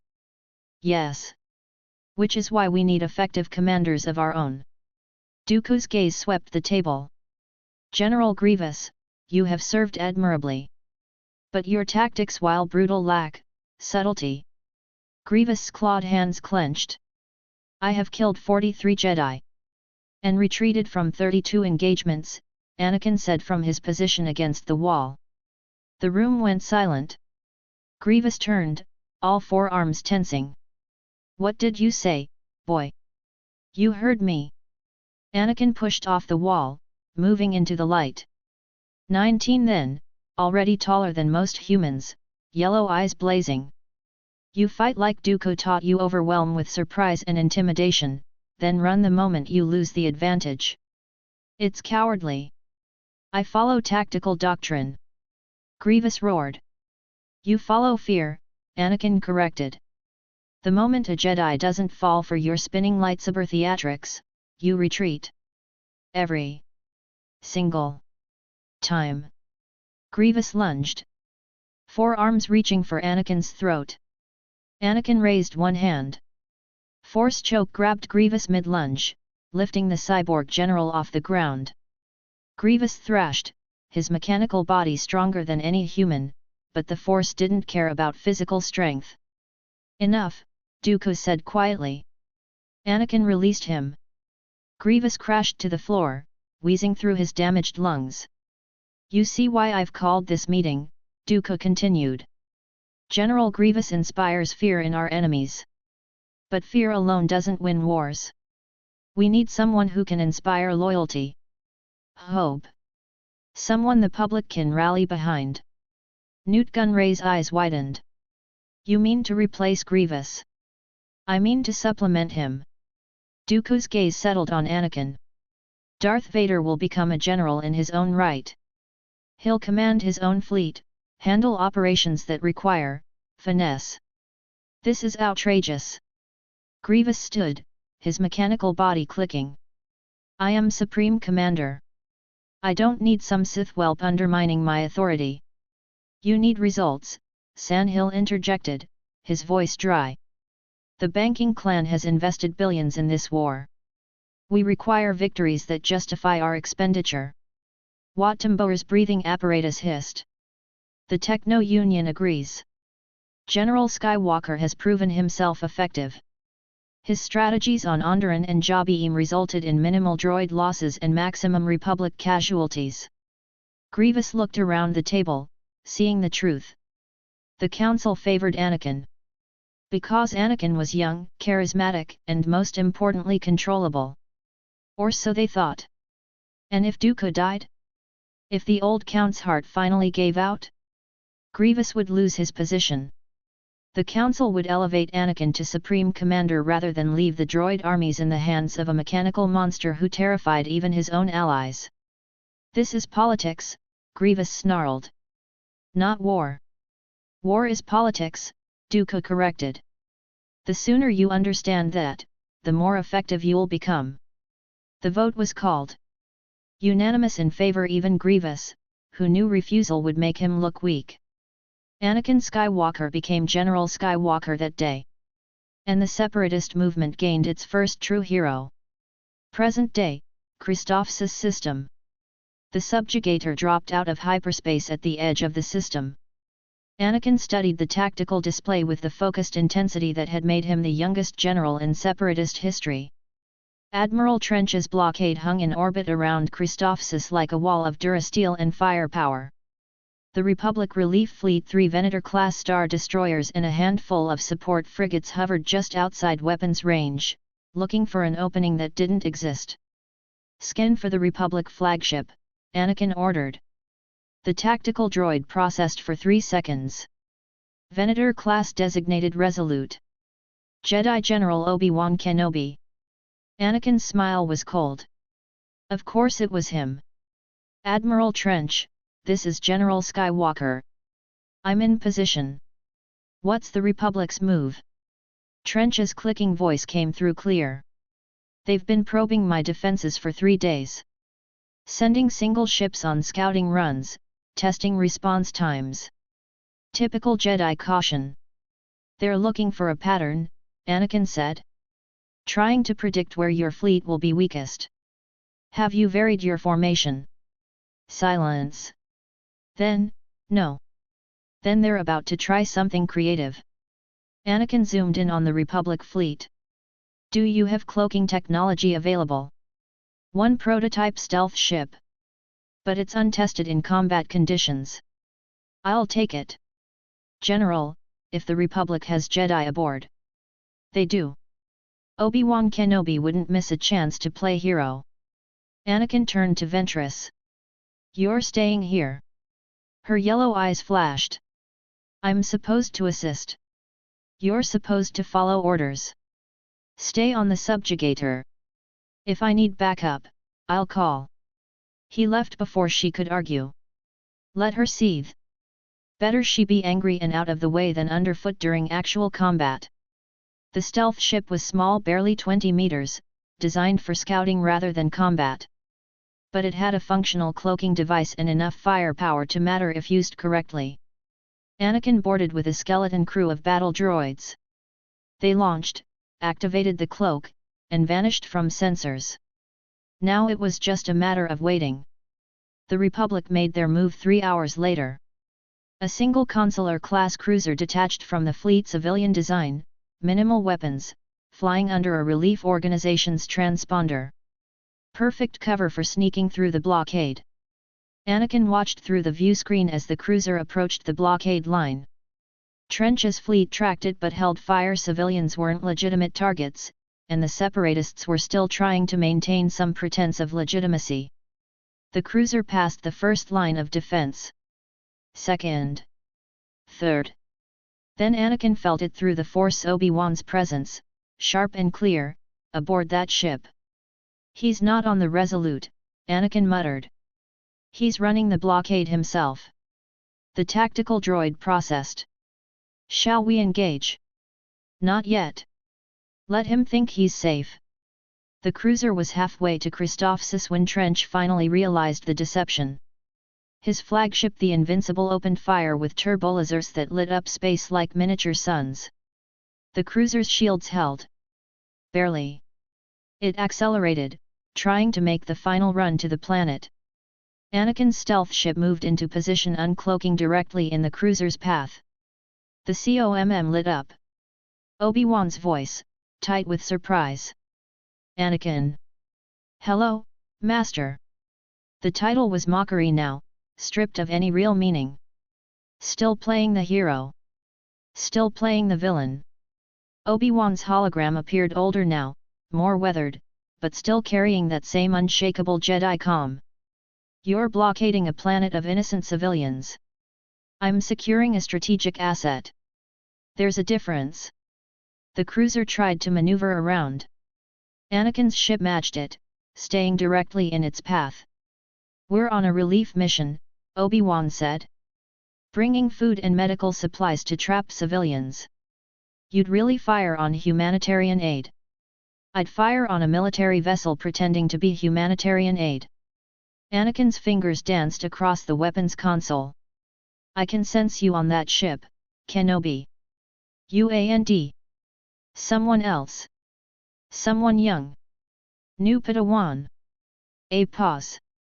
Then a different voice, female, younger, with a tone that tried for confidence but landed somewhere closer to defiance. "I'm Ahsoka Tano. And you're Darth Vader. The Sith coward who started this war by betraying Senator Amidala's trust." Anakin blinked. "Well. That was direct. Your Padawan has spirit," he said to Obi-Wan. "Let's see if she has skill to match." He fired. Proton torpedoes streaked from his ship toward the cruiser. Obi-Wan banked hard, avoiding two. The third clipped their aft shields, sending the cruiser into a spin. Releasing decoy flares, Ahsoka's voice said, tight with concentration. Bright thermal signatures bloomed in space, fake targets designed to confuse missile tracking. The next volley of torpedoes Anakin fired went after the flares instead of the actual ship. "Clever. She taught you that?" Anakin asked. "I taught myself," Ahsoka shot back. "Not all of us need Sith masters to learn basic tactics." Despite himself, Anakin smiled. This Padawan had bite. The cruiser recloaked its own stealth system, less sophisticated than Anakin's but functional. It vanished from sensors. Anakin closed his eyes, extending his force senses. Found Obi-Wan's presence like a beacon. Found Ahsoka too younger, brasher, burning with determination. "Trench, this is Skywalker. Fire pattern Beta 7. Blanket the sector with turbolaser fire. They can't hide from saturation bombardment." Acknowledged. The blockade fleet opened up hundreds of turbolasers firing in coordinated spread patterns, turning the space between them and Christophsis into a wall of deadly energy. The cruiser dodged. Anakin could feel Obi-Wan in the Force, using his connection to anticipate the firing patterns, to thread through impossible gaps. "No clone pilot could do that," Anakin muttered. Then, louder, "Trench, focus fire on coordinates I'm transmitting. Use the Force to track them if you have to." "I am not Force sensitive," Trench clicked. "Then trust someone who is." Anakin fed targeting data directly to the Invincible's gunnery computers. Where Obi-Wan would be in 3 seconds. 5. 10. The cruiser emerged from cloak shields failing, engines damaged, but still flying. "Enough," Obi-Wan's voice crackled through comms. "We're leaving. You win this round." The cruiser limped back toward the Republic fleet. Anakin let them go. Killing Obi-Wan now would be wasteful. The war needed recognizable heroes on both sides. Made for better propaganda. "Trench," Anakin said. "Your blockade holds. The Republic won't try that again." "Thanks to your intervention," Trench admitted grudgingly. "Perhaps Dooku was right to send you." "Perhaps." Anakin returned to the subjugator, where Ventress waited with barely contained irritation. "You let them escape," she accused. "I prevented them from running the blockade." "Mission accomplished." "You could have killed Kenobi." "I could have." Anakin moved past her toward the bridge.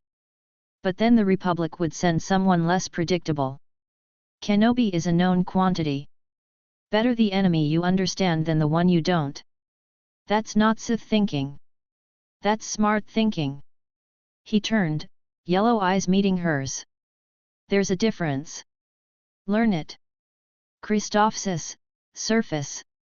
The planet's surface was chaos. Crystal City, the capital built into and around massive hexagonal crystal formations, had become a war zone. Republic clone troopers dug defensive positions among shattered crystalline spires. Separatist battle droids advanced through the streets, their blaster fire shattering ancient structures. Anakin led the ground invasion personally.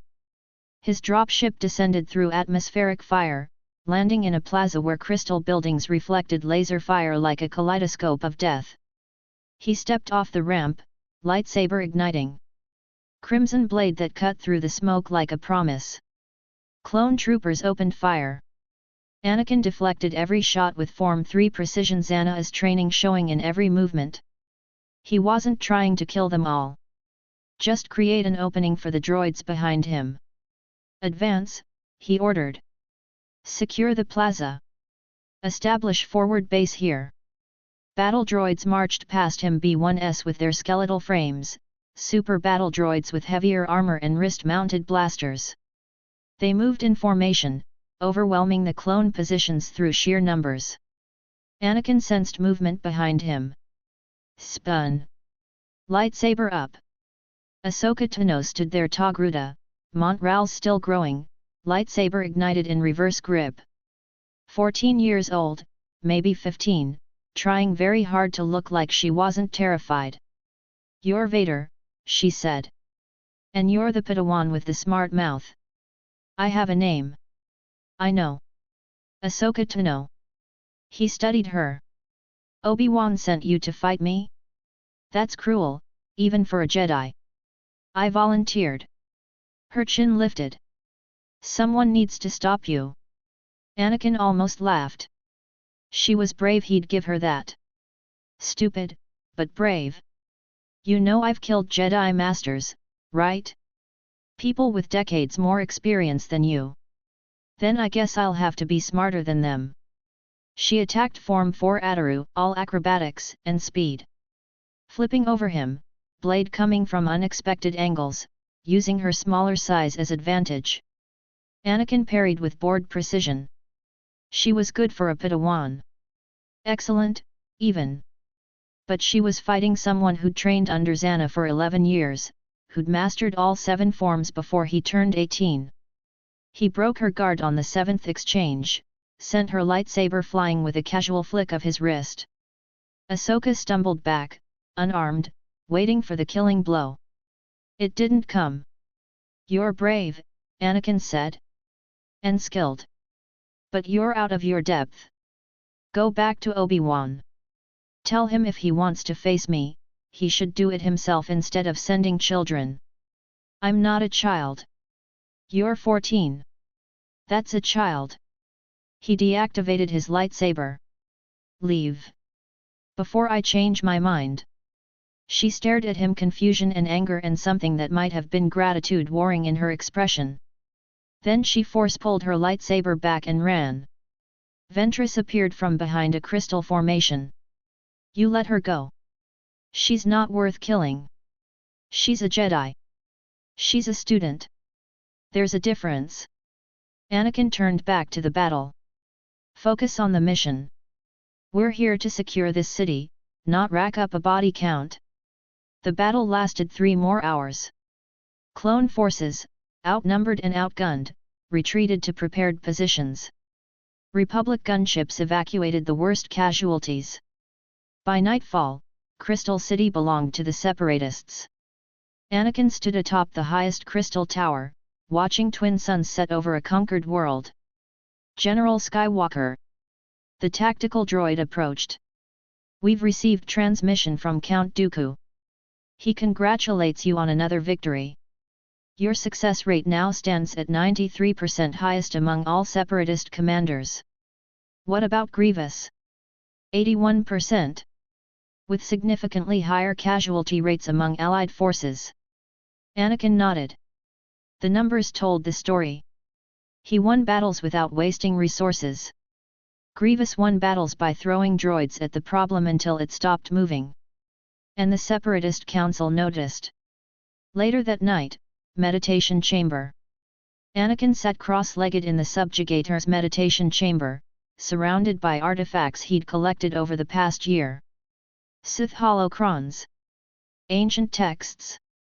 Alchemical components. Sith sorcery was his latest obsession. Zannah had taught him the basics: how to manipulate the Force on a molecular level, how to twist life and death to his will. But Anakin had taken it further. Studied the ancient holocrons. Experimented with techniques that most Sith would consider too dangerous. To him, it wasn't that different from building pod racers. Components, energy flow, understanding systems. Just applied to the Force instead of machinery. He extended his hand over an alchemical matrix, crystals arranged in precise geometric patterns. Dark side energy flowed through them, creating reactions that physics shouldn't allow. Matter transmuting. Reality bending. Then he felt it probing at the edges of his consciousness. Night Sister magic. They were trying to spy on him again. Anakin's eyes snapped open, yellow irises blazing. He grabbed the intrusion with the force and pulled, yanking whoever was scrying on him directly into mental contact. He found himself facing Mother Talzin's consciousness, ancient Dathomirian witch, leader of the Night Sisters. You again, Anakin said into the mental connection. I warned you. Stop sending your sisters to pry into my work. Talzin's presence radiated fear masquerading as authority. Your sorcery is crude, powerful, but unrefined.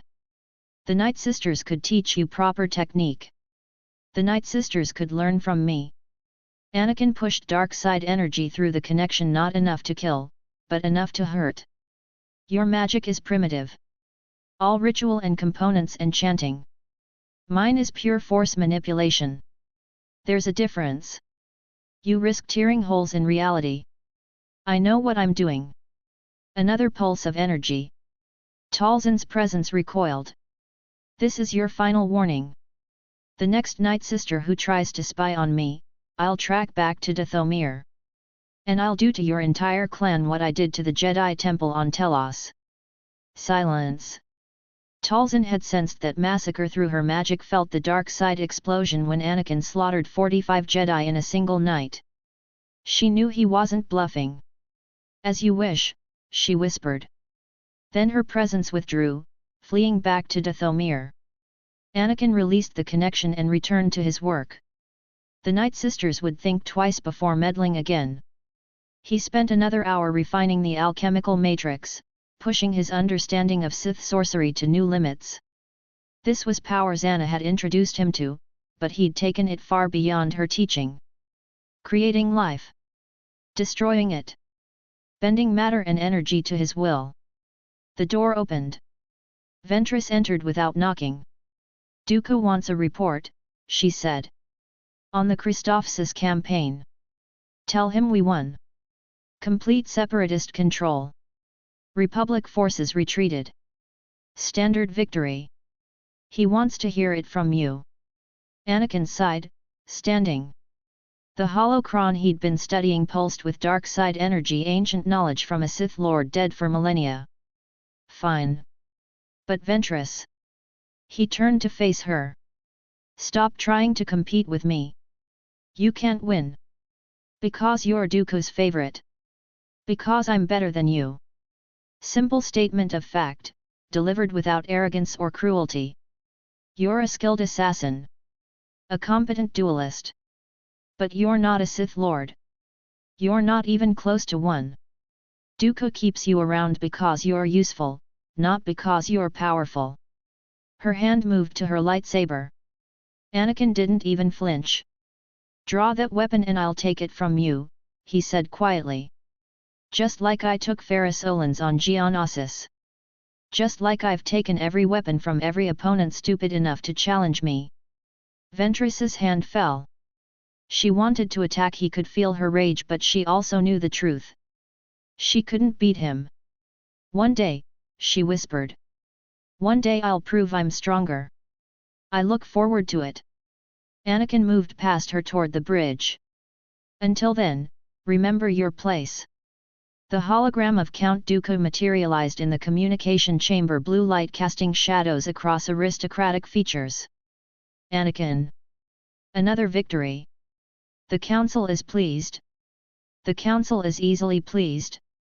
I won because the Republic sent inadequate forces. Modesty doesn't suit you. Neither does false praise. Anakin leaned against the wall. What do you actually want, Tyrannus? Dooku's smile was thin. My master grows, concerned. About your rising popularity. About the whispers among the council that you should replace Grievous as Supreme Commander. I don't want Grievous's position. Too much bureaucracy, not enough actual fighting. Nevertheless, Sidious sees you as a potential threat to his plans. Then Sidious needs to recalibrate his threat assessment. Anakin met the hologram's gaze directly. I'm not interested in overthrowing him. I'm not interested in ruling the galaxy. I'm interested in winning this war and being left alone to study what I want. And Zannah. The mention of her name brought warmth to Anakin's chest that had nothing to do with the dark side. What about her? She stayed in the shadows, handling political maneuvering, keeping the council in line. But her influence is considerable. She prefers working behind the scenes. Always has. Together, you two represent a significant power block. Dooku's expression was unreadable. One that could challenge even Sidious if you chose. We don't choose. Anakin pushed off the wall. Tell your master we're loyal. We're fighting his war. Winning his battles. What we do in our spare time is our business. Very well. But Anakin? A word of advice. I'm listening. Don't become too popular. The people's hero today is the tyrant they overthrow tomorrow. History is full of generals who forgot that lesson. The hologram cut out. Anakin stood alone in the communication chamber, thinking about Dooku's warning. About Sidious's paranoia. About the impossible position he'd maneuvered himself into, too valuable to eliminate, too dangerous to fully trust. It was exhausting. But it was also exactly where he wanted to be. The war would continue. He'd keep winning battles. The separatists would keep using his face on recruitment posters. And when it was all over, when the Republic finally fell and the galaxy found whatever new order emerged from the ashes, he'd disappear with Zannah to some forgotten corner of space and study Sith sorcery until the stars went cold. That was the plan anyway. The bridge of the subjugator hummed with activity officers coordinating fleet movements, tactical droids processing battle data, communications stations crackling with encrypted transmissions from across the Outer Rim. 2 years into the Clone Wars, and the separatist war machine had become something almost beautiful in its brutal efficiency. Anakin stood before the main viewport, watching hyperspace lanes shimmer past like rivers of light. 21 years old now, his blonde hair tied back in a warrior's knot, yellow eyes reflecting the starlight. The uniform he wore, black with crimson accents, half-cape draped over one shoulder, had become iconic across separatist space. The hero of Christophsis. The liberator of Relith. General Skywalker, who'd never lost a battle. Behind him, Zannah studied tactical displays with the same quiet intensity she brought to everything. Her left hand trembled slightly as she manipulated holographic controls. But her expression remained cold and focused. A priority transmission cut through the background noise. The communications officer, a lieutenant with cybernetic enhancements, turned in his seat. General Skywalker. Encrypted message from Count Dooku. Eyes only clearance. Anakin exchanged a glance with Zannah. Dooku rarely contacted them directly anymore, too busy coordinating the broader war effort, managing the Separatist Council's endless political maneuvering. For him to reach out personally meant something significant. Put it through, Anakin said. Private channel. They moved to the communication chamber, a smaller room off the main bridge, walls lined with dampening fields that prevented eavesdropping. The holo projector activated, and Count Dooku's aristocratic features materialized in blue light. Anakin. Zannah. His voice carried its usual cultured precision. I have a task that requires your particular talents. We're listening, Anakin said. Darth Maul is alive. Silence. Zannah's eyes widened fractionally, the only outward sign of surprise.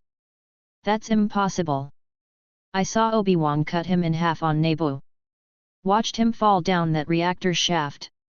Apparently bisection isn't fatal for Zabrux, Anakin observed. Or he's very stubborn about dying.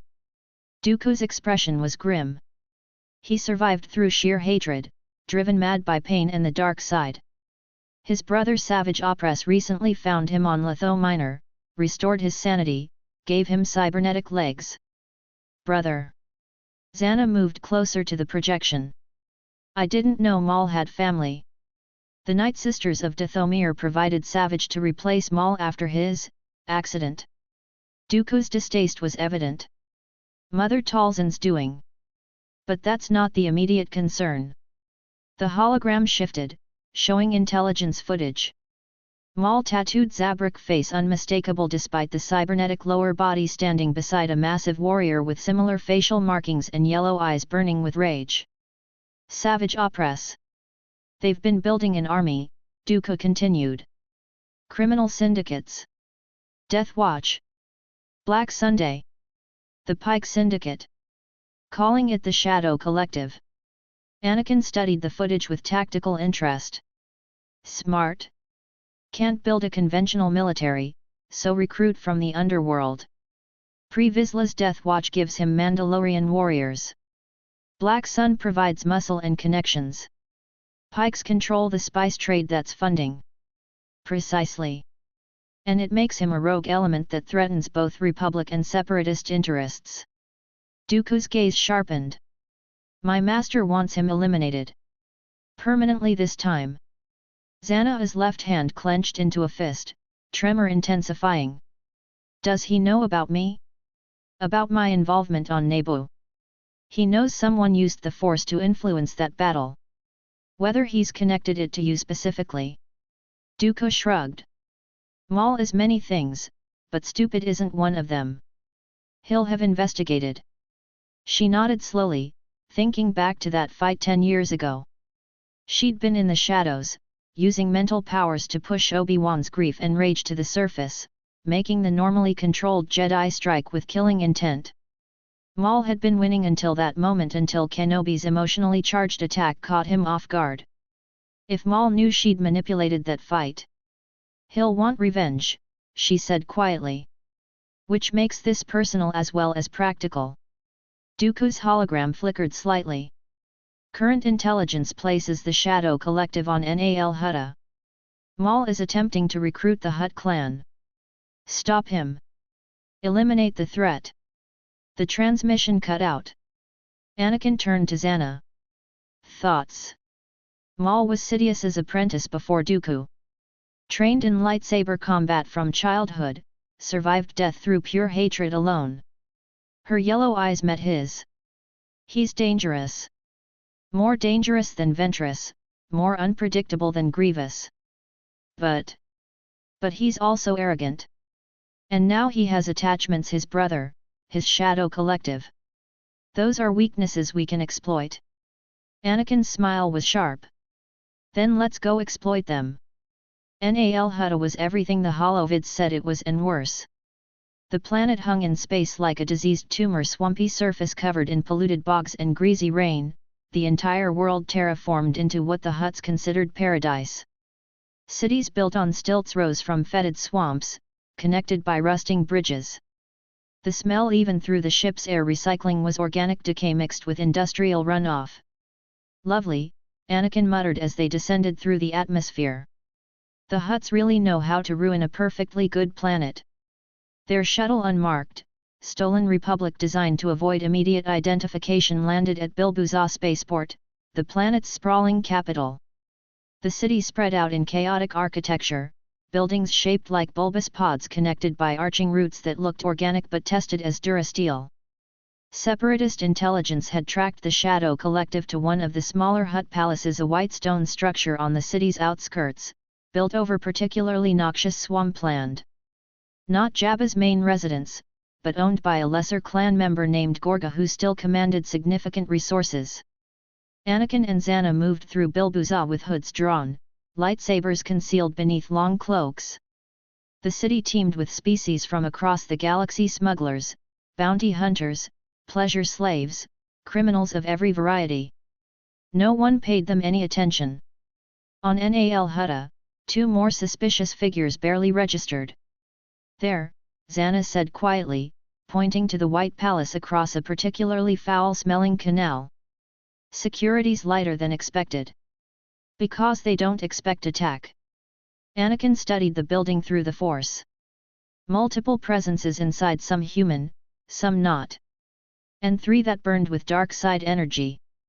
Maul, savage, and someone else. Female.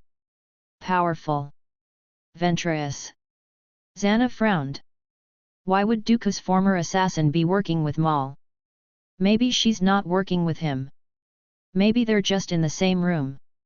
They crossed the canal on a rusted bridge, boots splashing through puddles of something that definitely wasn't water. The palace gates stood open, arrogance or invitation, hard to tell. Through the courtyard. Past statues of ancient Hutt warlords green with corrosion. Into the palace itself, following the dark side signatures like bloodhounds on a scent. The meeting chamber was everything you'd expect from Hutt architecture, overdone opulence mixed with calculated decadence. Gorga the Hutt lounged on a massive dais, his slug-like body easily 3 meters long, jewelry hanging from every fold of greenish-brown flesh. Around him stood various lieutenants and guards, gay marines with vibro-axes, Wiki with blaster rifles. And in the center of the room, Darth Maul. He'd changed since Naboo. The cybernetic legs were sleek and functional, that could be used for enhanced mobility. His upper body was still lean and muscular, covered in the traditional Zabrak tattoos. But his eyes yellow and burning with hatred so intense it was almost tangible in the Force, those hadn't changed at all. Beside him stood Savage Opress, even larger than Maul, easily 2 meters tall with massive shoulders and arms like tree trunks. His tattoos were different, more tribal, and his yellow eyes held less cunning but more raw fury. Pre Vizsla completed the group, Mandalorian warrior in blue and white armor, the darksaber hanging at his hip. Leader of Death Watch. Terrorist organization that wanted to return Mandalore to its warrior past. And slightly apart from them all, watching with barely concealed hostility, Asajj Ventress. And with the Hutt clan's resources, Maul was saying, his voice a harsh rasp, the Shadow Collective becomes unstoppable. We'll control the underworld from Coruscant to the Outer Rim. Neither Republic nor Separatist will. The palace doors exploded inward. Anakin and Zannah stepped through the smoke and debris, hoods falling back, lightsabers igniting in perfect synchronization. Crimson blades blazed in the dim chamber, casting blood-red light across shocked faces. No words. No warning. Just attack. Anakin launched himself at Savage with Form V aggression, powerful overhead strike that would have split a lesser opponent in half. Savage blocked on instinct, his own red blade coming up just in time, but the impact drove him back 3 steps. Zannah moved like death incarnate toward Maul, her Form 3 torso already shifting into defensive patterns. Every movement was economy of motion, waiting for the perfect opening. Maul's eyes widened. Then narrowed with recognition and rage. You! The word was a scream. His lightsaber double-bladed, rebuilt after Naboo, ignited in his hands. You manipulated Kenobi. I felt your presence in the Force during that battle. You made him strike me down. Zannah's smile was ice. And I'll finish what he started. They crashed together, red blade against red blade, Form 3 patience against Form 7 Julio madness. Maul fought like a demon, all speed and aggression and channeled hatred. But Zannah had trained Anakin, who'd surpassed her in raw power. Maul was good. She was better. Across the chamber, Anakin fought Savage with almost casual brutality. The larger Zabrak was strong, absurdly so, enhanced by Night Sister magic that made his muscles dense as durasteel. His strikes would have shattered stone. But Anakin was faster, smarter, and infinitely more skilled. He'd trained under Zannah for 12 years, mastered all 7 lightsaber forms, killed Jedi Masters with decades of experience. Savage was just angry. You're strong, Anakin observed, parrying a strike that cratered the floor where he'd been standing. But strength without skill is just wasted energy. He broke Savage's guard with a feint, scored a burning line across the Zabrak's ribs. Savage roared, swinging wildly. Anakin ducked under the blade, came up inside his reach, and slammed Force-enhanced punch into Savage's solar plexus. The impact folded Savage in half. He stumbled back, gasping. Gorga the Hutt tried to flee, his massive slug body undulating toward a side exit with surprising speed for something his size. Gay Marine guards formed defensive line to cover his escape. Anakin raised one hand without looking. Force Crush grabbed Gorga's throat, invisible fingers compressing his windpipe. The Hutt's eyes bulged. His mouth opened in silent scream. His body convulsed. No witnesses, Anakin said calmly. Gorga died choking on his own tongue. His massive corpse crashed to the floor with a wet thud that shook the room. The gay Marine guards charged. Anakin's lightsaber became a crimson blur, 3 guards dead in as many seconds, bodies falling in pieces.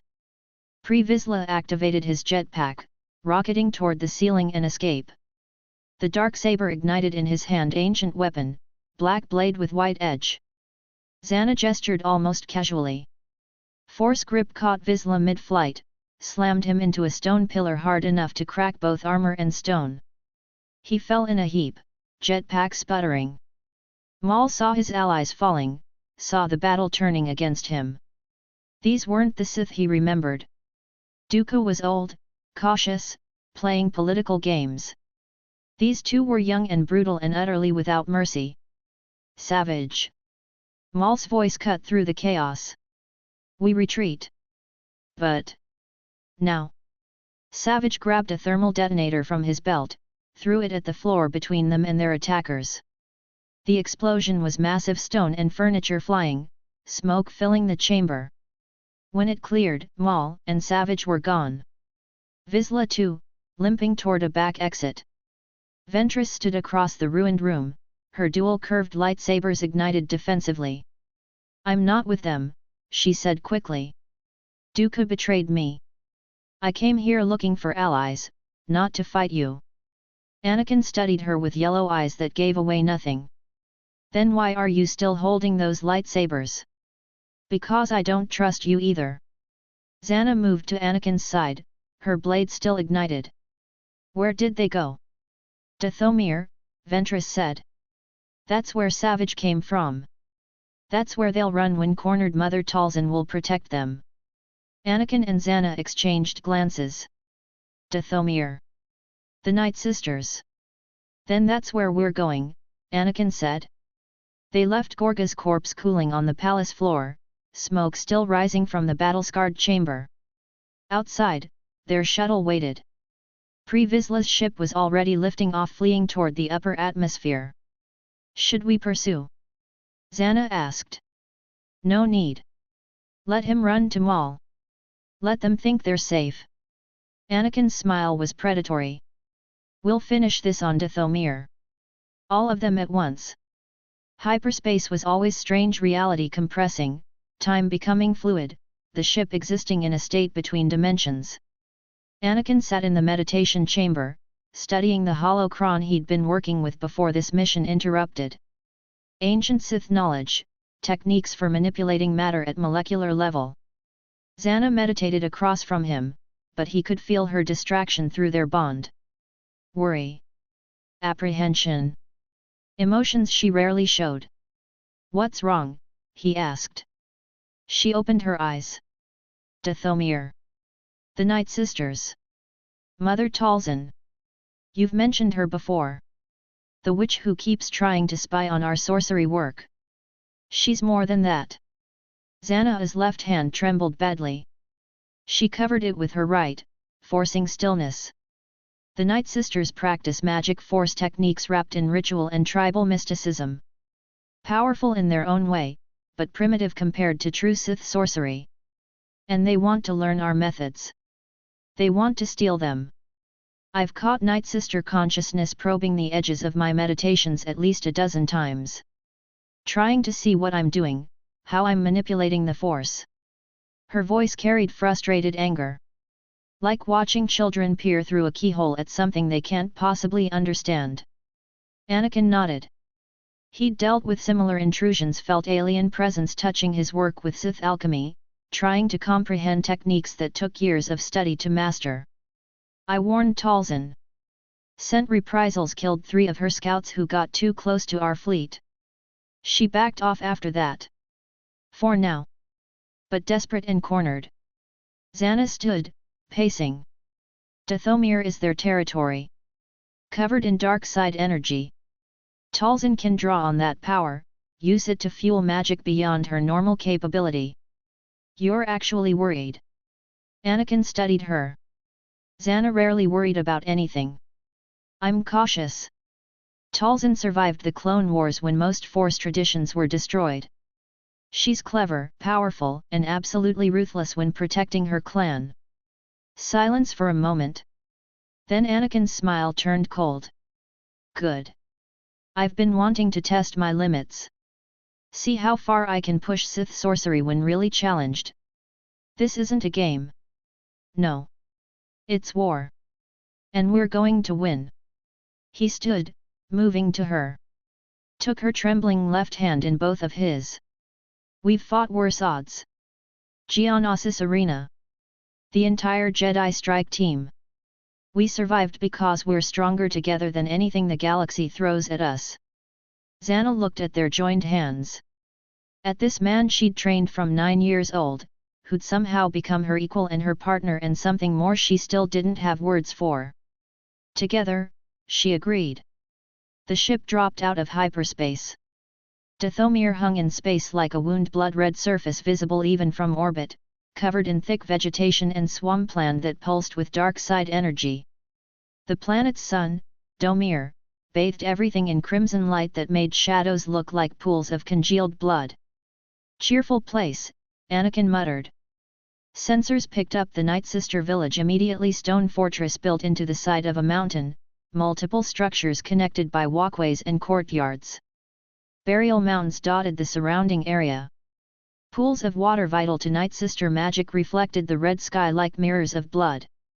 And 3 ships already on the ground pre-Vizsla's Mandalorian transport, and 2 smaller craft. They're here, Zannah said. Maul, Savage, and Ventress. Anakin felt her dark side signature clearly now. She came here too. They descended through Dathomir's thick atmosphere, red light painting the shuttle's hull like fire. The village grew larger in the viewport, ancient stone carved with symbols that predated Republic history, archways leading into mountain depths. Night Sisters moved through the courtyards below, women in leather and bone armor, some riding rankers, others tending to whatever dark rituals kept this place functioning. And in the central courtyard, Maul, Savage, and Ventress stood in hostile triangle, lightsabers ignited, arguing about something. Anakin brought the shuttle down hard, landing gear slamming into stone with enough force to crack it. The ramp lowered before the engines fully cycled down. He and Zannah stepped out into blood-red light. Lightsabers ignited. Crimson blades blazing. No words. No posturing. Just attack. They moved like the Sith from the old Republic holo videos, the ones showing Dark Lords arriving on Korriban Space Station, walking through doors with blades already ignited, cutting down Jedi before anyone could react. Pure aggression. Pure confidence. Maul, Savage, and Ventress had been arguing. Ventress blaming Savage for betraying her during their failed Dooku assassination attempt. Savage defending himself. Maul trying to forge them into alliance. All of that stopped the instant Anakin and Zannah attacked. Survival instinct overcame grudges. The 3 dark side users moved together, forming defensive line against common threat. Anakin charged. Maul and Savage simultaneously form V-power that made the ground crack beneath his feet. His first strike would have decapitated Maul if Savage hadn't blocked. Zannah engaged Ventress with Form 3, patience waiting, observing, looking for the weakness she knew was there. Dooku had trained Ventress in Form 2 Makashi, elegant and precise. But Zannah had trained Anakin, who'd surpassed Dooku years ago. She was the original. Ventress was the inferior copy. Across the courtyard, Night Sisters emerged from buildings alerted by the sounds of battle. 30 women in bone armor, wielding force-imbued weapons, drawing on Dathomir's dark side energy.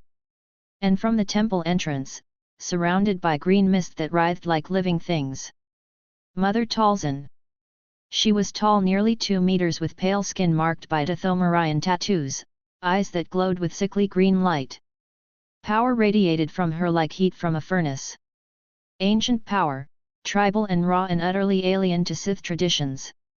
You dare attack the Night Sisters on our sacred ground? Her voice carried across the courtyard, amplified by magic. Anakin paused mid-strike. Yellow eyes locking onto Talzin. His smile was feral. I dare anything. And I warned you, stay out of my way or die. Talzin raised her hands. Green mist poured from her fingers, spreading across the ground like poison gas. It touched the burial mounds dotting the courtyard. The ground cracked. Dead fingers pushed through soil. Corpses rising, Night Sisters dead for decades or centuries, mummified flesh wrapped in decaying armor, eyes glowing with the same green light as Talzin's magic. Zombie warriors animated by necromancy that shouldn't be possible but was, because Dathomir's dark side energy made the rules different here. Dozens of undead rising. Then hundreds. An army of the dead shambling forward with weapons raised. Anakin and Zannah found themselves surrounded, Maul, Savage, and Ventress in front of them. Mother Talzin and 30 living Night Sisters behind. And hundreds of undead warriors closing in from all sides. Anakin looked at Zannah. She looked back. And despite everything, despite the impossible odds, they both smiled. Finally, Anakin said, his voice carrying genuine excitement. A real fight. Their lightsabers blazed brighter. The Force gathered around them like a storm preparing to break. And the battle for Dathomir began in earnest. The undead moved like nightmare-made flesh. Hundreds of mummified Night Sisters shambling across blood-red stone, their desiccated corpses wrapped in armor that had rusted to their bones over centuries. Eyes glowing with sickly green light, spirit ichor channeled through Mother Talzin's necromancy, animating bodies that should have stayed buried. Some had been dead so long their flesh was dust held together by magic alone. Others were fresher, killed in recent battles, their features still recognizable beneath the green glow. They surrounded the courtyard in shambling ranks, weapons raised, ancient force pikes, vibroblades, claws that were bone and metal fused together. Behind them, 30 living Night Sisters chanted in unison, their voices creating harmonics that resonated with Dathomir's dark side energy. Green mist poured from their joined hands, feeding power to Mother Talzin's ritual. Maul, Savage, and Ventress had backed against each other in defensive triangle, enemies forced into alliance by survival instinct. Their lightsabers formed a barrier of red light, waiting for the inevitable attack. And at the center of it all, Anakin and Zannah stood back to back, crimson blades ignited, completely calm. You handle Talzin's magic, Anakin said. I'll kill everything else. Zannah's smile was ice. With pleasure. They trusted each other absolutely. No hesitation. No doubt. 12 years of partnership forged in blood and darkness. Anakin charged. Form 7 Julia was madness made into art. Pure aggression channeled through perfect technique. Rage given purpose. Every strike powered by the dark side, every movement unpredictable, overwhelming opponents through sheer ferocity. Anakin tore into the undead horde like a hurricane made flesh. His lightsaber became a crimson blur cutting through mummified warriors like they were made of paper. Arms flew. Heads rolled. Ancient armor shattered under strikes that carried the Force behind them. He moved faster than the zombies could track, killing 5 before their bodies hit the ground, then 10, then 20. But they kept coming. For every undead Night Sister he destroyed, Mother Talzin's magic reanimated 2 more. Corpses rising from burial mounds that dotted the courtyard, shambling forward with weapons raised. The smell was overwhelming, rotted flesh, burning bone, ozone from his lightsaber superheating ancient tissue. Dark side energy so thick it was visible, green mist mixing with red light to create colors that shouldn't exist. Anakin switched tactics. He deactivated his lightsaber, thrust both hands forward. Purple lightning erupted from his fingers. The Force bent to his will, electricity arcing across the entire horde, forking and branching, finding every target with malicious precision. Undead warriors convulsed as lightning fried whatever magic animated them. Living Night Sisters screamed as electricity found them too, indiscriminate in its destruction. The smell of burning flesh intensified. Some of the undead were so dry they caught fire, walking torches shambling forward even as they burned. Impressive, Maul rasped from across the courtyard. But futile. Mother Talzin's power is. Anakin gestured. Force grip caught 3 undead warriors, lifted them, and threw them at Maul with enough force to shatter stone. Maul cut them down mid-flight, but the message was clear: shut up and fight. Zannah faced Mother Talzin in a battle that existed on multiple levels simultaneously. Physically, she deflected attacks from spirits. Talzin summoned ghostly warriors made from green ichor, wielding weapons that could cut flesh despite being incorporeal. Her Form 3 sorcerer was perfection: minimal movement, maximum efficiency, every defense leaving her positioned for counterattack. But the real battle was mental. Talzin's consciousness pressed against Zannah's mind like oil trying to seep through cracks. Spirit magic that should possess, should override will, should turn victim into puppet. It broke against Zannah's mental defenses like waves against stone. Your magic is primitive, Zannah said, her voice conversational despite the spirits trying to kill her. All ritual. All components enchanting. You don't understand what you're doing, just following patterns passed down through generations. Mother Talzin's eyes blazed brighter. And yours is arrogant. Sith who think they can reshape reality without consequence. You'll destroy yourself reaching too far. Perhaps. Zannah created illusions making Talzin's summoned spirits see each other as enemies. They attacked each other in confusion, green ichor dissipating as the spirits tore themselves apart. But I understand the Force on a fundamental level. You just manipulate symptoms. Her left hand trembled badly, damage from her final battle with Darth Bane decades ago, mental scarring that never fully healed. But she pushed through the pain, channeling it into her sorcery. Talzin sent another wave of spirits.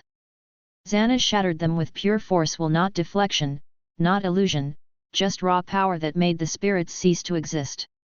Impossible, Talzin whispered. For you, perhaps. Savage Opress charged like an avalanche given form. The massive Zabrak was easily 2 meters tall, muscles enhanced by Night Sister magic until he was stronger than any unaugmented being had right to be. His lightsaber crude, brutal, perfectly matching its wielder, swept in wide arcs meant to bisect rather than finesse. He crashed into Anakin with a downward strike that would have split stone. Anakin caught it on his blade, redirected the force, and used Savage's own momentum to send him stumbling past. Strong, Anakin observed. But strength without skill is just wasted energy. Savage roared wordless rage powered by dark side and Night Sister enhancement. He spun, faster than something his size should move, and struck from 3 angles in rapid succession. Anakin parried all 3. Then broke through Savage's guard and scored a burning line across his ribs. Blood hissed on the lightsaber blade. Savage barely noticed too much pain tolerance, too much rage fueling him. He channeled the pain into power, struck harder, faster. And Maul joined him. The brothers attacked in coordination. Maul's Julio unpredictability combined with Savage's overwhelming strength. They'd fought together before, knew each other's patterns, covered each other's weaknesses. Against most opponents, it would have been devastating. Anakin fought both simultaneously without breaking stride. Form V Gem so met their assault with perfect economy. Every block became counterattack. Every parry positioned him for the next defense. He was water flowing around obstacles, he was stone that broke waves, he was death incarnate moving through forms that made killing into art. You're the legendary Darth Maul. Anakin's voice carried genuine disappointment. I expected more. Maul's rage intensified, using hatred as fuel exactly like Sidious had trained him. His double-bladed lightsaber became a spinning wheel of death, attacking from angles that shouldn't be possible with a weapon that long. Savage charged like a berserker, adding raw power to Maul's precision. Anakin raised his hand. Force grip caught Savage mid-charge, lifted him off the ground. Squeezed. Savage's lightsaber crumpled like foil, components shattering. Then Anakin kicked force-enhanced, powerful enough to send Savage flying into Maul.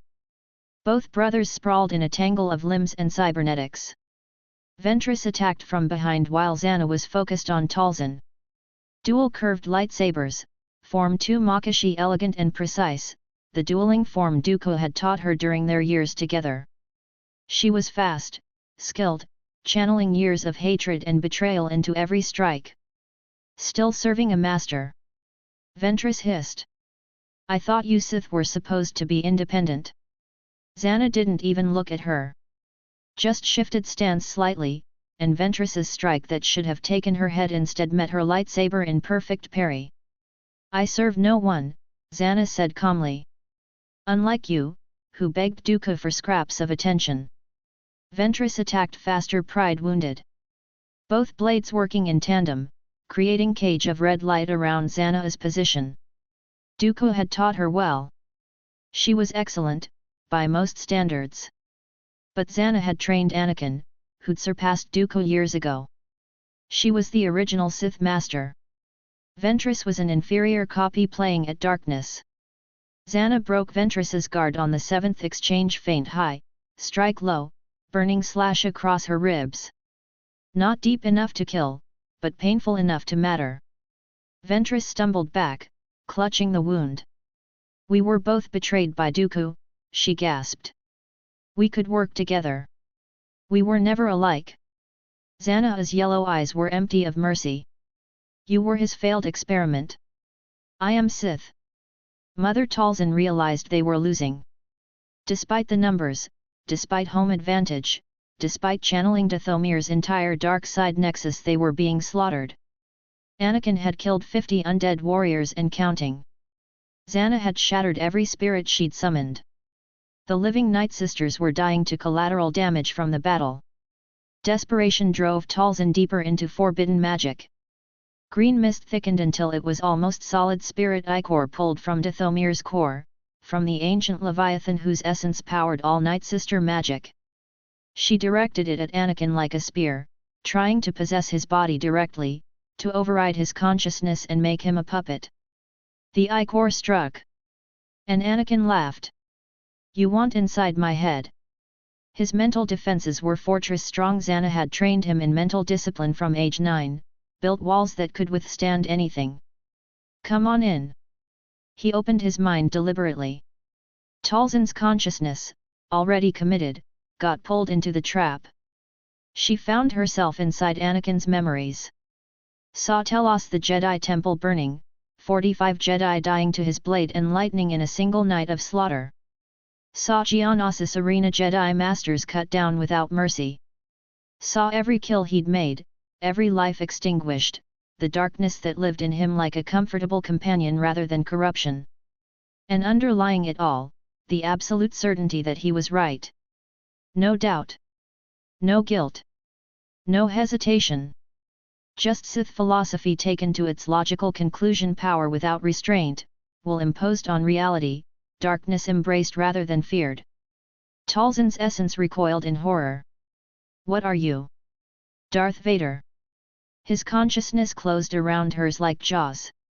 And you're already dead. Anakin used Sith sorcery on a level Talzin had never imagined. Not rituals. Not components or chanting or spirit ichor. Just pure force manipulation at molecular level, the techniques he'd been perfecting for years, that the Night Sisters had kept trying to spy on. He reached into Mother Talzin's body with the force. Found her heart. Stopped it. Not crushing, just preventing muscle contraction. Holding cells in stasis so they couldn't generate the electrical impulses needed for beating. Talzin gasped. Clutched her chest. The green mist animating the undead army flickered. No, she whispered. Anakin squeezed harder. Cells dying from lack of oxygen, tissue necrosis spreading. Mother Talzin collapsed. The undead army fell with her zombies crumpling into piles of dust and bone as the spirit ichor animating them dissipated. Hundreds of corpses becoming corpses again, the green glow fading from their eyes. The living Night Sisters screamed. Their leader was dying. Their magic was failing. They tried to flee. No mercy. Zannah had taught Anakin that lesson young. Sith didn't accept surrender. Didn't show compassion. Eliminated threats completely or not at all. She'd lived it herself for decades. Killed without hesitation, without regret. The Night Sisters had been useful once, potential allies, or at least not enemies. But they'd spied on her sorcery, tried to steal her techniques, made themselves threats. And Zannah eliminated threats. Her Force lightning caught 3 fleeing Night Sisters, frying them mid-stride. Their screams cut off as electricity stopped their hearts. They fell smoking. Anakin killed 5 more with thrown lightsaber crimson blade spinning through the air like a disc of death, severing heads with surgical precision. The living Night Sisters numbered 18 now. Then 12. Then 6. Ventress tried to run toward her ship, injured ribs making her stumble. Zannah's Force lightning caught her mid-stride. Not enough voltage to kill, just enough to drop her twitching to the stone. Maul and Savage made their last stand near the temple entrance. Together, brother. Maul's voice carried desperate fury. For Dathomir. For Mother. They attacked Anakin in perfect synchronization, everything they had, channeling grief and rage into final assault. Anakin met them head-on. The duel lasted 15 seconds. He killed Savage first, blade through chest, angled up to pierce heart and lungs simultaneously. Quick. Brutal. Efficient. Savage's yellow eyes went wide. He looked down at the lightsaber impaling him. Then at his brother. Maul. Blood bubbled from his lips. I'm sorry, couldn't protect. He died staring at Maul, body collapsing as Anakin yanked the blade free. Maul's scream echoed across Dathomir, wordless rage and grief that transcended language. Powered by loss, Maul actually pushed Anakin back temporarily. Pure Juyo fueled by hatred stronger than anything he'd felt since Naboo. His double-bladed lightsaber moved faster than thought, every strike carrying enough force to shatter stone. He was Maul, Darth Sidious's first apprentice, the Sith who'd survived bisection, who'd built criminal empire from nothing. He would not fall to some upstart who thought himself powerful. You took my legs. Every word punctuated by lightsaber strike.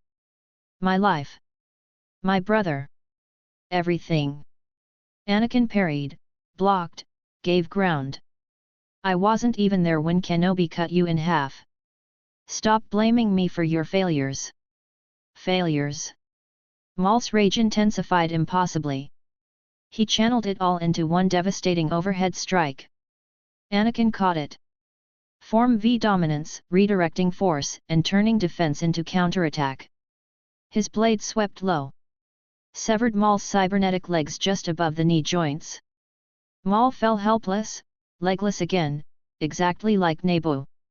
History repeating with cruel precision. He lay on blood-red stone, staring up at Anakin. Yellow eyes still blazing with hatred, but body broken beyond recovery. Do it, Maul whispered. Kill me. At least give me a warrior's death. Anakin looked down at him. This legendary Sith. This survivor. This failure. No. He raised his hand. You don't deserve even that. Force crush on Maul's skull. Bone imploded. Brain matter compressed to pulp. Darth Maul died ugly and undignified, without honor or ceremony. Just another corpse on Dathomir's red stone. Ventress was crawling toward her ship, ribs broken, electrical burns covering her back. Zannah approached with leisurely calm. No rush. Nowhere for Ventress to run. Please.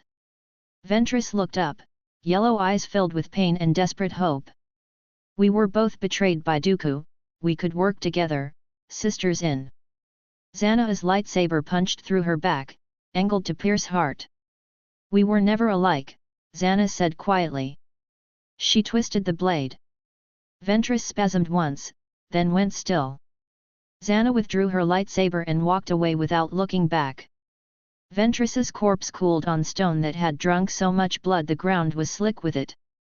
Mother Talzin still lived barely. Her body was dying, Heart stopped, but her consciousness remained. Spirit form trying to manifest, to escape into the ichor network that connected all Dathomir. She watched in horror as Anakin and Zannah methodically destroyed everything the Night Sisters had built. The temple, ancient structure carved from mountain stone, covered in glyphs that predated Republic history, they collapsed with precisely applied force power. Walls imploding, pillars shattering, roof caving in. Sacred altars where Night Sisters had performed rituals for millennia shattered to rubble with lightsabers and force strikes. Pools of water infused with spirit ichor. Anakin used Sith alchemy to corrupt them at molecular level. The green glow turned sickly yellow, then black. The water boiled, evaporated, left only toxic residue that would poison anyone who touched it. Even if you survive as spirit, Anakin said to Talzin's dying body, you'll have no power source to anchor to. No temple. No sacred sites. No ichor pools. Nothing. Talzin's body died. Her spirit screamed, but without the temple and ritual sites, she couldn't manifest. Couldn't interact with physical world. Just consciousness trapped in nothing, fading slowly into oblivion. Everything the Night Sisters had built over thousands of years, destroyed in an afternoon. Every source of their power, gone. Zannah watched the temple burn, flames consuming wood, smoke rising into red sky. Her expression was completely calm. No regret. No hesitation. This was necessary. Threats eliminated. Power secured. That was satisfying, Anakin said, standing beside her amid the ruins. Zannah didn't respond immediately. Just watched Dathomir burn, thinking about all the people she'd killed over the decades. Hundreds? Thousands? She'd lost count years ago. Bodies everywhere. Maul. Savage. Ventress. Mother Talzin. 30 living Night Sisters. Hundreds of undead returned to proper death. Complete annihilation. No survivors. Exactly as it should be. We should go, she said finally. Before Republic or Separatist scouts detect the destruction. They returned to their ship through fields of corpses. Boots splashing through blood. Stepping over bodies without looking down. Just another day in the life of Sith Lords. The ship lifted off, engines burning away the last traces of green mist. Through the viewport, Dathomir shrank below Red Planet, now covered in black smoke, temple ruins still burning, bodies scattered across the landscape like discarded toys. Zannah stood at the viewport as they broke atmosphere, watching the planet disappear. Thinking about death. About the people she'd killed. About who she'd become in the decades since Ruisan. Anakin joined her, silent for a moment. Then, you're thinking about something. Long pause. The ship jumped to hyperspace, stars stretching into lines, reality blurring. When I was young, Zannah said quietly. Younger than you were when we met. I had a different name. Anakin turned, surprised. Zannah rarely talked about her past. He'd pieced together fragments over 12 years, knew she'd fought in some ancient war, knew she'd trained under someone named Bane, knew her left hand trembled from old injury. But she'd never volunteered the full story. My cousin called me Rain, Zannah continued. Rain. It's a long story. Her yellow eyes reflected hyperspace light. About the Ruisan campaign. About how I became Sith. About everything that made me into. She gestured vaguely at herself. This. Anakin waited, patient. Knowing she'd share when ready. Zannah turned from the viewport to face him fully. This man she'd raised from 9 years old. This apprentice who'd become her equal, her partner, something more than either master or student.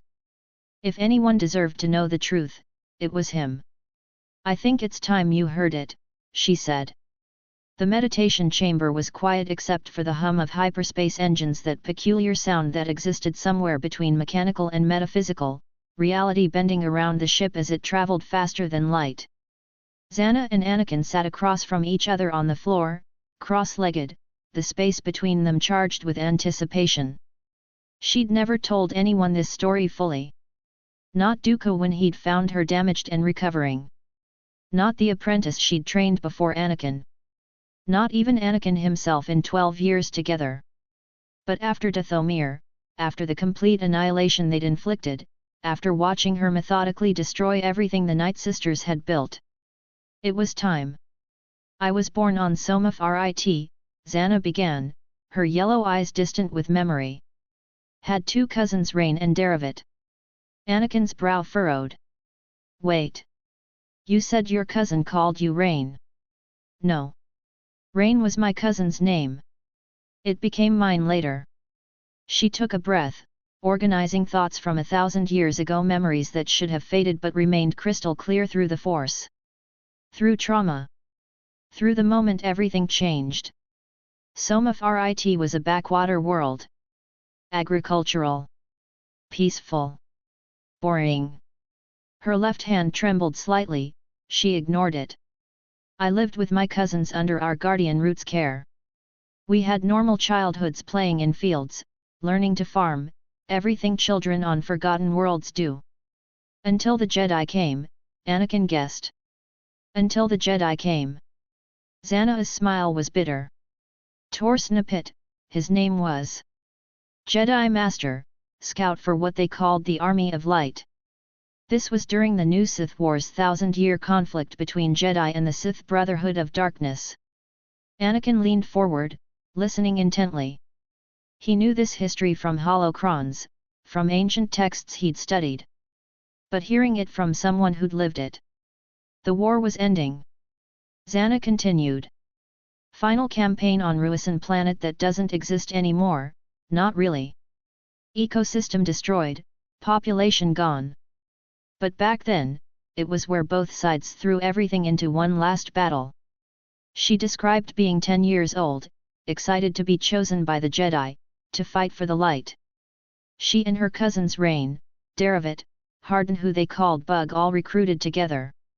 A grand adventure for children too young to understand what war actually meant. We boarded a Jedi transport heading to Ruisan, Zannah said, her voice dropping. Dozens of other Force-sensitive children, all of us thinking we'd be heroes. The attack came without warning. Sith buzzard fighters, wedge-shaped interceptors painted in Brotherhood colors screaming out of hyperspace, weapons blazing. The Jedi transport's shields held for maybe 30 seconds before collapsing under sustained fire. Hole blown in the hull, Zannah said quietly. Emergency bulkheads failing. Atmosphere venting into space. She could still see it. Rain's face, her cousin, barely older than her, Force-sensitive but untrained, grabbing for handholds as the deck tilted. Losing grip. Falling toward the breach. I watched her fall, Zannah whispered. Watched her get sucked out into vacuum. Watched and couldn't do anything. The ship couldn't turn back. Mission was too important. The pilots sealed the breach, kept flying, left Rain behind in Ruisan's upper atmosphere. Zannah had assumed her cousin was dead. Grief mixing with helplessness, planting the first seeds of something dark. We landed on Ruisan, she continued. Joined the Army of Light. And I tried to be a good Jedi, tried to fight for the light like they'd taught us. But the final battle changed everything. Lord Khan was desperate, Zannah explained. Leader of the Brotherhood of Darkness, losing the war, watching his Sith Empire crumble. So he turned to a super weapon, the thought bomb. She described the ritual in clinical detail. How it required multiple Sith Lords channeling dark side energy into concentrated form. How Darth Bane had manipulated Khan into using it, knowing it would destroy everyone. It was a weapon powered by dark side ritual, Zannah said. When it detonated, it destroyed every Force-sensitive life within kilometers. Every Jedi. Every Sith. Souls ripped from bodies and trapped in perpetual torment. Anakin's eyes widened slightly. How did you survive? I was far enough away. Sent on supply run, away from the main battle. Lucky. Or unlucky, depending on perspective. When the thought bomb went off, I felt it through the force. Thousand souls screaming simultaneously, then, silence. She'd found herself alone in devastated forests, surrounded by corpses, with no idea what to do. Days wandering. Traumatized. Lost. Then I found Rain alive. The reunion had been joyful brief flash of hope in nightmare landscape. Rain had survived the fall from the transport, landed in Ruisan's forests, been hiding terrified for days. Finding her cousin alive felt like miracle. They'd been together maybe 6 hours when the bounty hunters found them. There was a price on force-sensitive children, Zannah said, her voice completely flat now. Slavers, mostly. Wanted to sell us to whoever would pay. The war was over, but the galaxy was still full of people looking to profit from force users. The bounty hunters attacked with stun weapons. Rain fought back untrained, desperate, protective of her younger cousin. She died protecting me, Zannah said. Because I was too weak to protect her. The memory was crystal clear. Rain's body falling.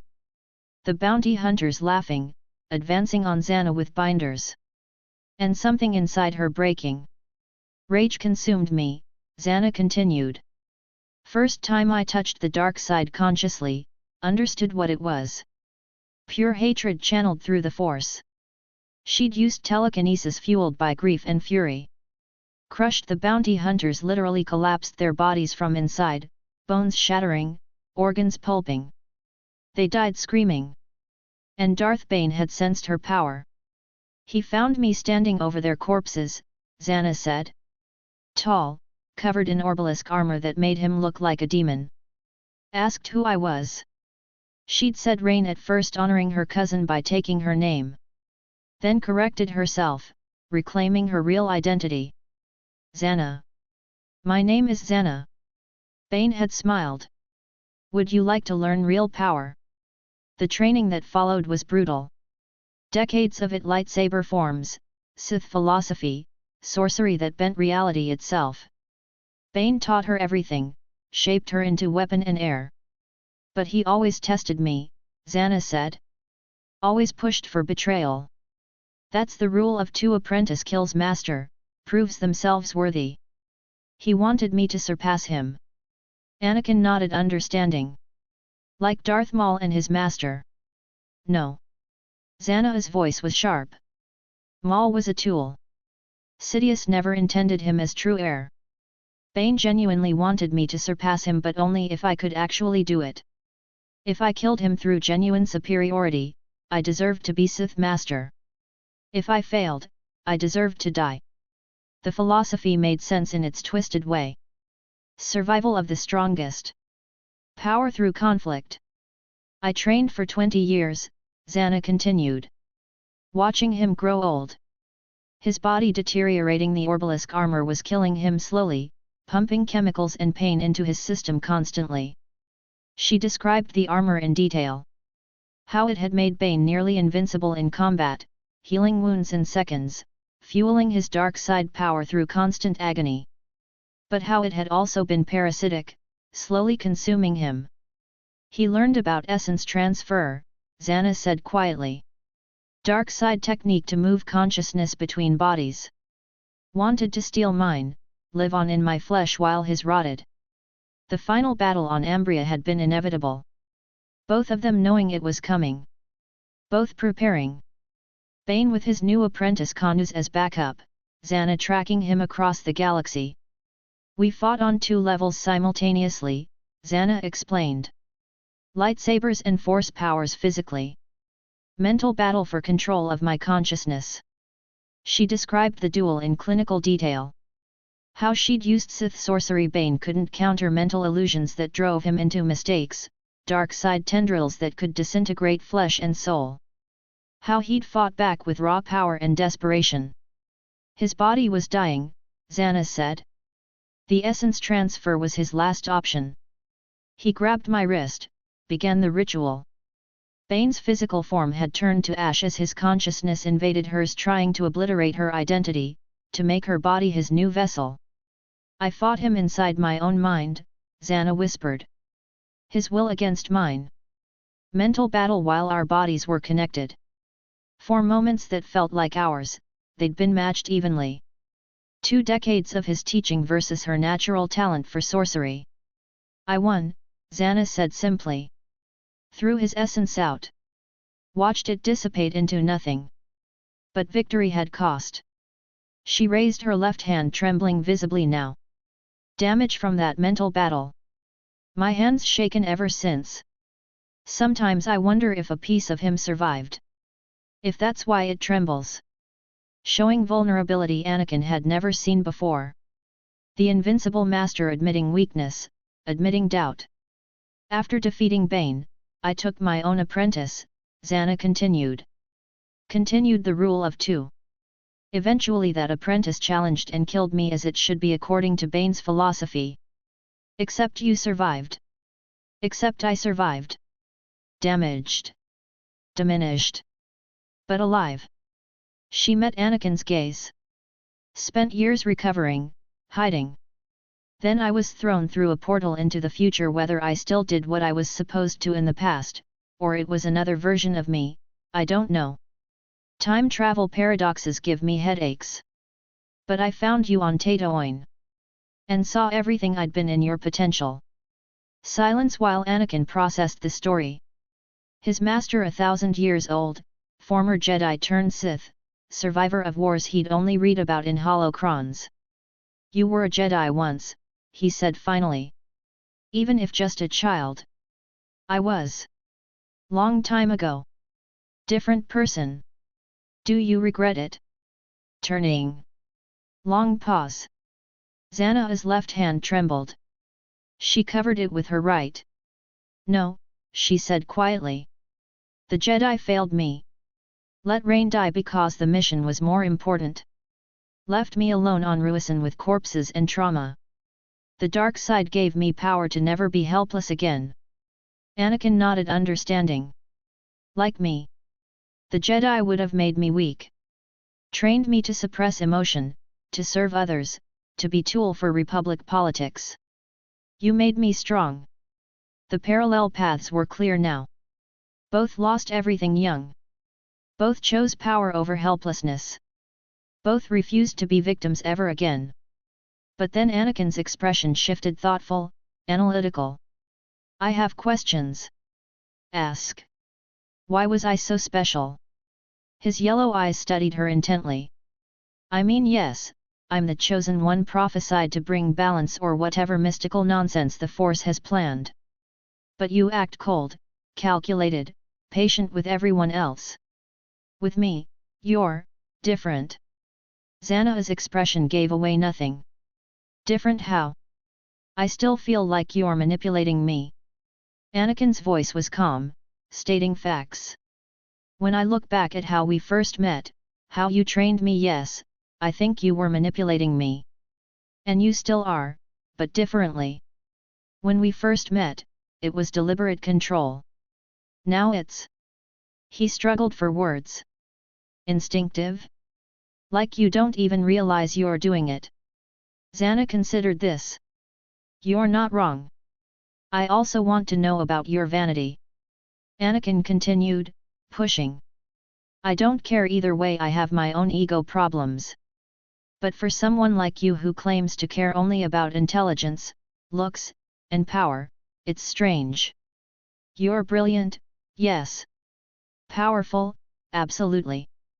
But the vanity about appearance seems inconsistent with Sith philosophy. Zannah actually smiled at that rare genuine expression. You want to know why I bother maintaining this? She gestured at herself. Why I care about appearance when power should be all that matters? Yes. Because appearance is power. Her voice carried certainty. People underestimate beautiful women. They see attractive face and assume shallow mind. I've used that assumption to kill dozens of opponents who never saw the threat until my blade was through their chest. She leaned forward slightly. And yes, there's vanity too. I'm over 1,000 years old, Anakin. I've had lifetimes to cultivate every advantage: intelligence, power, skill, and yes, appearance. Why wouldn't I maximize all of them? Anakin absorbed this. Fair enough. But you still haven't answered my first question. Why am I special? You remind me of myself, Zannah said quietly. 10-year-old child broken by trauma, turned to darkness as survival mechanism. When I found you on Tatooine, I saw Rain's death in your mother's grave. Saw my helplessness in your slavery. Saw everything I'd been before Bane found me. She paused, left hand trembling. I manipulated you at first, yes. Shaped you deliberately into weapon I needed. But somewhere along the way, it became more. You're not just apprentice anymore. You're the first person in 1,000 years I've trusted absolutely. Even though I could challenge you. Kill you. Take your place. Even though. Zannah's smile was sharp. I'm still the master, you know. Anakin laughed genuine, surprised. At this point that's all in name only. But seems your ego can't let that go. Lucky for you I also have ego, Zannah shot back. So it's a two-way street. It's probably only a matter of time before I challenge you, Anakin said thoughtfully. The rule of two demands it eventually. The space above Coruscant burned. Thousands of ships locked in desperate combat Republic Venator-class star destroyers trading broadsides with Separatist Providence-class dreadnoughts, swarms of starfighters weaving between capital ships like schools of predatory fish, debris from destroyed vessels creating lethal clouds of shrapnel that tore through shields and hulls indiscriminately. The Battle of Coruscant had raged for hours, transforming the orbital space around the Republic capital into a graveyard of twisted metal and venting atmosphere. At the center of the chaos hung the Invisible Hand General Grievous' flagship, a modified Providence-class dreadnought painted in distinctive light blue-gray with subtle yellow bow stripes. Over a kilometer long, bristling with turbolaser batteries and missile pods, capable of carrying thousands of battle droids and ground vehicles in its massive hangars. The most feared ship in the Separatist fleet. And inside its command tower, Chancellor Palpatine sat chained to an observation chair, playing his role to perfection. Obi-Wan Kenobi's Jedi starfighter screamed through the battle, dodging vulture droid fire with precision born from 3 years of constant warfare. His COMM crackled with his wingman's voice. Master, 3 on our tail. Ferris Olin's fighter rolled hard, avoiding a missile lock by meters. I see them. Obi-Wan's hands moved across controls with practiced ease. He'd done this dance 1,000 times. Break left on my mark. 3, 2, 1, mark. Both Jedi fighters split in opposite directions. The pursuing vulture droids couldn't adjust fast enough to collided in a shower of sparks and shrapnel. The third followed Obi-Wan into the shadow of a Republic cruiser, where clone gunners shredded it with point defense fire. Hangar bay ahead, Ferris said, his voice steady despite the chaos. He'd grown so much since Geonosis, no longer the terrified Padawan facing Anakin Skywalker's blade, but a full Jedi Knight with dozens of successful missions behind him. I'm reading heavy resistance. Lots of droids. When isn't there? Obi-Wan aimed his fighter at the Invisible Hand's port hangar, a massive opening large enough to swallow entire corvettes, currently vomiting vulture droids by the dozen. Stay close. This will be interesting. They hit the magnetic containment field at full speed, transitioning from vacuum to atmosphere with a jolt that rattled their crafts. Battle droids opened fire immediately, hundreds of them lined up in defensive positions, blaster bolts filling the hangar with deadly light. Obi-Wan's fighter spun, presenting minimal profile while returning fire with laser cannons. Droids exploded in cascades of sparks.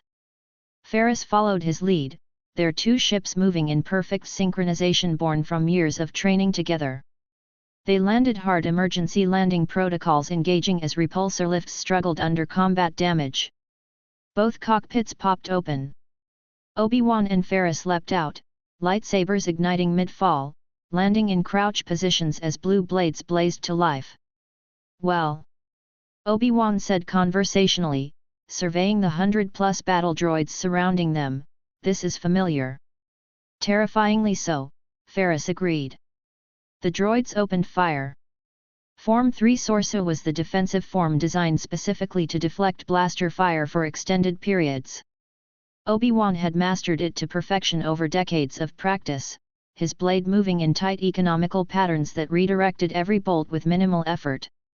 He stood like a stone in a river, letting the torrent of energy flow around him while his lightsaber created an impenetrable barrier.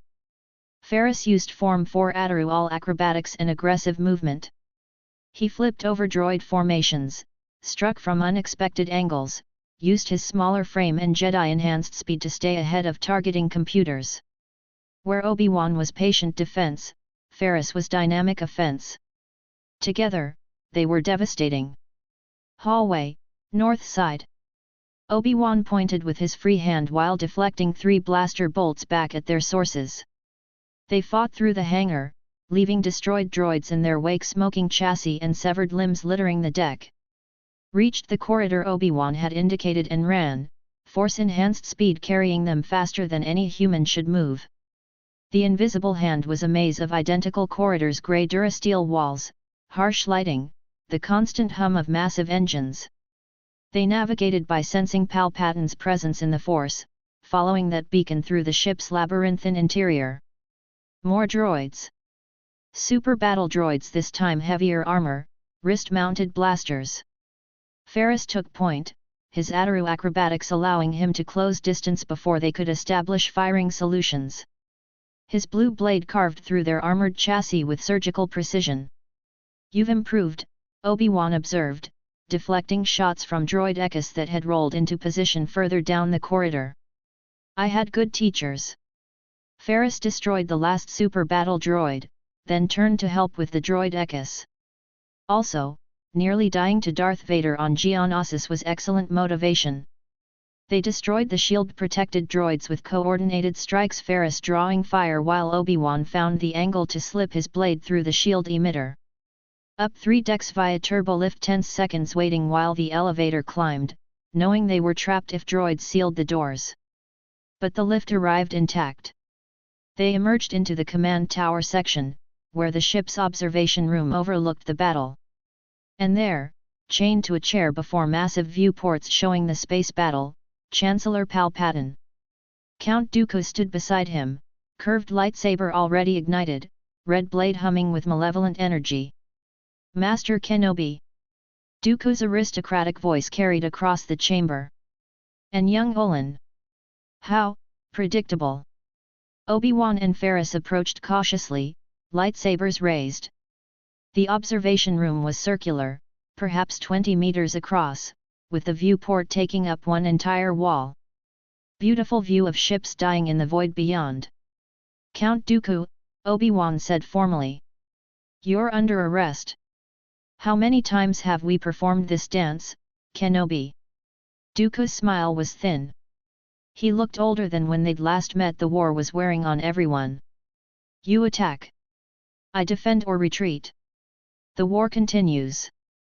It's all rather tiresome. Then surrender." Obi-Wan moved right while Ferris circled left, positioning themselves on opposite sides. "End this. The Separatists have already lost." "Have we?" Dooku's gaze swept the battle outside. "I see a great many Republic ships burning. You know what I mean. This war was lost before it began. Your Sith Master is playing both sides.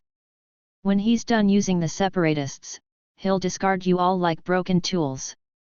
Ferris spoke up, his young voice carrying certainty. "We know about Darth Sidious. We know he's manipulating the Senate. It's only a matter of time before we expose him."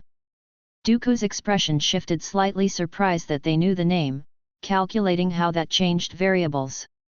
Then his blade came up in salute, Form 2 Makashi stance perfect and elegant. "Then I suppose we have nothing more to discuss," he said. "Except through our blades." He attacked. Form 2 Makashi was the dueling form developed during an era when lightsaber combat against other Force users was common. It emphasized precision over power, relied on timing and skill rather than strength, favored one-handed technique with graceful, flowing movements. The curved hilt of Dooku's lightsaber accentuated this style perfectly, allowing for unpredictable attack angles and exceptional control. Against single opponent, Makashi was devastatingly effective. Against two coordinated Jedi, it had weaknesses. Dooku struck at Obi-Wan first, testing thrust that would have pierced heart if it connected. Obi-Wan's Form 3 parried perfectly, blade angling to redirect rather than meet force with force. Ferris attacked from behind, Ataru flip over Dooku's head, blade descending toward shoulder. Dooku spun with inhuman grace, parrying without looking, forcing Ferris to abort and roll away. "You were the Padawan at Geonosis," Dooku said, his attention fixing on Ferris. "I remember you cowering while the masters fought. I've learned since then." Ferris's voice was ice. They engaged red blade against blue in a flurry of strikes that would have been invisible to normal eyes. Dooku's Makashi precision against Ferris's Ataru aggression, the younger Jedi attacking with lethal intent that surprised the Count. Obi-Wan moved to flank, but Dooku was already adapting. Using the Force to throw debris, chairs, equipment, anything not bolted down to create obstacles while maintaining his duel with Ferris.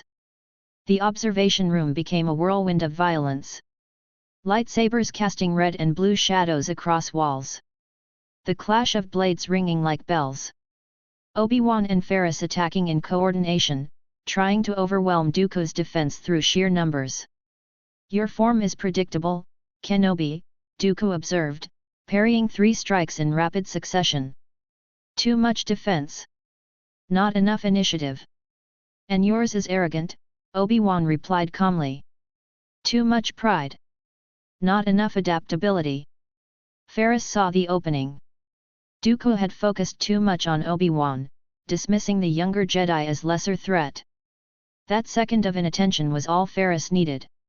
He attacked with everything Form 4 Ataru at absolute maximum, channeling the Force through muscles and reflexes, moving faster than thought. His blade slipped past Dooku's guard, found the gap between defense and counterattack. Drove through the Count's chest. Dooku's eyes went wide with shock. His lightsaber fell from nerveless fingers, deactivating as it clattered across the deck. He looked down at the blue blade impaling him, then up at Ferris's face. "You." He coughed blood. "I underestimated." Ferris withdrew his blade. Dooku collapsed, dead before he hit the floor. Silence filled the observation room except for the distant sounds of battle and the ship's engines. Palpatine spoke for the first time, his voice weak and strained. "Excellent work, Master Jedi. Please, these chains." Obi-Wan moved to free the Chancellor, but his eyes remained on Dooku's corpse. Something felt wrong about this. Too easy. Too convenient. But there was no time to analyze. The ship was shuddering, battle damage accumulating, structural integrity failing. "We need to leave," Ferris said. "Now." They freed Palpatine, helped the seemingly frail Chancellor to his feet, and ran for the hangar.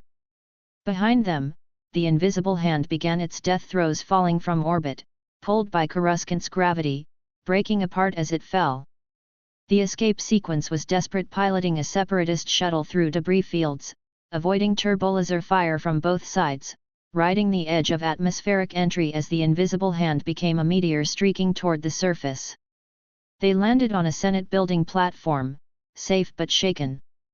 Palpatine smiled weakly at his rescuers. "Thank you, Master Kenobi. Knight Olin. The Republic owes you a great debt." But Obi-Wan watched the Chancellor's eyes and wondered why they looked so calculating behind the gratitude. Hyperspace. The meditation chamber was dark except for running lights along the floor.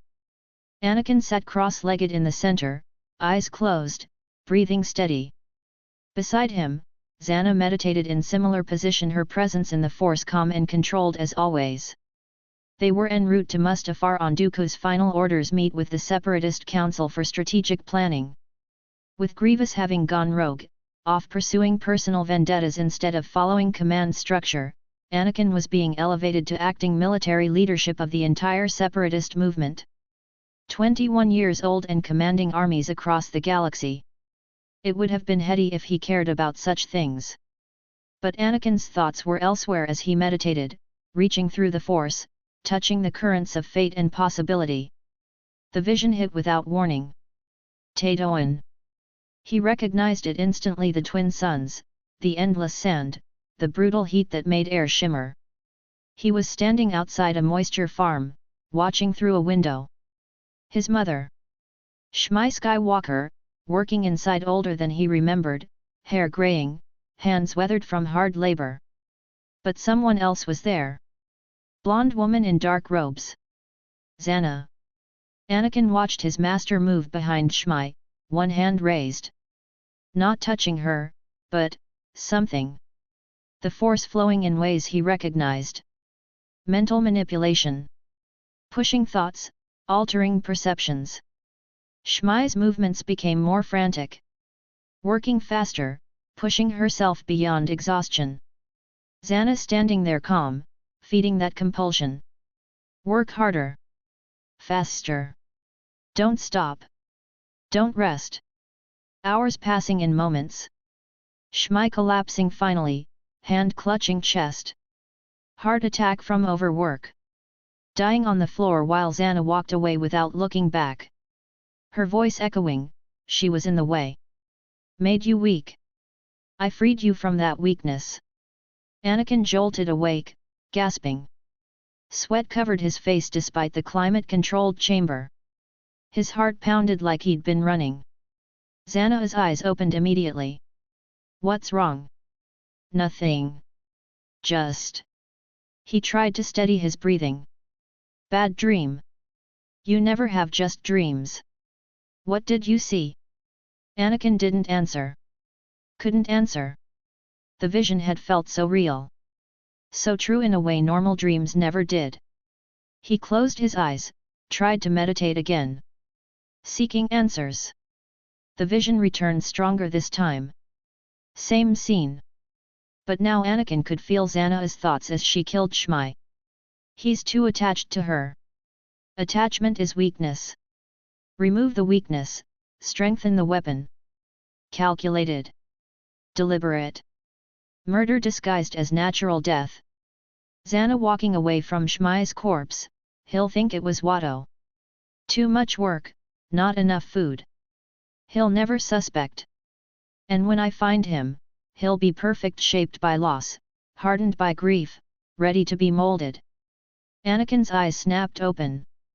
Yellow irises blazing with something approaching fury. Zannah watched him with concern now. Anakin, what? Nothing. His voice was too flat. We're arriving at Mustafar soon. I should prepare. He stood, leaving before she could question further. But Zannah felt the disturbance in their bond, something wrong, something twisting between them. And she had no idea what. Mustafar. The volcanic planet hung in space like a wound, surface covered in lava rivers and ash clouds, the entire world tidally locked between gas giants that kept its core molten and churning. Massive mining facilities dotted the landscape, built on repulsor platforms that floated above the lava flows, harvesting minerals from the planet's endless volcanic activity. Anakin and Zannah's ship descended through sulfurous atmosphere, heat making the hull groan despite shields. Through the viewport, lava rivers glowed bright orange against black volcanic stone serpents of molten rock flowing through channels carved over millennia. The Kleger Corp mining facility came into view, massive structure built into the side of a mountain, overlooking a particularly large lava river. Multiple landing platforms extended from the main building, connected by narrow bridges that swayed slightly in the superheated air currents. They landed on the main platform. Stepping out was like stepping into an oven, heat hitting them in waves despite the facility's cooling systems. The smell was overwhelming: sulfur, burning rock, industrial chemicals. The sound was constant roar, lava flowing, machinery operating, the planet itself groaning.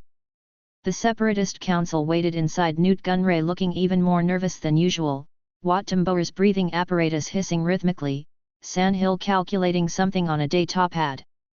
They'd assembled in a conference room with floor-to-ceiling windows overlooking the lava flows, beautiful in a terrible way. General Skywalker, Newt Gunray's voice trembled slightly. We received word about Count Dooku. Is it true? He's dead. Anakin moved to the head of the table, Zannah taking position beside him. Killed by Jedi during Palpatine's rescue. Murmurs of concern rippled through the council. And General Grievous has gone rogue, Wat Tambor added. Pursuing personal vendettas instead of strategic objectives. Which leaves us without military leadership, Sandhill finished. The situation is precarious. Anakin looked at each of them in turn. They were terrified not of losing the war, they'd never really cared about that, but of losing their power and wealth when the Republic inevitably won. I'll lead the military, Anakin said simply. Acting Supreme Commander until we find permanent replacement. The Council agrees, Gunray said quickly. Your record speaks for itself. 93% success rate, minimal losses, maximum impact. They began discussing logistics, fleet deployments, resource allocation, contingency plans. Anakin participated mechanically, his mind elsewhere. Because during the discussion, he'd sensed something in the Force. A presence he recognized. Sidious. Darth Sidious, Emperor Palpatine, whatever name he used, touching the edges of Anakin's consciousness. Not directly, just watching. Influencing. He looked at his master across the table. She was listening to Wat Tambor explain something about droid production quotas, her expression calm and focused. And Anakin's rage exploded. You killed my mother. The room went silent. All eyes turned to him. Zannah's confusion was genuine. What? Anakin, I don't. Don't lie to me. His hand slammed on the table hard enough to crack the surface. I saw it. You went to Tatooine. You used the Force to make her work herself to death. Anakin, those aren't real memories. Zannah stood slowly, hands raised placatingly. Someone's manipulating you. Planting false visions. I never. You're the manipulator. I've always known it. Yellow eyes blazing now, the room's temperature seeming to rise from his rage alone. From the moment we met. Shaping me. Using me. I should have killed you years ago. The Separatist Council fled, chairs clattering as they ran for the exits, wanting no part of whatever was happening between the two Sith Lords. Within seconds, the conference room was empty except for Anakin and Zannah. She ignited her lightsaber defensively, crimson blade humming to life. Anakin, please. Think about this. I swear on everything, if I'd been there when your mother died, perhaps I would have killed her. I won't lie about that. But I only arrived on Tatooine after she was already dead. Not before. Liar. His crimson blade ignited, the sound sharp as breaking bones. Someone planted those visions. Sidious, probably. Trying to divide us because together we're too strong. Zannah was backing toward the windows now, maintaining distance. Fight it. You know me. You know I wouldn't. I don't know anything anymore. His voice had gone cold. Flat. Dangerous. Except that you're a lying snake. And I trusted you. He attacked. Their first exchange was perfectly matched. 13 years of training together meant they knew each other's every move. Anakin's Form V power met Zannah's Form 3 defense in a shower of sparks that lit the darkening room. But Anakin's rage was making him stronger. The dark side fed on emotion, and his fury was limitless fuel. Each strike carried more force than the last, driving Zannah back step by step. They crashed through the conference room, table shattering under force push, chairs exploding into shrapnel, windows cracking from pressure waves. Out onto the observation platform overlooking the lava river. The heat was intense here, unshielded by the building's cooling systems. Their lightsabers blazed brighter in the sulphurous air. Zannah parried desperately, trying to reason while fighting. This isn't real. The visions are false. Please, Anakin. I don't care anymore. The word master dripped with venom as he spoke it. Master! He unleashed everything. Red force lightning erupting from his fingers, telekinesis throwing industrial equipment at her, Form 7 Juyo channeling pure rage into killing intent. Zannah was being overwhelmed. For the first time in their 13 years together, she realized with terrible clarity, she might actually lose this fight. And watching from the shadows invisible to their physical eyes but present in the Force, Darth Bane's spirit smiled. The rule of two demanded this confrontation. Apprentice challenging master. One rising while the other fell. Everything was proceeding exactly as it should. The platform shuddered beneath their feet as another tremor rippled through Mustafar's crust. Lava erupted from fissures in the distance, fountains of molten rock arcing hundreds of meters into the ash-choked sky before raining down in droplets of liquid fire. The temperature was brutal even for Force users, 800 degrees Celsius radiating from the rivers below, superheated air making every breath feel like inhaling ground glass. Anakin and Zannah fought across the mining facility's outer platforms, narrow walkways suspended above lava flows by repulsor technology that groaned under the stress of combat. Their lightsabers blazed in the sulphurous darkness, crimson and crimson cutting contrails through smoke and ash. You made me what I am. Anakin's strike would have cleaved a lesser opponent in half. Zannah parried with Form 3 precision, redirecting force rather than meeting it directly. Shaped me. Used me like some tool you could mold. I trained you to be strong. Zannah's voice carried desperation now. She was being driven back step by step, her defense holding but barely. Everything I did was to ensure you'd never be weak. Never be a slave again. Was manipulation. Anakin unleashed force, lightning red electricity arcing from his fingers. From the moment we met, you saw a broken 9-year-old and thought perfect weapon to create. The lightning caught Zannah mid-dodge. She screamed as electricity coursed through her body, dropping to one knee. Her lightsaber nearly fell from spasming fingers. But she held on. Pushed through the pain. Rolled away as Anakin's follow-up strike cratered the platform where she'd been kneeling. They were on a bridge now 10 meters long, 3 wide, suspended between two platform sections by cables that sang with tension.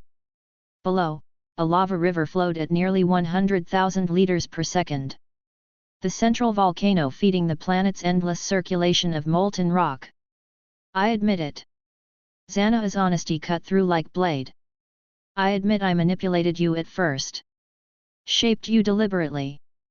But somewhere she parried 3 strikes in rapid succession, each one driving her closer to the bridge's edge. Somewhere it became real. You became everything to me. Everything. Anakin's laugh was broken, jagged. Or everything you wanted. A weapon that loved you back. Their blades locked. Red against red, faces centimeters apart. Sweat dripped from both of them despite force-enhanced endurance. The heat was overwhelming, the ash rain burning exposed skin. Zannah's left hand trembled violently where it gripped her lightsaber hilt. The old injury from her final battle with Bane was flaring under stress, damage to nerves and force channels making the hand nearly useless. Anakin saw the weakness. Targeted it. His next strike specifically aimed for her left side. She barely blocked. The impact sent shockwaves up her arm, pain exploding through damaged pathways. And then she felt it. A presence she hadn't sensed in nearly 1,000 years. No. The word was whisper. Not now. The air thickened. Reality bent. Darth Bane's spirit manifested between them, shadowy form that existed more in the Force than physical space, only visible to those with eyes to see beyond matter. He was tall, broad-shouldered, covered in the orbalisk armor that had defined his later years. But this was memory made manifest, echo of who he'd been, fragment of consciousness that had survived through Zannah's trembling hand. Finally. His voice was like rocks grinding together, each word carrying weight of centuries. The apprentice challenges the master. As it should be. Anakin stepped back, lightsaber still ignited. What? Bane. Zannah's voice carried horror and recognition. You survived. A fragment of you in my mind all along. The spirit's smile was terrible. Through your trembling hand. Through the mental connection we forged during essence transfer.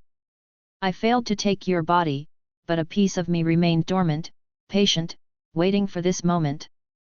Zannah felt it now. The presence she'd attributed to battle damage, the slight wrongness in her left hand that never quite healed. It hadn't been injury. It had been Bane. Piece of his consciousness embedded in her neural pathways, too small to detect, too patient to reveal itself. Until now. The rule of two demands this, Zannah. Bane's form circled them both, ethereal but radiating dark side power. You know the doctrine.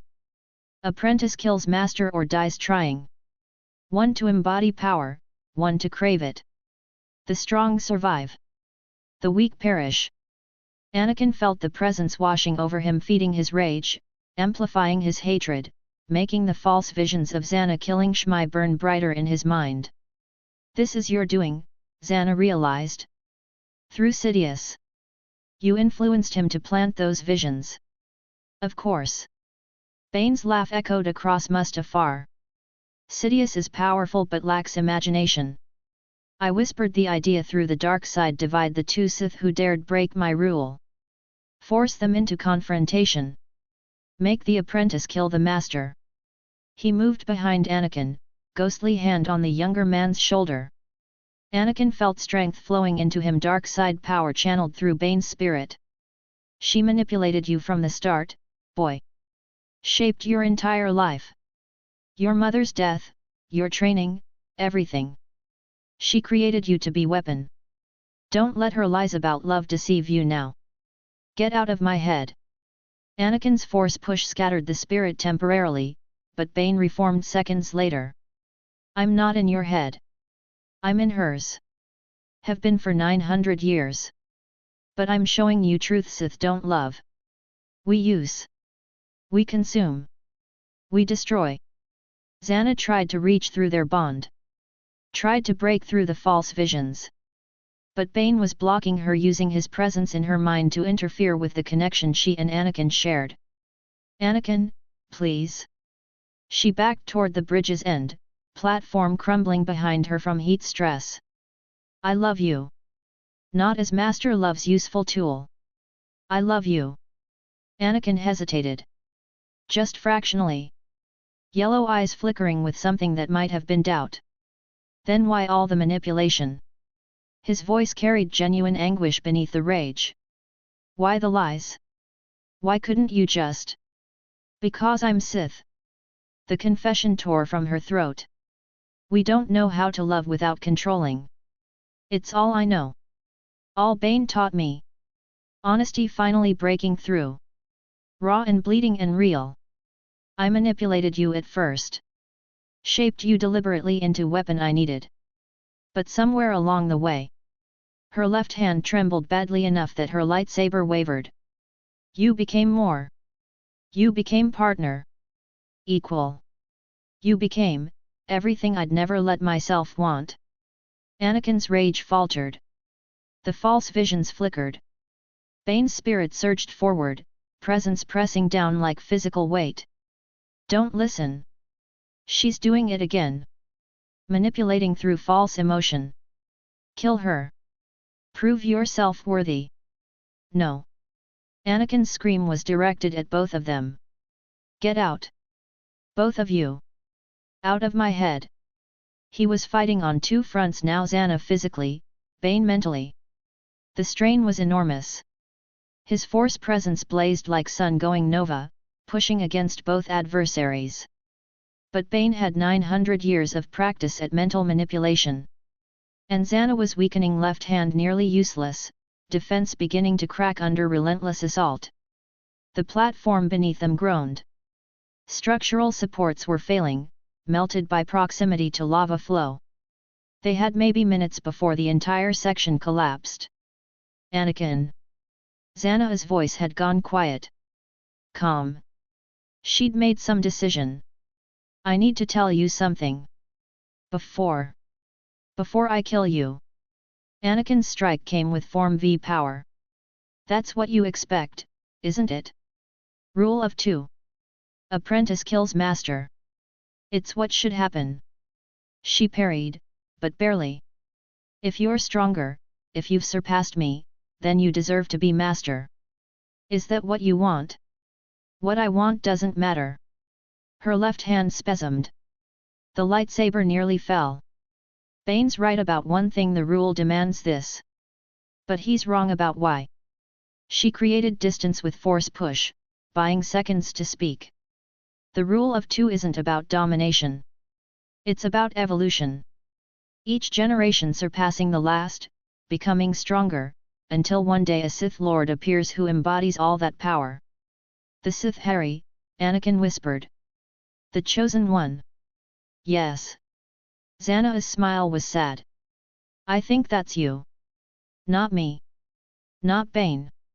Not even Sidious. You. Bane's spirit roared. Heresy. The rule demands strength through conflict. Not philosophical nonsense about chosen ones. But Zannah ignored him. Eyes locked on Anakin. If I die today, let it mean something. Use what I taught you. Surpass it. Become what I never could. You're giving up. Anakin's rage had transformed into something colder. More dangerous. That's not like you. I'm fighting. But I'm also honest. Her Form 3 defense continued on autopilot. I can't beat you. Not anymore. You've grown beyond me. Exactly as you should have. Anakin attacked with everything. Form 7 Juyo channeling pure dark side power. Lightning arcing from his free hand. Telekinesis throwing industrial debris. The full arsenal of Sith Lord at peak of power. Zannah met it with everything she had left. Sith sorcery creating illusions, making Anakin see multiple versions of her attacking from different angles. Mental attacks trying to reach past Bane's interference. Form 3 defense pushed to absolute limit. For 7 seconds, they were matched. Then Anakin broke through. The killing blow came with terrible simplicity. Anakin fainted high. Zannah's defense followed automatically, muscle memory from 13 years of training. He reversed low exactly like she'd taught him, using her own technique against her. His crimson blade punched through her abdomen. Precise. Lethal. Angled up to pierce vital organs. Zannah gasped. Blood bubbled from her lips. Her lightsaber fell from nerveless fingers, deactivating as it clattered across the platform. The rage evaporated from Anakin's eyes. Yellow flickered to blue dark side, releasing its grip as horror dawned. No. He caught her as she fell. No, no, no, no. They sank together, him cradling her against his chest as her life bled out onto volcanic stone. The heat, the ash, the roaring lava, all of it faded into background noise. His eyes were blue now. Completely blue. The Anakin Skywalker who'd been 9 years old and lost everything, looking out from the monster he'd become. What have I done? His voice broke. Zannah, SHH. Her left hand, finally steady after 900 years of trembling, touched his face. Not your fault. Bane. Sidious. False visions. I know. Tears streaming down his face, mixing with her blood. I can feel the truth now. You never touched my mother. It was all manipulation. And I believed it. I killed you because I believed lies. You killed me because you're stronger. She coughed, more blood. That's the rule. That's what Bane wanted. Bane's spirit manifested beside them, cackling with triumph. Perfect. The apprentice has slain the master. The rule of 2 continues. You are Sith now, boy. Fully. No redemption. You killed the woman who loved you. Anakin wanted to attack the spirit but couldn't let go of Zannah. Couldn't leave her alone in her final moments. I'm sorry, Zannah whispered. For manipulating you. For not knowing how to love without controlling. I'm Sith. It's all I know.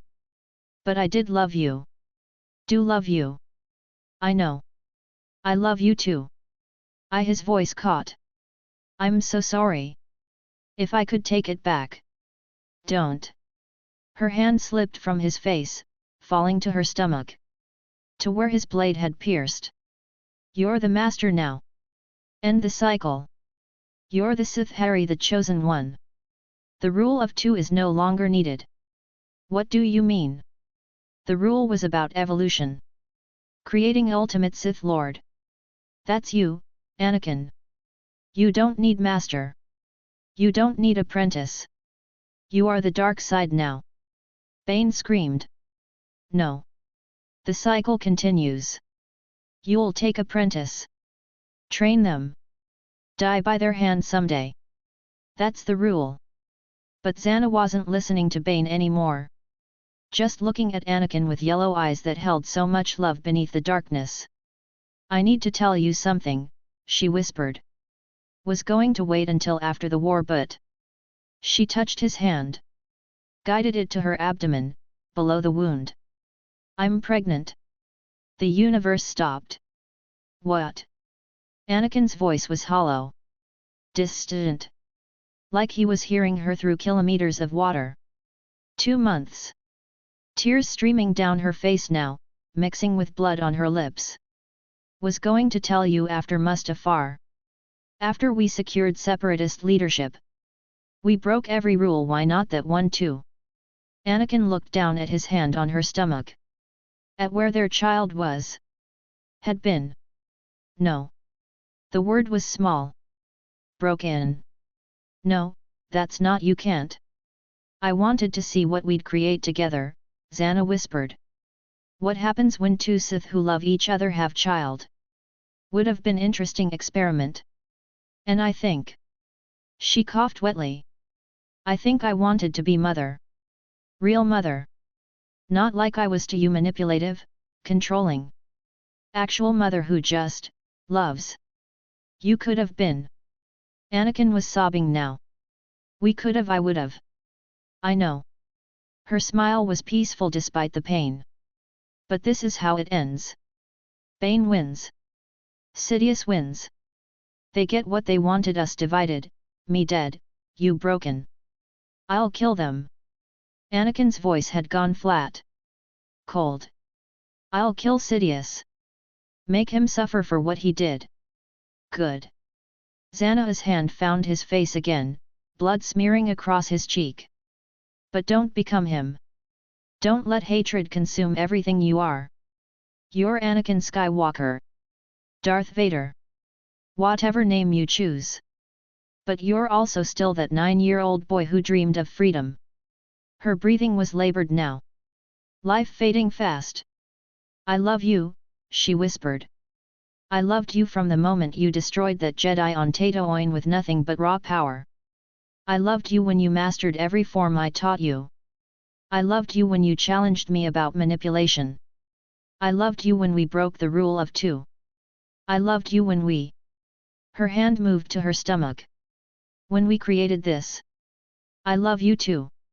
Anakin bent down, pressing his forehead to hers. I'm sorry. I'm so sorry. Don't be sorry. Her eyes were closing.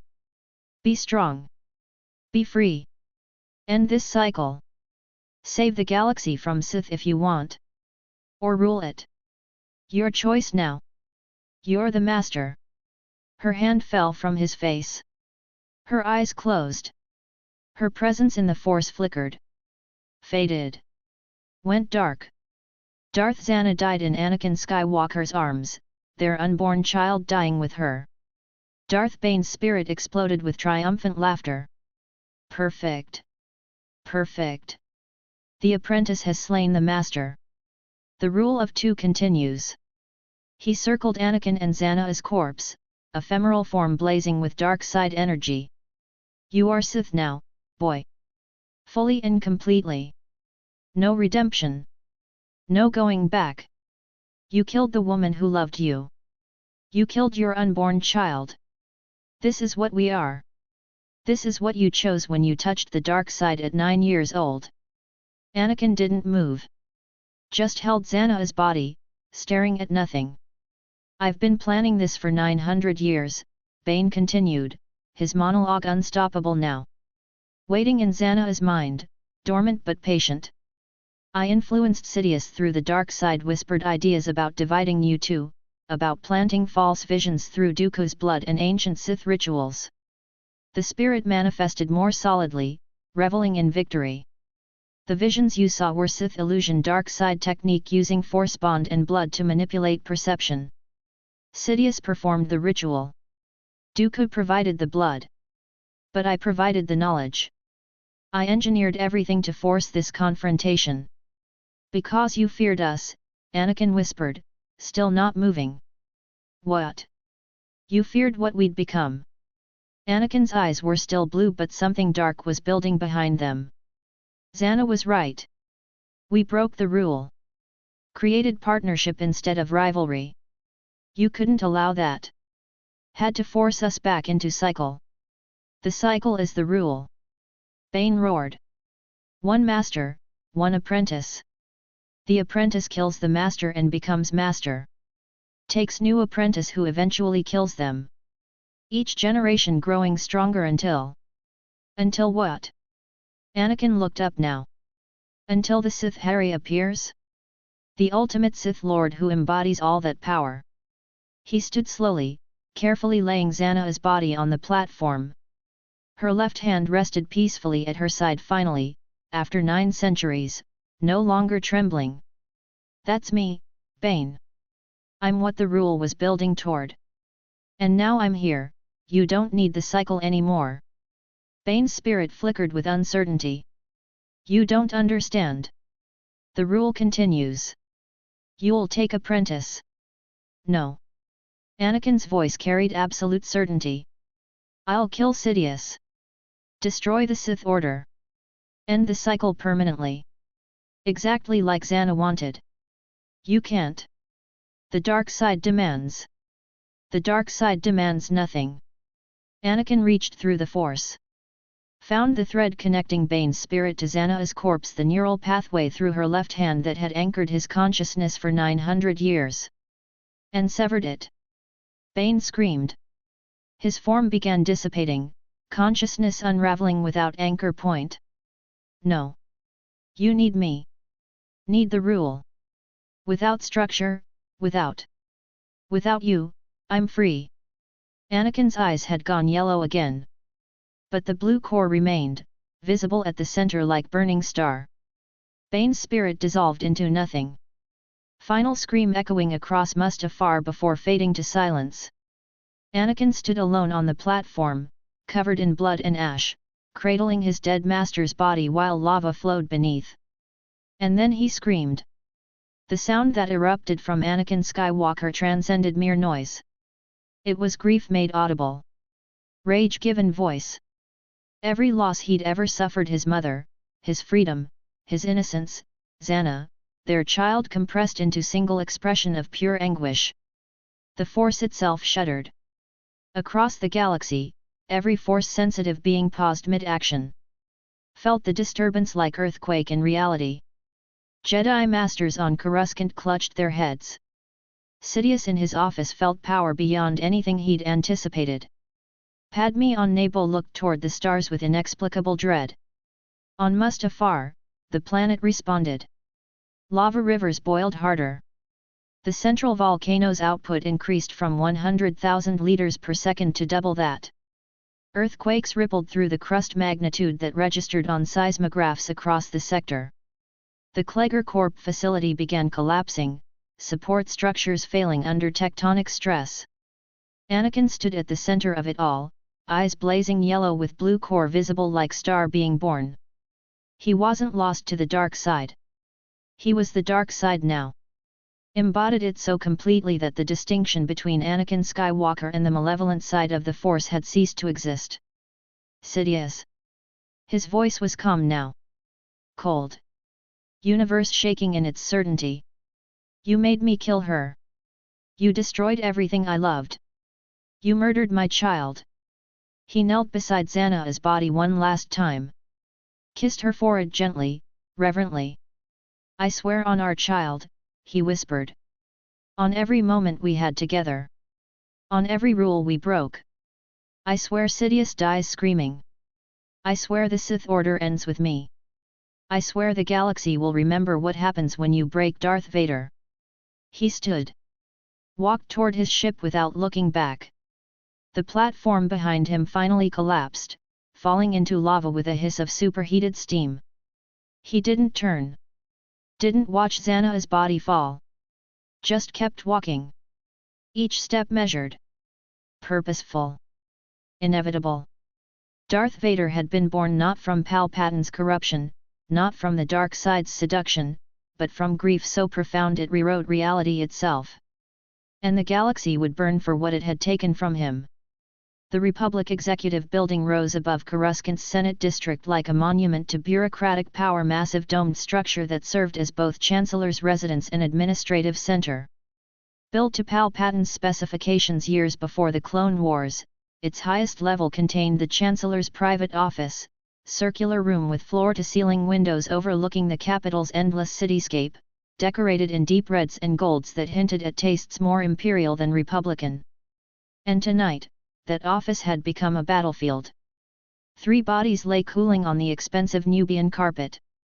Master Agan Kolar Zabrak, Jedi known for his combat prowess, had been the first to die, Palpatine's lightsaber through his chest before he could even fully ignite his own blade. Master CZ Tyan followed seconds later, beheaded by strikes so fast the accomplished pilot couldn't track it. Master Kit Fisto Nautolan, who'd survived countless battles, lasted longest, his form Ishii Cho actually matching Palpatine blow for 7 exchanges before the Sith Lord's speed overwhelmed him. Now only 2 Jedi remained. Mace Windu stood in perfect Vapad stance, purple lightsaber blazing. The Form 7 variant he'd developed channeling Palpatine's darkness back through a superconducting loop that made him stronger the more his opponent relied on dark side. His Shatterpoint ability allowed him to sense weaknesses in everything: physical objects, force techniques, even the flow of events themselves. He'd used it to disarm Palpatine minutes ago, sending the Sith Lord's crimson lightsaber flying through the window into Coruscant's nighttime traffic. Master Yoda hovered 3 meters away, using force-enhanced levitation to keep himself at eye level with Palpatine. At over 900 years old, the Grand Master of the Jedi Order wielded the Force with precision that came from centuries of practiced telekinesis capable of moving starships, foresight that could glimpse futures across time and space, connection to the living Force so profound he could sense disturbances from across the galaxy. Against any normal opponent, they would have been unstoppable. But Darth Sidious was far from normal. "Failed, you have," Yoda said, his ancient voice carrying absolute certainty. "Defeated, the Sith will be." Palpatine, no longer hiding behind Chancellor's mask, dark side fully revealed, laughed. The sound was genuine amusement mixed with something darker. "Failed? My dear Master Yoda, I've already won. Even if you kill me here, the war has accomplished its purpose. The Jedi are scattered across the galaxy. The Republic trusts me completely. And young Skywalker..." His yellow eyes gleamed.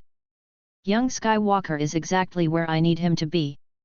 "It's over, Palpatine," Mace said, his purple blade steady. "You're under arrest." "Am I?" Sidious tilted his head, sensing something through the Force. "I sense a great disturbance." All 3 paused. Felt it simultaneously through the Force ripple that became wave that became tsunami of dark side energy. Coming from Mustafar. Growing stronger. Unimaginable darkness mixed with rage so pure it transcended emotion and became something approaching natural force. Palpatine's smile faded. His yellow eyes widened fractionally, first expression of genuine fear Mace had ever seen on the Sith Lord's face. "What?" Sidious whispered. "What have I done?" The disturbance intensified. Every Force sensitive on Coruscant felt it, Jedi clutching their heads, dark side users cowering, normal people experiencing inexplicable dread. It was like someone had opened wound in reality itself, and darkness was bleeding through. Yoda's ears drooped. Great pain, I sense. Loss beyond measure. And rage. He looked at Palpatine with something approaching pity. Created monster, you have. No. Sidious backed toward his desk, calling on Force to retrieve another lightsaber from hidden compartment. No, he's supposed to be broken. Malleable. Under my control. Fool, Mace said quietly. You never controlled Skywalker. You just aimed him. The door to the office sealed. Locked from outside with force power so overwhelming the durasteel groaned under the pressure. Anakin Skywalker entered. He walked through the office with hood up, presence in the force like black hole not just dark, but consuming, pulling everything toward it. Clone troopers stationed outside had let him pass without question, sensing something fundamentally wrong, instincts screaming to stay out of his way. His boots clicked against marble floor with measured precision. Each step deliberate. Inevitable. He reached the Chancellor's private office. Sealed the doors behind him. Locks engaged with force power that made the mechanisms scream. 3 combatants turned to face him, Palpatine gripping new lightsaber, Mace in Vapad stance, Yoda floating mid-air with ancient eyes fixed on the newcomer. Anakin lowered his hood. Yellow eyes blazed in a face carved from granite, but at their center, visible to those who looked closely, burned cores of electric blue. Not lost to darkness. Not consumed by it. He was it now. The distinction had ceased to matter. Hello, Master. His voice was calm. Empty. Terrifying in its absolute control. Palpatine's hand extended. Lord Vader, I. Shut your lying mouth. The Force itself seemed to flinch at the venom in those words. Anakin moved into the light, and they saw him fully covered in blood and ash, hands still trembling slightly from what he'd done on Mustafar. His presence radiated such overwhelming hatred that even Sidious, who'd spent decades bathing in dark side, felt his carefully constructed mental shields strain. You made me kill her. Each word fell like stone. You killed my child. Mace stepped back despite himself. Skywalker, we can help. Anakin's hand swept out. Force pushed through Mace across the room, impacting the wall hard enough to crater it. The Jedi Master fell in a heap, gasping. You're just collateral damage, Windu. Doesn't matter if you die now or later. Makes no difference to me. Anakin's gaze never left Palpatine. But you. You made me see things that weren't real. You planted visions. You turned me against the one person who... His voice broke fractionally. The yellow in his eyes blazed brighter, consuming the blue cores temporarily. Yoda floated forward, ancient face showing compassion Anakin couldn't process. Consumed by darkness, you are. Save you, we can. I don't want to be saved. Anakin's right hand ignited his lightsaber crimson blade blazing to life. I want revenge. His left hand raised. Lightning erupted from his fingers but not purple like Sidious wielded. Red. Like blood. Like the lava rivers of Mustafar. Like the rage burning in Anakin's heart. The lightning arced across the office, striking walls and ceiling and floor. More powerful than anything Palpatine had ever produced, drawing on grief and pain as infinite fuel source. The room shook from sheer power output. Furniture exploded. Windows shattered. The carefully decorated office that Palpatine had designed to look friendly and trustworthy became smoking ruin in seconds. This is what you wanted, isn't it? Anakin's laugh was broken. Ultimate weapon. Chosen one fully embracing darkness. Congratulations. Mission accomplished. He attacked. Form 7 Juyo at absolute perfection. Not the controlled version Mace taught with Vapad channeling darkness safely. Not even the aggressive variant Maul had mastered. This was Juyo as pure expression of dark side, unpredictable, overwhelming, transcending technique and becoming something approaching force of nature. Anakin attacked all 3 simultaneously. His lightsaber moved faster than normal eyes could track, blade becoming blur of crimson light. Lightning arced from his free hand continuously, targeting whoever he wasn't engaging with blade. Telekinesis threw office debris, chairs, desk fragments, art pieces worth fortunes at all three opponents. Mace recovered first, muscle memory overriding shock. His Vapad ignited fully purple blade moving in sphere of energy that seemed to contain dozens of strikes attacking from every angle. The form fed on Anakin's darkness, channeling it back through superconducting loop. But there was too much darkness. Anakin's rage was ocean, and Vapad could only redirect so much before drowning. Yoda moved with Form 4 Ataru acrobatics, spinning, flipping, using force-enhanced movement to stay ahead of Anakin's strikes. His small size became advantage, lightsaber attacking from low angles while telekinesis hurled Senate office furniture at Anakin's head. Sidious joined with his own Form 7 decades of mastery, every Sith technique he'd learned from Plagueis, ancient knowledge stolen from holocrons. His lightsaber work was textbook perfect, and his force abilities were devastating: lightning, telekinesis, Sith sorcery that tried to invade Anakin's mind. 4 force users battling in space designed for one. The office didn't survive. Walls cracked from force impacts. Windows shattered completely, letting in Coruscant's wind that scattered documents and debris. The floor cratered where Anakin's strikes landed. Furniture became kindling. "You're pathetic." Anakin's blade locked with Mace's, faces centimeters apart. "All of you. Playing your games while real power existed elsewhere." He broke the lock with Form V strength, then spun to parry Yoda's strike, then ducked under Sidious's horizontal slash, then unleashed force wave that threw all three back. "This isn't you!" Mace shouted, recovering to Vapad's stance. "This is all I am." Anakin's red lightning forked, hitting Mace and Yoda simultaneously while his blade engaged Sidious. The electricity was different from normal force lightning. Stronger. More destructive. Drawing on pain, on loss, on the death of everything Anakin had loved. It didn't just hurt, it burned through force defenses, cooking flesh despite Jedi attempts to dissipate it. Mace screamed. Yoda gasped. Both fell back, smoke rising from robes. Necessity created the strangest alliances. Mace Windu and Darth Sidious, ancient enemies, light and dark, everything the other stood against, found themselves fighting side by side. "The Chosen One," Sidious said between strikes, his lightsaber matching Anakin's blow for blow, "is supposed to bring balance to the Force. He is." Mace's Vapad attacked from different angle. "By destroying all of us."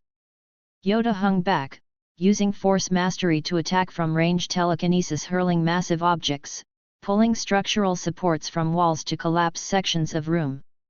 His 900 years of experience told him direct confrontation would fail. Anakin was too strong, too fast, too consumed by power that shouldn't exist. Anakin laughed, genuine sound of joy. The great Jedi Master and Sith Lord. Fighting side by side. How poetic. His telekinesis caught Palpatine's desk, massive Nubian bloodwood worth planetary GDP, and threw it at all three. They scattered. The desk exploded against far wall with enough force to embed fragments in stone. "You created this." Anakin directed his words at Palpatine while fighting Mace. "You wanted ultimate weapon? Here I am. Enjoying your success." Sidious tried Force Storm, advanced technique that could rip holes in space-time, create wormholes capable of swallowing fleets. Green lightning erupted in chaotic sphere around Anakin, reality warping under dark side assault. Anakin walked through it. Just walked through Force Storm like it was mild rain. His own power overwhelming Sidious's technique, consuming it, turning it into fuel. "Impossible," Sidious whispered. "Your tricks don't work on me anymore." Anakin's blade came down in overhead strike powerful enough to crack floor where Sidious had been standing. "I've surpassed you. Surpassed all of you." Mace attacked from behind, Vapad at maximum, channeling all of Anakin's darkness through the form. His Shatterpoint ability found weakness in Anakin's defense, the fractional opening. His purple blade scored burning line across Anakin's shoulder. First blood. Anakin turned, yellow eyes meeting Mace's. The Jedi Master prepared for retaliation. Instead, Anakin smiled. "You're better than I thought, Master Windu." It was respect. Genuine acknowledgement of skill. Then he attacked with everything. Vapad vs Form 7 Julio Darkness channeling Darkness vs Darkness embodied. Purple blade against crimson in exchanges so fast they blurred together. The two most aggressive lightsaber forms in existence, wielded by practitioners at peak of ability, colliding in office already half destroyed. Mace had decades of experience. Had fought Sith Lords before. Had mastered Vapad until he could walk edge of darkness without falling. Anakin had unlimited potential and infinite fuel. For 7 seconds, they were matched. Purple and red blades moving in patterns that would kill lesser opponents to even observe. Then Anakin adapted. He changed mid-strike, switching from Julio to Form V, then to Form 3 defense, then back to Julio from angle Mace wasn't expecting. Mastery of all 7 forms applied with genius that came from understanding lightsaber combat on fundamental level. Mace's defense broke. Single opening, fraction of second. Anakin's blade swept through. Severed Mace's hand at wrist. The purple lightsaber fell. Anakin caught it mid-air with force, pulling it to his left hand. Now he wielded 2 blades, crimson and purple blazing. "You taught me that fear is weakness," Anakin said quietly. "Through your Vapad lessons broadcast to all Padawans. Channel emotion, don't let it control you. Watch me prove it." He drove both lightsabers through Mace Windu's chest. The Jedi Master's eyes went wide. Shock. Disbelief. This wasn't how it was supposed to end. He'd defeated Palpatine. Held the high ground. Done everything right. Mace died standing, body held upright by lightsabers impaling him. Anakin withdrew the blades. Let the corpse fall. 3 down. 2 to go. Yoda became last line of defense. The ancient Grand Master floated before Anakin, green lightsaber ignited, Force presence blazing with light that tried to push back the darkness. "Lost yourself, you have," Yoda said sadly. "Chosen one no longer." "I'm still the chosen one." Anakin deactivated Mace's purple saber, tossing it aside. Wielded only his own crimson blade now. Just not for the balance you wanted. Not light and dark in harmony. Just darkness. Absolute. Complete. Yoda attacked with Form 4 acrobatics combined with Force mastery. Using environment, ripping chunks from walls, tearing supports from ceiling, creating debris field that made direct engagement nearly impossible. His lightsaber work was centuries of refinement, attacking from angles that shouldn't be physically possible. Anakin met him head-on. Their blades clashed, green against red, 900 years of experience versus unlimited potential. The shockwave from their collision shattered remaining windows, sent debris flying into Coruscant's night traffic. They fought across the office ruins. Through the lobby. Into Palpatine's private meditation chamber where Sith artifacts sat hidden behind innocent decorations. Yoda used telekinesis to hurl a Sith statue 2-meter obsidian sculpture worth fortune at Anakin's head. Anakin caught it mid-flight, crushed it to dust with Force grip, sent the particles back at Yoda as blinding cloud. The Grand Master cleared it with Force wave. But Anakin was already there, blade coming from unexpected angle. Yoda parried. Spun.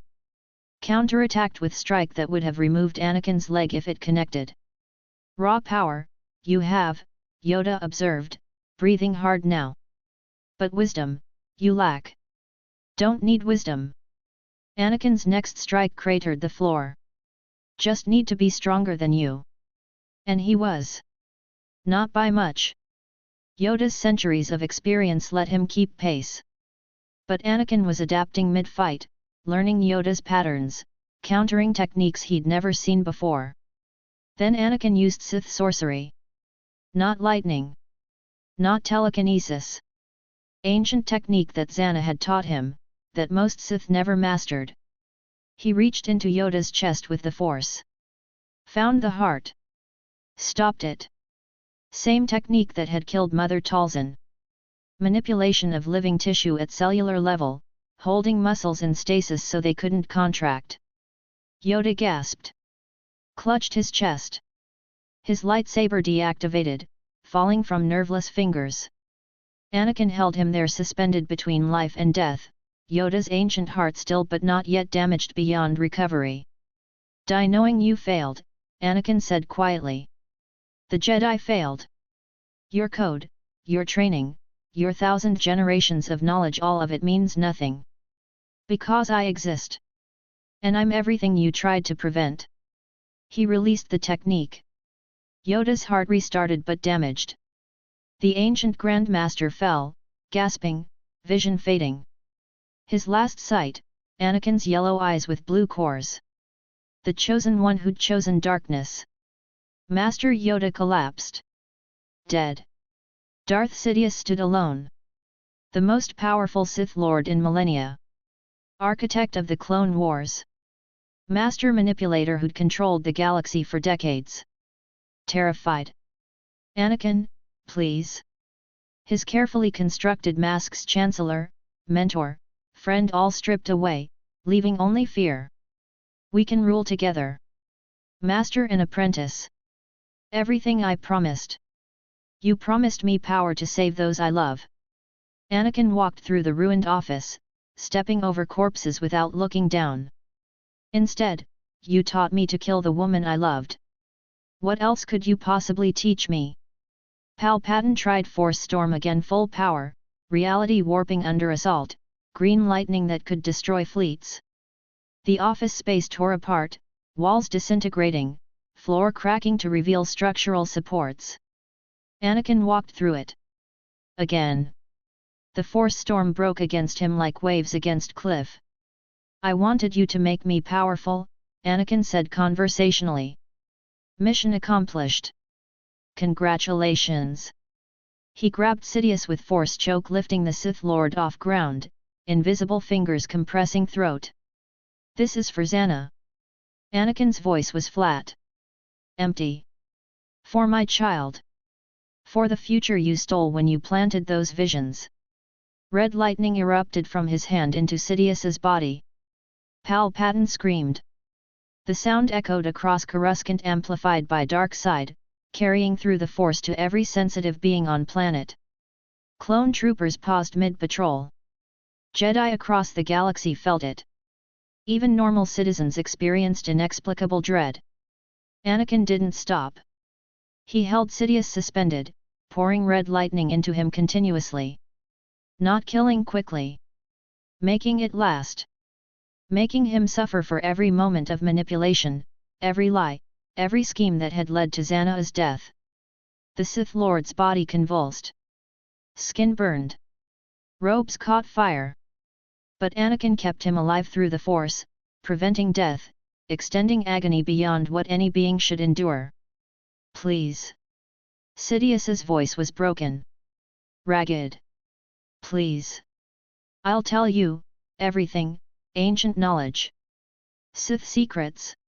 I don't want your secrets. Anakin stepped closer, lightning intensifying. I want you to die knowing you failed. That your perfect plan created something you can't control. Finally, mercifully, he crushed Sidious's throat completely. Emperor Palpatine died gasping, body smoking, yellow eyes fading to nothing. Darth Sidious. The Sith Lord who'd brought down the Republic. Dead. Anakin stood in the ruins of Palpatine's office, surrounded by 4 corpses. Agan Kolar. CZ Tyan. Kit Fisto. Mace Windu. Yoda. Palpatine. The most powerful Force users in the galaxy. Dead. He deactivated his lightsaber. The silence was overwhelming after so much violence. The door exploded inward, blown off hinges by clone troopers breaching charges.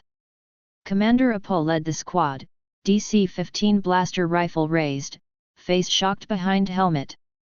"Sir, what?" Anakin's force pushed through them all back into the hallway. "Not killing them. Just moving them. Like sweeping aside debris." "The galaxy belongs to me now," he said. The clones froze. Felt his presence in the force overwhelming, absolute, terrifying. Every instinct screaming that this was predator and they were prey. Anakin walked past them. Through the Republic Executive Building's corridors. Past more clone troopers who parted before him like water. His presence radiating such power that resistance didn't even occur to them. He emerged onto landing platform where his starfighter waited. But he didn't board it. Just stood there, looking out over Coruscant's endless cityscape. Billions of lights. Trillions of beings. All of them his now. Whether they knew it yet or not. Commander Apo's voice came through comms, confused and terrified. "All units, this is Apo. The Chancellor is dead. Master Yoda is dead. Master Windu is dead. I don't know what's happening." Anakin smiled. Walked toward the Senate chamber. Time to claim his empire. The Galactic Senate chamber was chaos made manifest. Over 1,000 senators crowded into the massive circular room, some in their designated repulsor pods magnetically attached to the chamber walls, others huddled in emergency clusters on the ground level. The vast space rose hundreds of meters, lined with 1,024 repulsor pods designed to detach and float toward the center when delegates wished to speak. But tonight, nobody was speaking in orderly fashion. Tonight was screaming. "Order! Order!"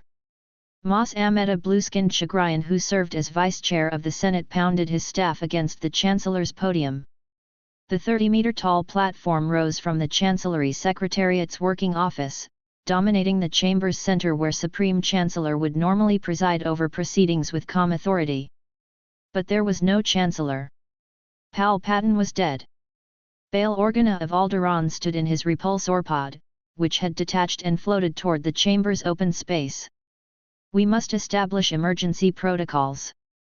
New elections. The vice-chair assumes temporary control until the Republic is dead." Senator Medici of Umbara shouted from his pod. "The separatists have won. We should negotiate surrender before surrender." Monday Mothma of Chandrila was on her feet, her pod moving to intercept Dici's. "Thousands of systems still fight for the Republic. We cannot simply." Padme Amidala sat in Naboo's ornate pod, watching the chaos with growing dread. She'd received fragmentary reports about the battle at Palpatine's office. Master Windu dead. Master Yoda dead. The Chancellor himself dead. Clone troopers reporting some kind of incident. And Anakin Skywalker at the center of it all. She'd tried contacting him. No response.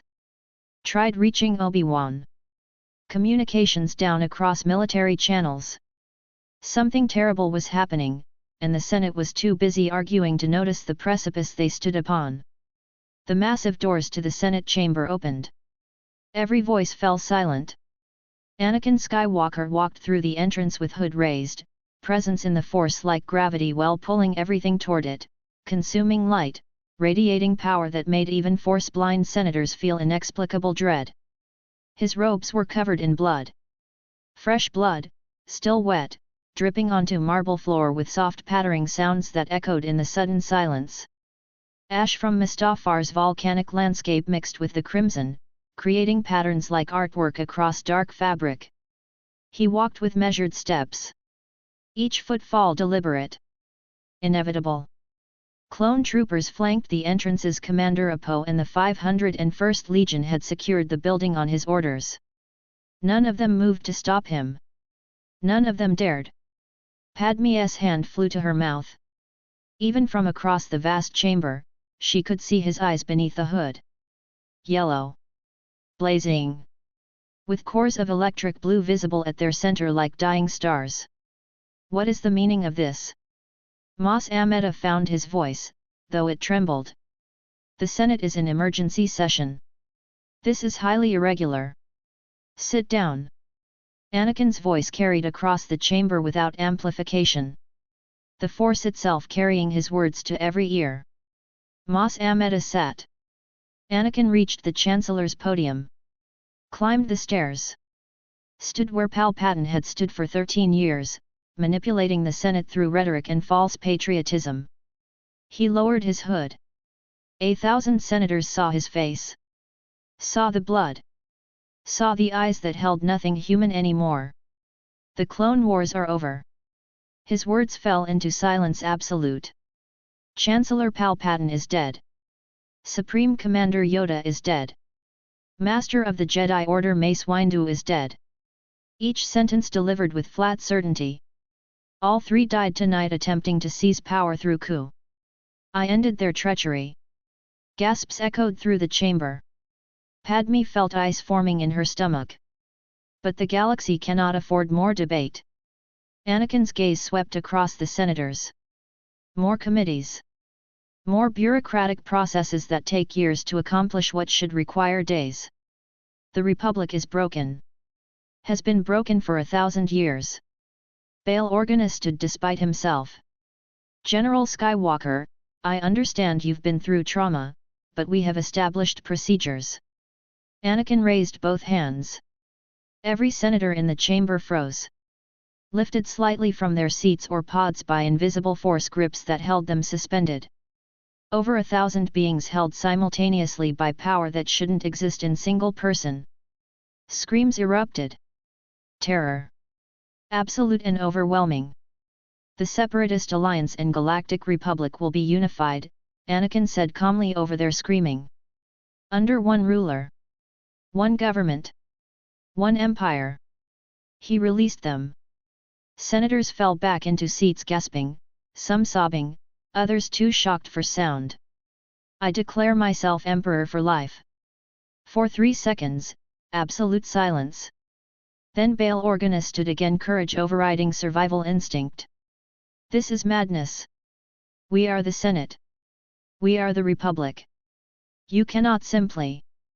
Anakin's hand closed into fist. Force choke caught Bail mid-sentence, lifting him from his repulsor pod.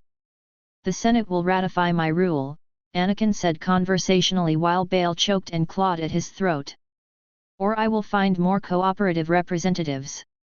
Your choice. He released Bail.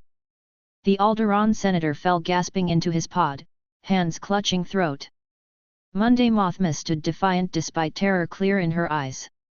We cannot simply hand over our democracy because you threaten.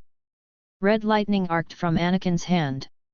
Not at Monday Mothma directly, but at her pod, striking the repulsor mechanism with enough force to send sparks flying and make the entire platform shudder.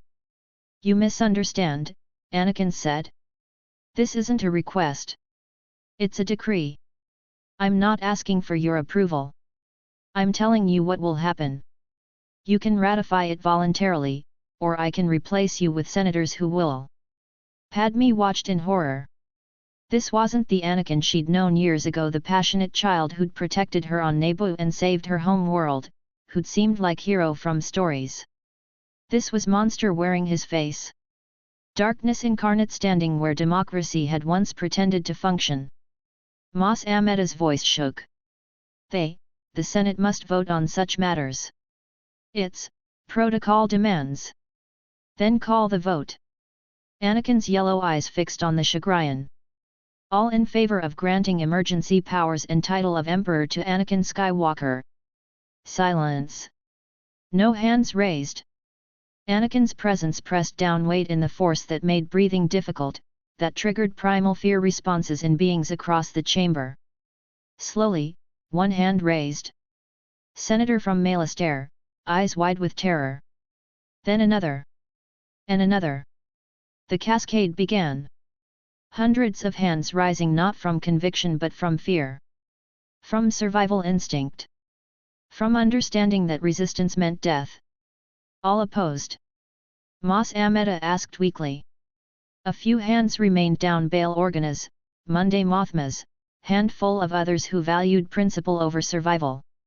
Anakin's gaze swept across them. I admire your courage. Don't make me kill you for it. The holdouts raised their hands. Applause began forced, terrified, building from scattered claps to standing ovation driven by fear. Senators rising from pods and seats, clapping with tears streaming down their faces, celebrating the death of everything they'd claimed to stand for. So this is how liberty dies, Padme whispered, too quiet for anyone nearby to hear. With thunderous applause. Across the chamber, Anakin's eyes found hers. Yellow blazing with blue cores. Predator recognizing prey. His expression was unreadable, but Padme felt cold certainty that the man she'd once known was gone completely. She wanted to run. Wanted to scream. Wanted to do anything except sit frozen while darkness consumed the galaxy. But she couldn't move. Couldn't even breathe properly under that gaze. Anakin turned away. Addressed the Senate. You may return to your duties. Cooperate fully with transition to Empire. Resist, and you will be replaced. He descended from the podium. Walked back through the chamber toward the exit. Every senator watched him leave in silence. When the doors closed behind him, the screaming began again. Across the galaxy, Order 66. Clone Commander Bakara received the hologram transmission on Miji-Tui's planet where Republic forces had been fighting separatist droids for weeks. He listened to the message, expression hidden behind helmet. Execute Order 66. The Jedi have betrayed the Republic. He turned to his galactic marines. Pointed at Jedi Master Ki-Adi-Mundi, who was leading charge across Crystalline Bridge toward enemy positions. Open fire! Dozens of blaster bolts struck the Jedi Master in the back. Ki-Adi-Mundi, Syrian member of Jedi Council, veteran of countless battles, fell without understanding why his own troops had betrayed him. On Felucia, Commander Bly watched Jedi Knight Aayla Secura observe native bird with slight smile. She was distracted. Peaceful. Beautiful in the jungle's filtered light. Execute Order 66. Bly's DC-15 came up. His squad followed. They fired as one. Aayla fell, blue skin smoking from blaster burns, never knowing what happened. Above Cato Neimoidia, Jedi Master Plo Koon piloted his starfighter through dogfight with vulture droids. His clone wingman received transmission. Adjusted aim. Fired on their general. Plo Koon's fighter exploded, spinning down toward the planet's bridge cities in ball of flame. Across the galaxy, the pattern repeated. Jedi generals cut down by soldiers they'd trusted. Masters betrayed by Padawans. Thousands of Force users dying in hours, systematic genocide executed with military precision. On the Outer Rim, Ferrus Olin fought beside his clone battalion against separatist forces.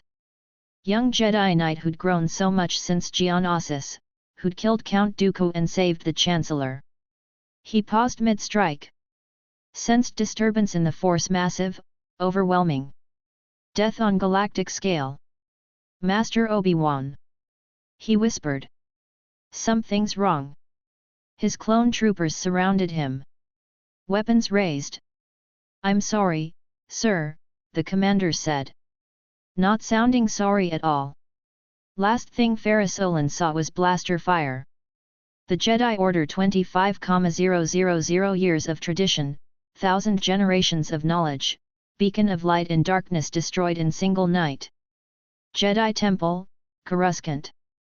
The ancient structure rose above Coruscant's skyline, 5 towers reaching toward sky, the tallest holding the council chamber at its peak. For millennia, it had been symbol of peace and justice. Tonight, it became tomb. The 501st Legion surrounded the building, clone troopers at every entrance, heavy weapons positioned to prevent escape. Commander Apo coordinated positions via comlink while watching the main entrance. Anakin Skywalker walked up the temple steps alone. The massive doors opened before him. Other Jedi inside had felt deaths through Force, knew something terrible was happening. They'd sealed entrances, prepared defenses. But they couldn't stop him. Anakin raised his hand. The doors exploded inward. 10-ton slabs of reinforced durasteel ripped from hinges by telekinesis, crashing into entry hall with sound like thunder. He entered the temple for the first time in 13 years. Master Siandra Lig stood in the Grand Hall, Battlermaster of the Jedi Order, instructor who taught lightsaber combat to generations of Padawans. Behind him, a dozen Jedi Knights and Masters prepared for battle, lightsabers ignited in rainbow of colors. Siandra Lig saw Anakin. Recognized him despite the blood, despite the yellow eyes, despite everything that had changed. Skywalker. Thank the Force. Relief flooded the Battle Master's face. The clones have gone mad. They're killing Jedi across the galaxy. We need. Anakin's lightsaber ignited. Crimson blade blazed to life. One strike. Through Siandra Lig's chest before the Battlermaster could even process betrayal. He died because of the separatist propaganda. He trusted Anakin would not do something like this. There is no force, Anakin said quietly as the body fell. Only power. The other Jedi attacked. The slaughter was systematic. Ruthless. Form 7 Juyo perfected through grief and rage, powered by dark side energy that seemed limitless. Anakin moved through the temple like death incarnate. Killing every Jedi he found, knights, masters, Padawans, healers, archivists, instructors. None were spared. None showed mercy. In the archives, he found Jocasta Nu, ancient librarian protecting holocrons she'd spent lifetime curating. She died defending knowledge that burned seconds later. In the meditation chambers, he found healers tending to wounded. They died without weapons in hand, unable to defend themselves. In training rooms, he found Padawans barely in their teens. They fought bravely. Died quickly. No hesitation. No remorse. Just methodical destruction of everything the Jedi Order represented. Finally, he reached the council chamber. The circular room at the temple's peak, 12 seats arranged in circle, massive windows overlooking Coruscant. The same room where Mace Windu had tested him 13 years ago, where they'd discussed his potential before realizing what he'd become. Younglings hid there. Children between ages 5 and 10, too young to fight, too terrified to run. They'd barricaded themselves in the chamber, hoping the Jedi Masters would save them. But all the Masters were dead. Anakin entered. The younglings looked up with hope that died when they saw his yellow eyes. A small boy approached, maybe 6 years old, barely able to hold training lightsaber. Master Skywalker, there are too many of them, what are we going to do? Anakin looked down at them. Saw Zannah as unborn child. Saw future stolen from him. Saw everything he'd lost reflected in their innocent faces. You're going to die. His lightsaber ignited. The screen fades to black. But sounds echo through darkness. Screams cut short, lightsaber impacts on flesh too young to defend itself, sudden silence that speaks louder than any visual. When Anakin emerged from the council chamber, his blade was still wet. Temple steps, aftermath. The Jedi Temple burned. Flames erupted from windows across all 5 towers, orange light painting Coruscant's nighttime sky in colors of destruction. The archives burned first, millennia of collected knowledge consumed by fire. Then meditation chambers, then training facilities, then council towers themselves. Commander Apo watched from command position. Sir, the temple is secure. All Jedi inside confirmed dead. Anakin stood before the building, covered in blood of beings he'd murdered. Children. Healers. Teachers. Hundreds of corpses left throughout structure that had stood for 25,000 years. Burn it, he said. All of it. I want nothing left. The 501st used incendiaries. Thermal detonators. Anything that would make fire hotter, destruction more complete. The ancient edifice that had survived wars and empires began collapsing, towers falling one by one as structural supports melted. An airspeeder landed nearby civilian model, Nabo registration. Padme Amidala emerged, running toward Anakin with desperation clear in her expression. Anakin! Stop this! Please! He turned. Yellow eyes empty of everything except cold calculation. Senator Amidala. Not Padme. Title. Formal. Distant. She skidded to stop, realization dawning. What have you done? Tears streaming down her face. The temple, the younglings, you killed children. I killed threats to my empire. This isn't you. Her voice broke. The Anakin I knew died on Mustafar. His voice was flat. Final. With the woman I loved. With my unborn child. I am Darth Vader, Emperor of the Galaxy. That's all that remains. Padme stepped closer, hand reaching toward him. I can help you. We can fix this. Together we. Force choke cut her off mid-sentence. Not crushing, just warning. Lifting her slightly off ground, demonstrating power, making point clear. Return to your apartments, Senator. Stay there. Cooperate fully with my empire. His voice carried no emotion. If I sense even hint of rebellion, I will kill you. Do you understand? Terror flooded her eyes. This wasn't threat. This was promise. Yes. Her voice barely whisper. Emperor. He released her. She fell coughing, gasping for air. Good. Now go. Padme fled to her airspeeder. Took one last look back, seeing monsters she'd once thought she could save, seeing death of everything she'd believed about redemption and goodness. Then she was gone, fleeing into Coruscant's nighttime traffic. Anakin watched the temple burn. Watched 25,000 years of history consumed by flames he'd ordered. And felt nothing. Imperial Palace, Throne Room. The Republic Executive Building had been redecorated. What was once Chancellor's office, where Anakin had killed Sidious, Yoda, and Mace, became Throne Room. Dark and austere where Palpatine's design had been ostentatious. Bodies removed, blood cleaned, structural damage repaired by construction droids working through the night. A single throne carved from black stone sat where Palpatine's desk had been. No decorations. No artwork. No symbols of power except the throne itself and the man who sat upon it. Anakin Skywalker. Darth Vader. Emperor of the Galaxy. He sat alone in darkness, hood raised, yellow eyes staring at nothing. The Galactic Empire spanned from core worlds to outer rim. Republic destroyed. Separatists absorbed into new government structure. Jedi extinct. Clone armies answering to him alone. Everything under his control. Complete. Absolute. Victory. And he was utterly alone. No advisors crowded the chamber offering counsel.